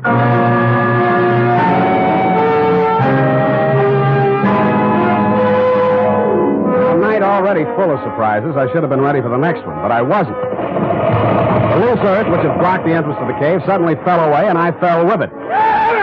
Then I heard something like nothing on earth. Nails dragged across my face, taking skin and flesh with them. I twisted and went down, and something went down with me. The snarl became a voice. Bury me alive! Bury me alive! I'll kill you! I'll kill you! And he did his best, which was pretty good. Finally, I got a good hold on him and sat on his chest. After that, I lit a match and looked at a tall, thin man in his middle 40s. He was caked with mud from head to foot. His hands were impossibly torn and bleeding. I could guess why. Judging from the stubble on his face, he'd been bottled up in that cave at least 5 days. How he was still alive, I didn't know. He acted like a madman, and he had every right to. But surprise, when his eyelids fluttered open again, he read a very sane line. I'm all done then. You got a drink, friend? Not on me. They hit me on the head and left me there. They thought I'd stay in there forever. Forever. Who put you there? Who did it? But they couldn't keep me there. I dug my way out, didn't I? Didn't I? I took my way out. Didn't I?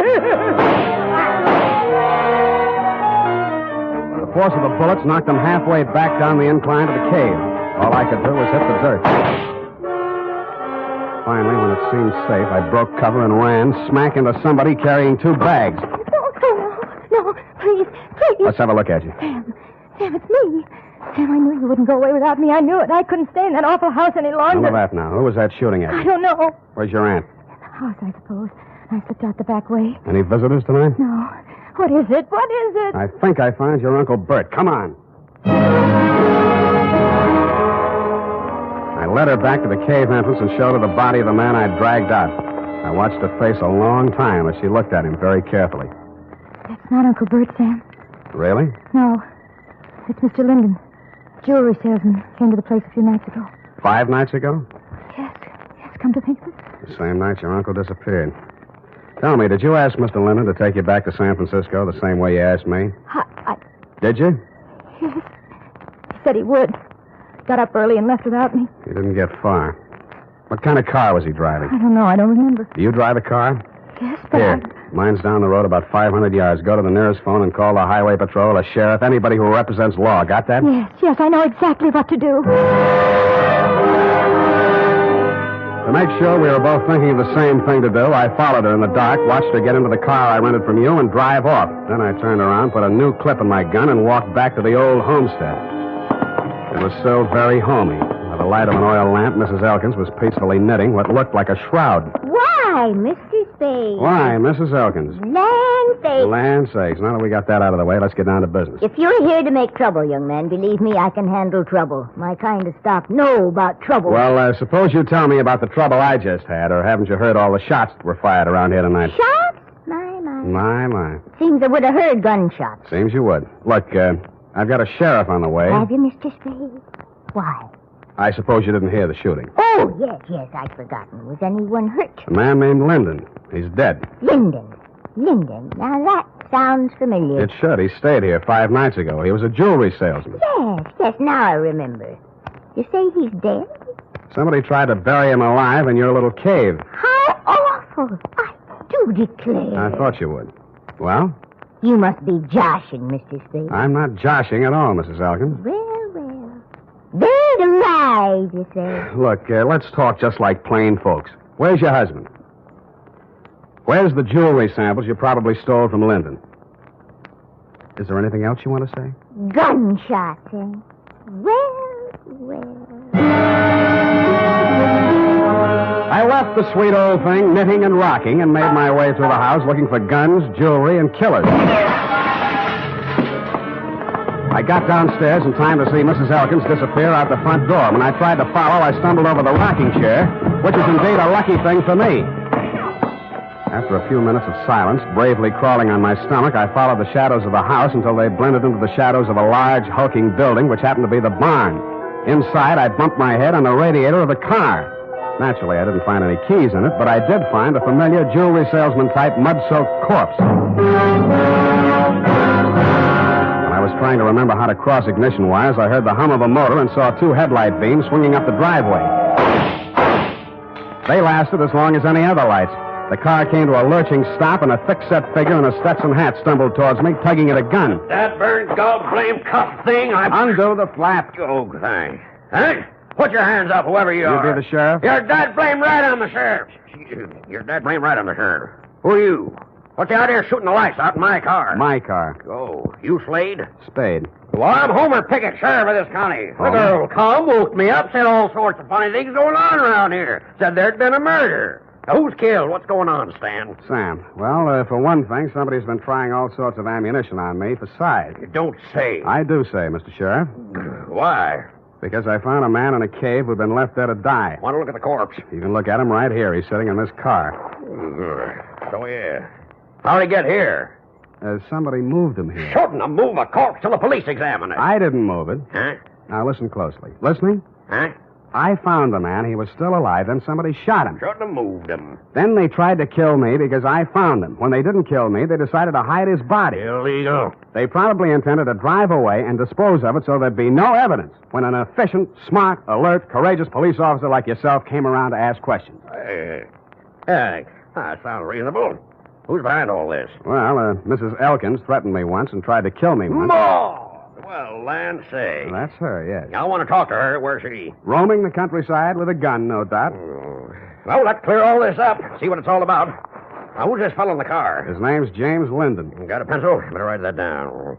Tilden, huh? Linden. Well, By any strange coincidence, Sheriff, you happen to know a man named Dundee, San Francisco homicide? Lieutenant Dundee, old Tom. Old Tom, yes. Shucks, I learned everything I know about police work from him. Yeah, well, that figures. And law's law. Dundee always said. Yeah, I've heard him say it, Sheriff, but... And I aim to enforce it around here. One side, Mr. Slade. Spade. Hey, you'll be sorry.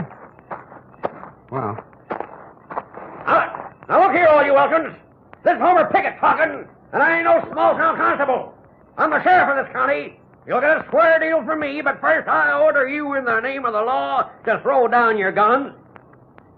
Well? My. You all right? Nothing but my feelings hurt. I warned you. I thought that'd do some good. Well, now you know. Hey, look, maybe it did do some good. I'm giving up, Sheriff. I'm giving up. It's me, Mrs. Elkins. She came across the farmyard as the first light was showing in the eastern sky. Her hands were above her head. One held a shotgun. Get back where you belong, Maud. We could hear, but we couldn't see him. Maud stopped, hesitated for a moment, and then began running towards us. She almost made it. I ran out to drag her back, expecting any second to be the target for the night. There was a sudden and curious silence as I pulled her into the barn. She was still alive. That man's been missing everybody all night. Never thought he'd be able to hit me. Easy. I come from good stock. I'm no criminal, Mr. Spade. Sheriff, you know that. Yeah, I know, Maud. I know. Let me take a look at you. You'll be okay. Don't blame Bert too much. He wanted to have money once in his life. So when this man came along with all the jewelry, Bert went out of his mind, I guess. He put the man in the cave. And the dog, too.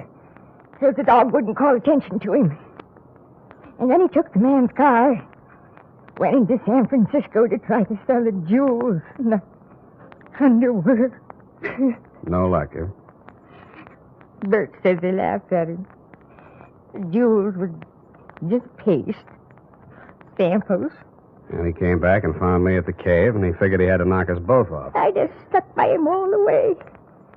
Now he's like a tiger that smelled blood. No telling what he'll do. We'll have to get help, Spade. Roadblocks, bloodhound. No, this is his land. He won't run. He'll hide here. Where? Why, in the cave. Well, I reasoned, one, that no matter how much a man loved his land, he was not going to let himself be trapped in a cave with only one exit. And two, it followed, therefore, that if he did hide in the cave, there was more than one way out, which the late Linden hadn't found. Sheriff Pickett volunteered to watch the front of the cave while I looked around for a rear exit. After a 20-minute search, which netted me nothing, I remembered the car parked inside the barn and how quickly Elkins had carried Linden's body to it. I went back there and took a look around. In a corner of the barn, I found a trail of dirt leading to a bale of hay. When I moved the bale, I found, you guessed it, a trap door. I pulled it open, caught a familiar whiff of used-up air, and lowered myself into a black hole that turned out to be a passageway. I cautiously made my way forward in the darkness for a few yards. Who is it? Who is it?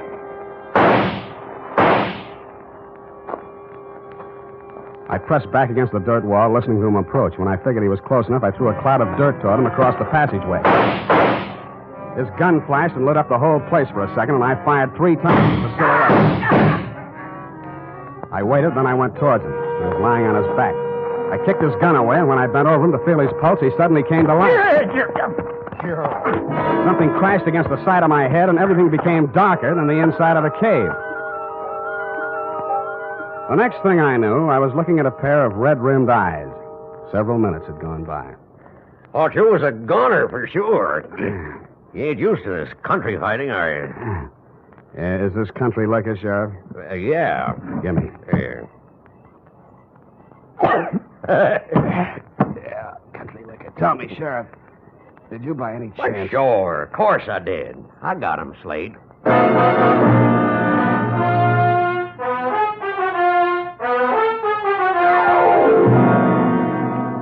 Period and a report. Sam. Do you mean to tell me you let a little country sheriff outdo you? Well, Effie, Homer Pickett's coming up for re-election next fall, and besides, you might think I was egotistical if I told you how it really ended. But your reputation. You're the greatest private detective of them all. And so I can afford to be generous. Now, not another word. Scoot, type that up.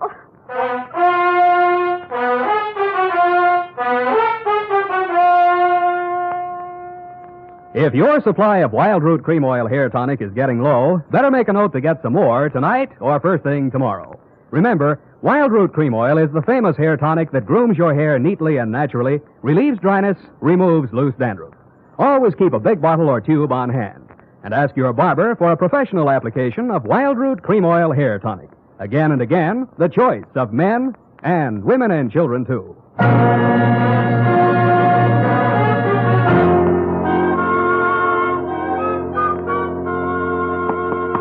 Here it is, Sam. Let me see here. F, you rewrote the ending. I had to, Sam.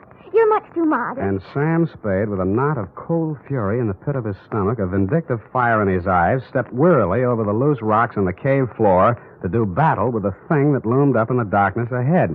The thing's roar filled the night with terror. But Sam Spade, dauntless and knowing not fear, stepped up to the monster, laughed in its hairy face, and with one quick convulsion of his powerful shoulder muscles, dropped the thing in its tracks. I see. Well, is that the way you think it ended, Effie? Oh, Sam, I guess I was being a little foolish. I'll change it. No, as long as you've done it this way, we'll leave it this way. Can't waste paper. No, I'll change it, Sam. Leave it! Oh! Sam, Yep. I copied that ending out of an old Black Mask magazine. You what? Don't be mad. Come here. Come on. I copied that out of an old whiz-bang. Oh, night. Good night, sweetheart.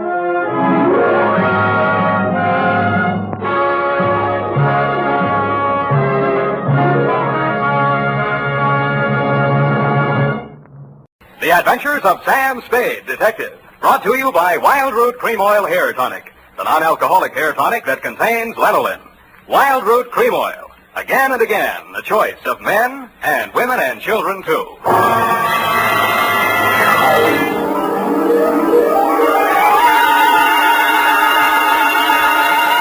Sam Spade Detective Agency? Me, sweetheart. Oh, Sam, I'm so glad you called. Why? I don't know. I always am. Was it a good case, Sam? I didn't like it. Where are you? Morgue, San Mateo. Oh, was somebody killed? Yes? Well, do you know who did it? Yep. That's good. No, that's bad. Bad? Believe it or not, F, I wish I didn't know who killed who. I don't understand.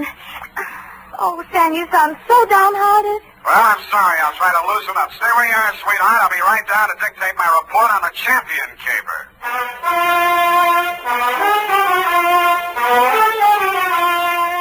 Dashiell Hammett, America's leading detective fiction writer and creator of Sam Spade, the hard-boiled private eye, and William Spear, radio's outstanding producer-director of mystery and crime drama, join their talents to make your hair stand on end with the Adventures of Sam Spade. Presented by the makers of Wild Root Cream Oil for the hair. Before bringing you tonight's mystery, I'm going to take 28 seconds to tell you something that isn't a mystery.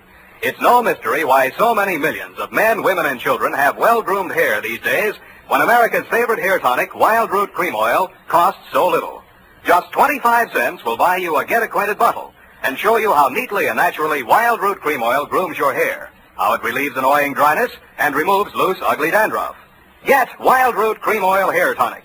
Again and again, the choice of men and women and children, too. And now, with Howard Duff starring as Spade, Wild Root brings to the air the greatest private detective of them all in the Adventures of Sam Spade.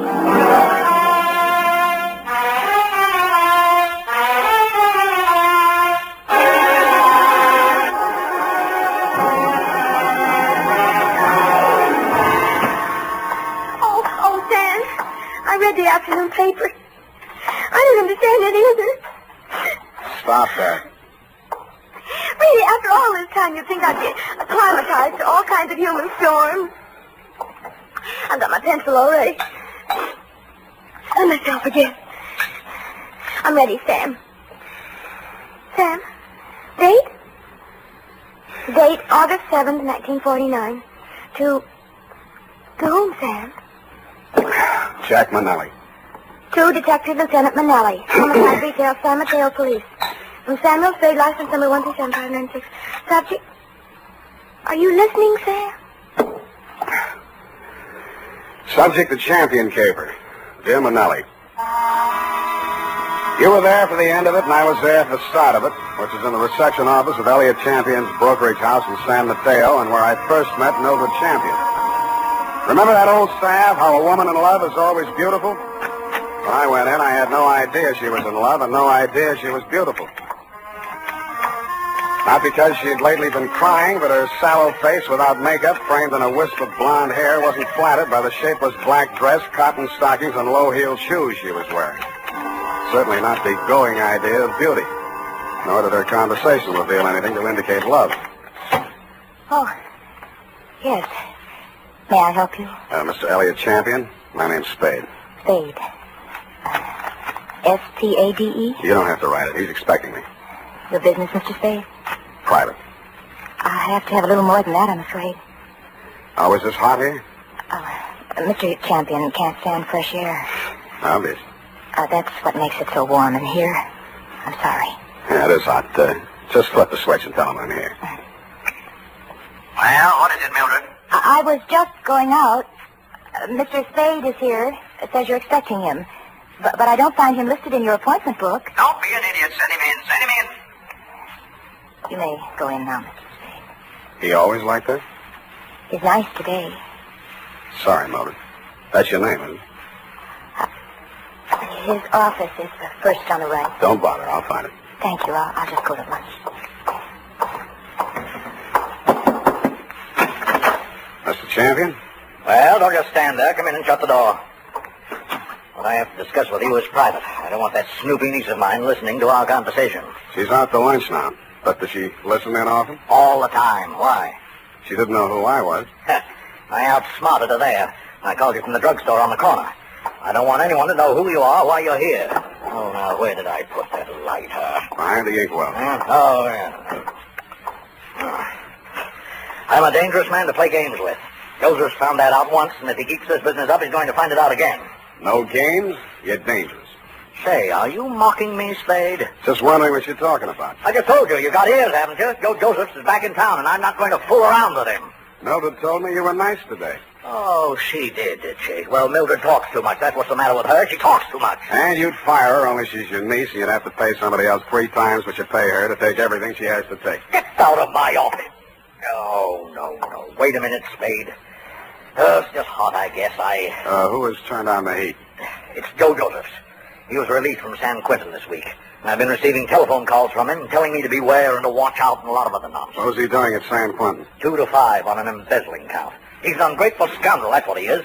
I took him into my office as a junior executive, and 6 months later... He got tired of the $20 a week you were probably paying him and decided to dip into the bin. Only he did a bad job, got caught, you testified against him, now he's out and he's sore and he's threatening. And every time you yell cop around this town, there's always some snoopy reporter hanging around the sergeant's desk. Ain't that the truth? Listen, Spade, I've got $500,000 tied up in this business, and I don't want anybody thinking I might get knocked over by some loony with a grudge. And that's why you didn't tell the police? Don't you believe me? It'll do for now. You'll think of something better. Now, see here, impertinence is one thing... 25 a day and... No. That'll be 45 a day in expenses. I want you to find Joe Josephs and bring him to me. Nuisance warrant? More than that. I've got enough stuff in that desk drawer to send him back to Quentin if I have to. Oh, what kind of stuff? Left over from his trial. It'll be grand larceny this time, and they don't stop at 5 years for that kind of thing. You withheld evidence? I withheld... Put your gun.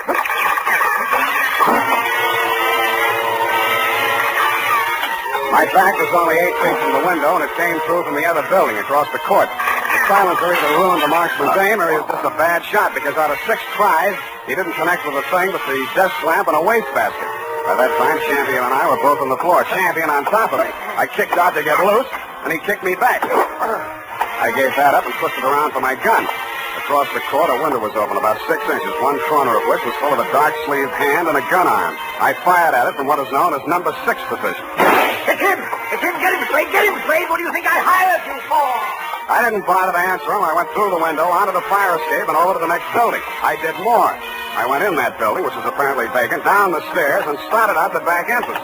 Hey, Oh, I'm sorry. watch it, will you? What's the big hurry? Hey, he came out of this building. Which way did he go? Who came out of what building? This building, right here, just a second ago. Here? Yes. Who? Him. Who? The guy who just ran down What these do you look stairs. like? Well, he... Oh, what do you look like? I say, what do you look like? Huh? Who? What? Where? Thanks. No thanks, Dick Curly, anytime. I couldn't tell her what he looked like because I hadn't seen him. After a careful search of the building, which revealed nothing, I decided my suspect had eluded me for good, and I returned to the office of Elliot Champion. He was sitting on his green leather chair, wearing an expression to match. Missed him, huh, Spade? What does Joseph look like? Oh, I've got a couple of snapshots here somewhere. Oh, yes, here. Let's have a look. I was later to regret having those snapshots of my person. They showed a tall, thin-faced, haunted-looking guy, an old-looking 28, good face, shock of black hair, and dark eyes. I've seen plenty of crimes, embezzler type, and he wouldn't have been cast in a part in my movie. There was nothing about him to indicate that he'd embezzled $2,000 or used a silencer on a gun. I dug 238 slugs out of Champion's wall and went down to the street. Spade! Oh, Spade! He was a heavy-set man in a dirty white Panama hat and seersucker suit that didn't fit him around the middle. Just a minute, Spade, just a minute. He crawled out of a black sedan, jammed a cigar in his mouth, and began sweating. He needed a shave. He'd always need a shave. Hot afternoon, ain't it? Yes, it sure is hot. Sure is a hot afternoon. Here, my card. Lemuel Drigger, Confidential Investigations. Guess I should ought to have some new ones printed up, huh? I guess you should order, Lem, and change the name while you're at it. Huh? Didn't the commissioner bounce you 9 years ago for rolling a pack before you did the booking? Oh, let bygones be bygones, Spade. I'm in business for myself now. How's business, Lem? Punk. Try another racket, Lem.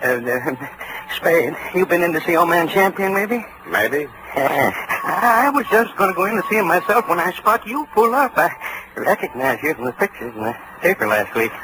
I figure maybe you and me ought to talk. What did you figure you and me maybe ought to talk about, Lem? Oh, you make it tough for a guy, Spade. We're in the same business, you know. What you going to see him about? So long, Lem. Hey, wait a minute. I'm an old gumboot, huh? A fat old gumboot who couldn't get a trick as a housekeeper or tail in a punk, is that it? Okay, Spade, okay, you're full of vinegar now, but just you keep my cards. You'll want to see Lem Drigger before it's all tied up. You'll want to see me. True, Lem. But he was right. I did want to see him because when I got down to the Chronicle office and looked up a morgue on the Joe Joseph trial, the first thing that jumped out at me was the name Lemuel Drigger. Lemuel Drigger, private detective who had been employed when Mr. Champion had become suspicious of Joseph's account irregularities, and who, together with Mr. Champion, caught Joseph's red-handed, and who willingly offered his testimony the same at the trial which convicted Joe Joseph to San Quentin for 5 years. The file also gave the name of Joseph's lawyer, a man named Anthony Speezer. The phone book showed an apartment address on Geary. That's you, Aggie? Hold on a minute. I was just trying to get dinner over before you showed up, but I guess I'm late tonight. Who are you? Mr. Speezer? That's right. My name's Spade. I'm a private investigator. I'm trying to locate a former client of yours, a man named Joseph. Come in. I was expecting Aggie, but come in. Thanks. I always fix my own dinner, poached eggs and half. Ulcers. Name Spade? Yeah. Want an egg? No thanks. I'm on duty. Mind if I finish? It's up to you. Who's your client, Spade? Elliot Champion. Joe Josephs is back in town, and he's been making telephone threats and throwing 38s around. 38s, huh? Mm-hmm. You know where he is? Joe was a nice kid, but a calendar job. Born with one war going on, a depression on deck, and another war in the hole. Makes a difference. The calendar got him. Everything was against him at the trial, too. I couldn't do anything. He thought I let him down and told me so. He got real sore when they read the book at him. Threatened Champion and that private dick, Lem Drigger. Drigger and everybody else. Said he was railroaded. You were his attorney? I know, but he didn't have a chance in a million of beating that rap. He thought I ratted when I took the guilty plea in court's mercy, all for a lousy $2,000. Well, he's done his time and he's out now. He hasn't gotten in touch with you? Nope. No threats? Nope. Ever write to you from prison? Nope. Any idea where he'd be in town? Nope. Is it possible he has a mother? Nope. Then I guess I leave you to Aggie. We play records. Aggie used to be a violinist. Well, it's up to her. Spade. Yeah? If you find Joe, tell him where I live. I'd like to see him. Why?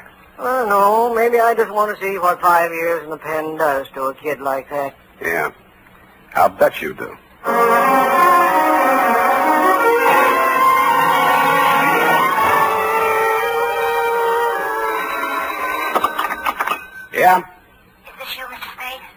Who's this? This is Mildred Champion.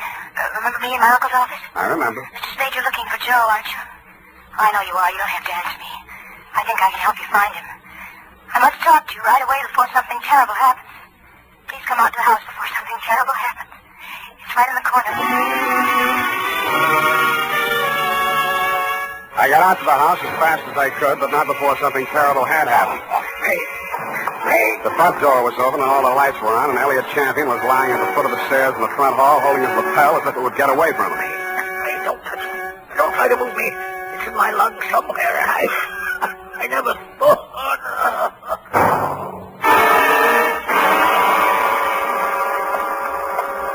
It didn't look like there'd be much use, but I beat it up the stairs with a hall phone to call emergency ambulance. Hello? What's that? This is Joe. So you hired a private eye to look me up, huh?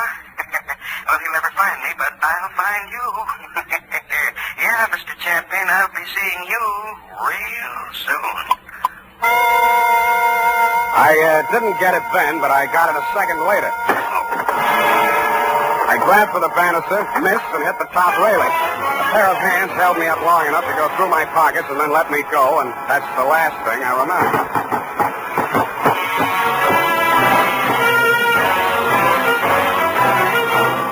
The makers of Wild Root Cream Oil are presenting the weekly Sunday adventure of Dashiell Hammett's famous private detective, Sam Spade.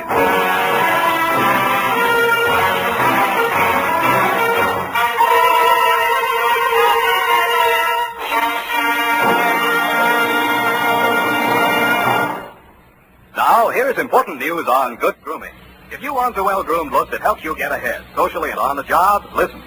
Recently, thousands of people from coast to coast who bought Wild Root Cream Oil for the first time were asked, how does Wild Root Cream Oil compare with the hair tonic you previously used? The results were amazing. Better than 4 out of 5 who replied said they preferred Wild Root Cream Oil. Remember, non-alcoholic Wild Root Cream Oil contains lanolin. It grooms the hair naturally, relieves dryness, and removes loose, ugly dandruff. So if you want your hair to be more attractive than ever before, get the generous new 25-cent size of Wild Root Cream Oil, America's leading hair tonic, on sale at all drug and toilet goods counters. It's also available in larger economy bottles and the handy new tube. By the way, smart girls use Wild Root Cream Oil too, and mothers say it's grand for training children's hair. Get Wild Root Cream Oil. Again and again, the choice of men and women and children too.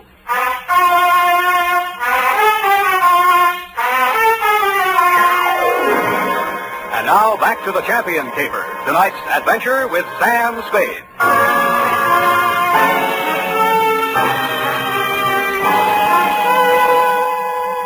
The neighbors had complained of gunshots, which was fortunate for me. I still might have been lying at the bottom of those stairs in Champion's house, Lieutenant, if you hadn't walked in, applied first aid, asked me my name, and listened to my story.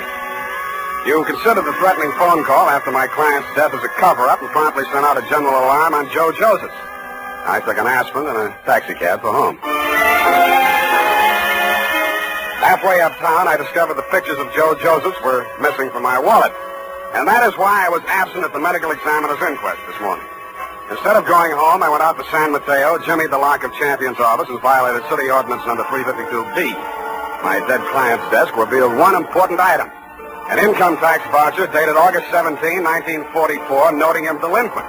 Then I found another important item, same for 1943. His secretary's desk was even more interesting. What I found there led me to 1, call her home. Result, no answer. And 2, to revisit Attorney Speezer. I found him poaching another egg. All right, I'm here. It's late, Aggie. What's the idea? Unless it's Vega Fernando. Oh, Spade. Aggie ever show? Yeah, left early. Has to work tomorrow. Oh, it's too bad. What's with you? Still looking for Joe? Yep. Any leads? Wish I could help you, Spade. Elliot Champion was shot and killed in his home tonight. No. That all you have to say? Joe do it? Maybe. Well, You don't seem scared for a mouthpiece Joe didn't like. if you mean should I be next, no. I'm not scared, Spade. The kid should realize by this time I liked him and did all I could. You've been here all evening? Aggie? Could you prove it? Yep. You may have to. Did you know Mildred Champion was married to Joe Josephs? Yeah. How'd you know? It's a secret. I found his marriage license in a desk drawer. Nosy, huh? I found something else. Champion didn't pay his income taxes all the time. A lot of people are like that, Spade. Me, Lem Trigger testified against Joe at the trial, so did Champion. Mildred worked in the office, but she didn't testify. Wife can't testify against husband. Real good story, Spade. But what about Joe? Champion had something on Lem Trigger, and Trigger had something on Champion. Joe's in between. You tell me, huh? Huh? All right, I'll tell you. It's all about a green kid hired into a brokerage firm to be framed on a phony embezzling charge to cover up a tax delinquency. You want to finish it? I can't. I don't know it. You've got ideas, though. Yeah, Spade, you're right. I've got ideas. And all of them make me sick inside. That kid stood there and told me he was innocent. He said it 1,000,000 times if he said it once. And he told me he thought Champion was short with the income tax people. And if Champion was short, he could phony up a book and get a worn-out private detective like Trigger to testify that there'd been a fraud, and Joe takes the rap. If that's what happened, they did it pretty good. Did you mention anything like this at the trial? Surmise is not admissible. There was no way to investigate it and no way to prove it. Joe was a nice kid, Spade, and he told a good story. I've been fooled a lot of times. What do you think? I haven't met him yet. All right, he's done his 5 years. He came out, and now they want him for killing the man who sent him up. His whole life's gone. And for what? Spade, I hope you don't find him. I hope nobody ever finds him. But we did find Joe Josephs, Lieutenant. He was right under our noses all the time. When I called you, you told me to come on down to the morgue at the county hospital. We both stood and looked at Joe Josephs. It's a funny thing, Sam. We had an alarm out for an hour on this guy. We've been looking all over for him, and he turns up right here. Only he's dead. He's been dead since last night about 7. 7? Same time Champion was killed. TB. Just got the whole story. Had it awful bad in prison on a sick ward his last 2 years. Wanted out awful bad. When his time was up last week, he made him release him. But he wound up here, died in the hospital. He looks awful young to be a con and all. I don't know, Sam, he's just a kid, isn't he? Up until then, you had some kind of case against Joe Josephs. But when the medical examiner reported that my client had been shot with a .32, the rest of it began to fall into place. Lem Trigger's office was a dirty room over a shoe repair shop on Mission Street. The glass on the door hadn't been washed in 5 years, and neither did anything else. You can hardly tell where the office left off and Lem began. Oh, hello, Spade. I've been waiting for you. I thought you'd get over for some talk. What made you think that, Lem? Well, you're here, ain't you? All right, let's make talk. Did the silencer ruin your gun? Huh? Come on, I want it all. Hey, you phoned tonight after Champion was killed. You've been phoning him right along saying it was Joe. No, just a minute, Spade. We're in the same racket. You shot at him with a silencer on your .38 this afternoon to make it look real good. You can't prove anything. I didn't kill him. One slug out of your gun will match that up. Every cop carries a .38. You were a cop once. Oh, Spade, you got this all wrong. You because you thought he'd called you in for protection. He called you in once on another job. Listen, I know what you're thinking, and but this was so bad you had to drum it up, didn't you? Josephs was released from prison and it was a natural, only it didn't work. Champion called me instead, and you tried to shake me down. Well, I only thought we could kind of work together. Make it a good thing. I told you once you should try another racket. But you didn't take my advice. Now you're going to have to. What do you mean? Because your license will be revoked pretty quick. You got into a lot of trouble about 2 minutes from now. I did? I was right here. What are you trying to do? I swore out a complaint on you for assault and battery. Hey, wait a minute. I ain't done nothing to you. Champion's dead. And yes, you did, Lem. You tried to strike me, and I had to defend myself.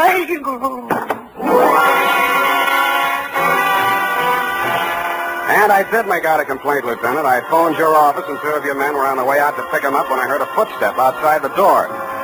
I knew who was there and what she was there for, and I did the only thing I could think of at the moment. And it was lucky I did it. Her own .32 was in her hand when she came in the door. She looked at me, and Lem's smoking gun in my hand, looked at him stretched out on the floor, then she looked back at me, and the gun fell from her hand, and she began to cry. Hello, Mildred. I wanted to do it. I came here to do it. I know. Why? Why did you? To stop you. Why? My bullets went into the ceiling. He's just knocked out. No, he ought to be dead. Dead. No. Not anymore, Mildred. You tricked me. You knew I was coming here. And you know he should die. You know it. That won't bring Joe back. How many real tramps have you met in your life, Mr. Spade? Lots. And some who just thought they were. Well, you met the genuine product yesterday. My uncle, for example. He stole money from himself and made it look like Joe did it. I know about that. And this one, why didn't you let me kill him, too? Why? When I went over to see him in the hospital the first time, I knew he was dying. He had that look in his eyes, helpless. And he knew what they'd done to him, and he couldn't do anything about it. But you figured that you could. So you killed your uncle when you found out Joe died, and you came here to kill Lem. They killed him. They killed Joe and they sent him to prison. 5 years I waited for him to get out of that awful place. I waited to hold him in my arms and tell him it was all over. 5 years I waited to help him forget his hate, my hate. 5 years I loved him so much every day. Oh, easy. And then he came back to me the way he did. Those pictures were all I had left of him after 5 years of waiting, loving him. Now he's dead. What can you or I or anybody do about what they've done to him? Look at me, Mr. Spade. Go ahead, look at me. I'm not what you'd call beautiful. I'm not even very pretty. Nobody would ever look at me twice. Well, Joe looked at me, and he loved me. Now he's dead, and I'm dead inside. I'm dead inside, and I'll be glad when I'm dead outside.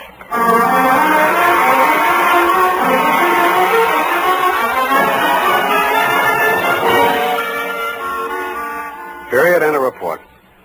Oh, they were so unhappy. Yeah. Add a notation that I won't be around for the coroner's inquest. Sam, you can't do This report, when duly notarized, should be admissible as testimony. I want to get out of town for a few days. Sour racket. And now, listen to this. Later this evening, if you happen to stroll down to the corner for cigarettes or ice cream, why not also pick up some Wild Root Cream Oil Hair Tonic? Your whole family will like the way Wild Root Cream Oil grooms the hair neatly and naturally, relieves dryness, and removes loose dandruff. And ask your barber for a professional application of Wild Root Cream Oil Hair Tonic. Again and again, the choice of men and women and children, too. Here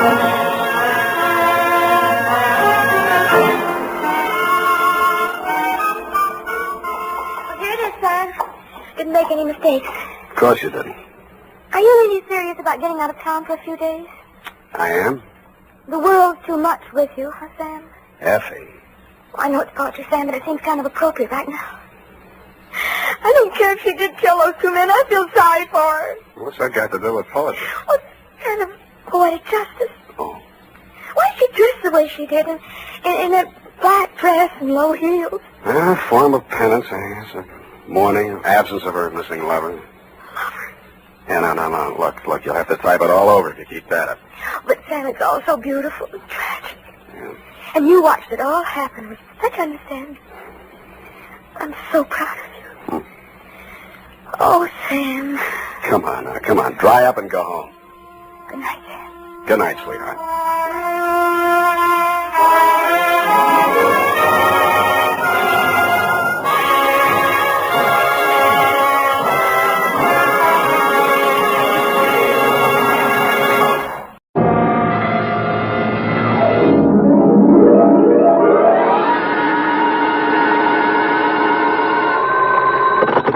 Detective Agency?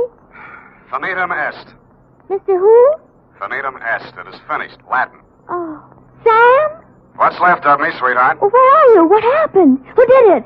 Here, everything, and what? What? No, I asked you first. Sam. Now you're making sense. Well, did that Mr. Mortuus get in touch with you? Demortuus nil nisi bonum. Oh, Sam, stop it. Second year Latin, F. Speak well of the dead. You mean he's dead? If you have tears, prepare to shed them now. This one ends up worse than Rigoletto. Have your extra handkerchief ready, get some organ music on the radio, and I'll be down to dictate my report on the tears of Night Caper.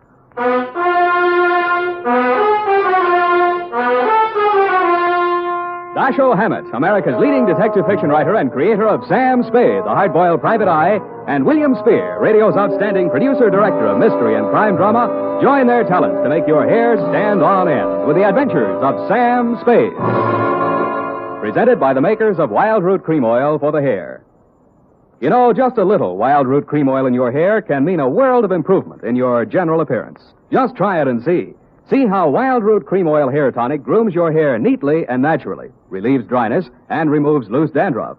Yes, you'll be glad to discover that just a few drops of wild root cream oil make a big difference. So if you've never tried it before, get the 25-cent Get Acquainted size and ask for it by name. Wild root cream oil hair tonic. Again and again, the choice of men and women and children, too. And now, with Howard Duff starring as Spade, Wild Root brings to the air the greatest private detective of them all in the Adventures of Sam Spade.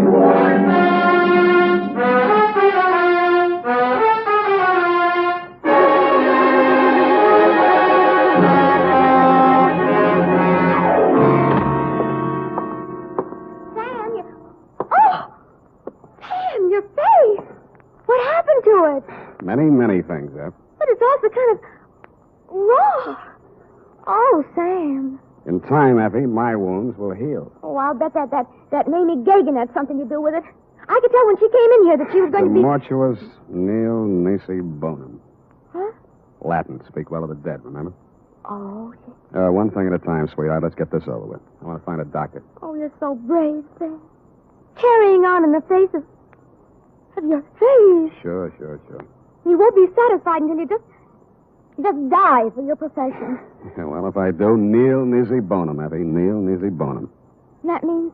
Latin means, bony knees. Oh. Date, July 24, 1949, to Miss Daphne Arlington from Samuel Spade, San Francisco, license number 137596. Subject, the tears of night. Dear Daphne, I hope this will clear up a few things in your mind. I hope it'll let you know how you got where you are and what happened to put you there. It all has an illogical beginning, middle, and end. At 3, yesterday afternoon, my loyal secretary and confidant, Miss Effie Perrine, a doll, who has been rehearsing a Cockney play for television, flung open my office door and said, Miss Mamie Gagan to see Mr. Spade. I said, cooey. Miss Mamie Gagan looked everything the name implied, from her lately blonded hair to her genuine alligator shoes. I might add, she weighed in at approximately 160 and was in very good condition. You, Spade. I am he. Sit down, please. Ah, Don't you believe me? I hate gumshoes. They all stink. Something in your background. Perhaps as a girl. I'm just assuming that you were one. All gumshoes are nosy. They talk too much. That's why I don't like them. Here. For me? Who else, stupid? Oh, and it says, pay to the order of Samuel Spade, $100, signed Mamie Gagan, co-signed Johnny McCall. All right, is it good? You wise guy or something? Sure it's good. I'm the treasurer. Get your hat. In this weather? We gonna go see Johnny. McCall. Yeah. Why are we going to see Johnny? Johnny wants you should do something for him. What does Johnny want I should do for him? Come on, Spade. What's the matter with you? He'll tell you. I just love to hear you talk, Mame. That's all. All this gassing ain't getting us nowhere. The boss is waiting. Gumshoes talk too much. Yes, ma'am. Well, maybe we do, but ours is a lonely profession. Mamie led me to a large Cadillac parked in a no-parking zone. She tore the ticket up and ate it. We got in and charged through traffic towards Burlingame. About a half a mile this side of the main highway, we turned off to the left, and pretty soon we were winding up a private road to a fine old colonial mansion. 2 or 3 private patrolmen were guarding the entrance. They all needed shaved. They kind of nodded as we went up to the front door. Naturally enough, it didn't open, but a peep shutter did. Yeah. It's me, Feely. This is the private keeper the boss wants to see. Open up. Okay. How are you feeling, Mr. Feely? Screw. All kinds of folks around. This way, Spade. How is it? Mamie, I got your peepers. Okay. Inside. Here he is, Johnny, flat feet and all. His name's Spade. They are not. I know. I picked him myself. Go on, beat it. I hate gumshoes. Boo. I don't mind Mamie. She's kind of bitter. Yes, she is. We did a lousy job on her hair last time. It's all streaky. Yeah, I noticed. Go on, sit down. Nice place, Johnny. Nice place. How's the growth? Oh, ain't as good as running beer, but them days are gone. I do all right. 2 crap tables, 2 faro games, a little roulette in the living room, but I have to be careful. Yeah, you seem to have plenty of muscle outside to keep you safe and comfy. Punks, all of them. But the best I can get nowadays, no good gunsels left. Guess they all got married and settled down or something. All right, Johnny, it's cool and it's nice out here. You make a living, and I got a check for $100. Why? Well, in my line, I don't generally have much use for a private eye. I don't generally like them. Neither does Mamie. But I can use one right now. Ever see this before? No? Well, it's a little bit of necklace. Necklace case. Called the Tears of Night or something. Yeah? And it's worth quite a chunk of Geetus. These 4 diamonds are good stuff. Dame named Daphne Arlington left it here a week ago when she went in for a plunge at the roulette table. She left it for a standby till she raised the cash. Oh, a screwy dame. You know, a widow with a lot of money. Boyfriend named Lenny Eppich. He paints or something. Well, she sent me a check today for the 5 G's she lost, and I just want you to take this thing back to her. That all? Yeah, that's all. I got my dough, she gets a necklace. You're a licensed bonded investigator, insured, it's safe with you. I couldn't trust any of my punks with it, and I don't like to be seen in public, so you just take it back. It's all very simple. Uh-huh. Now that you've told me how simple it is, suppose you give me the unexpurgated sequel. Did her check bounce? Yep. All right. You want a drink? There wasn't any check, Sam. She called me a couple of hours ago and said if I didn't have this thing back to her by tonight, she'd call a load of cops and come out here and tear the joint apart. Not that you're screwy dame at that. You're stuck. You telling me. If she comes with cop, I'm closed for season. I'm getting old. Oh, you're not old, Johnny. Feely was running the table. I didn't know he'd taken this thing for security till we counted up. Stupid Feely. I should have pushed his mush in or something. Letting a dame like that make us a setup. Well, maybe you'll do better next time. Oh, ain't gonna be no next time, Spade. Well, here's her address. Here's the ice. Just take it to her, and I'll chalk it up to experience. You better get yourself a new boy at that table, Johnny. You telling me. You telling me. Well, bye.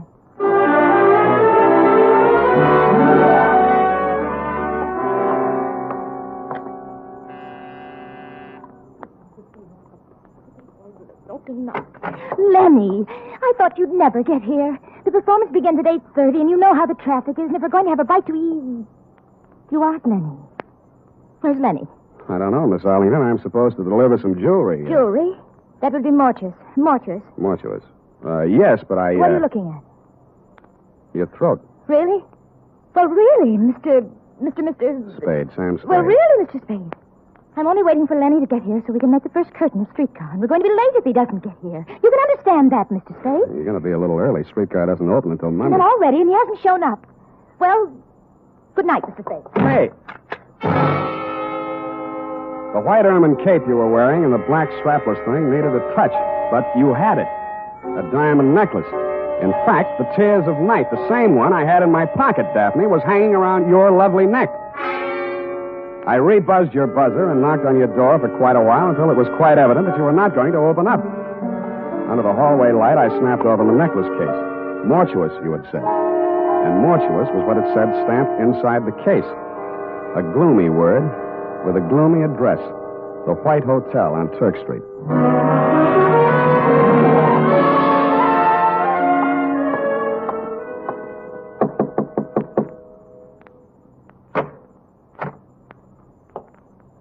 Hannibal Mortuous. At your service, sir.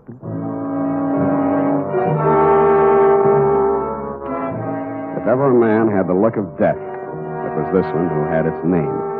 He was older than old, cadaverous, and in his skull-like head his eyes were white. He was wearing a flannel nightshirt. You find me a bit indisposed, Mr. Spade. The clerk at the desk said it was a matter of jewelry. Therefore, Hannibal Mortuous is at your service. Now then, sir, what is so urgent? I came to ask you about a diamond necklace. I found your name stamped on the inside here. House of Mortuous, most respected name in diamonds, as well as all the lapidary arts. Most respected. Fine jewels, and the name Mortuous is synonymous the world over. I am the last of 4 sons. But continue, Mr. Spade. Well, I just want you to take a look at this.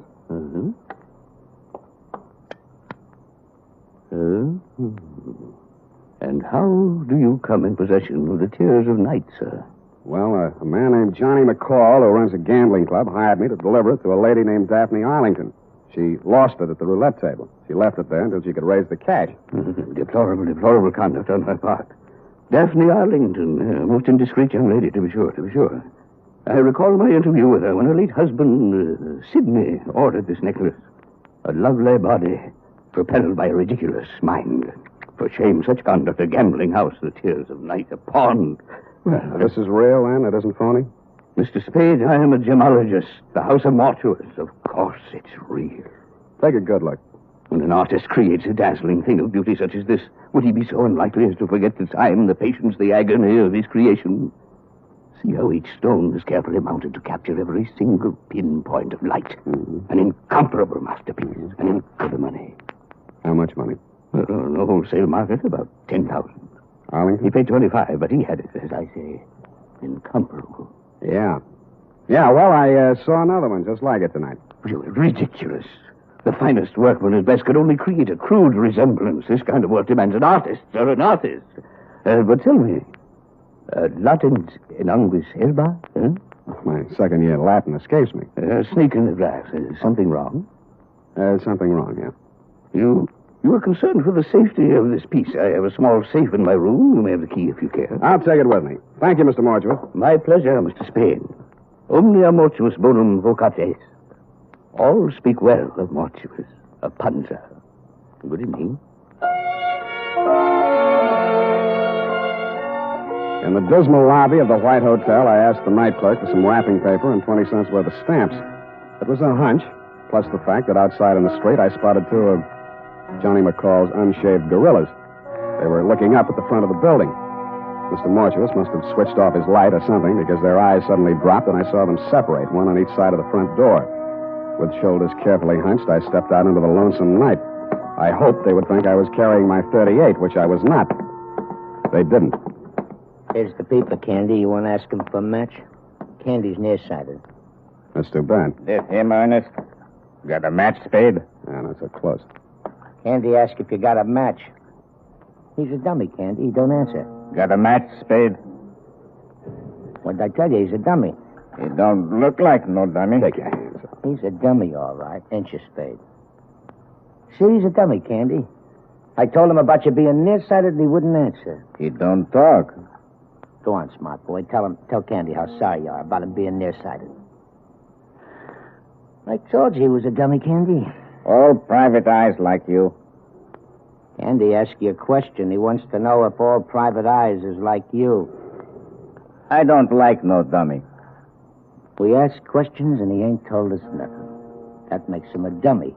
Maybe we find out something if we went through his pockets. Yeah, even a dummy's got pockets. Ain't that right, dummy? Hold him, Candy. All right, boys. You played the scene real good, and I'll see what I can do for you. Hey, he talked. Yeah. Make him talk again, Candy. Make him talk bigger, Candy. Bigger. Bigger. He talks real nice, but he don't say much. Think maybe he's tough, Ernest? Yeah, maybe. Hold him up. See? He ain't so tough.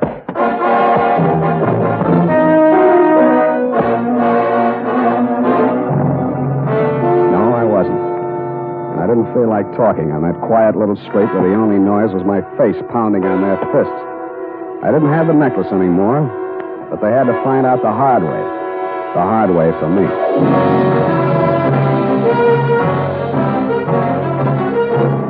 The makers of Wild Root Cream Oil are presenting the weekly Sunday adventure of Dashiell Hammett's famous private detective, Sam Spade.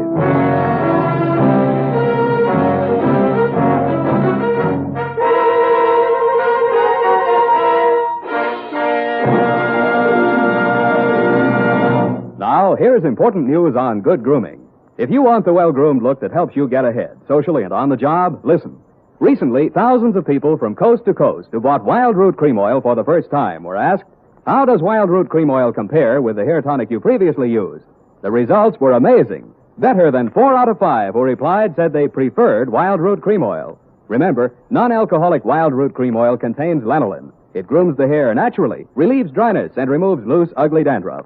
So if you want your hair to be more attractive than ever before, get the generous new 25-cent size of Wild Root Cream Oil, America's leading hair tonic, on sale at all drug and toilet goods counters. It's also available in larger economy bottles and the handy new tube. By the way, smart girls use Wild Root Cream Oil, too, and mothers say it's grand for training children's hair. Get Wild Root Cream Oil. Again and again, the choice of men and women and children, too.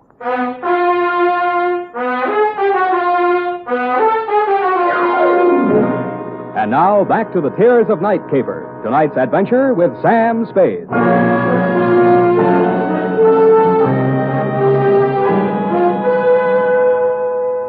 I remember trying to wake up a couple of times.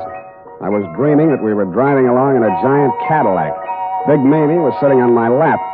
She was eating a diamond necklace and spitting out cherry pits, which Mr. Mortuus grabbed, looked at through his jeweler's glass, and then tossed into a roulette wheel.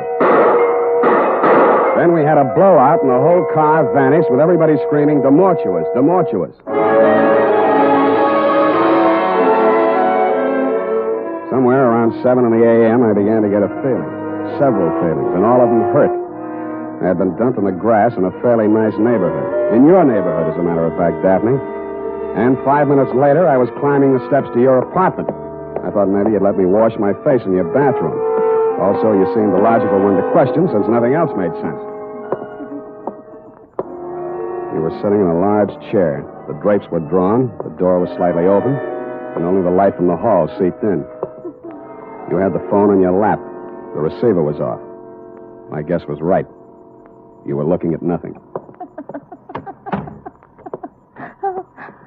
Oh, Mr. Spade. It's you. You came back. You've been in an accident. I don't think you'll need this. Oh, yes. Well then, Mr. Spade. Well then, I suppose you've met some people tonight who know a great deal about me.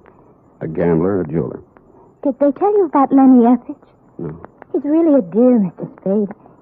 Quite the nicest boy I've met since Sidney was killed in that horrible automobile accident. Sidney and I had so many things together. I do think he enjoyed being alive with me. I mean, I cried when Sidney was killed. I really did. I cried. Miss Arlington, I didn't know what to do. I cried. That was 3 years ago, but now I have Lenny. He's really a dear. I do think that Lenny will be a very prominent artist someday. I do. Lenny asked me to marry him tonight. He did? I've been very lonely since Sidney died. Lenny isn't interested in my money. Lenny has some money of his own. What didn't my tongue adjusted to my mouth. Did that ever happen to you, Mr. Spade? Sometimes, yes. But perhaps I should see a correctionist. I'm glad you came by again. I didn't know you were a detective the first time. Who told you? Why, Mr. McCloud. I really can't understand money. Please, Miss Arlington. I know it must be strange to you, but look at them. But some people live for it, and some people die. Please, Miss Arlington, we can't get anything done. Look, they do look so funny. So very funny. I've seen them count money. So much money. And I really believe that is all they live for. Oh, look. You were pointing at something across the darkened room. It took me 10 seconds to find the light switch. Stretched out on your floor, they looked funny, all right. Candy and Ernest. Both of them as dead as you can get.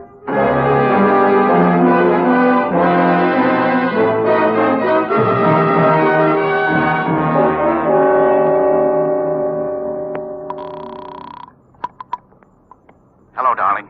Darling, I've been waiting all night. I knew you'd telephone and give me your answer. I knew you'd marry me. Your name, Lenny Effich? Why, yes, but I was expecting... My name's Spade. I'm a private investigator. I'm calling from her apartment. Daphne's? Now, listen. There's been a couple of murders here. Murders? She's had quite a jolt. She's going to need you and all the help she can get to bring her out of it. I've called homicide, and it might be pretty rough for her. I'll be right over. Bring a doctor. Right. And a lawyer. I'm afraid she'll need one of those, too. I've got a good one. We'll be there. Thanks, Mr. Spade. He showed up about the same time the crew from homicide got there. Your fiancé's a good guy. He talked fast and urgently, as did the doctor and lawyer he brought with him, and through their combined efforts, you were removed not to police headquarters, but to the private hospital in which you are now a patient. It was obvious from the powder test that you could not have fired the .45 which ended the lives of Candy and Ernest. It was also obvious that the murders had been done elsewhere. But who had done them remained to be seen. Spade, I've been expecting you. Come in, sir. I've been amusing myself with your chessboard. Sit down. Oh, you've had a hectic night. Yeah, your boys were pretty rough. Candy and Ernest. Two men of another world, Mr. Spade, not our world. Allow me to apologize for that action. I want more than an apology, Mr. Mortuus. And if that's my gun and it looks like it, it's got a hair trigger. And if you'll pardon me for saying so, your hands are a little shaky. I underestimated you, Spade. Such an ingenious method of protecting the tears of night. Why, sir, by the simple expedient of placing it in an envelope and mailing it to yourself from my hotel lobby, you hired as guardians the entire United States Postal Service, not to mention the armed forces. Thanks. What happens now? We wait for the mail. Just tell me where I'm wrong, will you, Mr. Mortuus? McCall wanted me to get caught with it. He didn't know it was real. You'd made a phony for him. Only you found out it wasn't phony when I came to your place. Then there was a double cross. If you can bear my vanity, I have invented a new word. Triple cross. It has a ring to it, Oh. Including Mamie?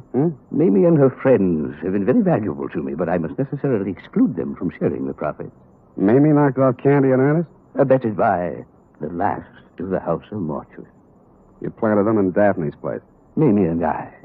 A crude touch, I thought, but it had a purpose. I happen to know that Mrs. Arlington has for a long time been on the verge of a nervous breakdown. With 2 cadavers in her living room, she was very unlikely to discuss a bogus necklace with the police. And I doubt very much if she knew she was wearing the original or the imitation. Flighty girl. That's the lousiest thing the House of Mortuus ever did. She walked in and found them. If you had merely returned the real necklace to her, it would have been simple to make an exchange, and none of this would have been necessary.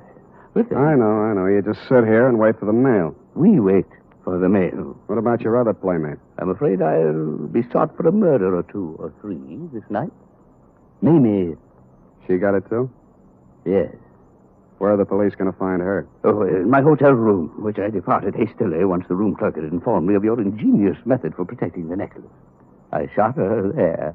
You were cheap. Cheap, sir? I don't understand. A $10,000 necklace? It's not quite a king's ransom, you know. The tears of night are worth 5 times that. I'm afraid I misinformed you as to their value. I didn't want you to become suspicious. You are a really horrible, terrifying old man. I suppose you think you'll get away with it. I don't intend to get away with it. An old man, yes, but I intend to spend my remaining years... They'll pick you up before you get to the airport. I doubt that. I shall turn the tears of night into cash. And with a well-laden purse, I shall guarantee to elude the police over half the world. In 2 years, perhaps 3, they'll get me. But I'll have spent the money, and... We have a visitor. Caution, Spade. I do shoot well. Answer it, tell them to go away. I'll be right beside you. All right. Open it. Look, one side, Spade, I got a gun. Obvious. Mamie. I thought I'd find you here waiting for the mail. You dirty. You didn't do such a good job on me. Caution, my dear. I have a gun, too. Everybody but me. I can last long enough to let you have it. Not so good, my dear. Your loss of blood has made you groggy. It's still good enough to... Wentworth. It was almost a photo finish. He kind of leaned into the wall with a pained and amazed look on his face, then he seemed to try to walk. Mr. Spade. Mr. Spade, sir, I believe I've been shot. I'll need a little assistance. I can't seem to hold my feet, sir. I can't seem to hold my feet. It was an awkward plan at best. The mortuus nil nisi bonum, Spade. Or if your second year Latin escapes your memory, speak well the day.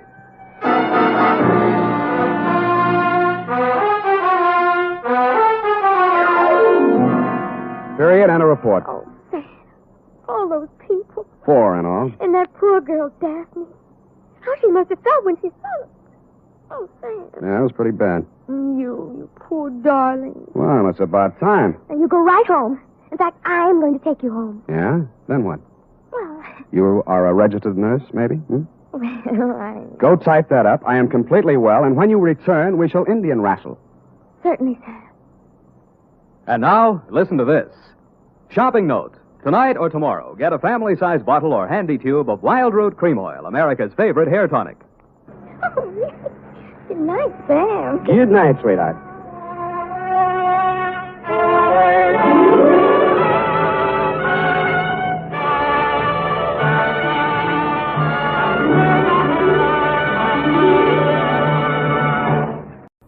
Adventures of Sam Spade, Detective.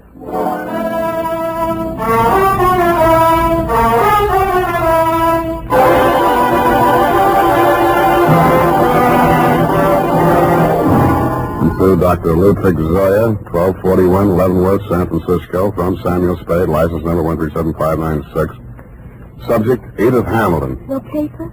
No caper.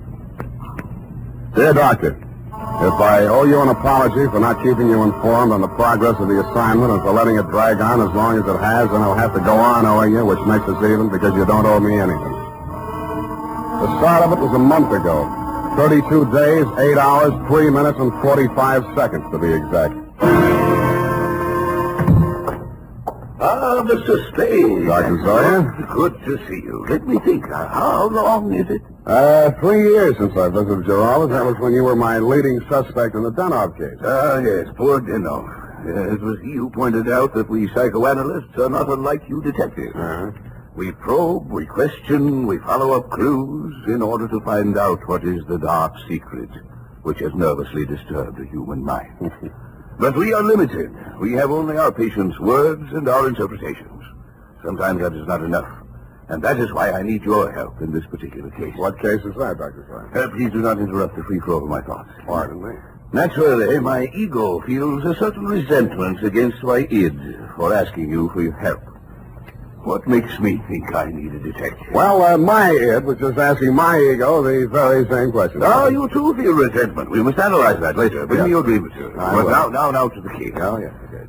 This woman was referred to me by her physician.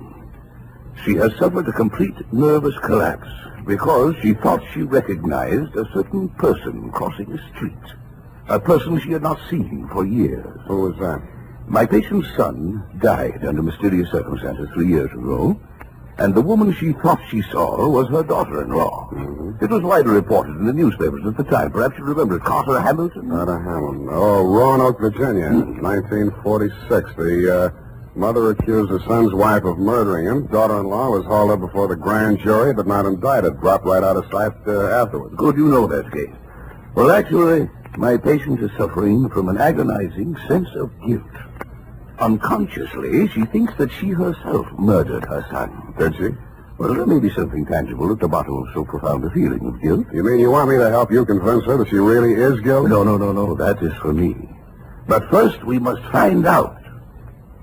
What we must find out is somebody else, whether they are guilty. What? Go all the way to Virginia, solve a crime that's been off the books for 3 years? No. The daughter-in-law is actually here in San Francisco. Well, if I remember right, she wasn't the only suspect. Well, whether she is innocent or guilty is of no importance. It is only important that we know. What? Excuse me. Yes, Miss Case. Mrs. Hamilton is here, Dr. Zoya. Oh, good, Miss Case. Send her in. This is my case. I mean, my patient. I want you to meet her. Oh, good afternoon, Mrs. Hamilton. Good afternoon, Doctor. The woman who stood framed in the doorway was a tall, commanding figure, impeccably dressed in black, with an easy $100,000 worth of black pearls wound around her neck and a black veil covering her face. She walked in ahead of you, displaying not a sign of nervousness, and stopped directly in front of me. Very deliberately, she lifted the veil, revealing a youthfully old face, deeply tanned and set off by snow-white hair. Only her enormous violet eyes showed any expression. She stared at me for what seemed like a full minute. Yes, you do. You look like the other one. Well, perhaps you had better explain, Mrs. Hamilton. My daughter-in-law, Edith, was very much in love with another man before she married my son, Carter. He jilted her. Carter was second choice. It was I who talked her into marrying him. That's why I'll never rest until my son's death is avenged. We must analyze this desire for vengeance. Oh, yes. Yes, I had a dream last night. I dreamed that Edith was dead, stabbed with the same bone-handled hunting knife she used to kill my son. Yes. Well, no. You just lie down on the couch and relax, Mrs. Hamilton. I'll be with you in a moment. Come, Mr. Spade. This is the most disturbing new development, her dream. You must get to that girl as soon as possible. Her life may be in danger. You mean the old lady is mixed up enough to take a shot at her? Here is the address. And take this briefcase. Why the briefcase? Well, there are legal papers in it regarding the Hamilton estate. They require her signature. I had Mrs. Hamilton arrange for you to take him to her instead of the attorney. I'm supposed to pose as a lawyer. While I'm there, I'm supposed to shake a confession out of her, and while I'm typing it up, I'm a bodyguard. You're getting a lot for your money, Dr. Sawyer.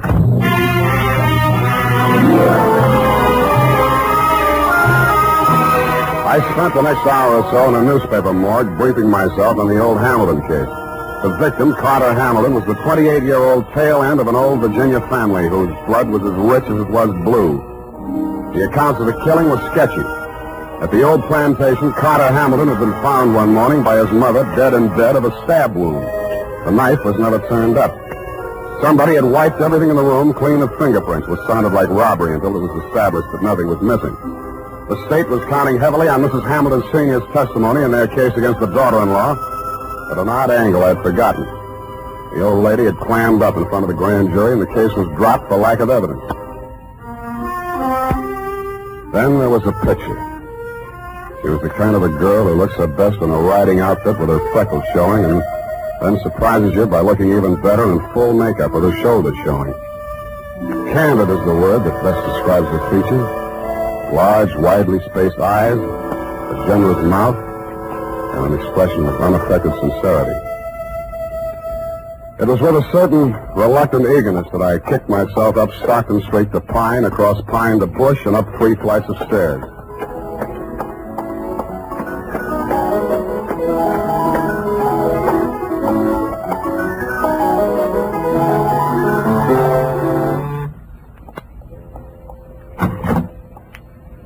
Yes? This is Edith Hamilton? Yes. You must be from the attorneys. They wired me you were coming. Come in. Thank you. Not that I'm in hiding, but I'm curious as to how they got my address. Would you like a drink? Oh, not right now. Can I fix you one? In about 20 minutes, maybe. I'm still wondering how they located you? I think the elder Mrs. Hamilton saw you on the streets. Oh, is she here in San Francisco? Yes. Is that so surprising? No, it's a large city. What is surprising is her staying on after learning that I was in town. And she's not very well. In fact, I think she's had some kind of a nervous breakdown. I'm sorry to hear that. I'm very fond of her, you know, in spite of everything. No, I didn't know. Maybe I should explain. I'm a private detective local. I was hired here in San Francisco to bring these papers to you. Oh, you found me? I seem to be a little slow introducing myself. I'm sorry. Sam Spade. Well, if it had to be a detective, I'm glad it's you. But I can't help wondering why they didn't send a lawyer. The lawyers cost $50 an hour. I only cost 10. Oh. In the private eye stories, it's always $25 a day and expenses. I wish those writers would get abreast of the times. I'm sure they'll catch up. But if you're being paid by the hour, perhaps I can keep you here a little longer. I'm glad you said that. You remind me of someone. Pleasantly, I hope. Yes. Oh, yes. And sadly, too. Your husband? If you don't know about that, I hope you'll never find out. I'll leave that up to you. His hair was like yours. He was thinner. And his eyes were blue. Maybe we shouldn't wait till 5 o'clock for that drink. It was a funny kind of a drink. I'd never been hit by one before, black velvet. After 2 of them, I even began to hate myself a little less. And after the third, I decided there was some mystical connection between the drink and the color of her eyes. Black velvet.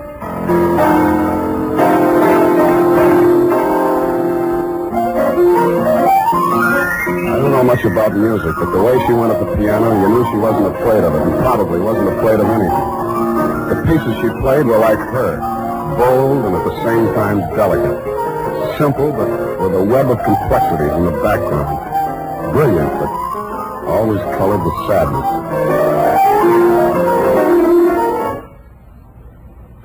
What's the matter? I want you to take me someplace. Where? Any place. Dinner. I don't care. I just want to go someplace with you. With you. Hey. What is it, Sam? I thought we were going out.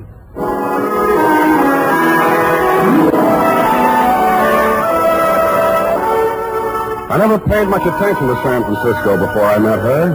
It's quite a place. There's a little park up on Russian Hill where you can stand and look out over the houses of the marina to the Golden Gate. There's an island in San Francisco even worse than Alcatraz. It's in the middle of the lake at Flashacre Zoo, and instead of gorillas, the population is nothing but monkeys. There are only 2 laundries in Chinatown.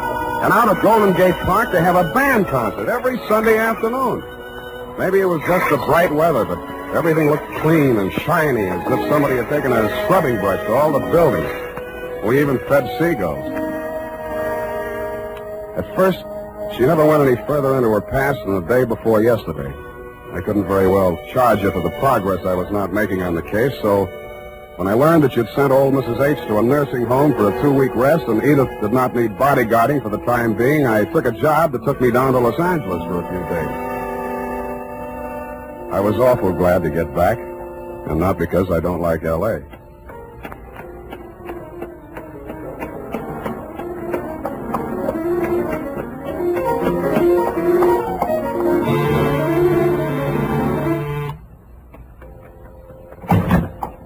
Sam. Oh, darling, you were gone so long. Hey, the posies. Oh, give them to me. Well, I like that. This is the last time I make a fool out of myself buying flowers. I'll love them later. Hey, you're trembling. What happened while I was gone? What happened to me happened before you went away. You know that. Sam, while you were gone, I had a lot of time and I did a lot of thinking. And I came to a very important decision. There was something I knew I had to tell you.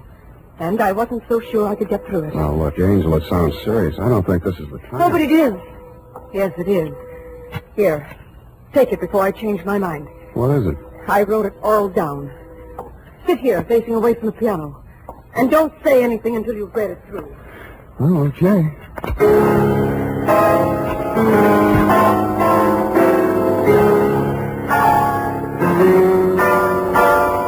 The opening sentence hit me straight between the eyes. It said, I, Edith Hamilton, of my own free will, make the following confession. It was addressed to the District Attorney of Roanoke, Virginia.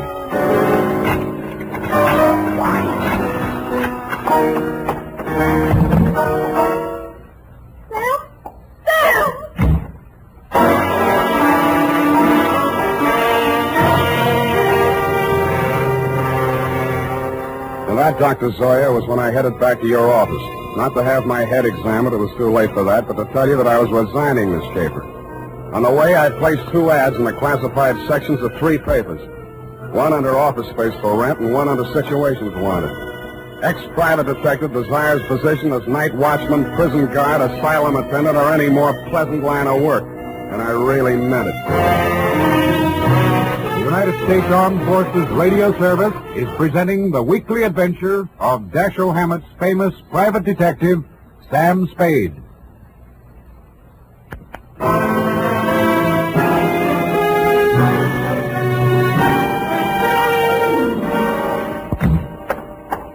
Mr. Spade, what is it? You're disturbed. Disturbed is not the word, Mr. Zoya. Is it because you've been with her a week and a half and there's yet no progress?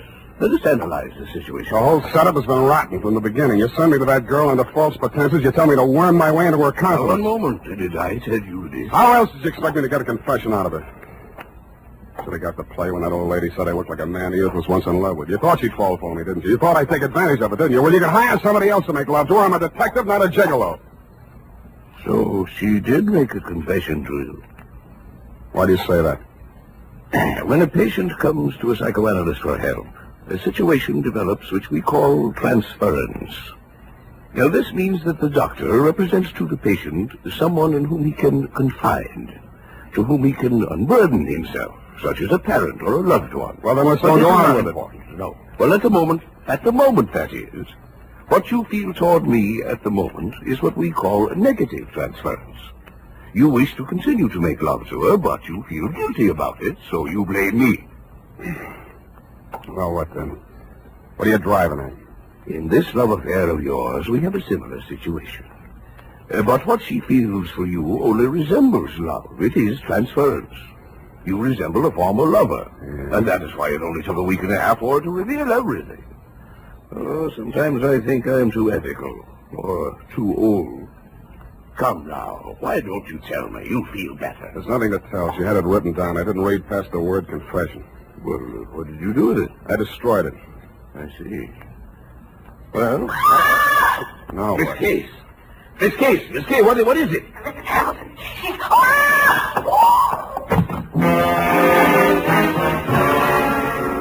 It was Mrs. Hamilton, all right. But she didn't look much like the dignified old lady I had met in your office 10 days before. Her high-piled white hair was hanging in 2 ratty pigtails. She was wearing a nurse's cape over a flannel hospital nightgown, and in her hand was a .32 caliber gun. Mrs. Hamilton, why did you leave the nursing home? You lied to me, Dr. Sawyer. That place is nothing but an asylum. Well, you know that isn't true. Come, give me the gun. You're tired. You must rest. Yes. Now I can rest. I've killed her. What? Miss Case, she's fainted. Get some water. Let me see that gun. I'm going to Edith's place. Get an ambulance over there and don't stop to analyze anything.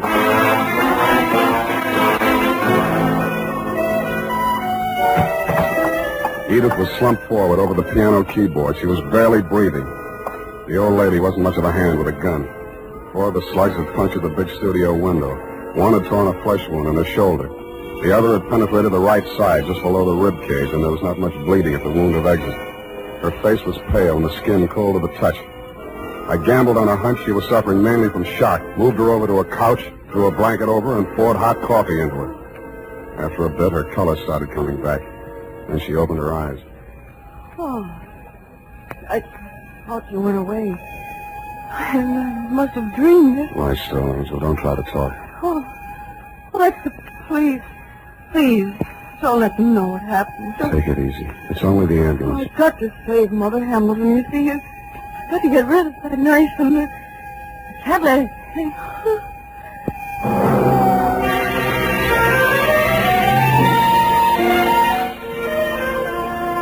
I rode in the ambulance with her. She was still unconscious when they carried her into surgery.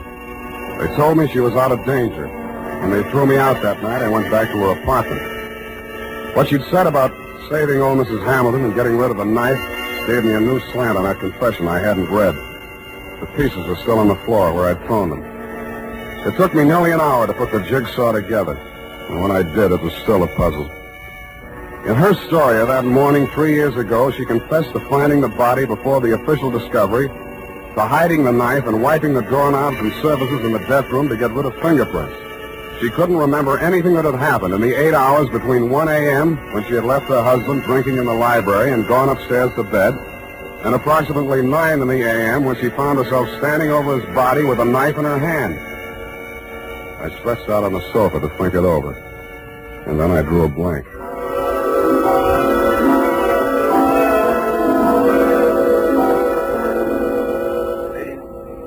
Mr. Spade, wake up. What? How did you get in here? Well, I've been reading that so-called confession. Very interesting. We must analyze it. You analyze it. I'm going to call the hospital. I've just come from there. How is she? Physically, nothing serious. Mentally, she's not so good. She keeps asking for you. Yeah? She thinks you can help her. Yeah, it's definitely there, the delusion that she's in love with you. What makes you so sure it's a delusion? Don't answer that. When can I see her?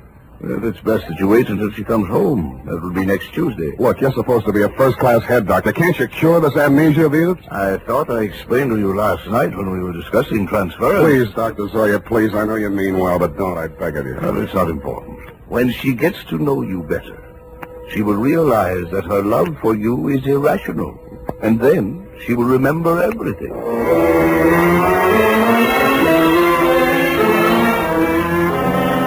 I kept myself busy like crazy until Edith checked out of the hospital.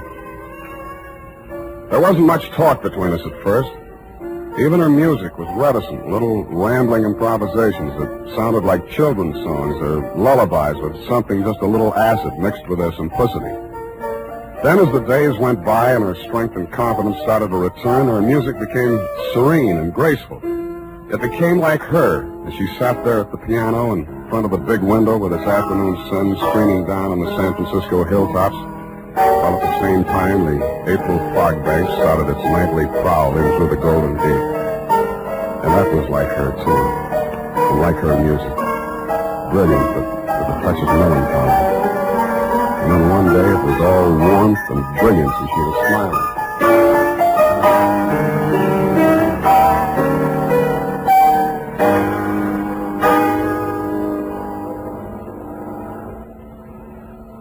Sam, Yeah, Angel. I remember now. So that's it. I woke up this morning feeling so happy. And then I knew I was on the verge of it. Because I knew that however bad the truth might be, it was worse not remembering it. Even if I was a murderer, you'd rather know, wouldn't you? No, I wouldn't. Why? I thought I knew you so well. Darling, are you angry? Yeah. But at me? Yes, you. The first time I came here, I tried to give you a fair warning. You should have figured the score when I told you I was a private detective. You'd even read the stories where in the end the detective doesn't have any choice but to turn in the beautiful dame, no matter what his personal feelings are. Maybe you didn't think they were true to life, or maybe you thought I was an exception to the rule because you are. Well, I'm not. Truth is, I was hired to get a confession out of you any way I could, and I think in the back of your mind you've known it all along. You want to have your confession, and eat it too. You probably learned as a child that it's smarter to tell all and be patted on the back than to be found out and get spanked. How can you be so smug and so self-satisfied and so... Whatever made me think I was in love with you? Just because you looked a little like someone who was... Zoya was right. Only you thought you were kidding yourself, too. Zoya called it transference. I call it baloney. Goodbye. You come back here. You can't just leave like...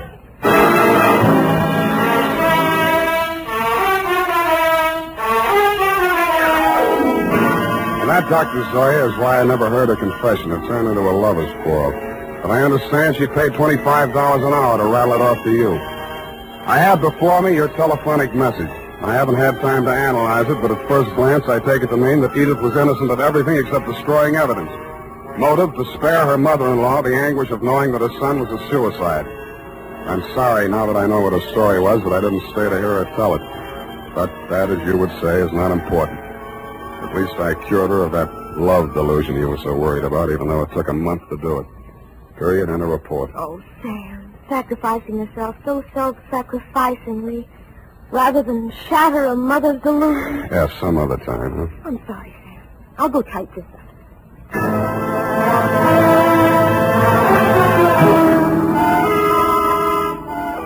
Well, here it is, Sam.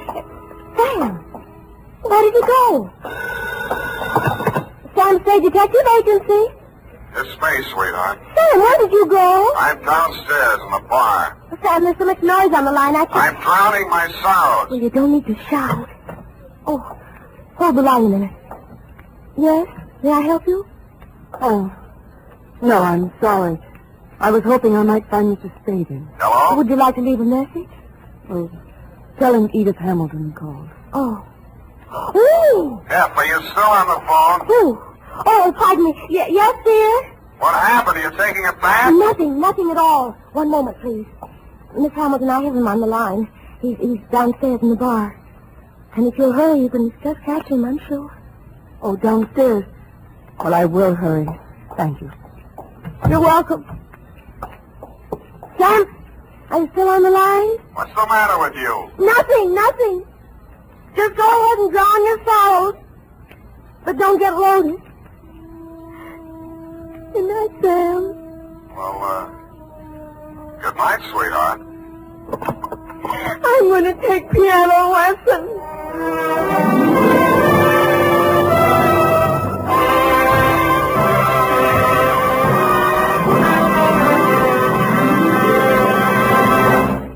The Adventures of Sam Spade, Detective.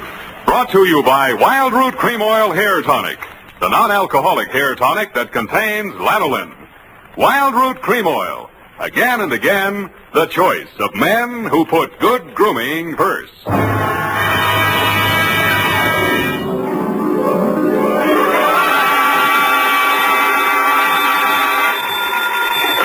Sam Spade Detective Agency. Hey, it's me, Sammy the Spade. Sam, it's not true, is it? Every word of it. What? That you've been consorting with unsavory characters? Well, she was a savory enough girl, Effie, although a crook. Well, according to the paper, she's practically a murderess. Not to mention that she's dancing the Roomba with you. That's a lie. There's a picture of you.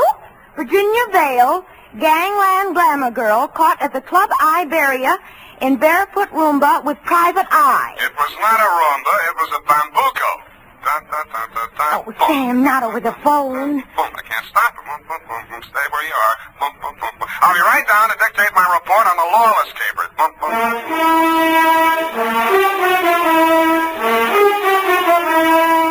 Dashiell Hammett, America's leading detective fiction writer and creator of Sam Spade, the hard-boiled private eye, and William Spear, radio's outstanding producer-director of mystery and crime drama, join their talents to make your hair stand on end with the Adventures of Sam Spade.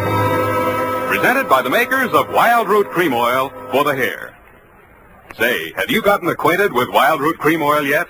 Tell you what, mister, if you haven't, even if you don't use any hair tonic at all, why not ask at your drug or toilet goods counter tonight or tomorrow for the brand new 25-cent Get Acquainted bottle of Wild Root Cream Oil. You like the way Wild Root Cream Oil grooms your hair neatly and naturally, relieves dryness, and removes loose dandruff. You never dreamed one hair tonic could do so much. So give it a try. Get the generous new 25-cent bottle of Wild Root Cream Oil. Again and again, the choice of men who put good grooming first. And now, with Howard Duff starring as Spade, Wild Root brings to the air the greatest private detective of them all, in the Adventures of Sam Spade.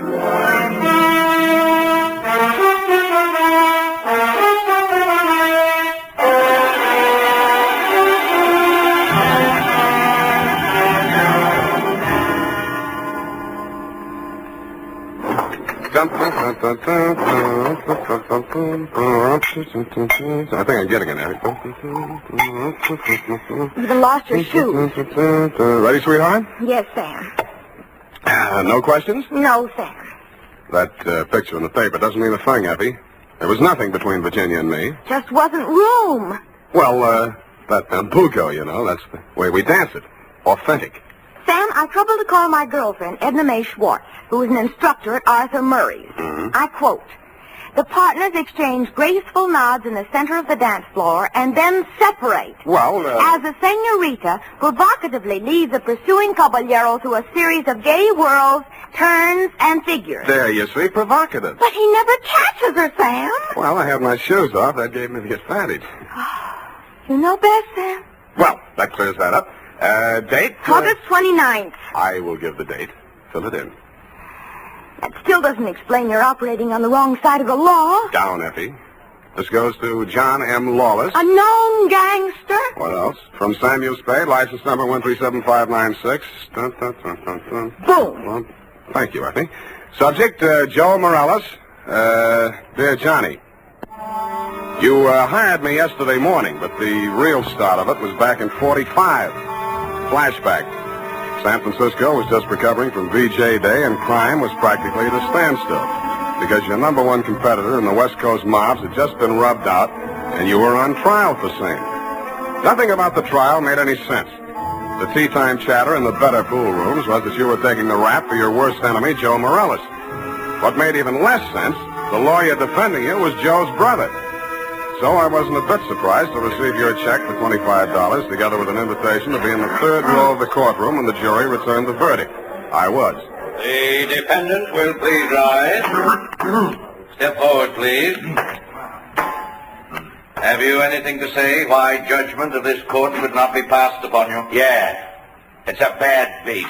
The judgment of this court is that you, John Lawless, for the crime of manslaughter, having feloniously run down, run over, and killed with a certain automobile the deceased person named in the indictment, and having subsequently departed the scene in violation of the hit and run statute, are hereby sentenced to a term of 3 to 10 years in the state prison of the state of California.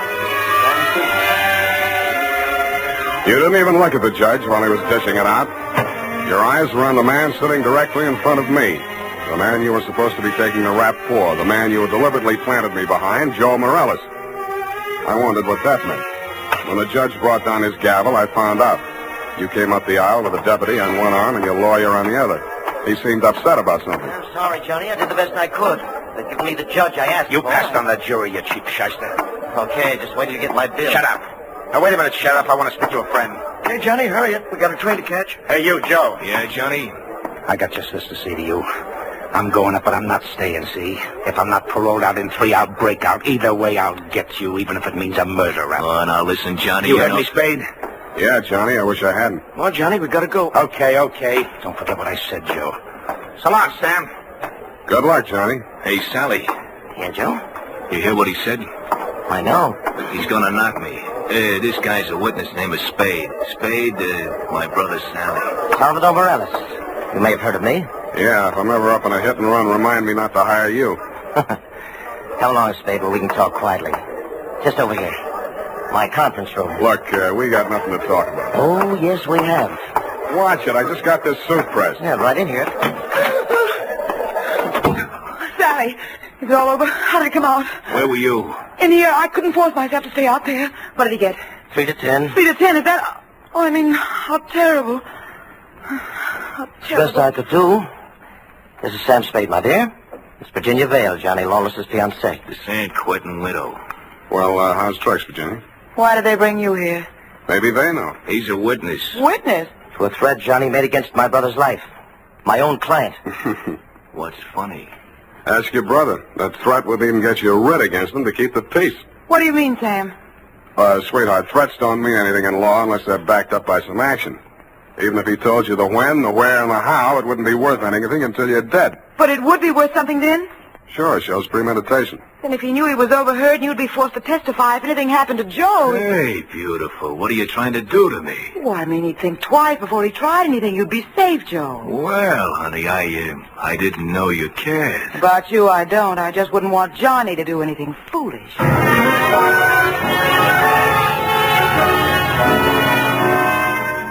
End of flashback. That was 3 years ago. A lot of big news has broken since then, but the only items that interested you in San Quentin were printed on the inside pages of the local press. Item: Virginia Vale, your fiancée, got herself engaged to Joe Morales, your worst enemy. And item: Salvador Sally Morales, your mouthpiece, had taken over your mob. Which brings us up to yesterday morning. Yeah? That you, Sam? Who's this? Johnny Lawless, remember me? No. I was hoping you'd say that. Look, Sam, I got a job for you. Call Peeper Breen. He may need it bad enough. I've got no contacts in the mobs anymore. This is clean. How clean? A chance to save an innocent man from the gas chamber. Well, There's $1,000 in it for you. Wait till I get a pencil. Now, what was the address? The Alma Arms on Pine Street near Jones. Yeah? Buzz me 3 times. 1 long, 2 short. And make sure there's no one on your tail. Got it. I was not tailed. I found your name on the bell panels, buzzed 1 long and 2 short, and the automatic lock clicked me in. You were waiting 1 flight up in the open door of your apartment. You didn't say anything, just made sure it was me, motioned me inside, locked the door, and led me back to a bedroom. Well, there it is, Sam. Mm-hmm. Joe Morales. Dead about 3 hours, I'd say. 4 slugs, chest, shoulder, and head. Looks like amateur work at professional aims to the belly, or did you mean it to look like an amateur job? Would I be sapping up to drop him in my own apartment? Besides, he's my lawyer's brother, and I might need Sally again. Why did you call me? Well, you heard what I said to Joe after the trial. Who told you that, Virginia? Yeah, but she didn't have to.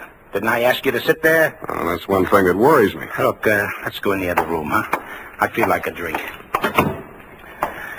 Well, here's my pitch, Sam. I checked out of San Quentin yesterday morning. I didn't have a mark against me. The warden himself put my case before the parole board. He called me the ideal prisoner. Shall we dance? Okay, Sam, okay, but a man can change a lot in 3 years. So can a woman. Virginia met me at the gate and we drove into the city. We didn't have a thing to say to each other. The way I felt by the time the ride was over, Joe could have her and welcome. I had other plans. Such as? Well, the parole board was getting me a job with a mining firm, a surveyor. I took a course up at Quentin. You seriously expect me to swallow this line of guff? Listen, you don't get fat making a living on the mace. Take half of these guys you hear telling the world what wonders they are at puffing boxes, knocking over joints, and the rest of the lays. Yeah, not half of them make 3 meals a day at it. Then what chance has a guy without a regular racket? And, brother, that's me. I'll buy that for now. Let's talk about that dead body. All right. Well, I I called Joe on the phone this morning, see, and I told him to meet me here at 3 this afternoon. I wanted to tell him, forget about what I said about how I was going to get him. Not that I wanted to write off that rap I took for him. But if he was scared, he might come gunning for me. I might have to break parole to defend myself. About Virginia, like I told you, we got nothing to talk about. Yeah, it was beautiful while it lasted. So he was due here at 3, huh? Huh? Yeah. I was held up. As a matter of fact, I was with my lawyer at the time. Sally? Yeah, I phoned the building and told the superintendent to let Joe in, and then I got here about 4:15. But I didn't find him until just before 6 when I called you, Sam. How come? Well, I just didn't look in the bedroom. I figured he got tired waiting and left, you know. Yeah. Mm-hmm. Well, look, Johnny, assuming your story is true, and if it isn't, you ought to be ashamed of yourself. Who do you think did it? Well, that depends on why. If it was somebody gunning for him, it would depend on what's going in the mob since I've been in Clinton. You know more about that than I do. If it was somebody trying to frame me... What do you mean, trying? Hey, wait a minute. I got a phone homicide. You must have known that when you called me. Yeah, that's why I ripped the wires out.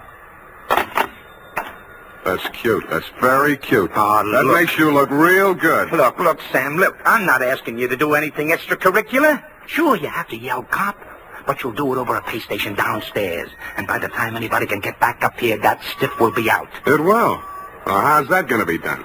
I got a friend in the undertaking business. Met him up at Clinton.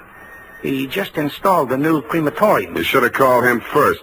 I did, but I can call him off. You're stir-happy. Look, Sam, how about it, huh? So the cops come in tonight, tomorrow. Who cares? Not Joe, the weather he'll keep. What do you say, Sam? What do you say? I say you're probably bluffing, that you got no way of getting rid of the stiff, but on the outside chance that you might not be bluffing, I'll swing along with you for a couple of hours. If I don't turn up anything by then, the deal is off. Okay, that's fair enough. Yeah, but this isn't... Hey! Sorry, I gotta do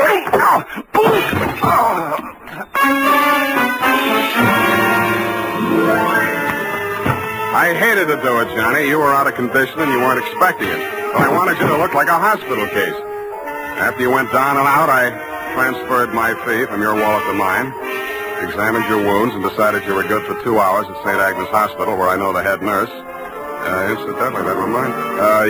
So without further delay, I toted you downstairs, threw you into a taxi, and delivered you to the ambulance entrance. That's when I remembered that I had forgotten one thing. I hadn't given you a chance to call off your alleged undertaker friend.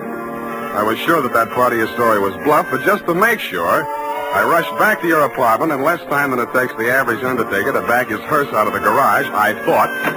When I got there, I wasn't so sure. The apartment had been tidied up, ashtrays emptied, glasses put away. They'd even vacuumed the rug. The blood-stained bedspread had been removed, and with it, the corpus delicti. I found myself humming an old tune. I ain't got no body.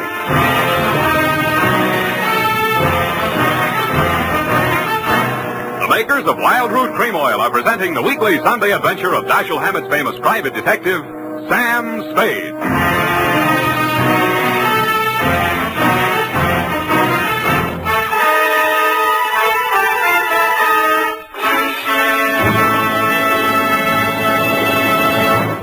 Now, here's important news on good grooming.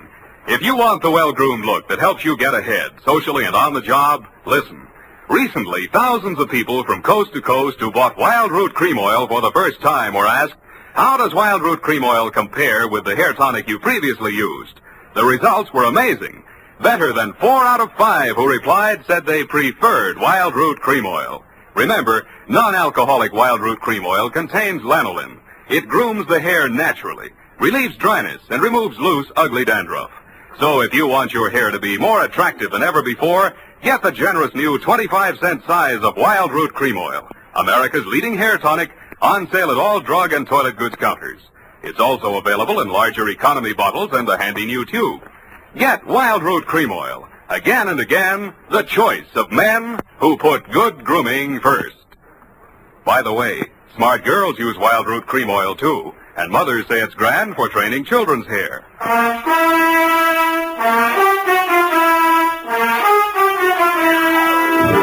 And now, back to the Lawless caper. Tonight's adventure with Sam Spade.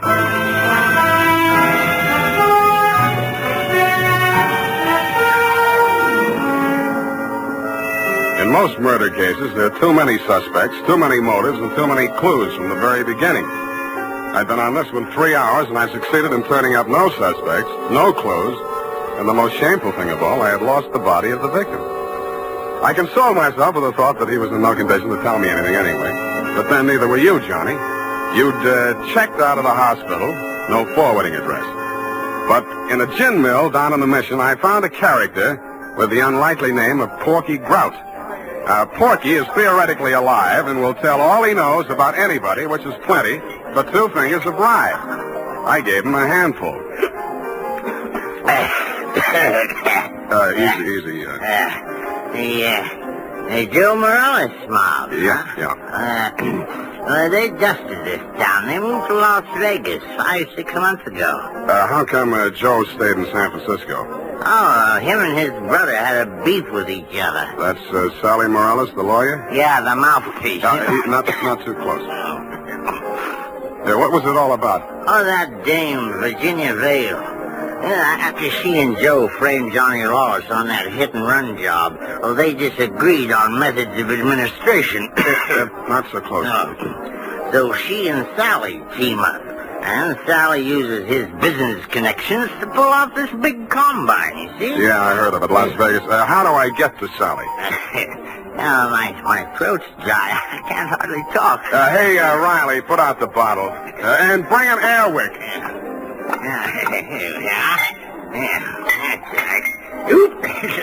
Easy, I'll help you. Great, huh? Great stuff. Not too close. Now, when do you want to get to him? Tonight? Right now. Let me see now.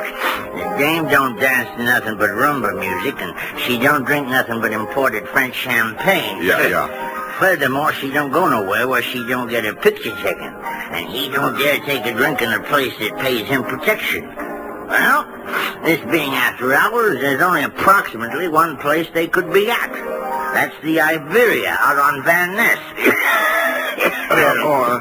Thank you and good night, Porky Grout. If your friends won't tell you, I will. What? Please don't bother to answer.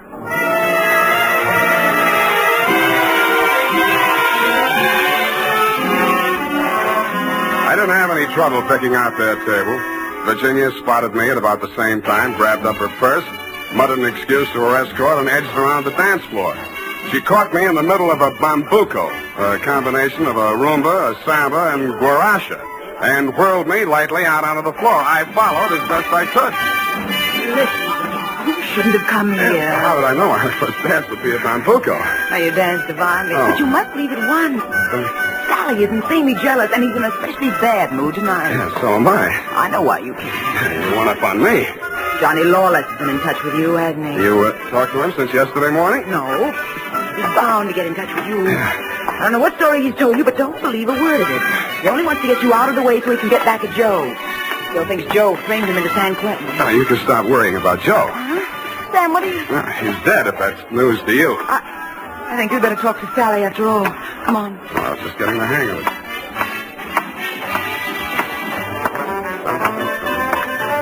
Well, my dear, so you've met another old friend. Hello, Sally. Hello. Sit down, Spade. Thanks. Sally, Huh? Sam says Joe is dead. Joe? Murdered? Yeah. Well, it was bound to happen. I wanted him to get out of town before Johnny Lawless came back. Johnny says he was with you when it happened. Juries don't go for alibis, Spade. Best defense I could give him would be that I defend him despite the fact he's accused of killing my own brother. But look here. As his attorney, I have the right to know what he retained you for. To find out who did kill Joe. That's what he said. Have you found out? Not yet. Any leads? Not many. Now, what's the difficulty? The corpse. Somebody swiped it. You can't mean that. I can, and I do. Well, that doesn't make sense. Unless Johnny arranged it himself. But he couldn't have. No contacts. Of course, he might have disposed of it without help. It's been done, you know. Not tonight. I'm his alibi there. I don't believe it. You're just telling that story to see how we'll react. That's why I'm telling it, but it's not a story. It's the McCoy. Sally, what can it mean? If Johnny didn't do it, then somebody must have done it to frame him. And if they did that, they wouldn't turn around and get rid of the evidence, would they? What? Well, the whole thing is wild. You know, there might have been two people who thought they were a team But one of them was really working against the other and for Johnny. Well, that's absurd, isn't it, Sally? Is it, my dear? He's trying to play us off against each other. Don't fall for it, Sally. I had nothing to do with any of it. You've got to believe that. Yes, I was sure of you when Johnny was out of the way. You wanted him out of the way, you admitted. You're still in love with him, aren't you? Aren't you? Alice, you're hurting me. Hurting? I'll help the DA write his brief. You'll go to Tehachapi for body snatching. Go ahead. I can't wait to get on the stand. The things I'll tell about you, how you let Johnny go up on that hit and run when you knew it was my idea and I was in the car with Joe. You will. Not a jury in the country would blame me for protecting my own brother. Protecting him? You were framing him even then. So you can have me for yourself. Oh, I'll have you in a gas chamber if you keep insisting. Your own brother. Squeeze out of that one if you can. How about the body? Love of woman surpasses brotherly love. I can see the jury now, eating it up. Victim of a designing woman caught in the toilet. Nuts. I don't care whether either of you is guilty or both or neither or whatever. If I get that body back tonight, I'll let the cops worry about it. If I don't, I'll confess to everything myself and name all three of you as accomplices. All right, Spade. You say your only concern is that body? Right. Here's $500. Another $500 when you find it, huh? Does that convince you? Well, it helps. Here, my diamonds. Take them all. No, keep the diamonds, Virginia. If Sally gets sent up first, you'll need them for your defense. Think it over, kids. I'm calling the cops right now. I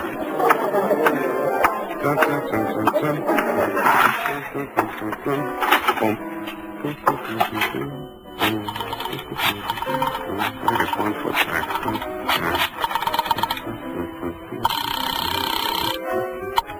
Homicide, Lieutenant Garrett. Roy, Sam Spade. Where's Dundee? Oh, he's asleep. Sam, I've been trying to reach you. Yeah, but do you know why? Why, sure, about Johnny Lawless. Is there something we don't know, Sam? Well, I'll come down and give you a statement. It's about Joe Morales. Well, what about him? Well, he got knocked off, and somebody lifted the corpse. Oh, Sam, nobody lifted it. Then who did? We picked it up, Sam, right after you called us. Right after... Oh, yeah. Yeah, what time was that? Let's see, I got it here. 20 minutes past 6. Lose your watch? That ain't all. What's that, Sam? Call you back. What's up, Sally? Come on. Come out of there. Well, I wasn't planning to spend the night in a phone booth. Why the heater? It's for you, Sam. You must be nuts pulling a gun in a crowded joint like this. Hey, stop looking at it. Come on. Up upstairs. Now, look, Sally. In there. Easy. Where's your girlfriend? Well, I sent her home, Sam. She can't stand the sight of blood. You clown. Oh. You were pretty funny, too, when you made that phone call. I didn't believe you'd go through with it. What makes you think I'm interested in that old rap? Johnny's already done the time for it. Joe can't talk, and I don't want to. I don't care what you want. It's what I want. That's what counts. Does it? You wanted Virginia? You got it. Oh, not the point. Just doesn't sound good. Salvador Morella's sweetheart going up on a murder rap. Well, you trimmed it down to manslaughter for Johnny Lawless, and she's enough prettier to rate an acquittal, or are we talking about the same killing?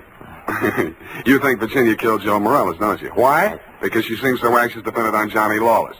Well? Well, nothing. Only I've got a score to settle with Johnny Lawless myself, you see. He left me out in a limb with that body snatch. If I can pin the killing on him, I got a story for the cops. Now, show how smart you are. Shoot me. I fully intend to. Now, look. Hold it, Sally. Hello, Johnny. Hey, you can do it yourself, Johnny. I was going to do it for you, but you can do it I don't get it. He's trying to pin that murder on you, Johnny. Like you pinned that old hit and run on me? But it's not the same, Johnny. Joe's killing is worth life if you're lucky. I never had much luck. Let him have it, Johnny. What have you got to lose? Well, you want me to... No. Step back, Sally. Okay. He dead? Yeah. You planned it different, didn't you, Johnny? Yeah, but I might as well get two for the price of one. Yeah, I planned it different, but I don't seem to care anymore. Well, then you won't need that. Huh?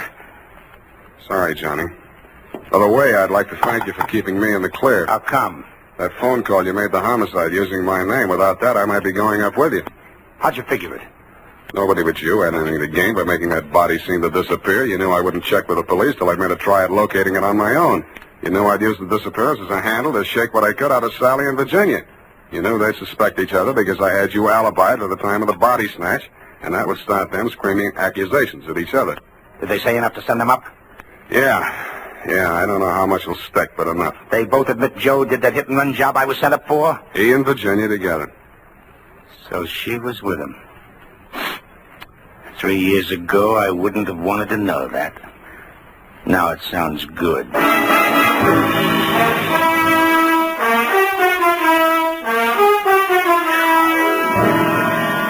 I didn't think it really sounded good to you. I was sorry to hear it myself, and after all, I'd only danced a bambuco with a mouse. I'm sorry things turned out the way they did. It's a little late to be making with the advice, but, well, you know, the best laid plans of mice and men gang after glay. What? And as you say, what chance has a man got without a regular racket? Period. End of report. Well, heavens to Betsy. Oh. How can you be so sympathetic with a girl who did all those terrible things? Oh, I know, F, I know. It's a silly dance, but she looked cute while she was doing it. I don't mean the dance. You mean the best laid plans? What does that mean, Sam? That gang after glay? I'll give you a hint, sweetheart. It's something you never need worry about. No.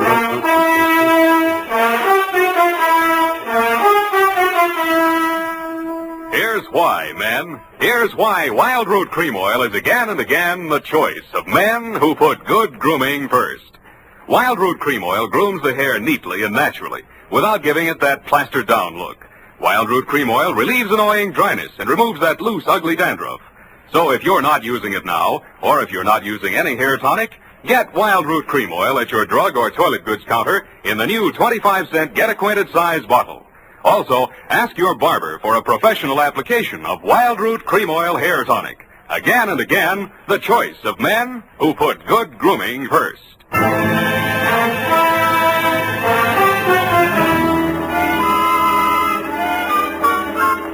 here it is, Sam. My, terribly confusing. I sensed that somehow. Who was that hit-and-run victim? Well, they named that dance after him, George L. Bambuco. I don't believe it. Sam, what does it mean? What does it mean? You know. Gang after glay? Snafu. Oh, why didn't you say so? Darlings, yes. Good night, Sam. Good night, sweetheart.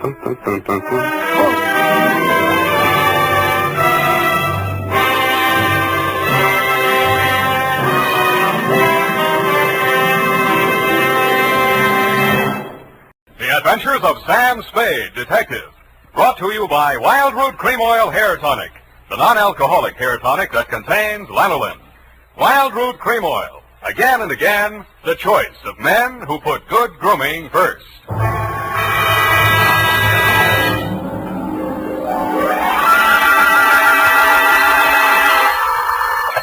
Sam Spade Detective Agency. This is Mad Scientific Detective number 137596. Sam, no matter what anyone says, I'll stand by you. You're nothing of the sort. Not scientific? Of course not. You're two-fisted. Well, thanks, Effie, and that ain't all, Effie. I was actually mistaken for a convolutional melancholiac. Oh, Sam, are you all right now? Wrong diagnosis, Angel. It turned out to be melancholia catatonica. Oh, you poor darling. What is that? Well, it's a thing where you lie motionless and silent with fixed eyes and indifference to surroundings. Unquote. Sam, what happened to you? What hospital are you in? Can I bring you anything? No, Effie, I am now at large. Pull down the blinds, check the corridors for men in little white coats, and set a bottle in the window if the coast is clear. Oh. I'll be right down to dictate my report on the mad scientist caper.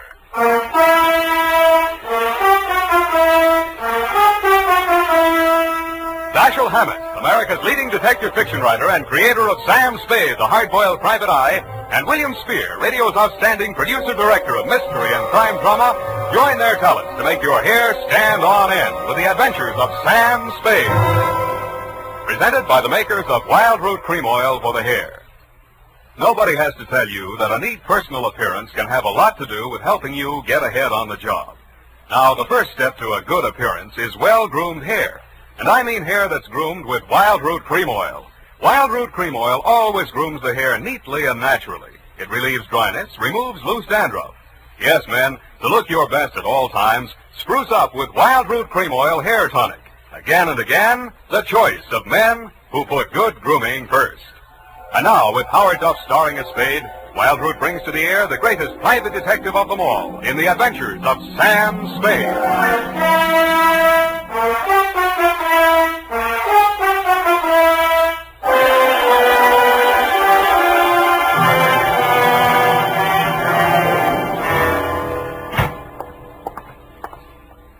Happy! Come in, Sam. The coast is clear. Where are you? Why is it so dark in here? Well, I had to put the lights out. The blind stuck. I couldn't get it down. The heat's off, Effie. Let there be light. Oh, I'm so glad. Now, let me look at you. Don't look at me like that and stop whispering. Oh, Sam. Did you get me all upset like that just for a joke? It's no joke, sweetheart. You really sick? Yeah, just sick of some of the types I made in this business. Oh, Sam. Date July 25, 1948, to Detective Lieutenant Dundee, Homicide Detail, San Francisco Police, from Samuel Spade, license number 137596. Subject, the Mad Scientist Caper. I worry so. Dear Dundee, he looked like a mad scientist, and that's exactly what he was. His eyes had a wild gleam in them, his hair was a wild tangle, and he was wearing a wild assortment of clothing that looked as if they'd been slept in shifts. He leaned across the desk at me and said, "They have stolen my secret formula." They had? Gee, that's too bad. Oh, you think I'm crazy? I don't know yet, I just met you. My name is Raymond Fox. Does that mean anything to you? Raymond Fox, yeah, I think it does, but I don't quite remember what. I invented the helioscope. Helioscope? No, that wasn't it. I also synthesized hydroxylamophotochronaton. That was it. Yes, but unfortunately, production costs were prohibitive. But you didn't let that discourage you. Oh, no, indeed. You see, after a brief illness, I was back in my laboratory, perfecting my greatest contribution to science. What may prove to be the greatest contribution of science to humanity. I call it penetron. Penetron? That is what they have stolen. The secret formula for penetron. Penetron, huh? Now, what exactly is penetron, Mr. Fox, and who are they? Well, penetron is a plastic with a molecular structure which repels atomic radiation more efficiently than lead, yet weighs less than aluminium. Oh, that. Do you realize the significance of this? Well, And imagine a motor no larger than a cigar box, with a power potential that even I don't believe, but they do. Who's they? Grierson Enterprises. Now, how do I know this? When I applied to the patent office to protect my discovery, I received this letter. Here, come on, read it for yourself. Commissioner of Patents, Washington, D.C.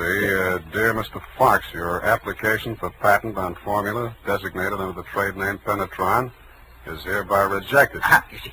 Both formula and trade name, together with descriptive material identical to yours, have been registered by Mr. Albert Grierson, Grierson Enterprises, San Francisco. Very truly yours, George Sherman, Acting Deputy Assistant Commissioner. Yeah. You see? Yes. You don't need a detective, Mr. Fox. What you need is a good patent lawyer. Lawyer? I have one. A legal ball of fire named Roscoe Manning. You know this scoundrel? Yeah? He's got an okay reputation. And I am paying for it. $3,000 in retainers.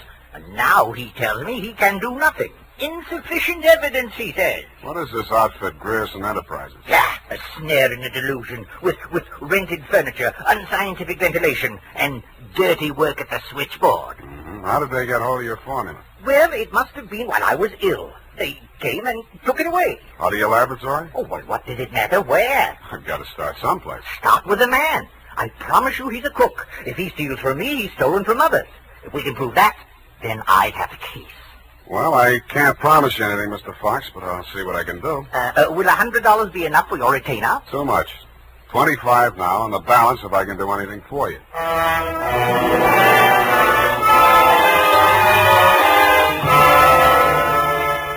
I doubted if I could even earn the 25, but if he wanted to gamble, it was okay with me. The offices of Grierson Enterprises were pretty much as he described them, a beautiful front, especially at the switchboard. Grierson Enterprises, good afternoon. No, Mr. Grierson's out of town. No, I don't know when to expect it. I'll be right with you. That's good news. Grierson Enterprises? No, he is not. No, I do not, and he doesn't want to talk to you in any case, Mr. Manning. Oh, if it would just stop. Can't you shut it off? I might as well. Nobody seems to believe me anyway. You weren't looking for him, too, I hope. Oh, please, just tell me you're selling magazines or collecting salvage or just anything. My card. Oh, detective. Mr. Grierson hasn't done anything, has he? That's what I want to find out. My client says he swiped his secret formula. Oh, not that maniac. You don't look the type. You know he's mad, don't you? Maybe yes, maybe no. Personally, I'm crazy about money. Mad money, pin money, or dirty money. Your employer didn't happen to leave any lying around, did he? No, but he has a charge account at a bar downstairs in the building, and it's nearly 5 o'clock. Could you cross-examine me there? I thanked her as gallantly as I could under the circumstances. She said, "Wait here, I won't be a minute." And while she was gone, I made a quick frisk of the office. The file cabinet was empty. Grierson's desk contained nothing but 2 unsharpened pencils, tobacco crumbs, a rubber band, some rusty paper clips, an old gas bill, a glass ampule, broken, labeled sodium denadrine for intravenous injection, and a business card from one Roscoe Manning, attorney at law. I stuck the card in my pocket, went back to the switchboard, and in less time than it takes to tell, I was calling her Lois, and she was calling me Sam over cocktails for 2. That's all I know about it. I didn't think anything about his taking his correspondence out of the files. He often took work home with him. Mm-hmm. When was the last time you saw him? Oh, it's been nearly 6 weeks. You haven't heard from him in all that time? He was with Mr. Fox just before he left. They had a terrible quarrel, but then Mr. Grierson managed to get him calmed down, and they left the office together. And that's the last time you saw Grierson? Yes, and it's all very strange. What did that maniac tell you? That Grierson swiped his invention. Do you believe that? I didn't even believe in the invention. Now I'm beginning to think it was worth stealing. Oh, Mr. Grierson wouldn't. He's a brilliant man, you know. What else has he invented? Well, I don't know. He always had a lot of projects, but of course he never took me into his confidence. Just exactly what is your job? Oh, it's quite simple, really. I just tell people he isn't in. Yeah. Look, sweetheart, you really mean to tell me it never occurred to you that there might be something slightly fishy about Grierson Enterprises?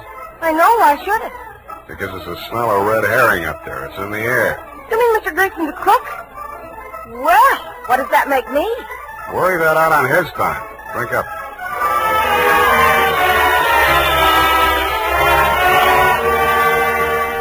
She looked as if she were telling the truth. But with women, especially blue-eyed women, that doesn't always mean anything. If she had anything more to tell, she obviously wasn't ready yet to tell it. I asked her to come up and listen to my Herb Jeffries records.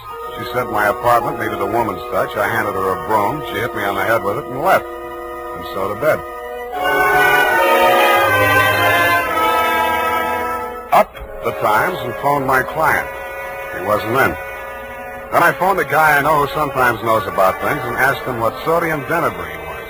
He said it was a sedative and or truth serum, a mental-type drug. I wondered what Grierson had been using it for during office hours. I also wondered what else he'd been spending money for. I phoned another guy who knows about other things, and he called me back with the name of Grierson's Bank, Golden Gate Trust. An hour later, to my surprise, I actually had something to go on. Because in the past 6 weeks, checks totaling $50,000 had been deposited at Grierson's account, all drawn on the Citrus Exchange Bank of San Anselmo, and all bearing the signature of one Carl Birdwell, M.D. He wasn't hard to find. It was a big place in the outskirts, and the sign on the gate said, Mary F. Hotchkiss Hospital for the Mentally Deranged. Dr. Birdwell's cottage was one of 5 without bars on the window. He was spraying his roses.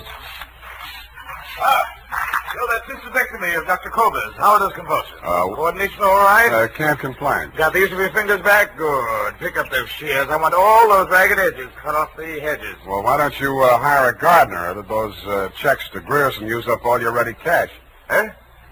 Oh, I thought you were the cystectomy. Good Lord, you're that convolutional melancholiac. You're not allowed out on the grounds. Guard! Guard! Now, wait a minute, Doctor. This one acting up. Take him back. I sent for the cystectomy. This is the wrong man. You're crazy. Come on. Let go of me. I'm not a patient here. I'm a detective. Yeah, and I'm Sherlock Holmes. Come on, now, back to the violent war. Come on, lay off. I got an office in San Francisco. I can prove it. 137-596. Okay, Dr. Wharton, but come on, come on.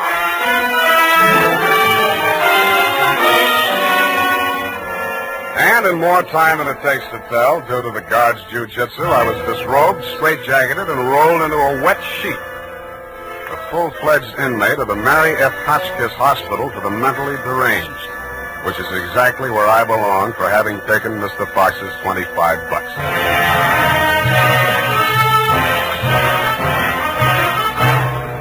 The makers of Wild Root Cream Oil are presenting the weekly Sunday adventure of Dashiell Hammett's famous private detective, Sam Spade.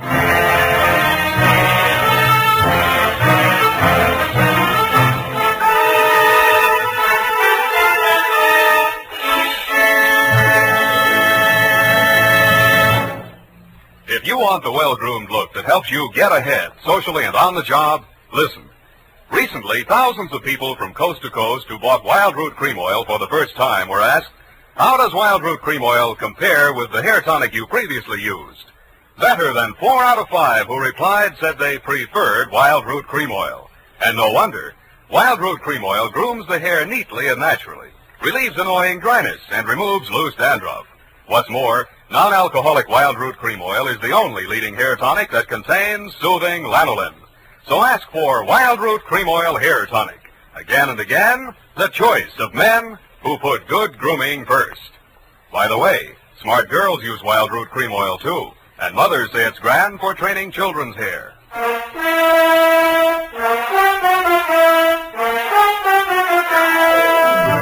And now, back to the Mad Scientist Caper. Tonight's adventure with Sam Spade.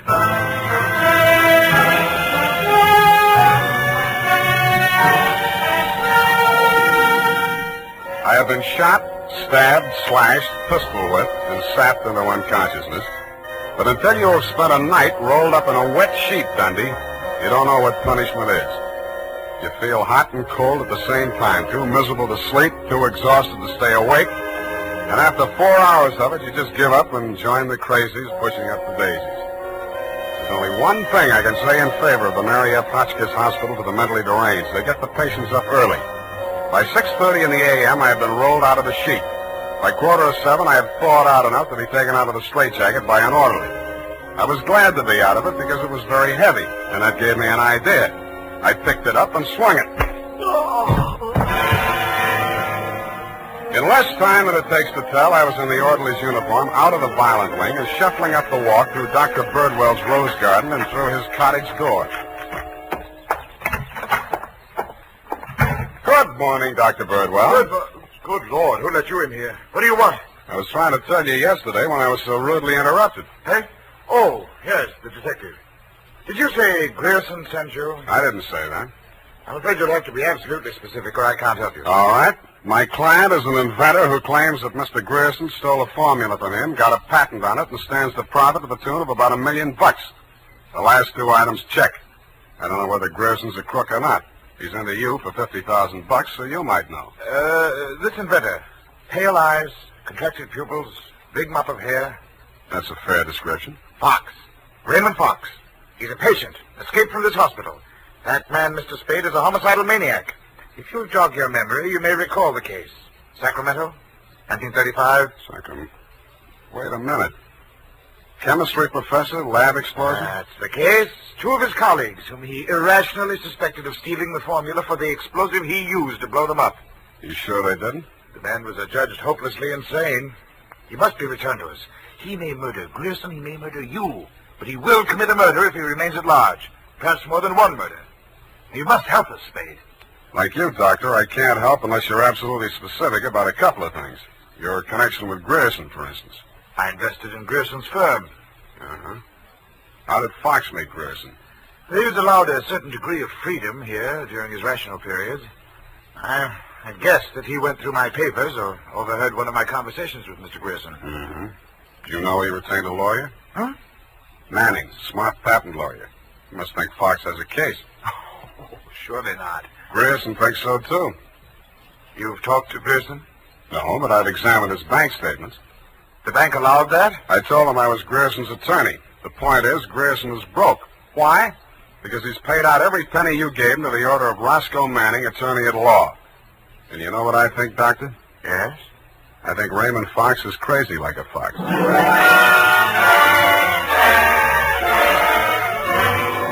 I had the same idea about Dr. Birdwell, but I didn't say so. I didn't feel up to spending another night in a wet sheet. I also didn't feel up to the interview that was awaiting me outside the gates. A limousine, only a little longer than a hearse, was standing at the curb. A round pink head with a gray Homburg on it bobbed out at me from the driver's seat and said, Mr. Spade? Yeah? Roscoe Manning. How'd you do? About $49,975 less than you've done in the caper so far. The law is a lucrative profession, my boy. Get in. I'll drive you back to town. No charge? Yeah, I'll even give you some free advice, sans retainer. Well, sir, You are an elusive chap. I've had the devil's own time catching up with you. How did you? I won't ask why. And I am not without resources. Now, as to our mutual client, Mr. Fox, obviously you've learned a good deal about him. Dr. Birdwell says he's cuckoo, and it's only a toss-up which one of us is going to blow up first. Just about what you'd expect from a medical man. If you'd listened to as much conflicting medical testimony in court as I have, you'd take them all with a grain of salt. Or should I say soda mint? Or sodium denadrine? That's a mysterious remark. I was just trying it on for size. It didn't fit. Well, sir, here is my proposition. As to Fox's sanity, it's of no importance. He has money, and I think he has a case. We can always get a doctor to say he's back in his right mind. Where do I fit into your scheme? You just keep looking for Grierson. And watch that secretary of his. I don't trust her. Anything else? Oh, I almost forgot. Here's $500, and here's your ticket to Chicago. I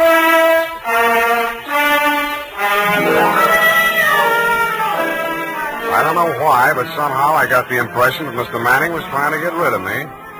He should have used that ticket to Chicago himself. We stopped at Sausalito for breakfast, and the condemned man ate a hearty meal. We drove the last mile through the Marina District and pulled up in front of his house. Well, sir, have a nice trip. Or take the car, Mr. Spade. I'll pick it up at the depot.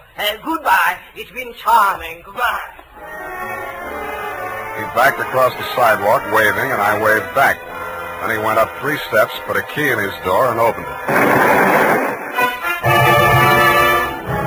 It didn't do much damage to the house, but all the king's horses and all the king's men couldn't put Roscoe Manning back together again. I got out of the car and just made it up the steps when it happened again. I hated the look, but I did. For the limousine had been parked with me in it was a smoking heap of scrap metal. I then headed for the nearest phone booth and, pausing only to inspect it for mines and booby traps, dialed the number of Grierson Enterprises.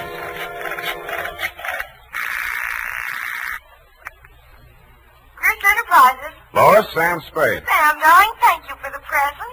What present? I haven't had a chance to open it yet, but I think I can guess what it is. A traveling clock.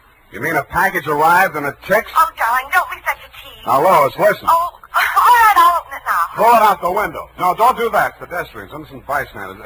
Have you got a metal wastebasket there? I think so, yes. Well, fill it up with water and throw the package into it. And ruin my lovely clock? It is not a lovely clock. It's a lovely booby trap. Oh, go on. I'm serious. Manning just got one of them, and what's left of him is on the way to the morgue. Oh, I think I'm going to faint. Lois! Lois! Wake up! Pour some water on yourself. Hello, hello!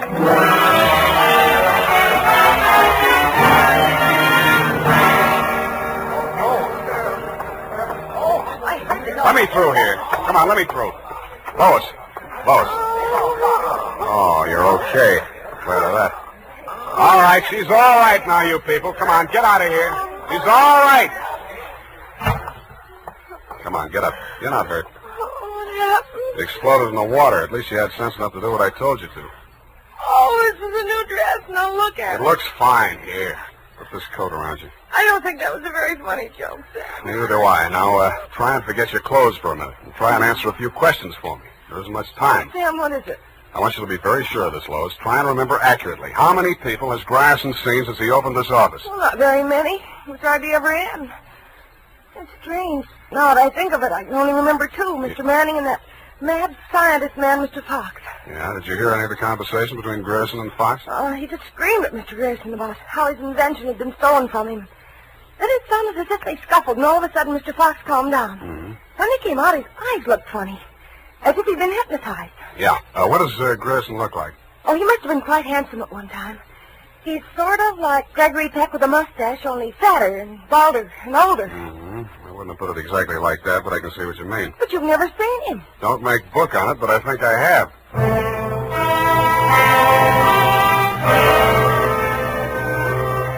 I made 3 phone calls.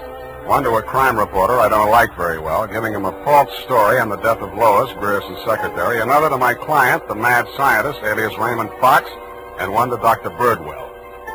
Then I went to my apartment and waited. My client arrived 5 minutes before the doctor. When Birdwell came in, my client said... Aha! That's he. He stole my secret formula. Oh, now, Raymond, you're getting confused again. Oh. I'm the doctor, don't you remember? That's not true. Your name is Grierson. Oh, he's much worse. He's identification. You must try to remember, Raymond. Nobody's going to hurt you. But you'll be much sicker if you don't remember. But I do remember. I remember everything. Do you remember setting the bombs at Manning's house and the one you sent to Mr. Grierson's office? No. Grierson isn't dead. You're Grierson. No, Grierson isn't dead. Only that poor girl. No. She didn't steal my formula. It was you. Oh, you're trying to mix me up. I'm trying to help you. Now, roll up your sleeve. I'll give you something to quiet your nerves, and we'll go back to the hospital. Put it away, Doctor. You've helped him enough. Huh? Now, look here. This man is my patient. He needs medical attention. I won't argue with you, but I think you'd better get it from some other doctor. Right now, he's making more sense than you are. Just keep on the way you're going, Spade, and I'll have you back in that wet sheet. I did it once, and I can do it again. Sit down. You got delusions of grandeur. Stop shaking, Raymond. I said you're making more sense than he is, and I can prove it. You think you're very astute, don't you? No, I'm stupid, but I'm lucky. I should have tumbled to the whole caper when I found that you'd invested 50,000 smackers in Grierson Enterprises. When I found out that Raymond was an escaped patient, I should have tumbled to what that Denadrine file was doing in Grierson's desk. I should have known then that you and Grierson were one and the same person. I told you. When I discovered that you'd paid Manning all that shakedown money, I should have known you were planning to knock him off and everybody else who could identify you. But it didn't work out that way. I got out of the car before it blew up. Dumb luck. And you can identify me as Grierson? I don't have to. Oh, God. Surely you're not counting on Raymond's sanity to that extent. He can't even remember that I was his doctor. Can you, Raymond? You're trying to mix me up. You stole my formula. I didn't kill them, did I, Mr. Spade? Now, lie down on the couch and relax, Raymond. Don't worry about a thing. Well, Doctor, what now? You relax, too. Okay, Lois, come on in. What? Lois! Why, Mr. Grierson, have you been sick? How dare you? How dare you ruin all my plans like this? You stupid girl! Okay, that's enough. Come on, get back there. Get back. Sorry, sweetheart. I didn't mean to let him get that close to you. What were you trying to do? It was an experiment, just to see what would happen. It did. So that's the way you scientific detectives work. For a hard-boiled chap, you have the vaguest way of doing things I ever heard of. Well, plans are all right sometimes, Doctor, and sometimes just stirring things up is all right if you're tough enough to survive and keep your eyes open so you see what you want when it comes to the top or something. Spade, Dundee. I'm at home.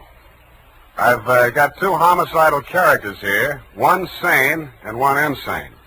Now, if you can tell the difference, I'll let you give the story to the papers.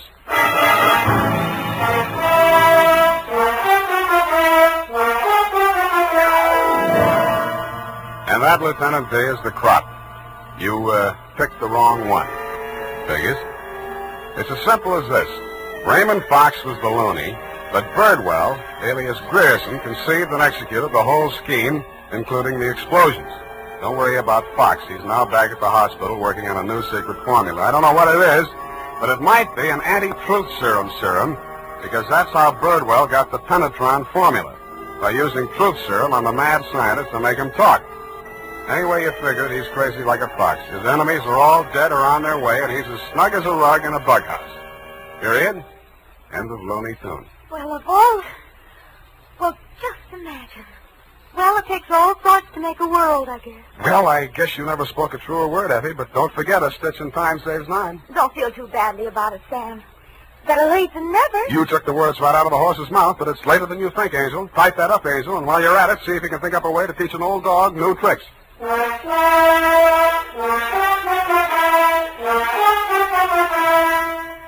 Say, mister, if you haven't tried Wild Root Cream Oil Hair Tonic, why not get it tonight or first thing tomorrow? You'll be glad you did, for Wild Root Cream Oil grooms your hair neatly and naturally without giving it that plastered-down look. Wild Root Cream Oil also relieves annoying dryness and removes loose, ugly dandruff. Simply step up to your drug or toilet goods counter and ask for Wild Root Cream Oil in the big economy bottle and the handy new tube that's easy to pack when you travel. Also, ask your barber for a professional application of Wild Root Cream Oil Hair Tonic. Again and again, the choice of men who put good grooming first.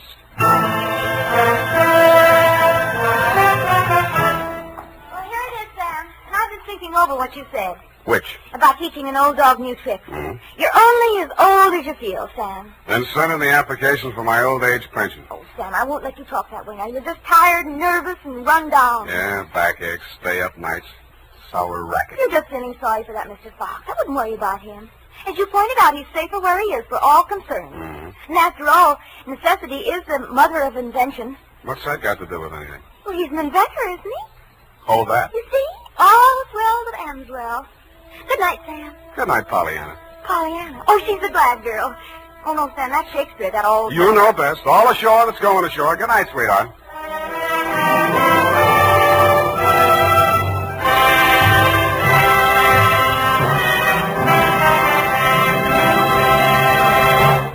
The Adventures of Sam Spade, Detective.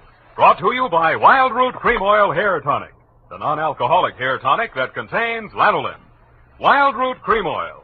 Again and again, the choice of men who put good grooming first.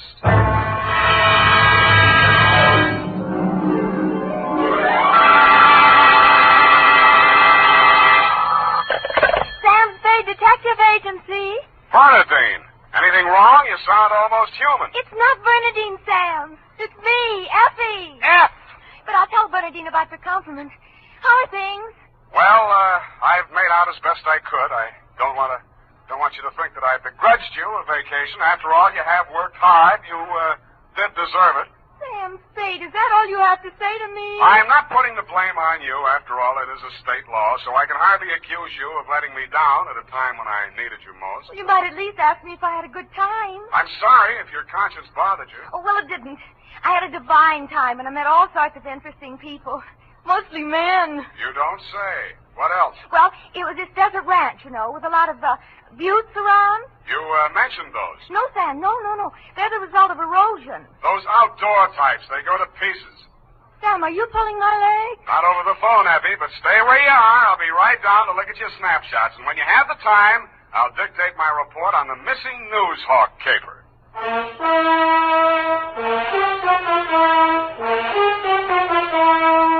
Dashiell Hammett, America's leading detective fiction writer and creator of Sam Spade, the hard-boiled private eye, and William Spear, radio's outstanding producer-director of mystery and crime drama, join their talents to make your hair stand on end with the Adventures of Sam Spade. Presented by the makers of Wild Root Cream Oil for the hair. Wild Root Cream Oil. That's the famous name to remember, men, next time you buy hair tonic. And look what Wild Root Cream Oil does for you. It grooms your hair neatly and naturally. Wild Root Cream Oil also relieves dryness and removes loose, ugly dandruff. Yes, men, Wild Root Cream Oil is your shortcut to really handsome hair. So be smart. First chance you get Wild Root Cream Oil Hair Tonic. Again and again, the choice of men who put good grooming first. And now, with Howard Duff starring as Spade, Wild Root brings to the air the greatest private detective of them all, in the Adventures of Sam Spade.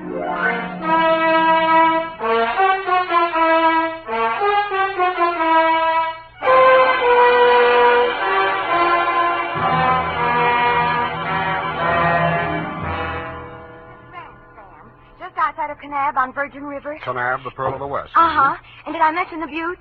Oh, well, they're very interesting. The result of erosion. Yes. And it's authentic, too. Jay Hamlin's ranch. You, mean a working ranch? Yes, you see, that way you get into the spirit. Mm-hmm. My job was to feed the chickens. And that's how I met him. One of the buttes? Oh, Sam, he's a very cultured gentleman. Culture smulcher. What's he do for a living? He cures stammering. You don't say. What's his name? Charlie Shank. Charlie Shank? He's the founder of the Shank Institute of Articulative Correction, which I should learn. Articulative Correction. Where is this institute? Oh, I have the address here.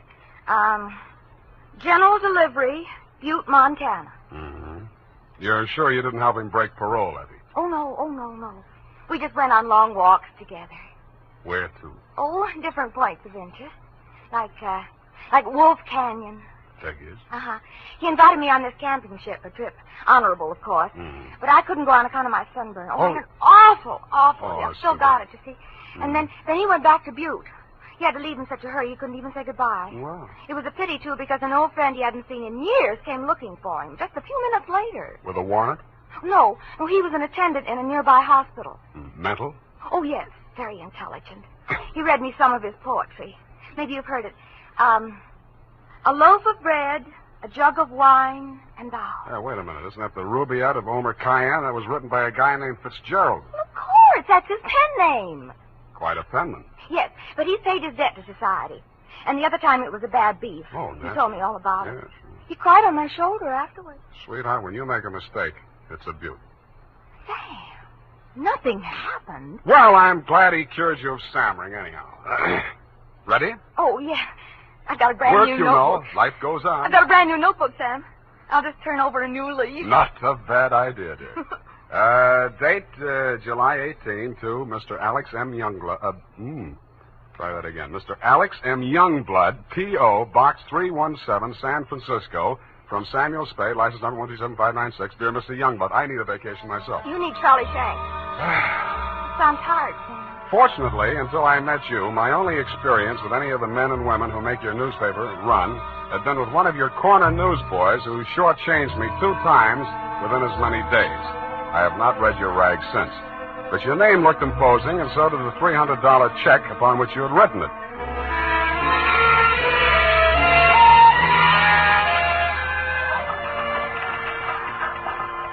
Per your instructions, promptly at 4 p.m. on the 15th inst., I munched through the litter of your city room toward a door marked A.M. Youngblood, publisher, managing editor, and city editor. I wondered if you were ambitious, frugal, or 3 men.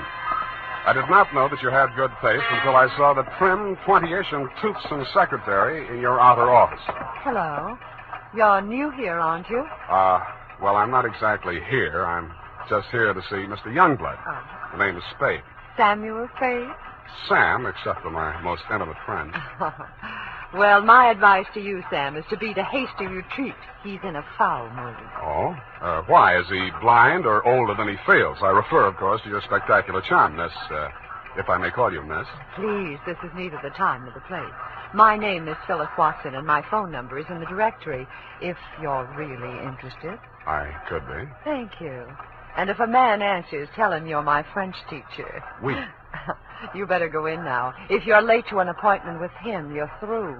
Do you have any more words of wisdom? No, but I hope you can do something to improve his state of mind. He's been awful lately. Good luck, Sam. Thank you, Phyllis Watson. Come in. Now, 1 minute past 4. You must be Mr. Spade.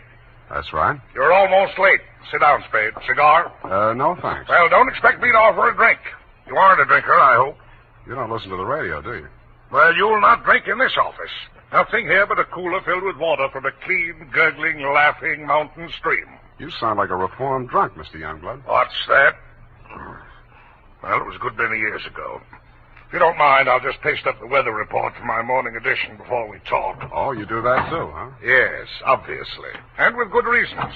I remind myself that I was once a copy boy, and I find it a splendid way to, at least once each day, to lower myself to the level of the working man. There we are. Very hot in Phoenix, I see. Mm-hmm. Just what do you want a detective for, Mr. Youngblood? I was coming to that, Mr. Spade. Sorry. Now, well, first let me warn you that your assignment is a highly confidential one. They all are. In this case, a man's life may be at stake. Mm-hmm. The situation, my newspaper, at my order and under my guidance, has launched a campaign against crime. Not aimed at the petty criminal, but at the easy-living leeches at the controls of the rackets, the hoods in bankers' clothing, the mansion-house parasites who direct the pickpockets, the second-story men, the housebreakers, who gamble away $500,000 a year and pay income tax. Don't go to pieces. Of that amount. Yes, I understand. You're after the boys on the safer side of the fences. Well, nicely put, Spade, yes. Thank you. Well, the long and short of it is this. The author of the expose series, Ray McCully, my top crime reporter, has been missing for 2 days. I want you to find him. What makes you think he's still alive? Good heavens, Spade. Why must you suggest that he isn't? Because if I were a mansion-housed parasite in danger of being unhoused by a newshawk, I'd see said newshawk standing in a cement block on the bottom of the bay. I will accept that only when no stone has been left unturned. Every straw and every haystack has been searched. Every... nook and cranny? Yes. Sounds as though you need at least one police force, Mr. Youngblood. Now, why don't No, you no. Impossible. We've already had a brush with the police over the expose. I'll not be dictated to at this stage of the game. I started this investigation, and I'll finish it alone. Well, it's a pretty big order, Mr. Youngblood, but times are tough. I'll see what I can do. Good. I hereby turn over to you all the resources and power of this, my newspaper. When one of my reporters is in trouble or danger, sir, I will spend every penny of my fortune, if necessary, to deliver aid and succor to his side.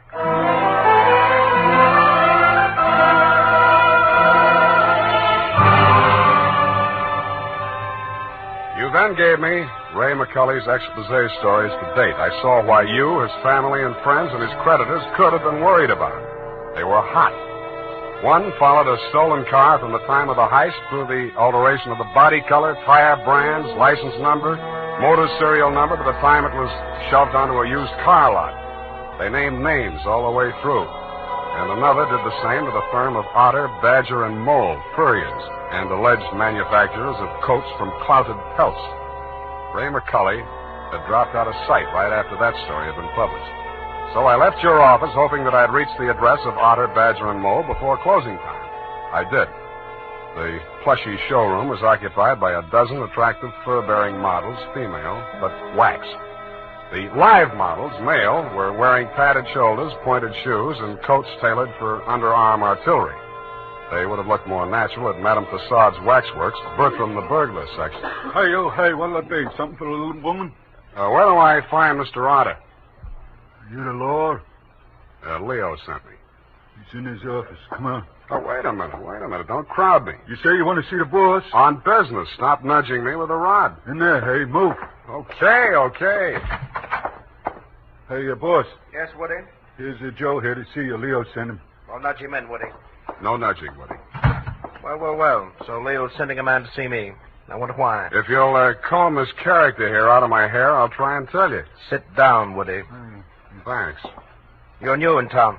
Yeah, that's why Leo sent me. A local muckraker named Ray McCully interviewed you. He also interviewed Leo, but it didn't get printed yet. Leo wants to find him. So do I. How can I help?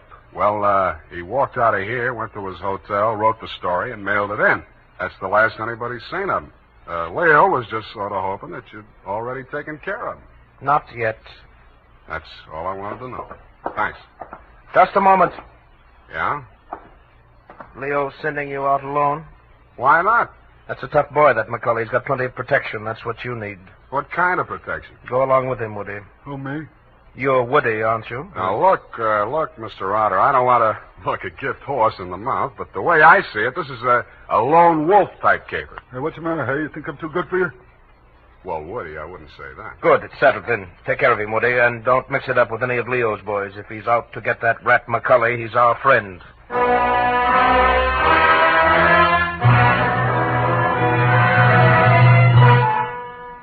I was beginning to wonder who Leo was. I'd grabbed the name off a calendar on the wall, Leo's Van and Storage. I didn't know whether he was the Leo Mr. Otter didn't like, and I hoped I wouldn't find out. The best way I could think to keep from finding out was to shake Woody. On the way uptown, I walked him past 4 police stations. Crossing Market Street, I pushed him straight into the arms of a traffic cop who begged his pardon and let me off with a warning. At the Blue Bottle Bar and Grill, I gave Joe, the bartender, the Mickey Finn sign, but Woody liked it. He ordered another. Then he said he knew a place on Columbus where the drinks were even better. It was called Leo's Place. I wondered if that meant anything. Hey, hey. Who, me, huh? I want your drink. Don't you like this joint? Yeah, sure, it's fine. We're not getting anywhere, though. You really take your work serious. Me, when I go gun for somebody, I go where I'm least likely to succeed. You live longer. Yeah. Woody, what do you know about this guy, McCully? You hear the boss. He say he's a rat. Yeah, but he said he's got plenty of protection. Who's furnishing it? Well, you see, there's a... Boy, oh, boy. Look at what just walked in. I looked. What I saw was not disappointing. She was wearing a skin-tight black satin with a plunging neckline and a new look only in places where it didn't matter. But she still looked enough like your secretary, Phyllis Watson, to be out of place in Leo's place. She didn't stay there long. She made a beeline through the kitchen to the rear exit. I made a beeline right after her. Woody was breathing down my neck as I started up the rickety outside stairway at the back of the building. I stopped the landing and turned around to face him. See you later, Woody. I didn't wait to see if he made it all the way to the bottom of the stairs. I was more interested in what was going on at the top. A door had opened, and Phyllis stepped inside. The man who let her in looked like Ray McCully. Who are you? The name is Spade. I don't know that name. Your boss hired me to find you. Private Dick? Yeah. Can I talk to you for a minute? Sure.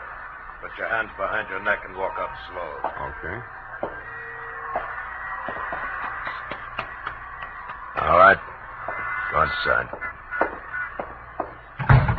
Oh, what's the matter? You're not acting glad to see me. This is the guy, fellas. Yes. Alex hired him this afternoon. There, you see. Now, what do you want me to tell Youngblood? You're not going to tell anybody anything. Oh.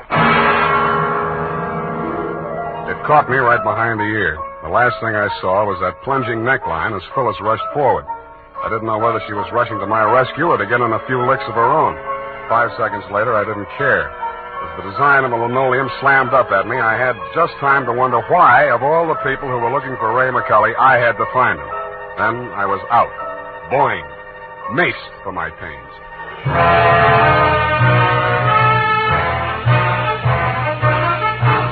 The makers of Wild Root Cream Oil are presenting the weekly Sunday adventure of Dashiell Hammett's famous private detective, Sam Spade.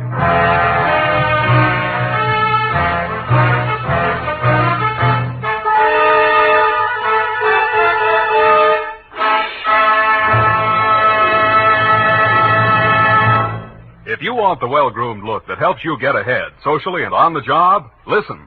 Recently, thousands of people from coast to coast who bought Wild Root Cream Oil for the first time were asked dryness and removes loose dandruff. What's more, non-alcoholic Wild Root Cream Oil is the only leading hair tonic that contains soothing lanolin. So ask for Wild Root Cream Oil Hair Tonic. Again and again, the choice of men who put good grooming first. By the way, smart girls use Wild Root Cream Oil, too. And mothers say it's grand for training children's hair.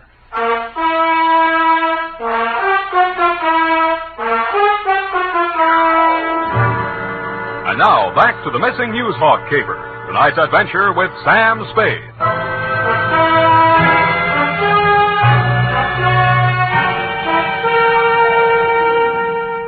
I was lying on the floor in a room with nothing in it but a sink, an army cot, a square of dirty linoleum, and a body.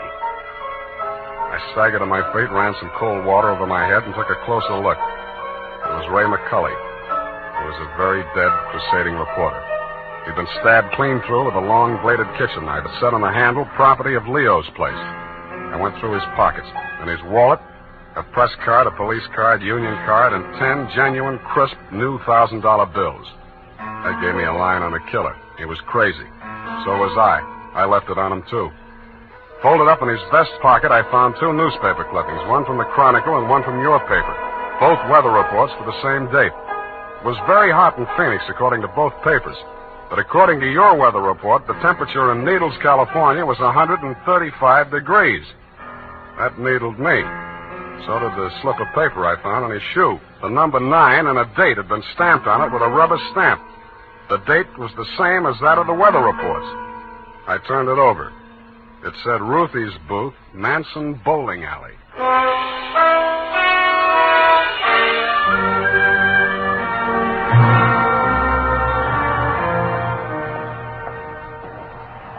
Don't tell me yet. You're the cigar type. Coronas or Panicellas? Thanks. I'm just shopping. I got a nice line of notions. So have I. No, I mean the dolls, the Hollywood dolls. You know, for the bed, only $1 plus tax. Very reasonable. Say, what's on your mind? Leo sent me. Oh. Are you going to collect the slips hereafter? Well, not tonight. You see, I'm sort of a troubleshooter. Leo's checking up on some of the numbers that didn't come out right. Listen, I'll tell him to his face I don't want any part of those wrong numbers. They're scary. Nuts. Who bought this one? Let me see. Oh, last Thursday. Oh, number 9. How can I forget? He put $500. And honest, if he's been around once, he's been around 100 times to see if it paid off. Did it? What's his name? Mr. Spinelli. He buys a slip every day. And if you ask me, he's learned his system. Because he's been winning, you know. Dimes and then $1 and then $5. And then when he come in with 500 on number 9 until he dropped dead, did it win? Where does he live? It did. Wait, I'll look on the sheet. Hey, somebody else was in just this afternoon. Give me that address. Hurry up, will you? It's right around the corner on Manson, 810. Say, maybe that's his system, 8 and 1. Don't that add up to 9? Hey, what's the matter? Where are you going in such a rush?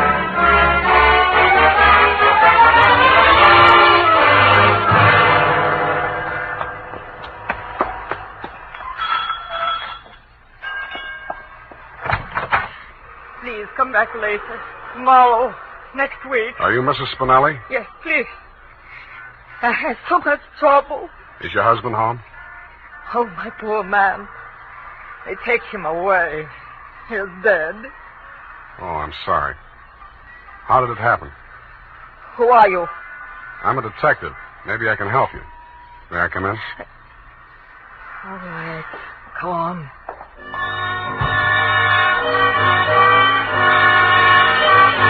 It took quite a while to gain her confidence, and after that it took still quite a while to piece together the grief-stricken grumble of words that poured out of her. When I got it down in the form of a statement, I asked her to read it over.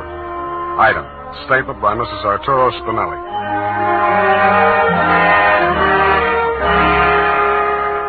All the time he played those numbers. I told him they're just a bunch of gangsters. They don't let you win. Then he met this man McCulley, a writer for the newspaper. My husband says this man shows him how to win. He wins and wins. Then he goes to bank and takes out all our savings. I begged for him not to do it. But no, he was greedy. And this McCulley poisoned his mind. Sure, he won. He brought the money home in his hand. $10,000. I don't want it. I'm scared. I took it while he was sleeping with wine and gave it to the men. I tell him all I want is the 500. He tried to tell me we do good. We help catch the big gangsters. I say we don't want to do so good we get murdered in our bed. So he says, okay. But if I change mine, here is address. I don't change my mind. Because already my husband, he is dead. At home. Stabbed. No, I don't change my mind.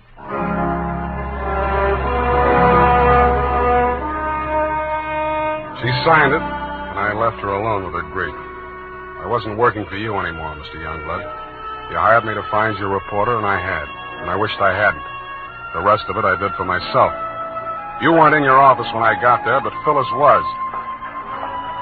I found her behind the city desk in the act of dropping tomorrow morning's weather report into the slot. I grabbed her out of her hand. What?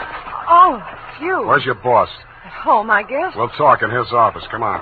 Sam, I can explain how I have You're going to to explain plenty before I'm finished with you. Sit down. Oh, you... I have to be so rough. What's the matter with you? Plenty. I'm stupid. I was stupid to take this job, and I was stupid to play it cagey with you. I should have beaten the story out of you before the trouble started. It's a little late in the day now, but not too late to send you up for McCulley's murder. Oh, you're insane. Ray McCulley was...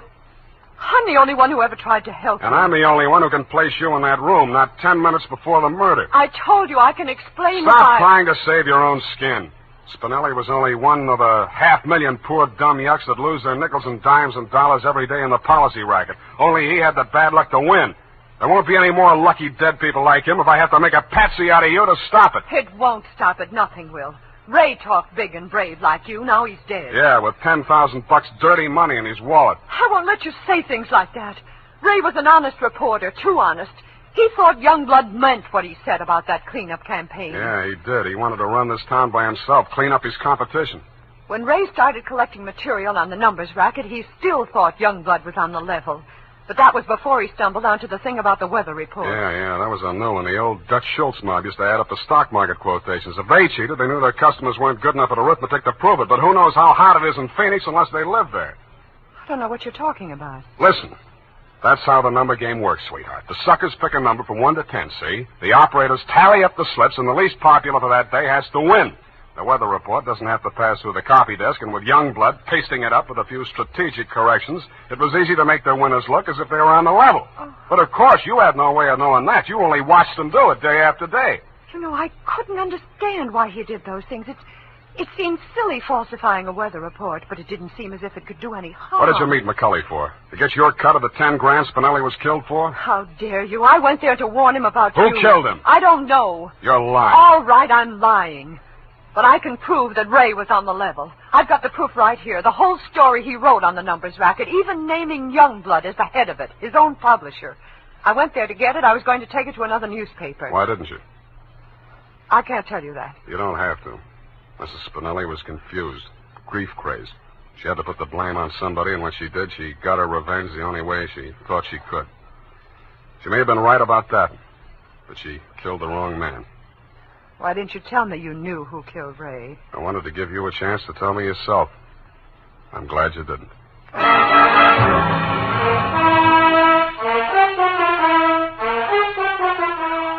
And that, Mr. Youngblood, is the crop. I'm sure you appreciate the fact that I gave the double scoop to your paper. Like Mrs. Spinelli, I have my own ideas of vengeance. Besides, it may up your circulation a little, and you can certainly use a little extra money for your defense. By the way, who's Leo? Period, end of report. But, Sam. Yes, Evie. I thought Mrs. Spinelli killed Ray McCully. The vacation helped. You were absolutely correct. Mrs. Spinelli killed Mr. McCully, if you'll pardon the expression. But why did she kill her husband? I was wrong. The vacation didn't help. You mean she didn't? She killed McCully to avenge the murder of her husband. You mean Mr. McCully killed Mr. Spinelli? Effie, stop. I'll go mad. Oh, you need a vacation, Sam. Look, type that up. The clatter of the keys may stimulate you to further cerebral activity. I beg your pardon, Sam? Brain work. Now, shoot. Oh, brain work. Oh, well, you know best. Tonight, men, or first thing tomorrow, get Wild Root Cream Oil and see what wonders it does for your hair. Notice how easy it is to apply. Notice what a neat, natural job it does of grooming your hair. Notice, too, how effectively Wild Root Cream Oil relieves annoying dryness and removes loose, ugly dandruff. No getting around it. Once you try it, you'll never be without it. So tonight, or first thing tomorrow, call at your drug or toilet goods counter for Wild Root Cream Oil. Get the big economy bottle and the handy new tube that's easy to pack when you travel. Also, ask your barber for a professional application of Wild Root Cream Oil Hair Tonic. Again and again, the choice of men who put good grooming first. Well, here it is, Sam. And you were absolutely right. The typing cleared my mind. It's all clear now except for one thing. Well, let's clear that up right away. Why did Mrs. Spinelli kill her husband? She did not kill her husband. Oh, I'm sorry. I meant, why did Mr. McCully kill Mr. Spinelli? Kelly did not kill Spinelli. Who's Kelly? McCully. McCully's real name was Kelly? Now, let's start all over again. Disregard everything we said up until now. Make your mind a complete blank. All right, Sam. In the first place, McCully did not kill Spinelli. That's what I said. It was his wife, wasn't it? Now, wasn't it, Sam? Oh, stop teasing me. Hey, why do you look at me like that? Effie, Mr. Spinelli was killed by one of the policy racket hoods to get back the 10 grand he won on the numbers game. Then how did the money get into Kelly's pocket? McCully's. Why do you insist on using his alias, Sam? Effie, that was a tip of the tongue. I mean, look, Mrs. Spinelli took it to him because she was afraid her husband might be killed for Then it. why didn't they take the money when they killed him? Because Mrs. Spinelli had already taken it. Then she did kill him. Go home, Effie! All right, Sam. I'm sorry I'm so irritable to you, but I thought it...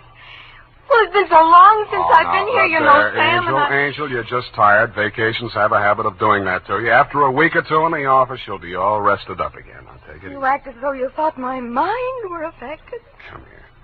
Sam, now don't, my sunburn. Yeah. Oh, it hurts. It's nice to have you back. You look good, too. All tanned and healthy. Your roof. It's great. I think my nose is peeling. Well, don't pick at it. Good night, Sam. Good night, sweetheart.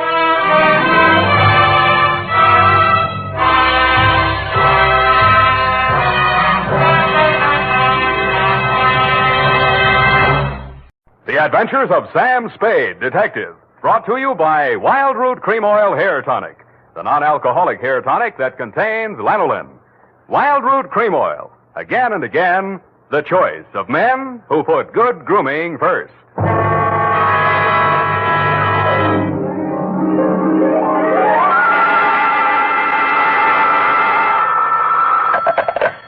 Sam Spade Detective Agency. Are you still there? I believe that interpolation is hardly rhetorical, Mr. Spade. To what have you been up, if you'll pardon the expression? And has that girl regained her facilities? I wouldn't know, but her faculties are as good as ever, if you'll pardon the expression. Mr. Spade, sometimes I think you're a regular philanthropist. Don't you mean philanderer? How much money did you make out of that case? Well, I broke even anyway. That's what I mean. You're a philanthropist. Well, you know best, Bernadine. By the way, was that man really murdered with the buzzsaw, or was that just publicity? He really was, Bernadine. Why? There just happened to be one lying around. Oh, I don't mean that. Why was he killed? For the wheel of life. Oh, You're not going to ask what that is? some curio, no doubt. Listen, Bernadine, the wheel of life is, oh, well. I suppose I don't have to tell you to stay where you are. Just sit quietly with your book in your hand, and I'll be right down to dictate my report on the wheel of life caper.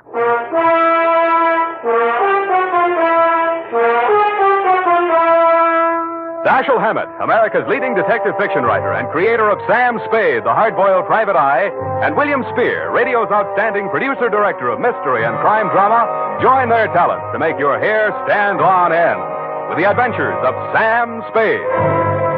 Presented by the makers of Wild Root Cream Oil for the hair.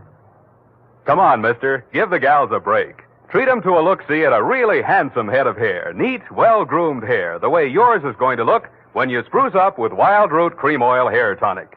Famous Wild Root Cream Oil grooms your hair neatly and naturally, relieves annoying dryness, removes loose, ugly dandruff. So, how about it, men? Why hold off any longer when now's the time to get Wild Root Cream Oil Hair Tonic? Again and again, the choice of men who put good grooming first. And now, with Howard Duff starring as Spade, Wild Root brings to the air the greatest private detective of them all in the Adventures of Sam Spade.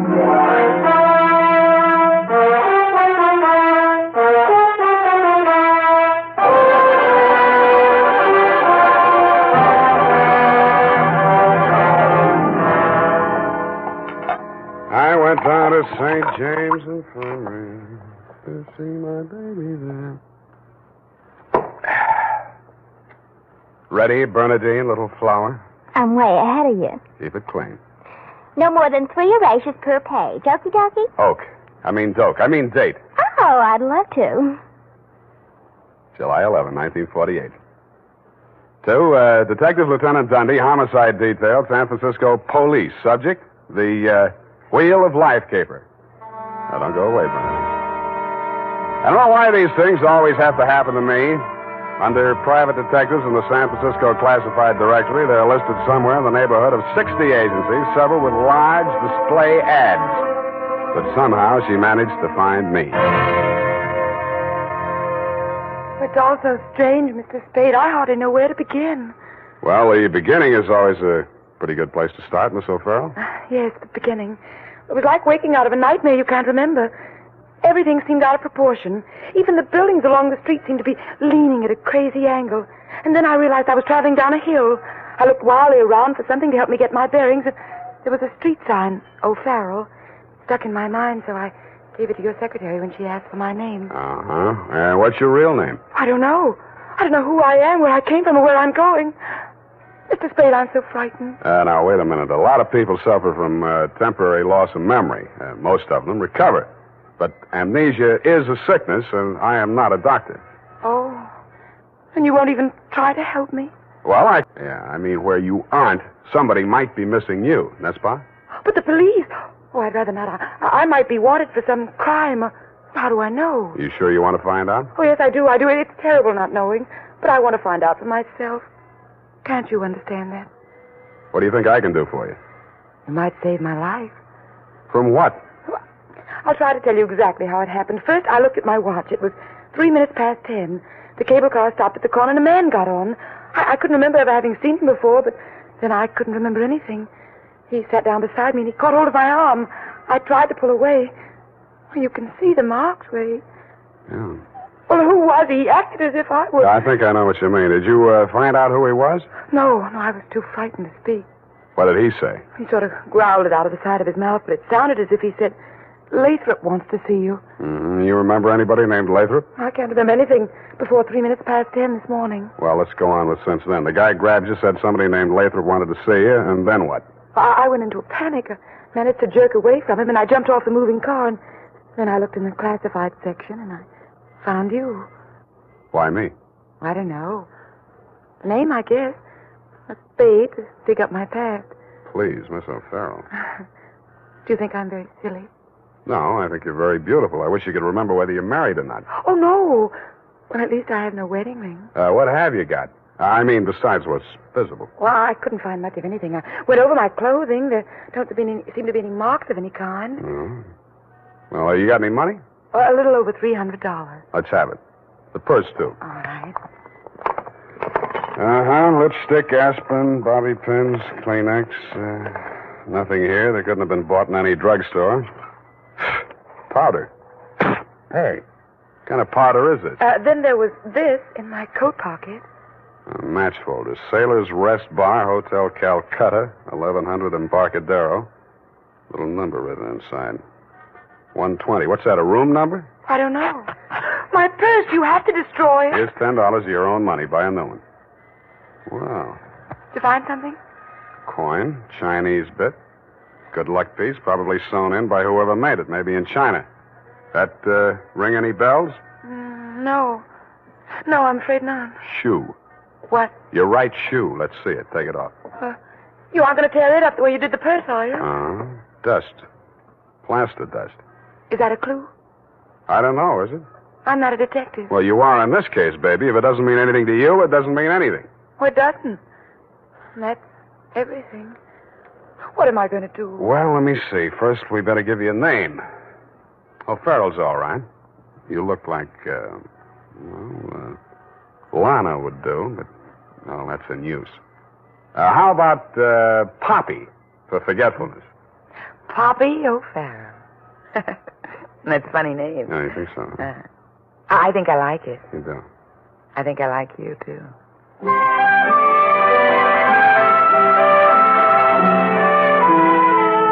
I liked her, too.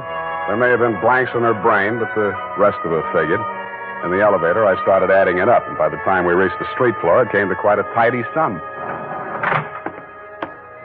Where are we going, Sam? Far, I hope.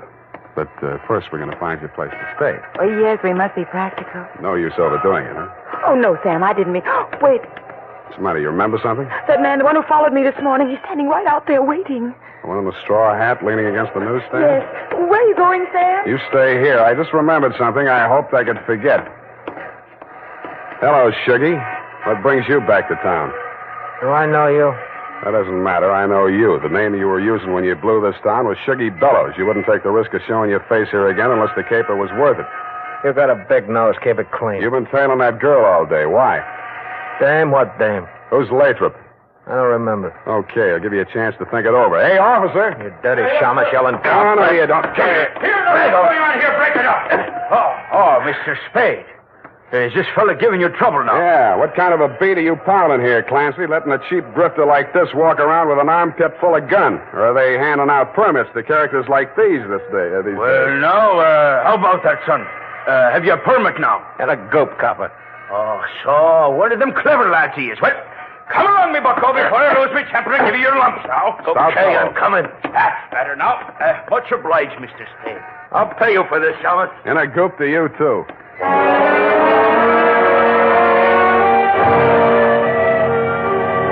I was sure he would, but I was also sure that I wouldn't have to worry about him for the rest of the night. I checked Poppy O'Farrell in at the Belvedere, locked her in her room, and told Tiny Stover, the house dick, to keep an eye on her. When I left him, he was, and he seemed to be enjoying his work. Then I headed for the Embarcadero.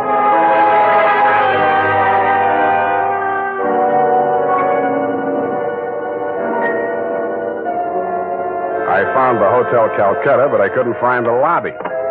There wasn't any. It had been squeezed out by the Sailor's Rest Bar. So I tried the bosun-type bartender. Howdy, mate. You got business aboard? Yeah, where do I find the purser? Hey, went ashore. All the officers went ashore except the janitor. He's passed out in his bunk. Oh? How about the passengers? You're in the thick of them right now. They spend most of their time and their money right here. Which one belongs to 120? You a dick? Yeah, but I got $10. Well, what I can tell you ain't worth it, but thanks anyway. He stayed in his cabin. I only saw him at once. That's when he went ashore. I says to the deck steward, that's room clerk to you. It was a general. He says, name of Korolenko. I noticed him because he was a real creep, see? 6'4", of solid brass. His head stuck up in the air, and he didn't move nothing from his stern to his shoulders. A real Frankenstein. Do I keep it then? Yeah. Do I get a look at his room? Yeah, sure. Go ahead. Who's stopping you?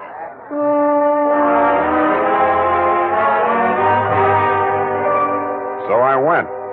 Nobody stopped me until I opened the door to 120. Then I stopped myself.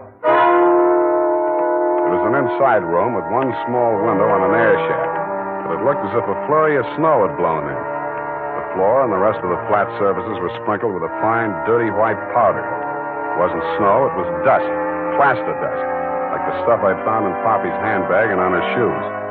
I shook the place down, not expecting to find anything. I didn't until I opened the wardrobe.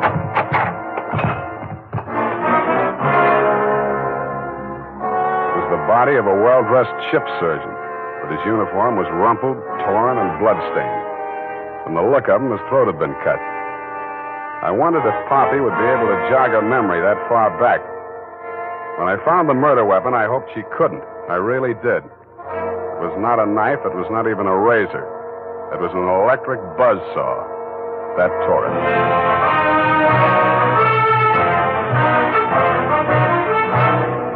The makers of Wild Root Cream Oil are presenting the weekly Sunday adventure of Dashiell Hammett's famous private detective, Sam Spade.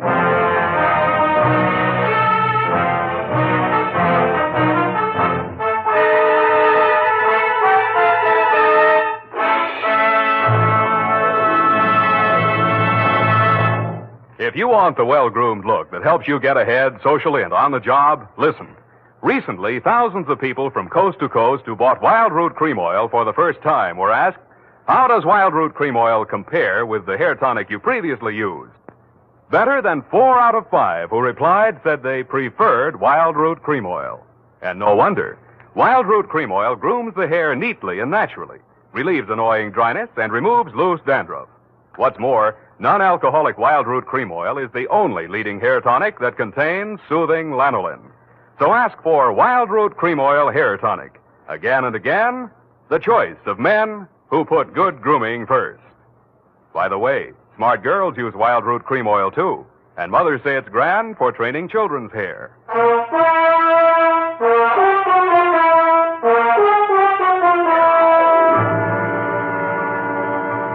And now, back to the Wheel of Life caper. Tonight's adventure with Sam Spade.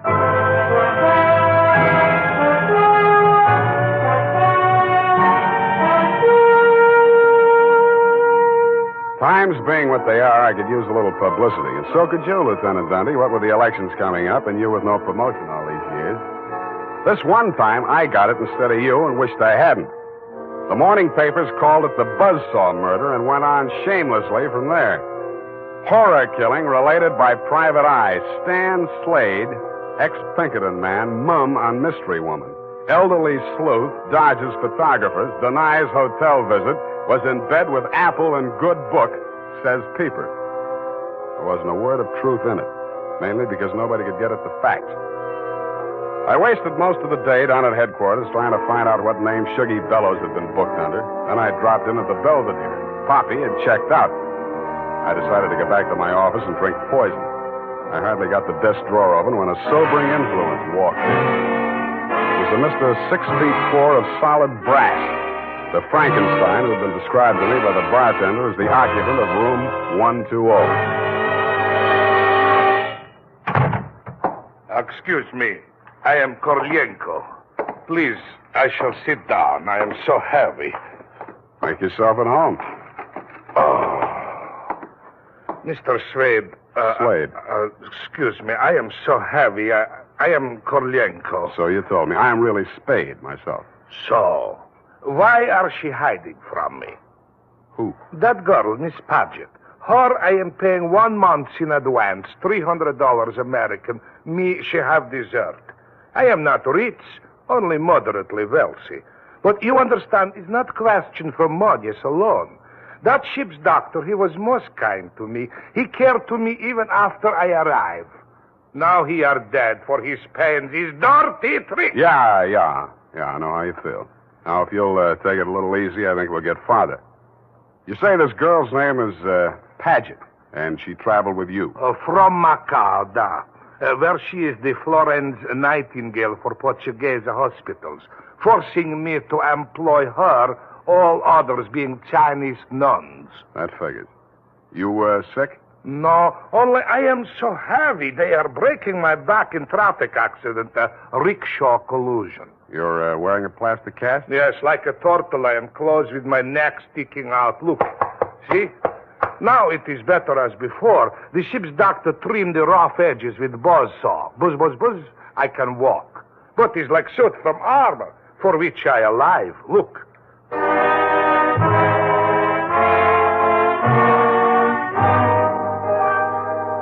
I looked again where he opened his shirt front, exposing the gray-white shell of plaster that surrounded his trunk from collarbone to hips.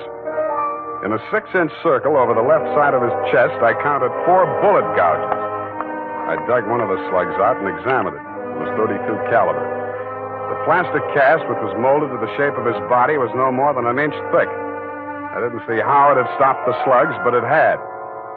About then, the parts of Korolenko that were not held rigid in the cast began to tremble violently. Why are they doing this? Why? To a virtually helpless man. Why, Mr. Spade? Why? Where did you have that cast put on? Don't I said Macau? The Portuguese hospital there? The same. They are hanging me up with the neck and plastering me. Comes great pain, they put me to sleep from anesthetic.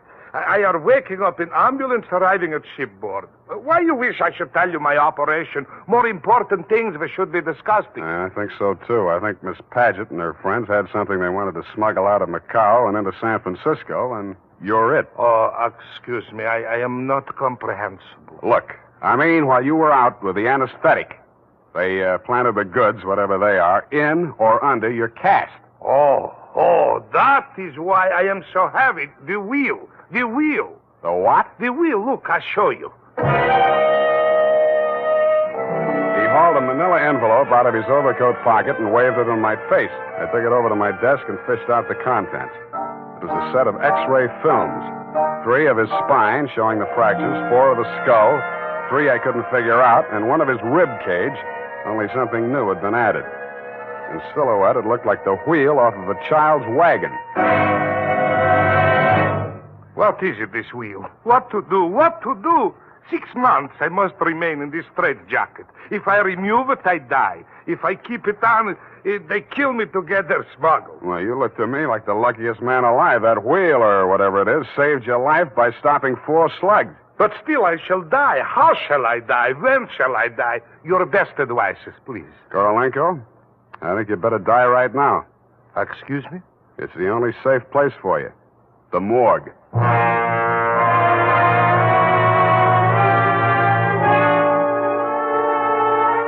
I called my friend Maxie the morgue man, gave him pitch number 137596. He agreed to play along. An hour later, I stood on the curb, head bowed, hat in hand, as the morgue wagon drove away into the gathering mist.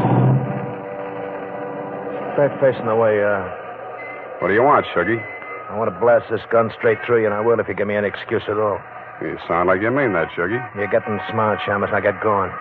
Where to? Mr. Lathrop wants to see you.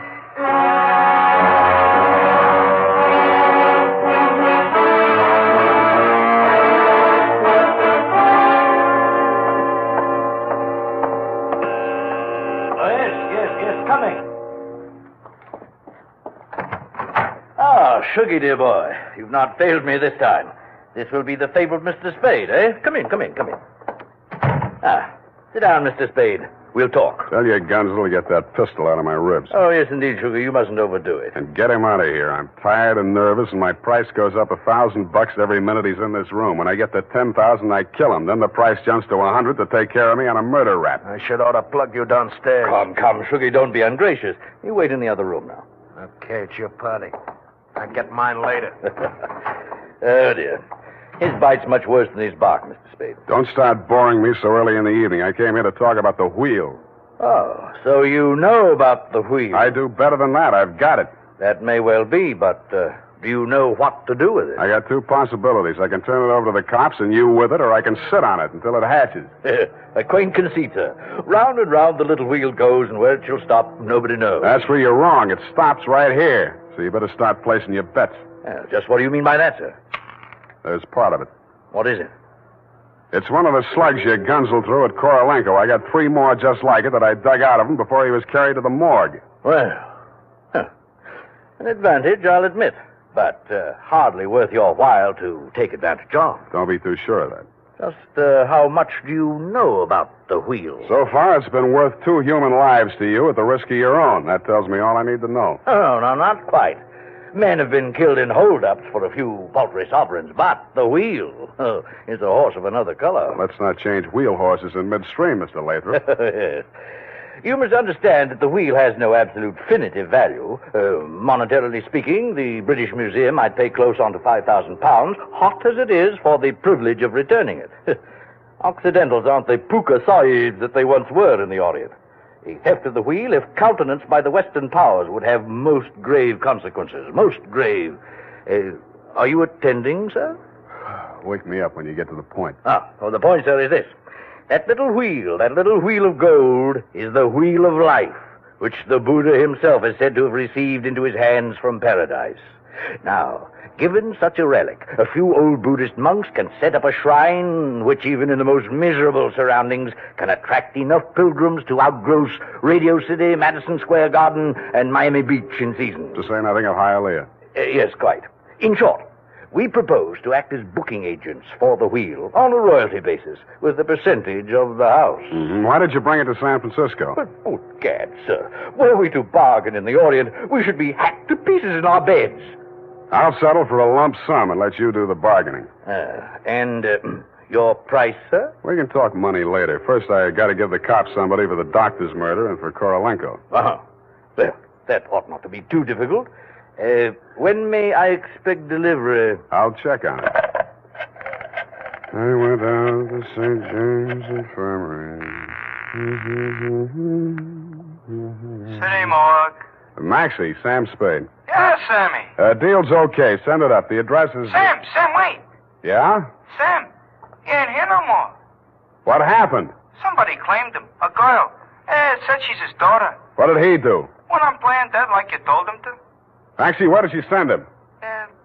Avalon Mortuary, corner of Lynch and Haight. Okay, by the way... Yeah, Sammy? Maxie, put some clean sheets in that morgue wagon, size 16. I may be your next passenger.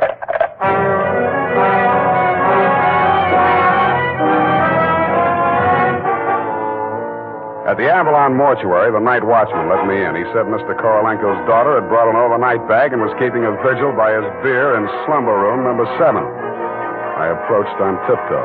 Just as I reached the door, I heard the most terrible sound I've ever heard. It was a buzzsaw biting into plaster. How deep, I didn't like to think. I did the first thing that popped into my head. I grabbed up a lamp from a console, smashed the bulb, and plunged it into a vase of flowers. As luck would have it, slumber room number 7 was on the same fuse box. As luck would not have it, I was facing a desperate woman in the dark. I hugged the carpet while she emptied her gun. I hoped she didn't have a spare. I forgot about the buzzsaw. The room lighted up momentarily from the lights inside my head, and I staggered back against the wall. I waited for her to get her bearings again. There was no hope of me getting mine. Then I heard a big, hollow thud. The whole room shook, and the lights went on. Poppy O'Farrell and/or Paget lay on the floor under the stony weight of Korolenko plus 60 pounds of plaster. Get up! Help! You're crushing me! I can't. I'm so heavy. You comfortable there, Korolenko? Comfortable in such situation? Do you ask the turtle, are he comfortable? Is Faker on bed of nails? He's equally here as elsewhere. Yeah, okay.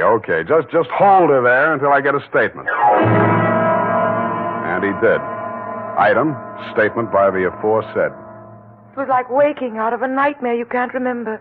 Everything seemed out of proportion. That was her story, and I had to admire the way she stuck to it. But if you keep trying, I'm sure she'll get back enough of her memory to confess that she planted the wheel of life in Korolenko's turtle shell when she decided to double-cross Shuggy and Lathrop.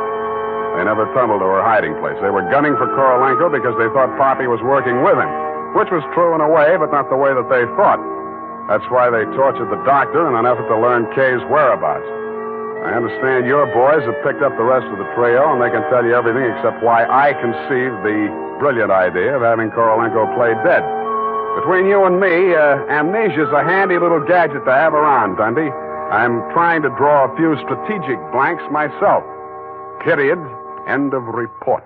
Pardon me, Mr. Spade. Yes. There are just a few little coincidentals that I do not find entirely reprehensible. Such as? Well, I don't want to appear lucid or anything of that type. Believe me, you doesn't. I mean, don't it?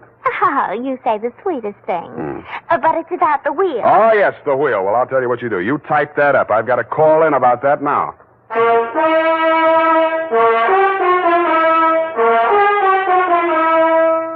Tonight, when you're making out your must-do list for tomorrow, why not include a reminder to get Wild Root Cream Oil for the hair?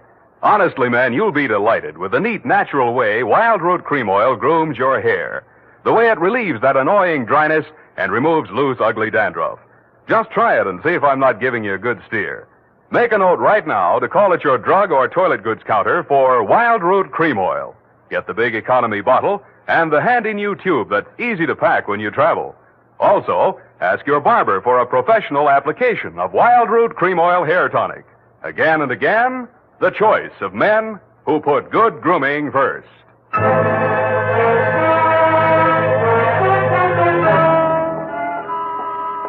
Did you assert in the lowdown on the Wheel of Life? I certainly didn't. No, we won't know about that for 6 months. Because definitively, I mean definitely, that plaster cast has to stay on him. Doctor's orders, you know. Oh, but I won't be here 6 months from now. You can say that again. But I won't be here 6 months from now. Stop repeating yourself. But you just said you can say that again. Yeah, Just as distinctly as if I was sitting here. Uh-huh, that's what I like about you, Bernadine. A woman of distinction, that's what you are. Well, if you want to take me dancing, why don't you just say so? Bernadine. It's leap year, and I always say discrimination is the better part of value. You are absolutely corrupt. Well, I'm glad I'm right about something. Good night, Mr. Spade. Good night. Now say that it kills me, sweetheart.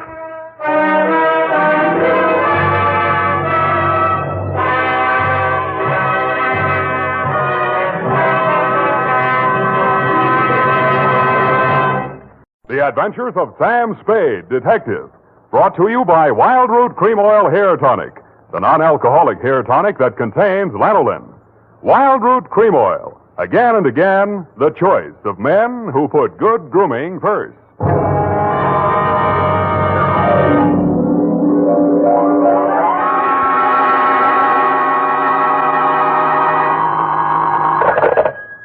Sam Spade, Detective Agency. Good evening. That sounds funny in dialect. Good evening to you, and happy 4th of July, Bernadine Hammett. Oh, Mr. Spade. What was the capper? Don't you mean caper? No, the capper. The high point of the caper. The climax, the crescendo, the pinafore. Now, that's better. For a minute, I was afraid you were learning English. Oh, no. I'm studying Spanish. Soy infeliz que inicia... Yeah. Mucho interesting. Gracias. Shall I go home now? No, mal suerte. There's a little matter of murder in 2 languages, neither of which is Spanish, so stay where you are. I'll be right down to dictate my report on the Rushlight diamond caper.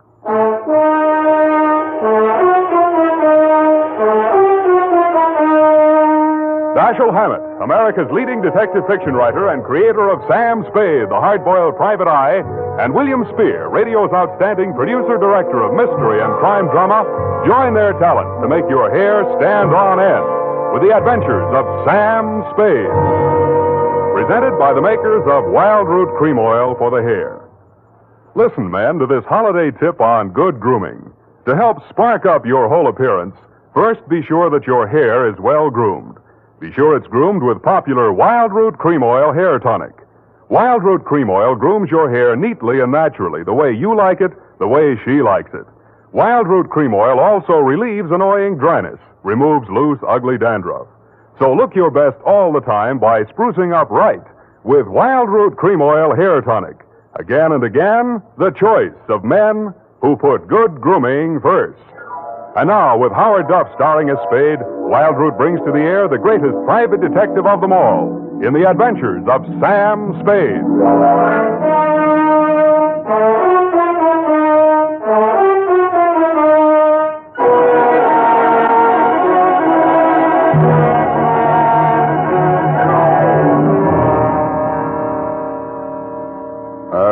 Date, July 4, 1948, to Mrs. May Rushlight, 21A, Granite Court.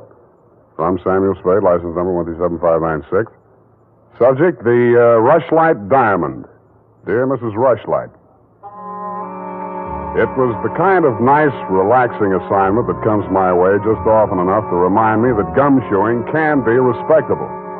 There was an air of quiet elegance about 21A, Granite Court, and about the butler who answered the door.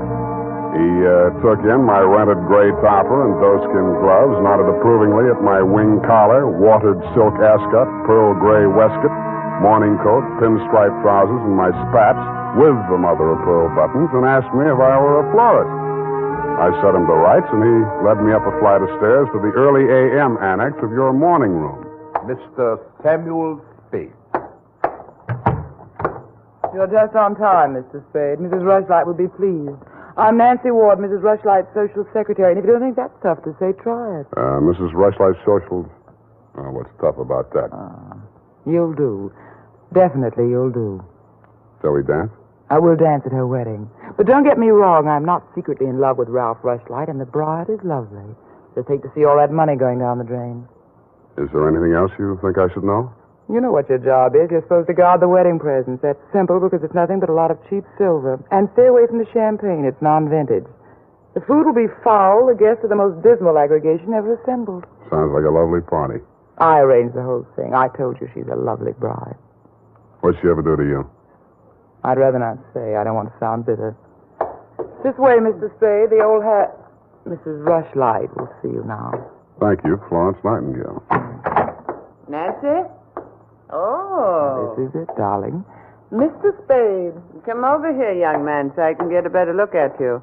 How's this? It's good. Turn around. Yes, you'll do. That'll be all, Nancy. Couldn't I be finishing up these place cards while you talk? Take them with you. Do them outside. Very well. Nosy girl. But nice. Nice nose. Oh, you too, eh? Well, I agree. That's why I'm marrying off my nephew to that wretched girl, Lotta Van Eyck. Have you ever seen Bugs Bunny, Mr. Spade? You don't mean the... They protrude. The ears? No, the teeth. Oh. As my late husband used to say of her mother, she could eat a tomato through a tennis racket. Oh. There's only one thing that'll prevent this wedding from being an utter disaster. She doesn't understand much English. What's the matter with your nephew? A great deal, but it doesn't show. Suffice it to say, he has criminal tendencies and the mentality of a snail. Mrs. Rushlight, I don't like to seem forward, but why are you telling me all this? Oh, you're supposed to mingle with the guests. You'll need some conversation. Now, as to your assignment. The bride, being what she is, the wedding presents are hardly worth guarding, except for one. Ironically enough, it's from me. What is it, a machine gun?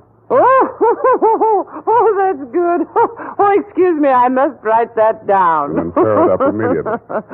Oh, dear. No, Mr. Spade. But it's bad luck, the Rushlight Diamond. You've heard of it? Something about it in the American Weekly a while back, wasn't there? Yes. It's not as large as the Hope Diamond, but there's not a flaw in it. My late husband, Roy Rushlight, bought it for his first wife. She sank with the SS General Slocum in Hellgate, the East River, 1904, over 1,000 lives lost. Luckily, she was wearing a paste copy at the time. I was only a young girl when I married Mr. Rushlight, and fool that I was, I signed anything his lawyers asked me to sign. After his death, I discovered that the diamond was to be mine only until the marriage of my husband's male heir, at which time it must go to his bride. Well, that's too bad. You say, though, that the Rushlight Diamond is bad luck. Oh, there's that, of course. I wonder if it's too much to hope. Well, I must go and help dress the bride. Go along downstairs, Miss Spade. Take this jewel case with you. Put it on the table with the other presents. And guard it well.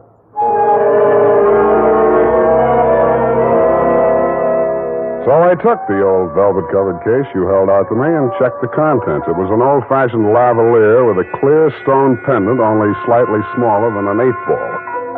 Didn't look like a diamond, but smooth-cut diamonds hardly ever do. It didn't look like bad luck either, but a mirror broke in the hall as I passed it, then I fell all the way down the stairs, and as I entered the ballroom, I knocked over a punch bowl.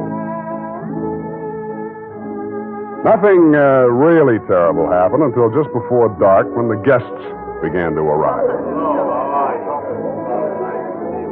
In theory, a detective guarding wedding presents is supposed to make himself indistinguishable from the other guests. In practice, it never works out that way. He has to spend most of his time within sight of the booty, so he is very easily spotted. I don't believe it. He's too good looking. Oh, but he must be. He's not anybody we know. Well, ask him. It's leap year. Oh, here comes Colonel Bixby. He'll know. Well.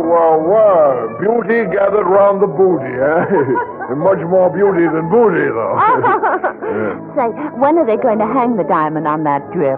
No, there's no way to talk about the blushing bride. Is that it in the crummy old case there? That case is heirloom, young lady. The stone that reposes in it is worth a king's ransom. Now take your grubby hands elsewhere. Get on with you. Go on. Well, just because he's going to give the bride away, he thinks he can order everyone around. Mr. Spade, allow me to congratulate you, sir. These affairs, one all too often sees the detective on guard duty at the punch bowl. I was forewarned. Oh, yes, very bad champagne. Flat. I'll be glad when these ill-starred nuptials are consummated. And by the way, Bixby's my name, Colonel Lysander Bixby. Colonel? It is my melancholy and thankless duty to give the bride away to the hapless groom, Ralph Rushlight. However, it's much better to give than to receive. You tell that to May Rushlight, eh? Quite a trinket. Mustn't touch. Grubby hands, remember? Oh, sense of humor as well as sense of duty, eh? Candidly, if I knew a place to fence it, I'd be the... Colonel Bixby. Oh, Miss Ward. How lovely you look. Poor Ralph. Mrs. Rushlight asked me to warn you to get ready. The bride will be down any moment. Good grief. Well, I suppose I must steel myself. Where did I leave my glass? Keep your eye on that old goat, Mr. Spade. I don't trust him. Who is he? He's the only one here who knows why this wedding's happening. It's the bride's foster father. You mean he's got something on the family? You'll never know how much until you kiss the bride. Look, Nancy, it's none of my business, but Starting. I'll have to go in now. Now, wait. What? How does it go? Speak now or forever hold your peace? No, I can't do that. Thank you for understanding.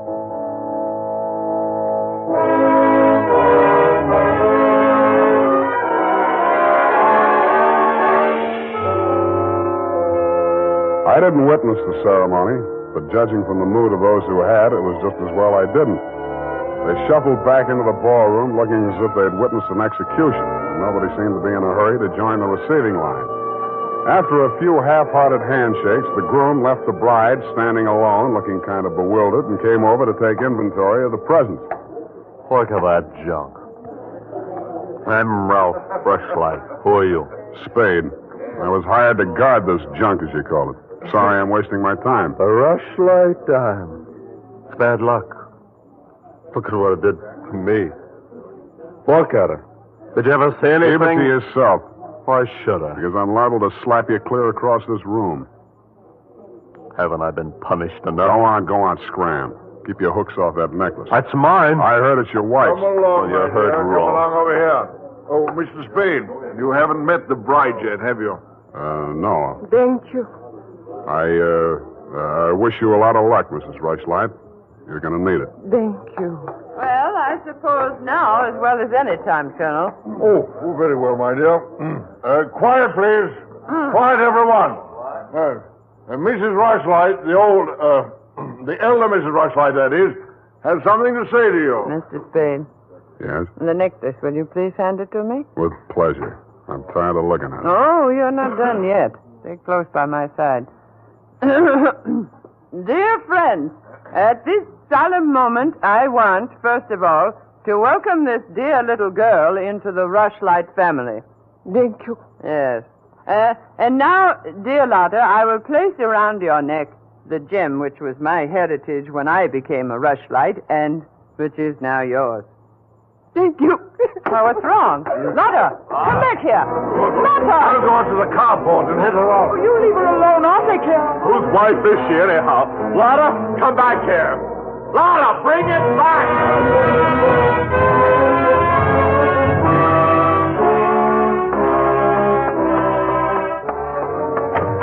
I was almost ashamed of joining the chase, but I had to because I'd been hired to guard the Rushlight diamond, and for my money, the best way to do that was to help her get away.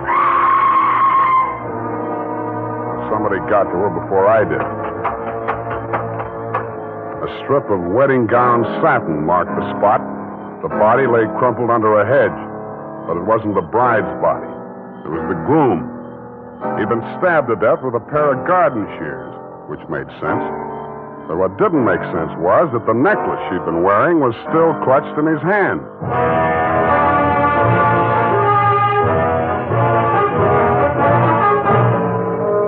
The makers of Wild Root Cream Oil are presenting the weekly Sunday adventure of Dashiell Hammett's famous private detective, Sam Spade.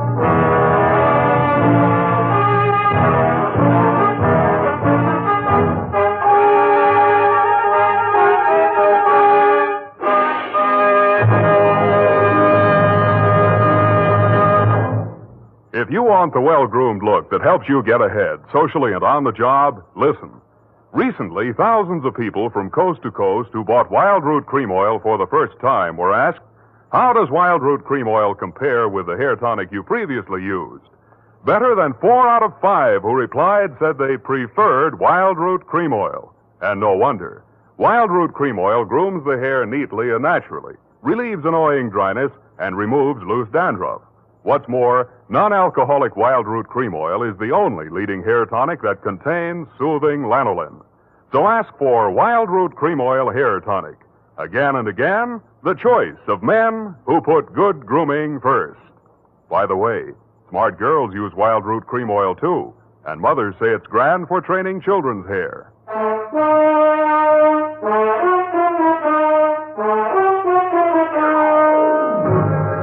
And now, back to the Rushlight Diamond Caper. Tonight's adventure with Sam Spade.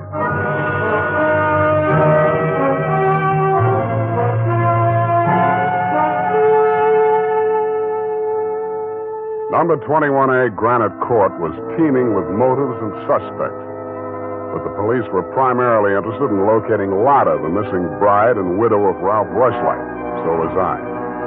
She looked like less work than the rest of you because if she had killed him, it was self-defense, if she knew enough English. By 10 in the a.m., when I checked in at my office, she was still successfully eluding the police dragnet. That was because nobody, including me, had thought of looking in my office. Wow. Good morning. Thank you. Is that all the English you know? Thank you. No. I want my necklace. The police have it. You go with me and tell them who I am. Okay, but first I have to know who you are. Where you came from, what your connection with Colonel Bixby is. I am in Macassar being born. In Macassar? Dutch colony. Uh-huh. My father there 7 years ago dying is. When I 13 years old have arrived. I see. Colonel Bixby in San Francisco, the financial representative from my father was. I am adopted to him, not for a father, but so he takes care of my monies, which coming of age am I a rich Dutch woman. Uh-huh. But legally, he's your foster father. Yeah. Also, legally, I'm the wife of Rushlight. I want my necklace. You married him for the necklace? Yeah. Why did he marry you? For 1/2 of necklace when we sell. But all everything to take he wishes. You and Ralph were going to divvy the take from the Rushlight diamond, you thought. Yeah. And what was the colonel going to get? Money for Mrs. Rushlight. Oh, now, wait, that doesn't make sense. Mrs. Rushlight stood to lose a small fortune by that marriage. Why should she pay the colonel to promote it? You the detective are? You said that. Where my necklace are. That I say. Yeah, well, look, I'm not as sure as I was. Wait just a minute. I'll check on it. Homicide, Lieutenant Donde Spade, Dundee. Oh, yes, Sam. What's new on the Rushlight caper? Oh, you know I can't talk about the case, Sam. Oh? I got a line on that girl. Oh? Where is she? You know I can't talk about that, Dundee. Oh, you can't you? Well, let's see if this doesn't change your mind. The necklace we found on Rushlight's body was a phony, a paste copy. Uh-huh. Does that make her guiltier than she was before? Well, now she's got a motive. Throws all our previous theories into a cocked hat. Now, where's the girl? She's in my office, Lieutenant dear. Come and get her. Thank you.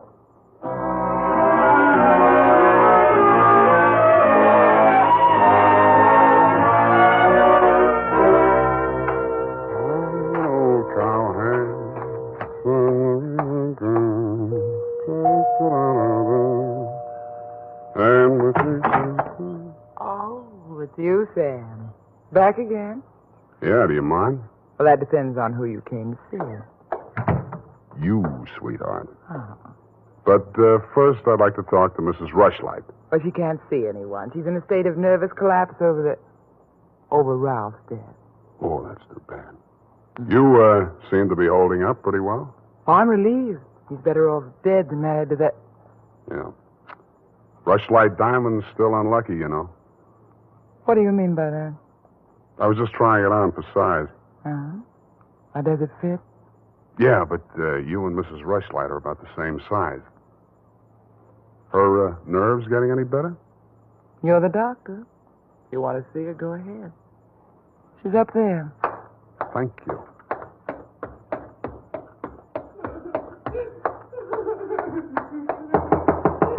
Mrs. Rushlight.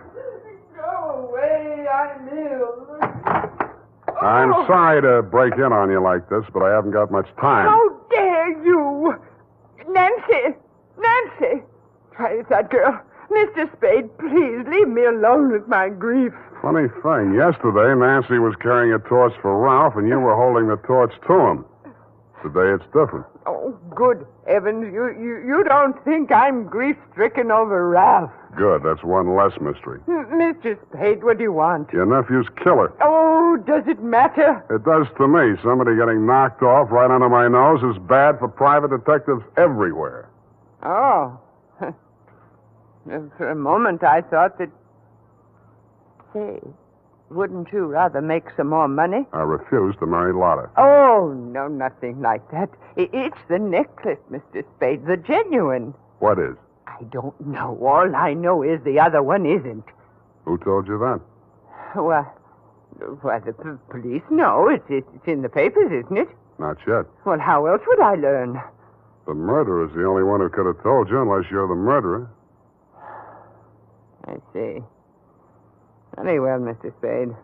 I'll tell you what I know. I'm not as wealthy as you might think. In fact, I have for 4 years lived from pillar to post, from hand to mouth, ragtag and bobtail, struggling to make ends meet. What you mean is you're eking out a meager existence, keeping your head above water, one jump ahead of the sheriff, stalked by the grim specter of poverty. Is that right? Oh, how well you put it. In fact, Mr. Spade, I'm something of a crook. I've borrowed large sums of money from Colonel Bixby, putting up as collateral something that was not mine to forfeit. Don't tell me. Let me guess. It was the Rushlight diamond? Well, you seem to know everything. All but one thing. Why did you think you could palm off a paste copy on an operator like Bixby? He sent you here. I won't tell you another single thing. Well, then I'll tell you a few things. The only way the Rushlight diamond could be transferred legally into the hands of Colonel Bixby was by tricking Ralph into marriage with Lotta, since Ralph's wife automatically became the legal owner. With Ralph dead, Bixby would be in line to inherit the diamond from her. Inherit? California state law. Foster parent may inherit from a foster child in absence of any direct heir. Well, why, then he planned. He'd kill her, too. Mr. Spade, we must stop him. She's safe for the time being. I had her thrown into the pokey. They can hold her 48 hours for questioning, but they can hold you longer. They can even hold you as an accessory before the fact. Why, I didn't know he was going to kill anyone. Lotta was just going to hand over $1 million diamond to Bixby out of the kindness of her heart? Oh, no. Lotta wanted to become an American citizen. Marriage is the quickest way. For her, Ralph was the only way. Okay, I'll buy that. Now, tell me honestly, Mrs. Rushlight, what happened to the genuine stone? I honestly didn't know. I wasn't sure. But now there can be only one answer. Nancy with the laughing face? She went with me when I went to the bank vault to get the Rushlight diamond to present to Lotta after the ceremony. Uh-huh. She looked after all my jewels, including the paste copy that I habitually wore. Homicide, Lieutenant Dundee. Spade again, Dundee. I think I got the Rushlight caper all wrapped up. I'm heading for your office now, so wait for me. And whatever you do, don't let that Lotta dame out of your sight. Thank you. Goodbye. Wait a minute, Sam. Wait a minute. Yeah? The Lotta dame, she's already gone. Escape? Bailed out. Custody of her foster father. Wait a minute. I got the name here, son. Bixby. He's a colonel, and no wonder you're only a lieutenant. Mr. Spade, can't you stay for tea? Not thirsty. Nancy? Nancy, where are you? Oh, here I am, Sam. I was waiting for you. You got the keys to that car out in front? Why, yes. Do you want to borrow it? Yes, with you in it. Why, Sam, wait till I put my face on. Let it go. It's as good as lost anyway.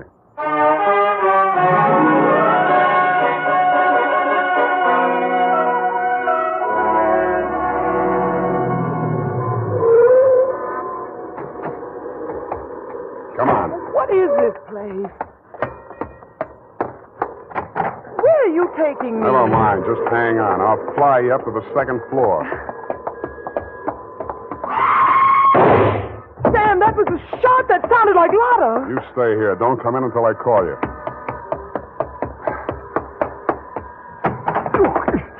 Spade, what are you doing? Get back in there. Oh, sir. Drop it. No. Drop it or I'll crack your elbow. That's better. Now sit down. I want to look this over. Looks real cute. Powder burns, gun beside the chair, and what's this? Well, a note in Dutch. It's a suicide note. She killed herself. I can almost believe that. You've handled this very well, considering the bad breaks you've had. Only one thing wrong. Do I scent a bargain? I don't have to bargain. I've got the diamond. All you've got is 2 murders rapping on your thick noggin. Don't be absurd. I know who has the real necklace. Then you better talk to her directly. You can come in now. Sam, was that... Oh, that poor, homely little dame. What did she ever do? Stop. You're breaking my heart. She committed suicide. You know better than that. She committed suicide. If the colonel's price is right. Oh, I see. I'll put it to you directly. It's not easy to fence. It'll have to be cut. That'll decrease the value considerably. Say, $10,000, no questions asked. Pardon me, that suicide shot, it's ringing in my ears. I can't hear you. 20,000. 50. All right, 100,000. Sam, don't be a fool. Take it. I'll give you a real break, Colonel. That's the cops coming after you. No, anything, Spade. What do you want me to do? I want you to try and get out of here. What are you going to do? There's the door. Go ahead. All right. Thank you, Colonel.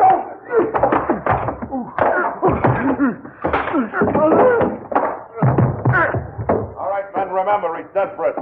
Bixby, we're giving you a chance. Come down or we're coming up after you. Come on, get up, Colonel. Here he comes. Careful, it may be a trick. Watch it, Dundee. Here he comes.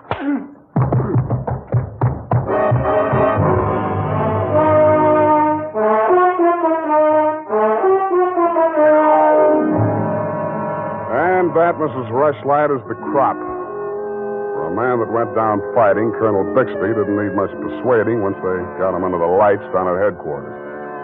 He confessed to everything, and the murders weren't the worst of it, the way I figure. The worst of it was the cruel way he victimized the poor little ugly duckling, Lotta Van Eyck. It's tough enough to be whipped before you start. Period, and a report. My goodness, that was muy triste. I mean, I'm beginning to see why Effie gets so repressed sometimes. Effie, depressed? That little doll told you that? Only between she and I and the lamppost. She's so sensitive, you know. Not like I, of course. I invariably cry at weddings. You don't say, Bernadine. You attend weddings often? With high frequency, Mr. Spade. You mean frequently? No. The last time it was FM. You know, frequency moderation. Oh, yes. Moderation in all things, I always say. You mean you attend radio weddings? Oh, yeah. I've been married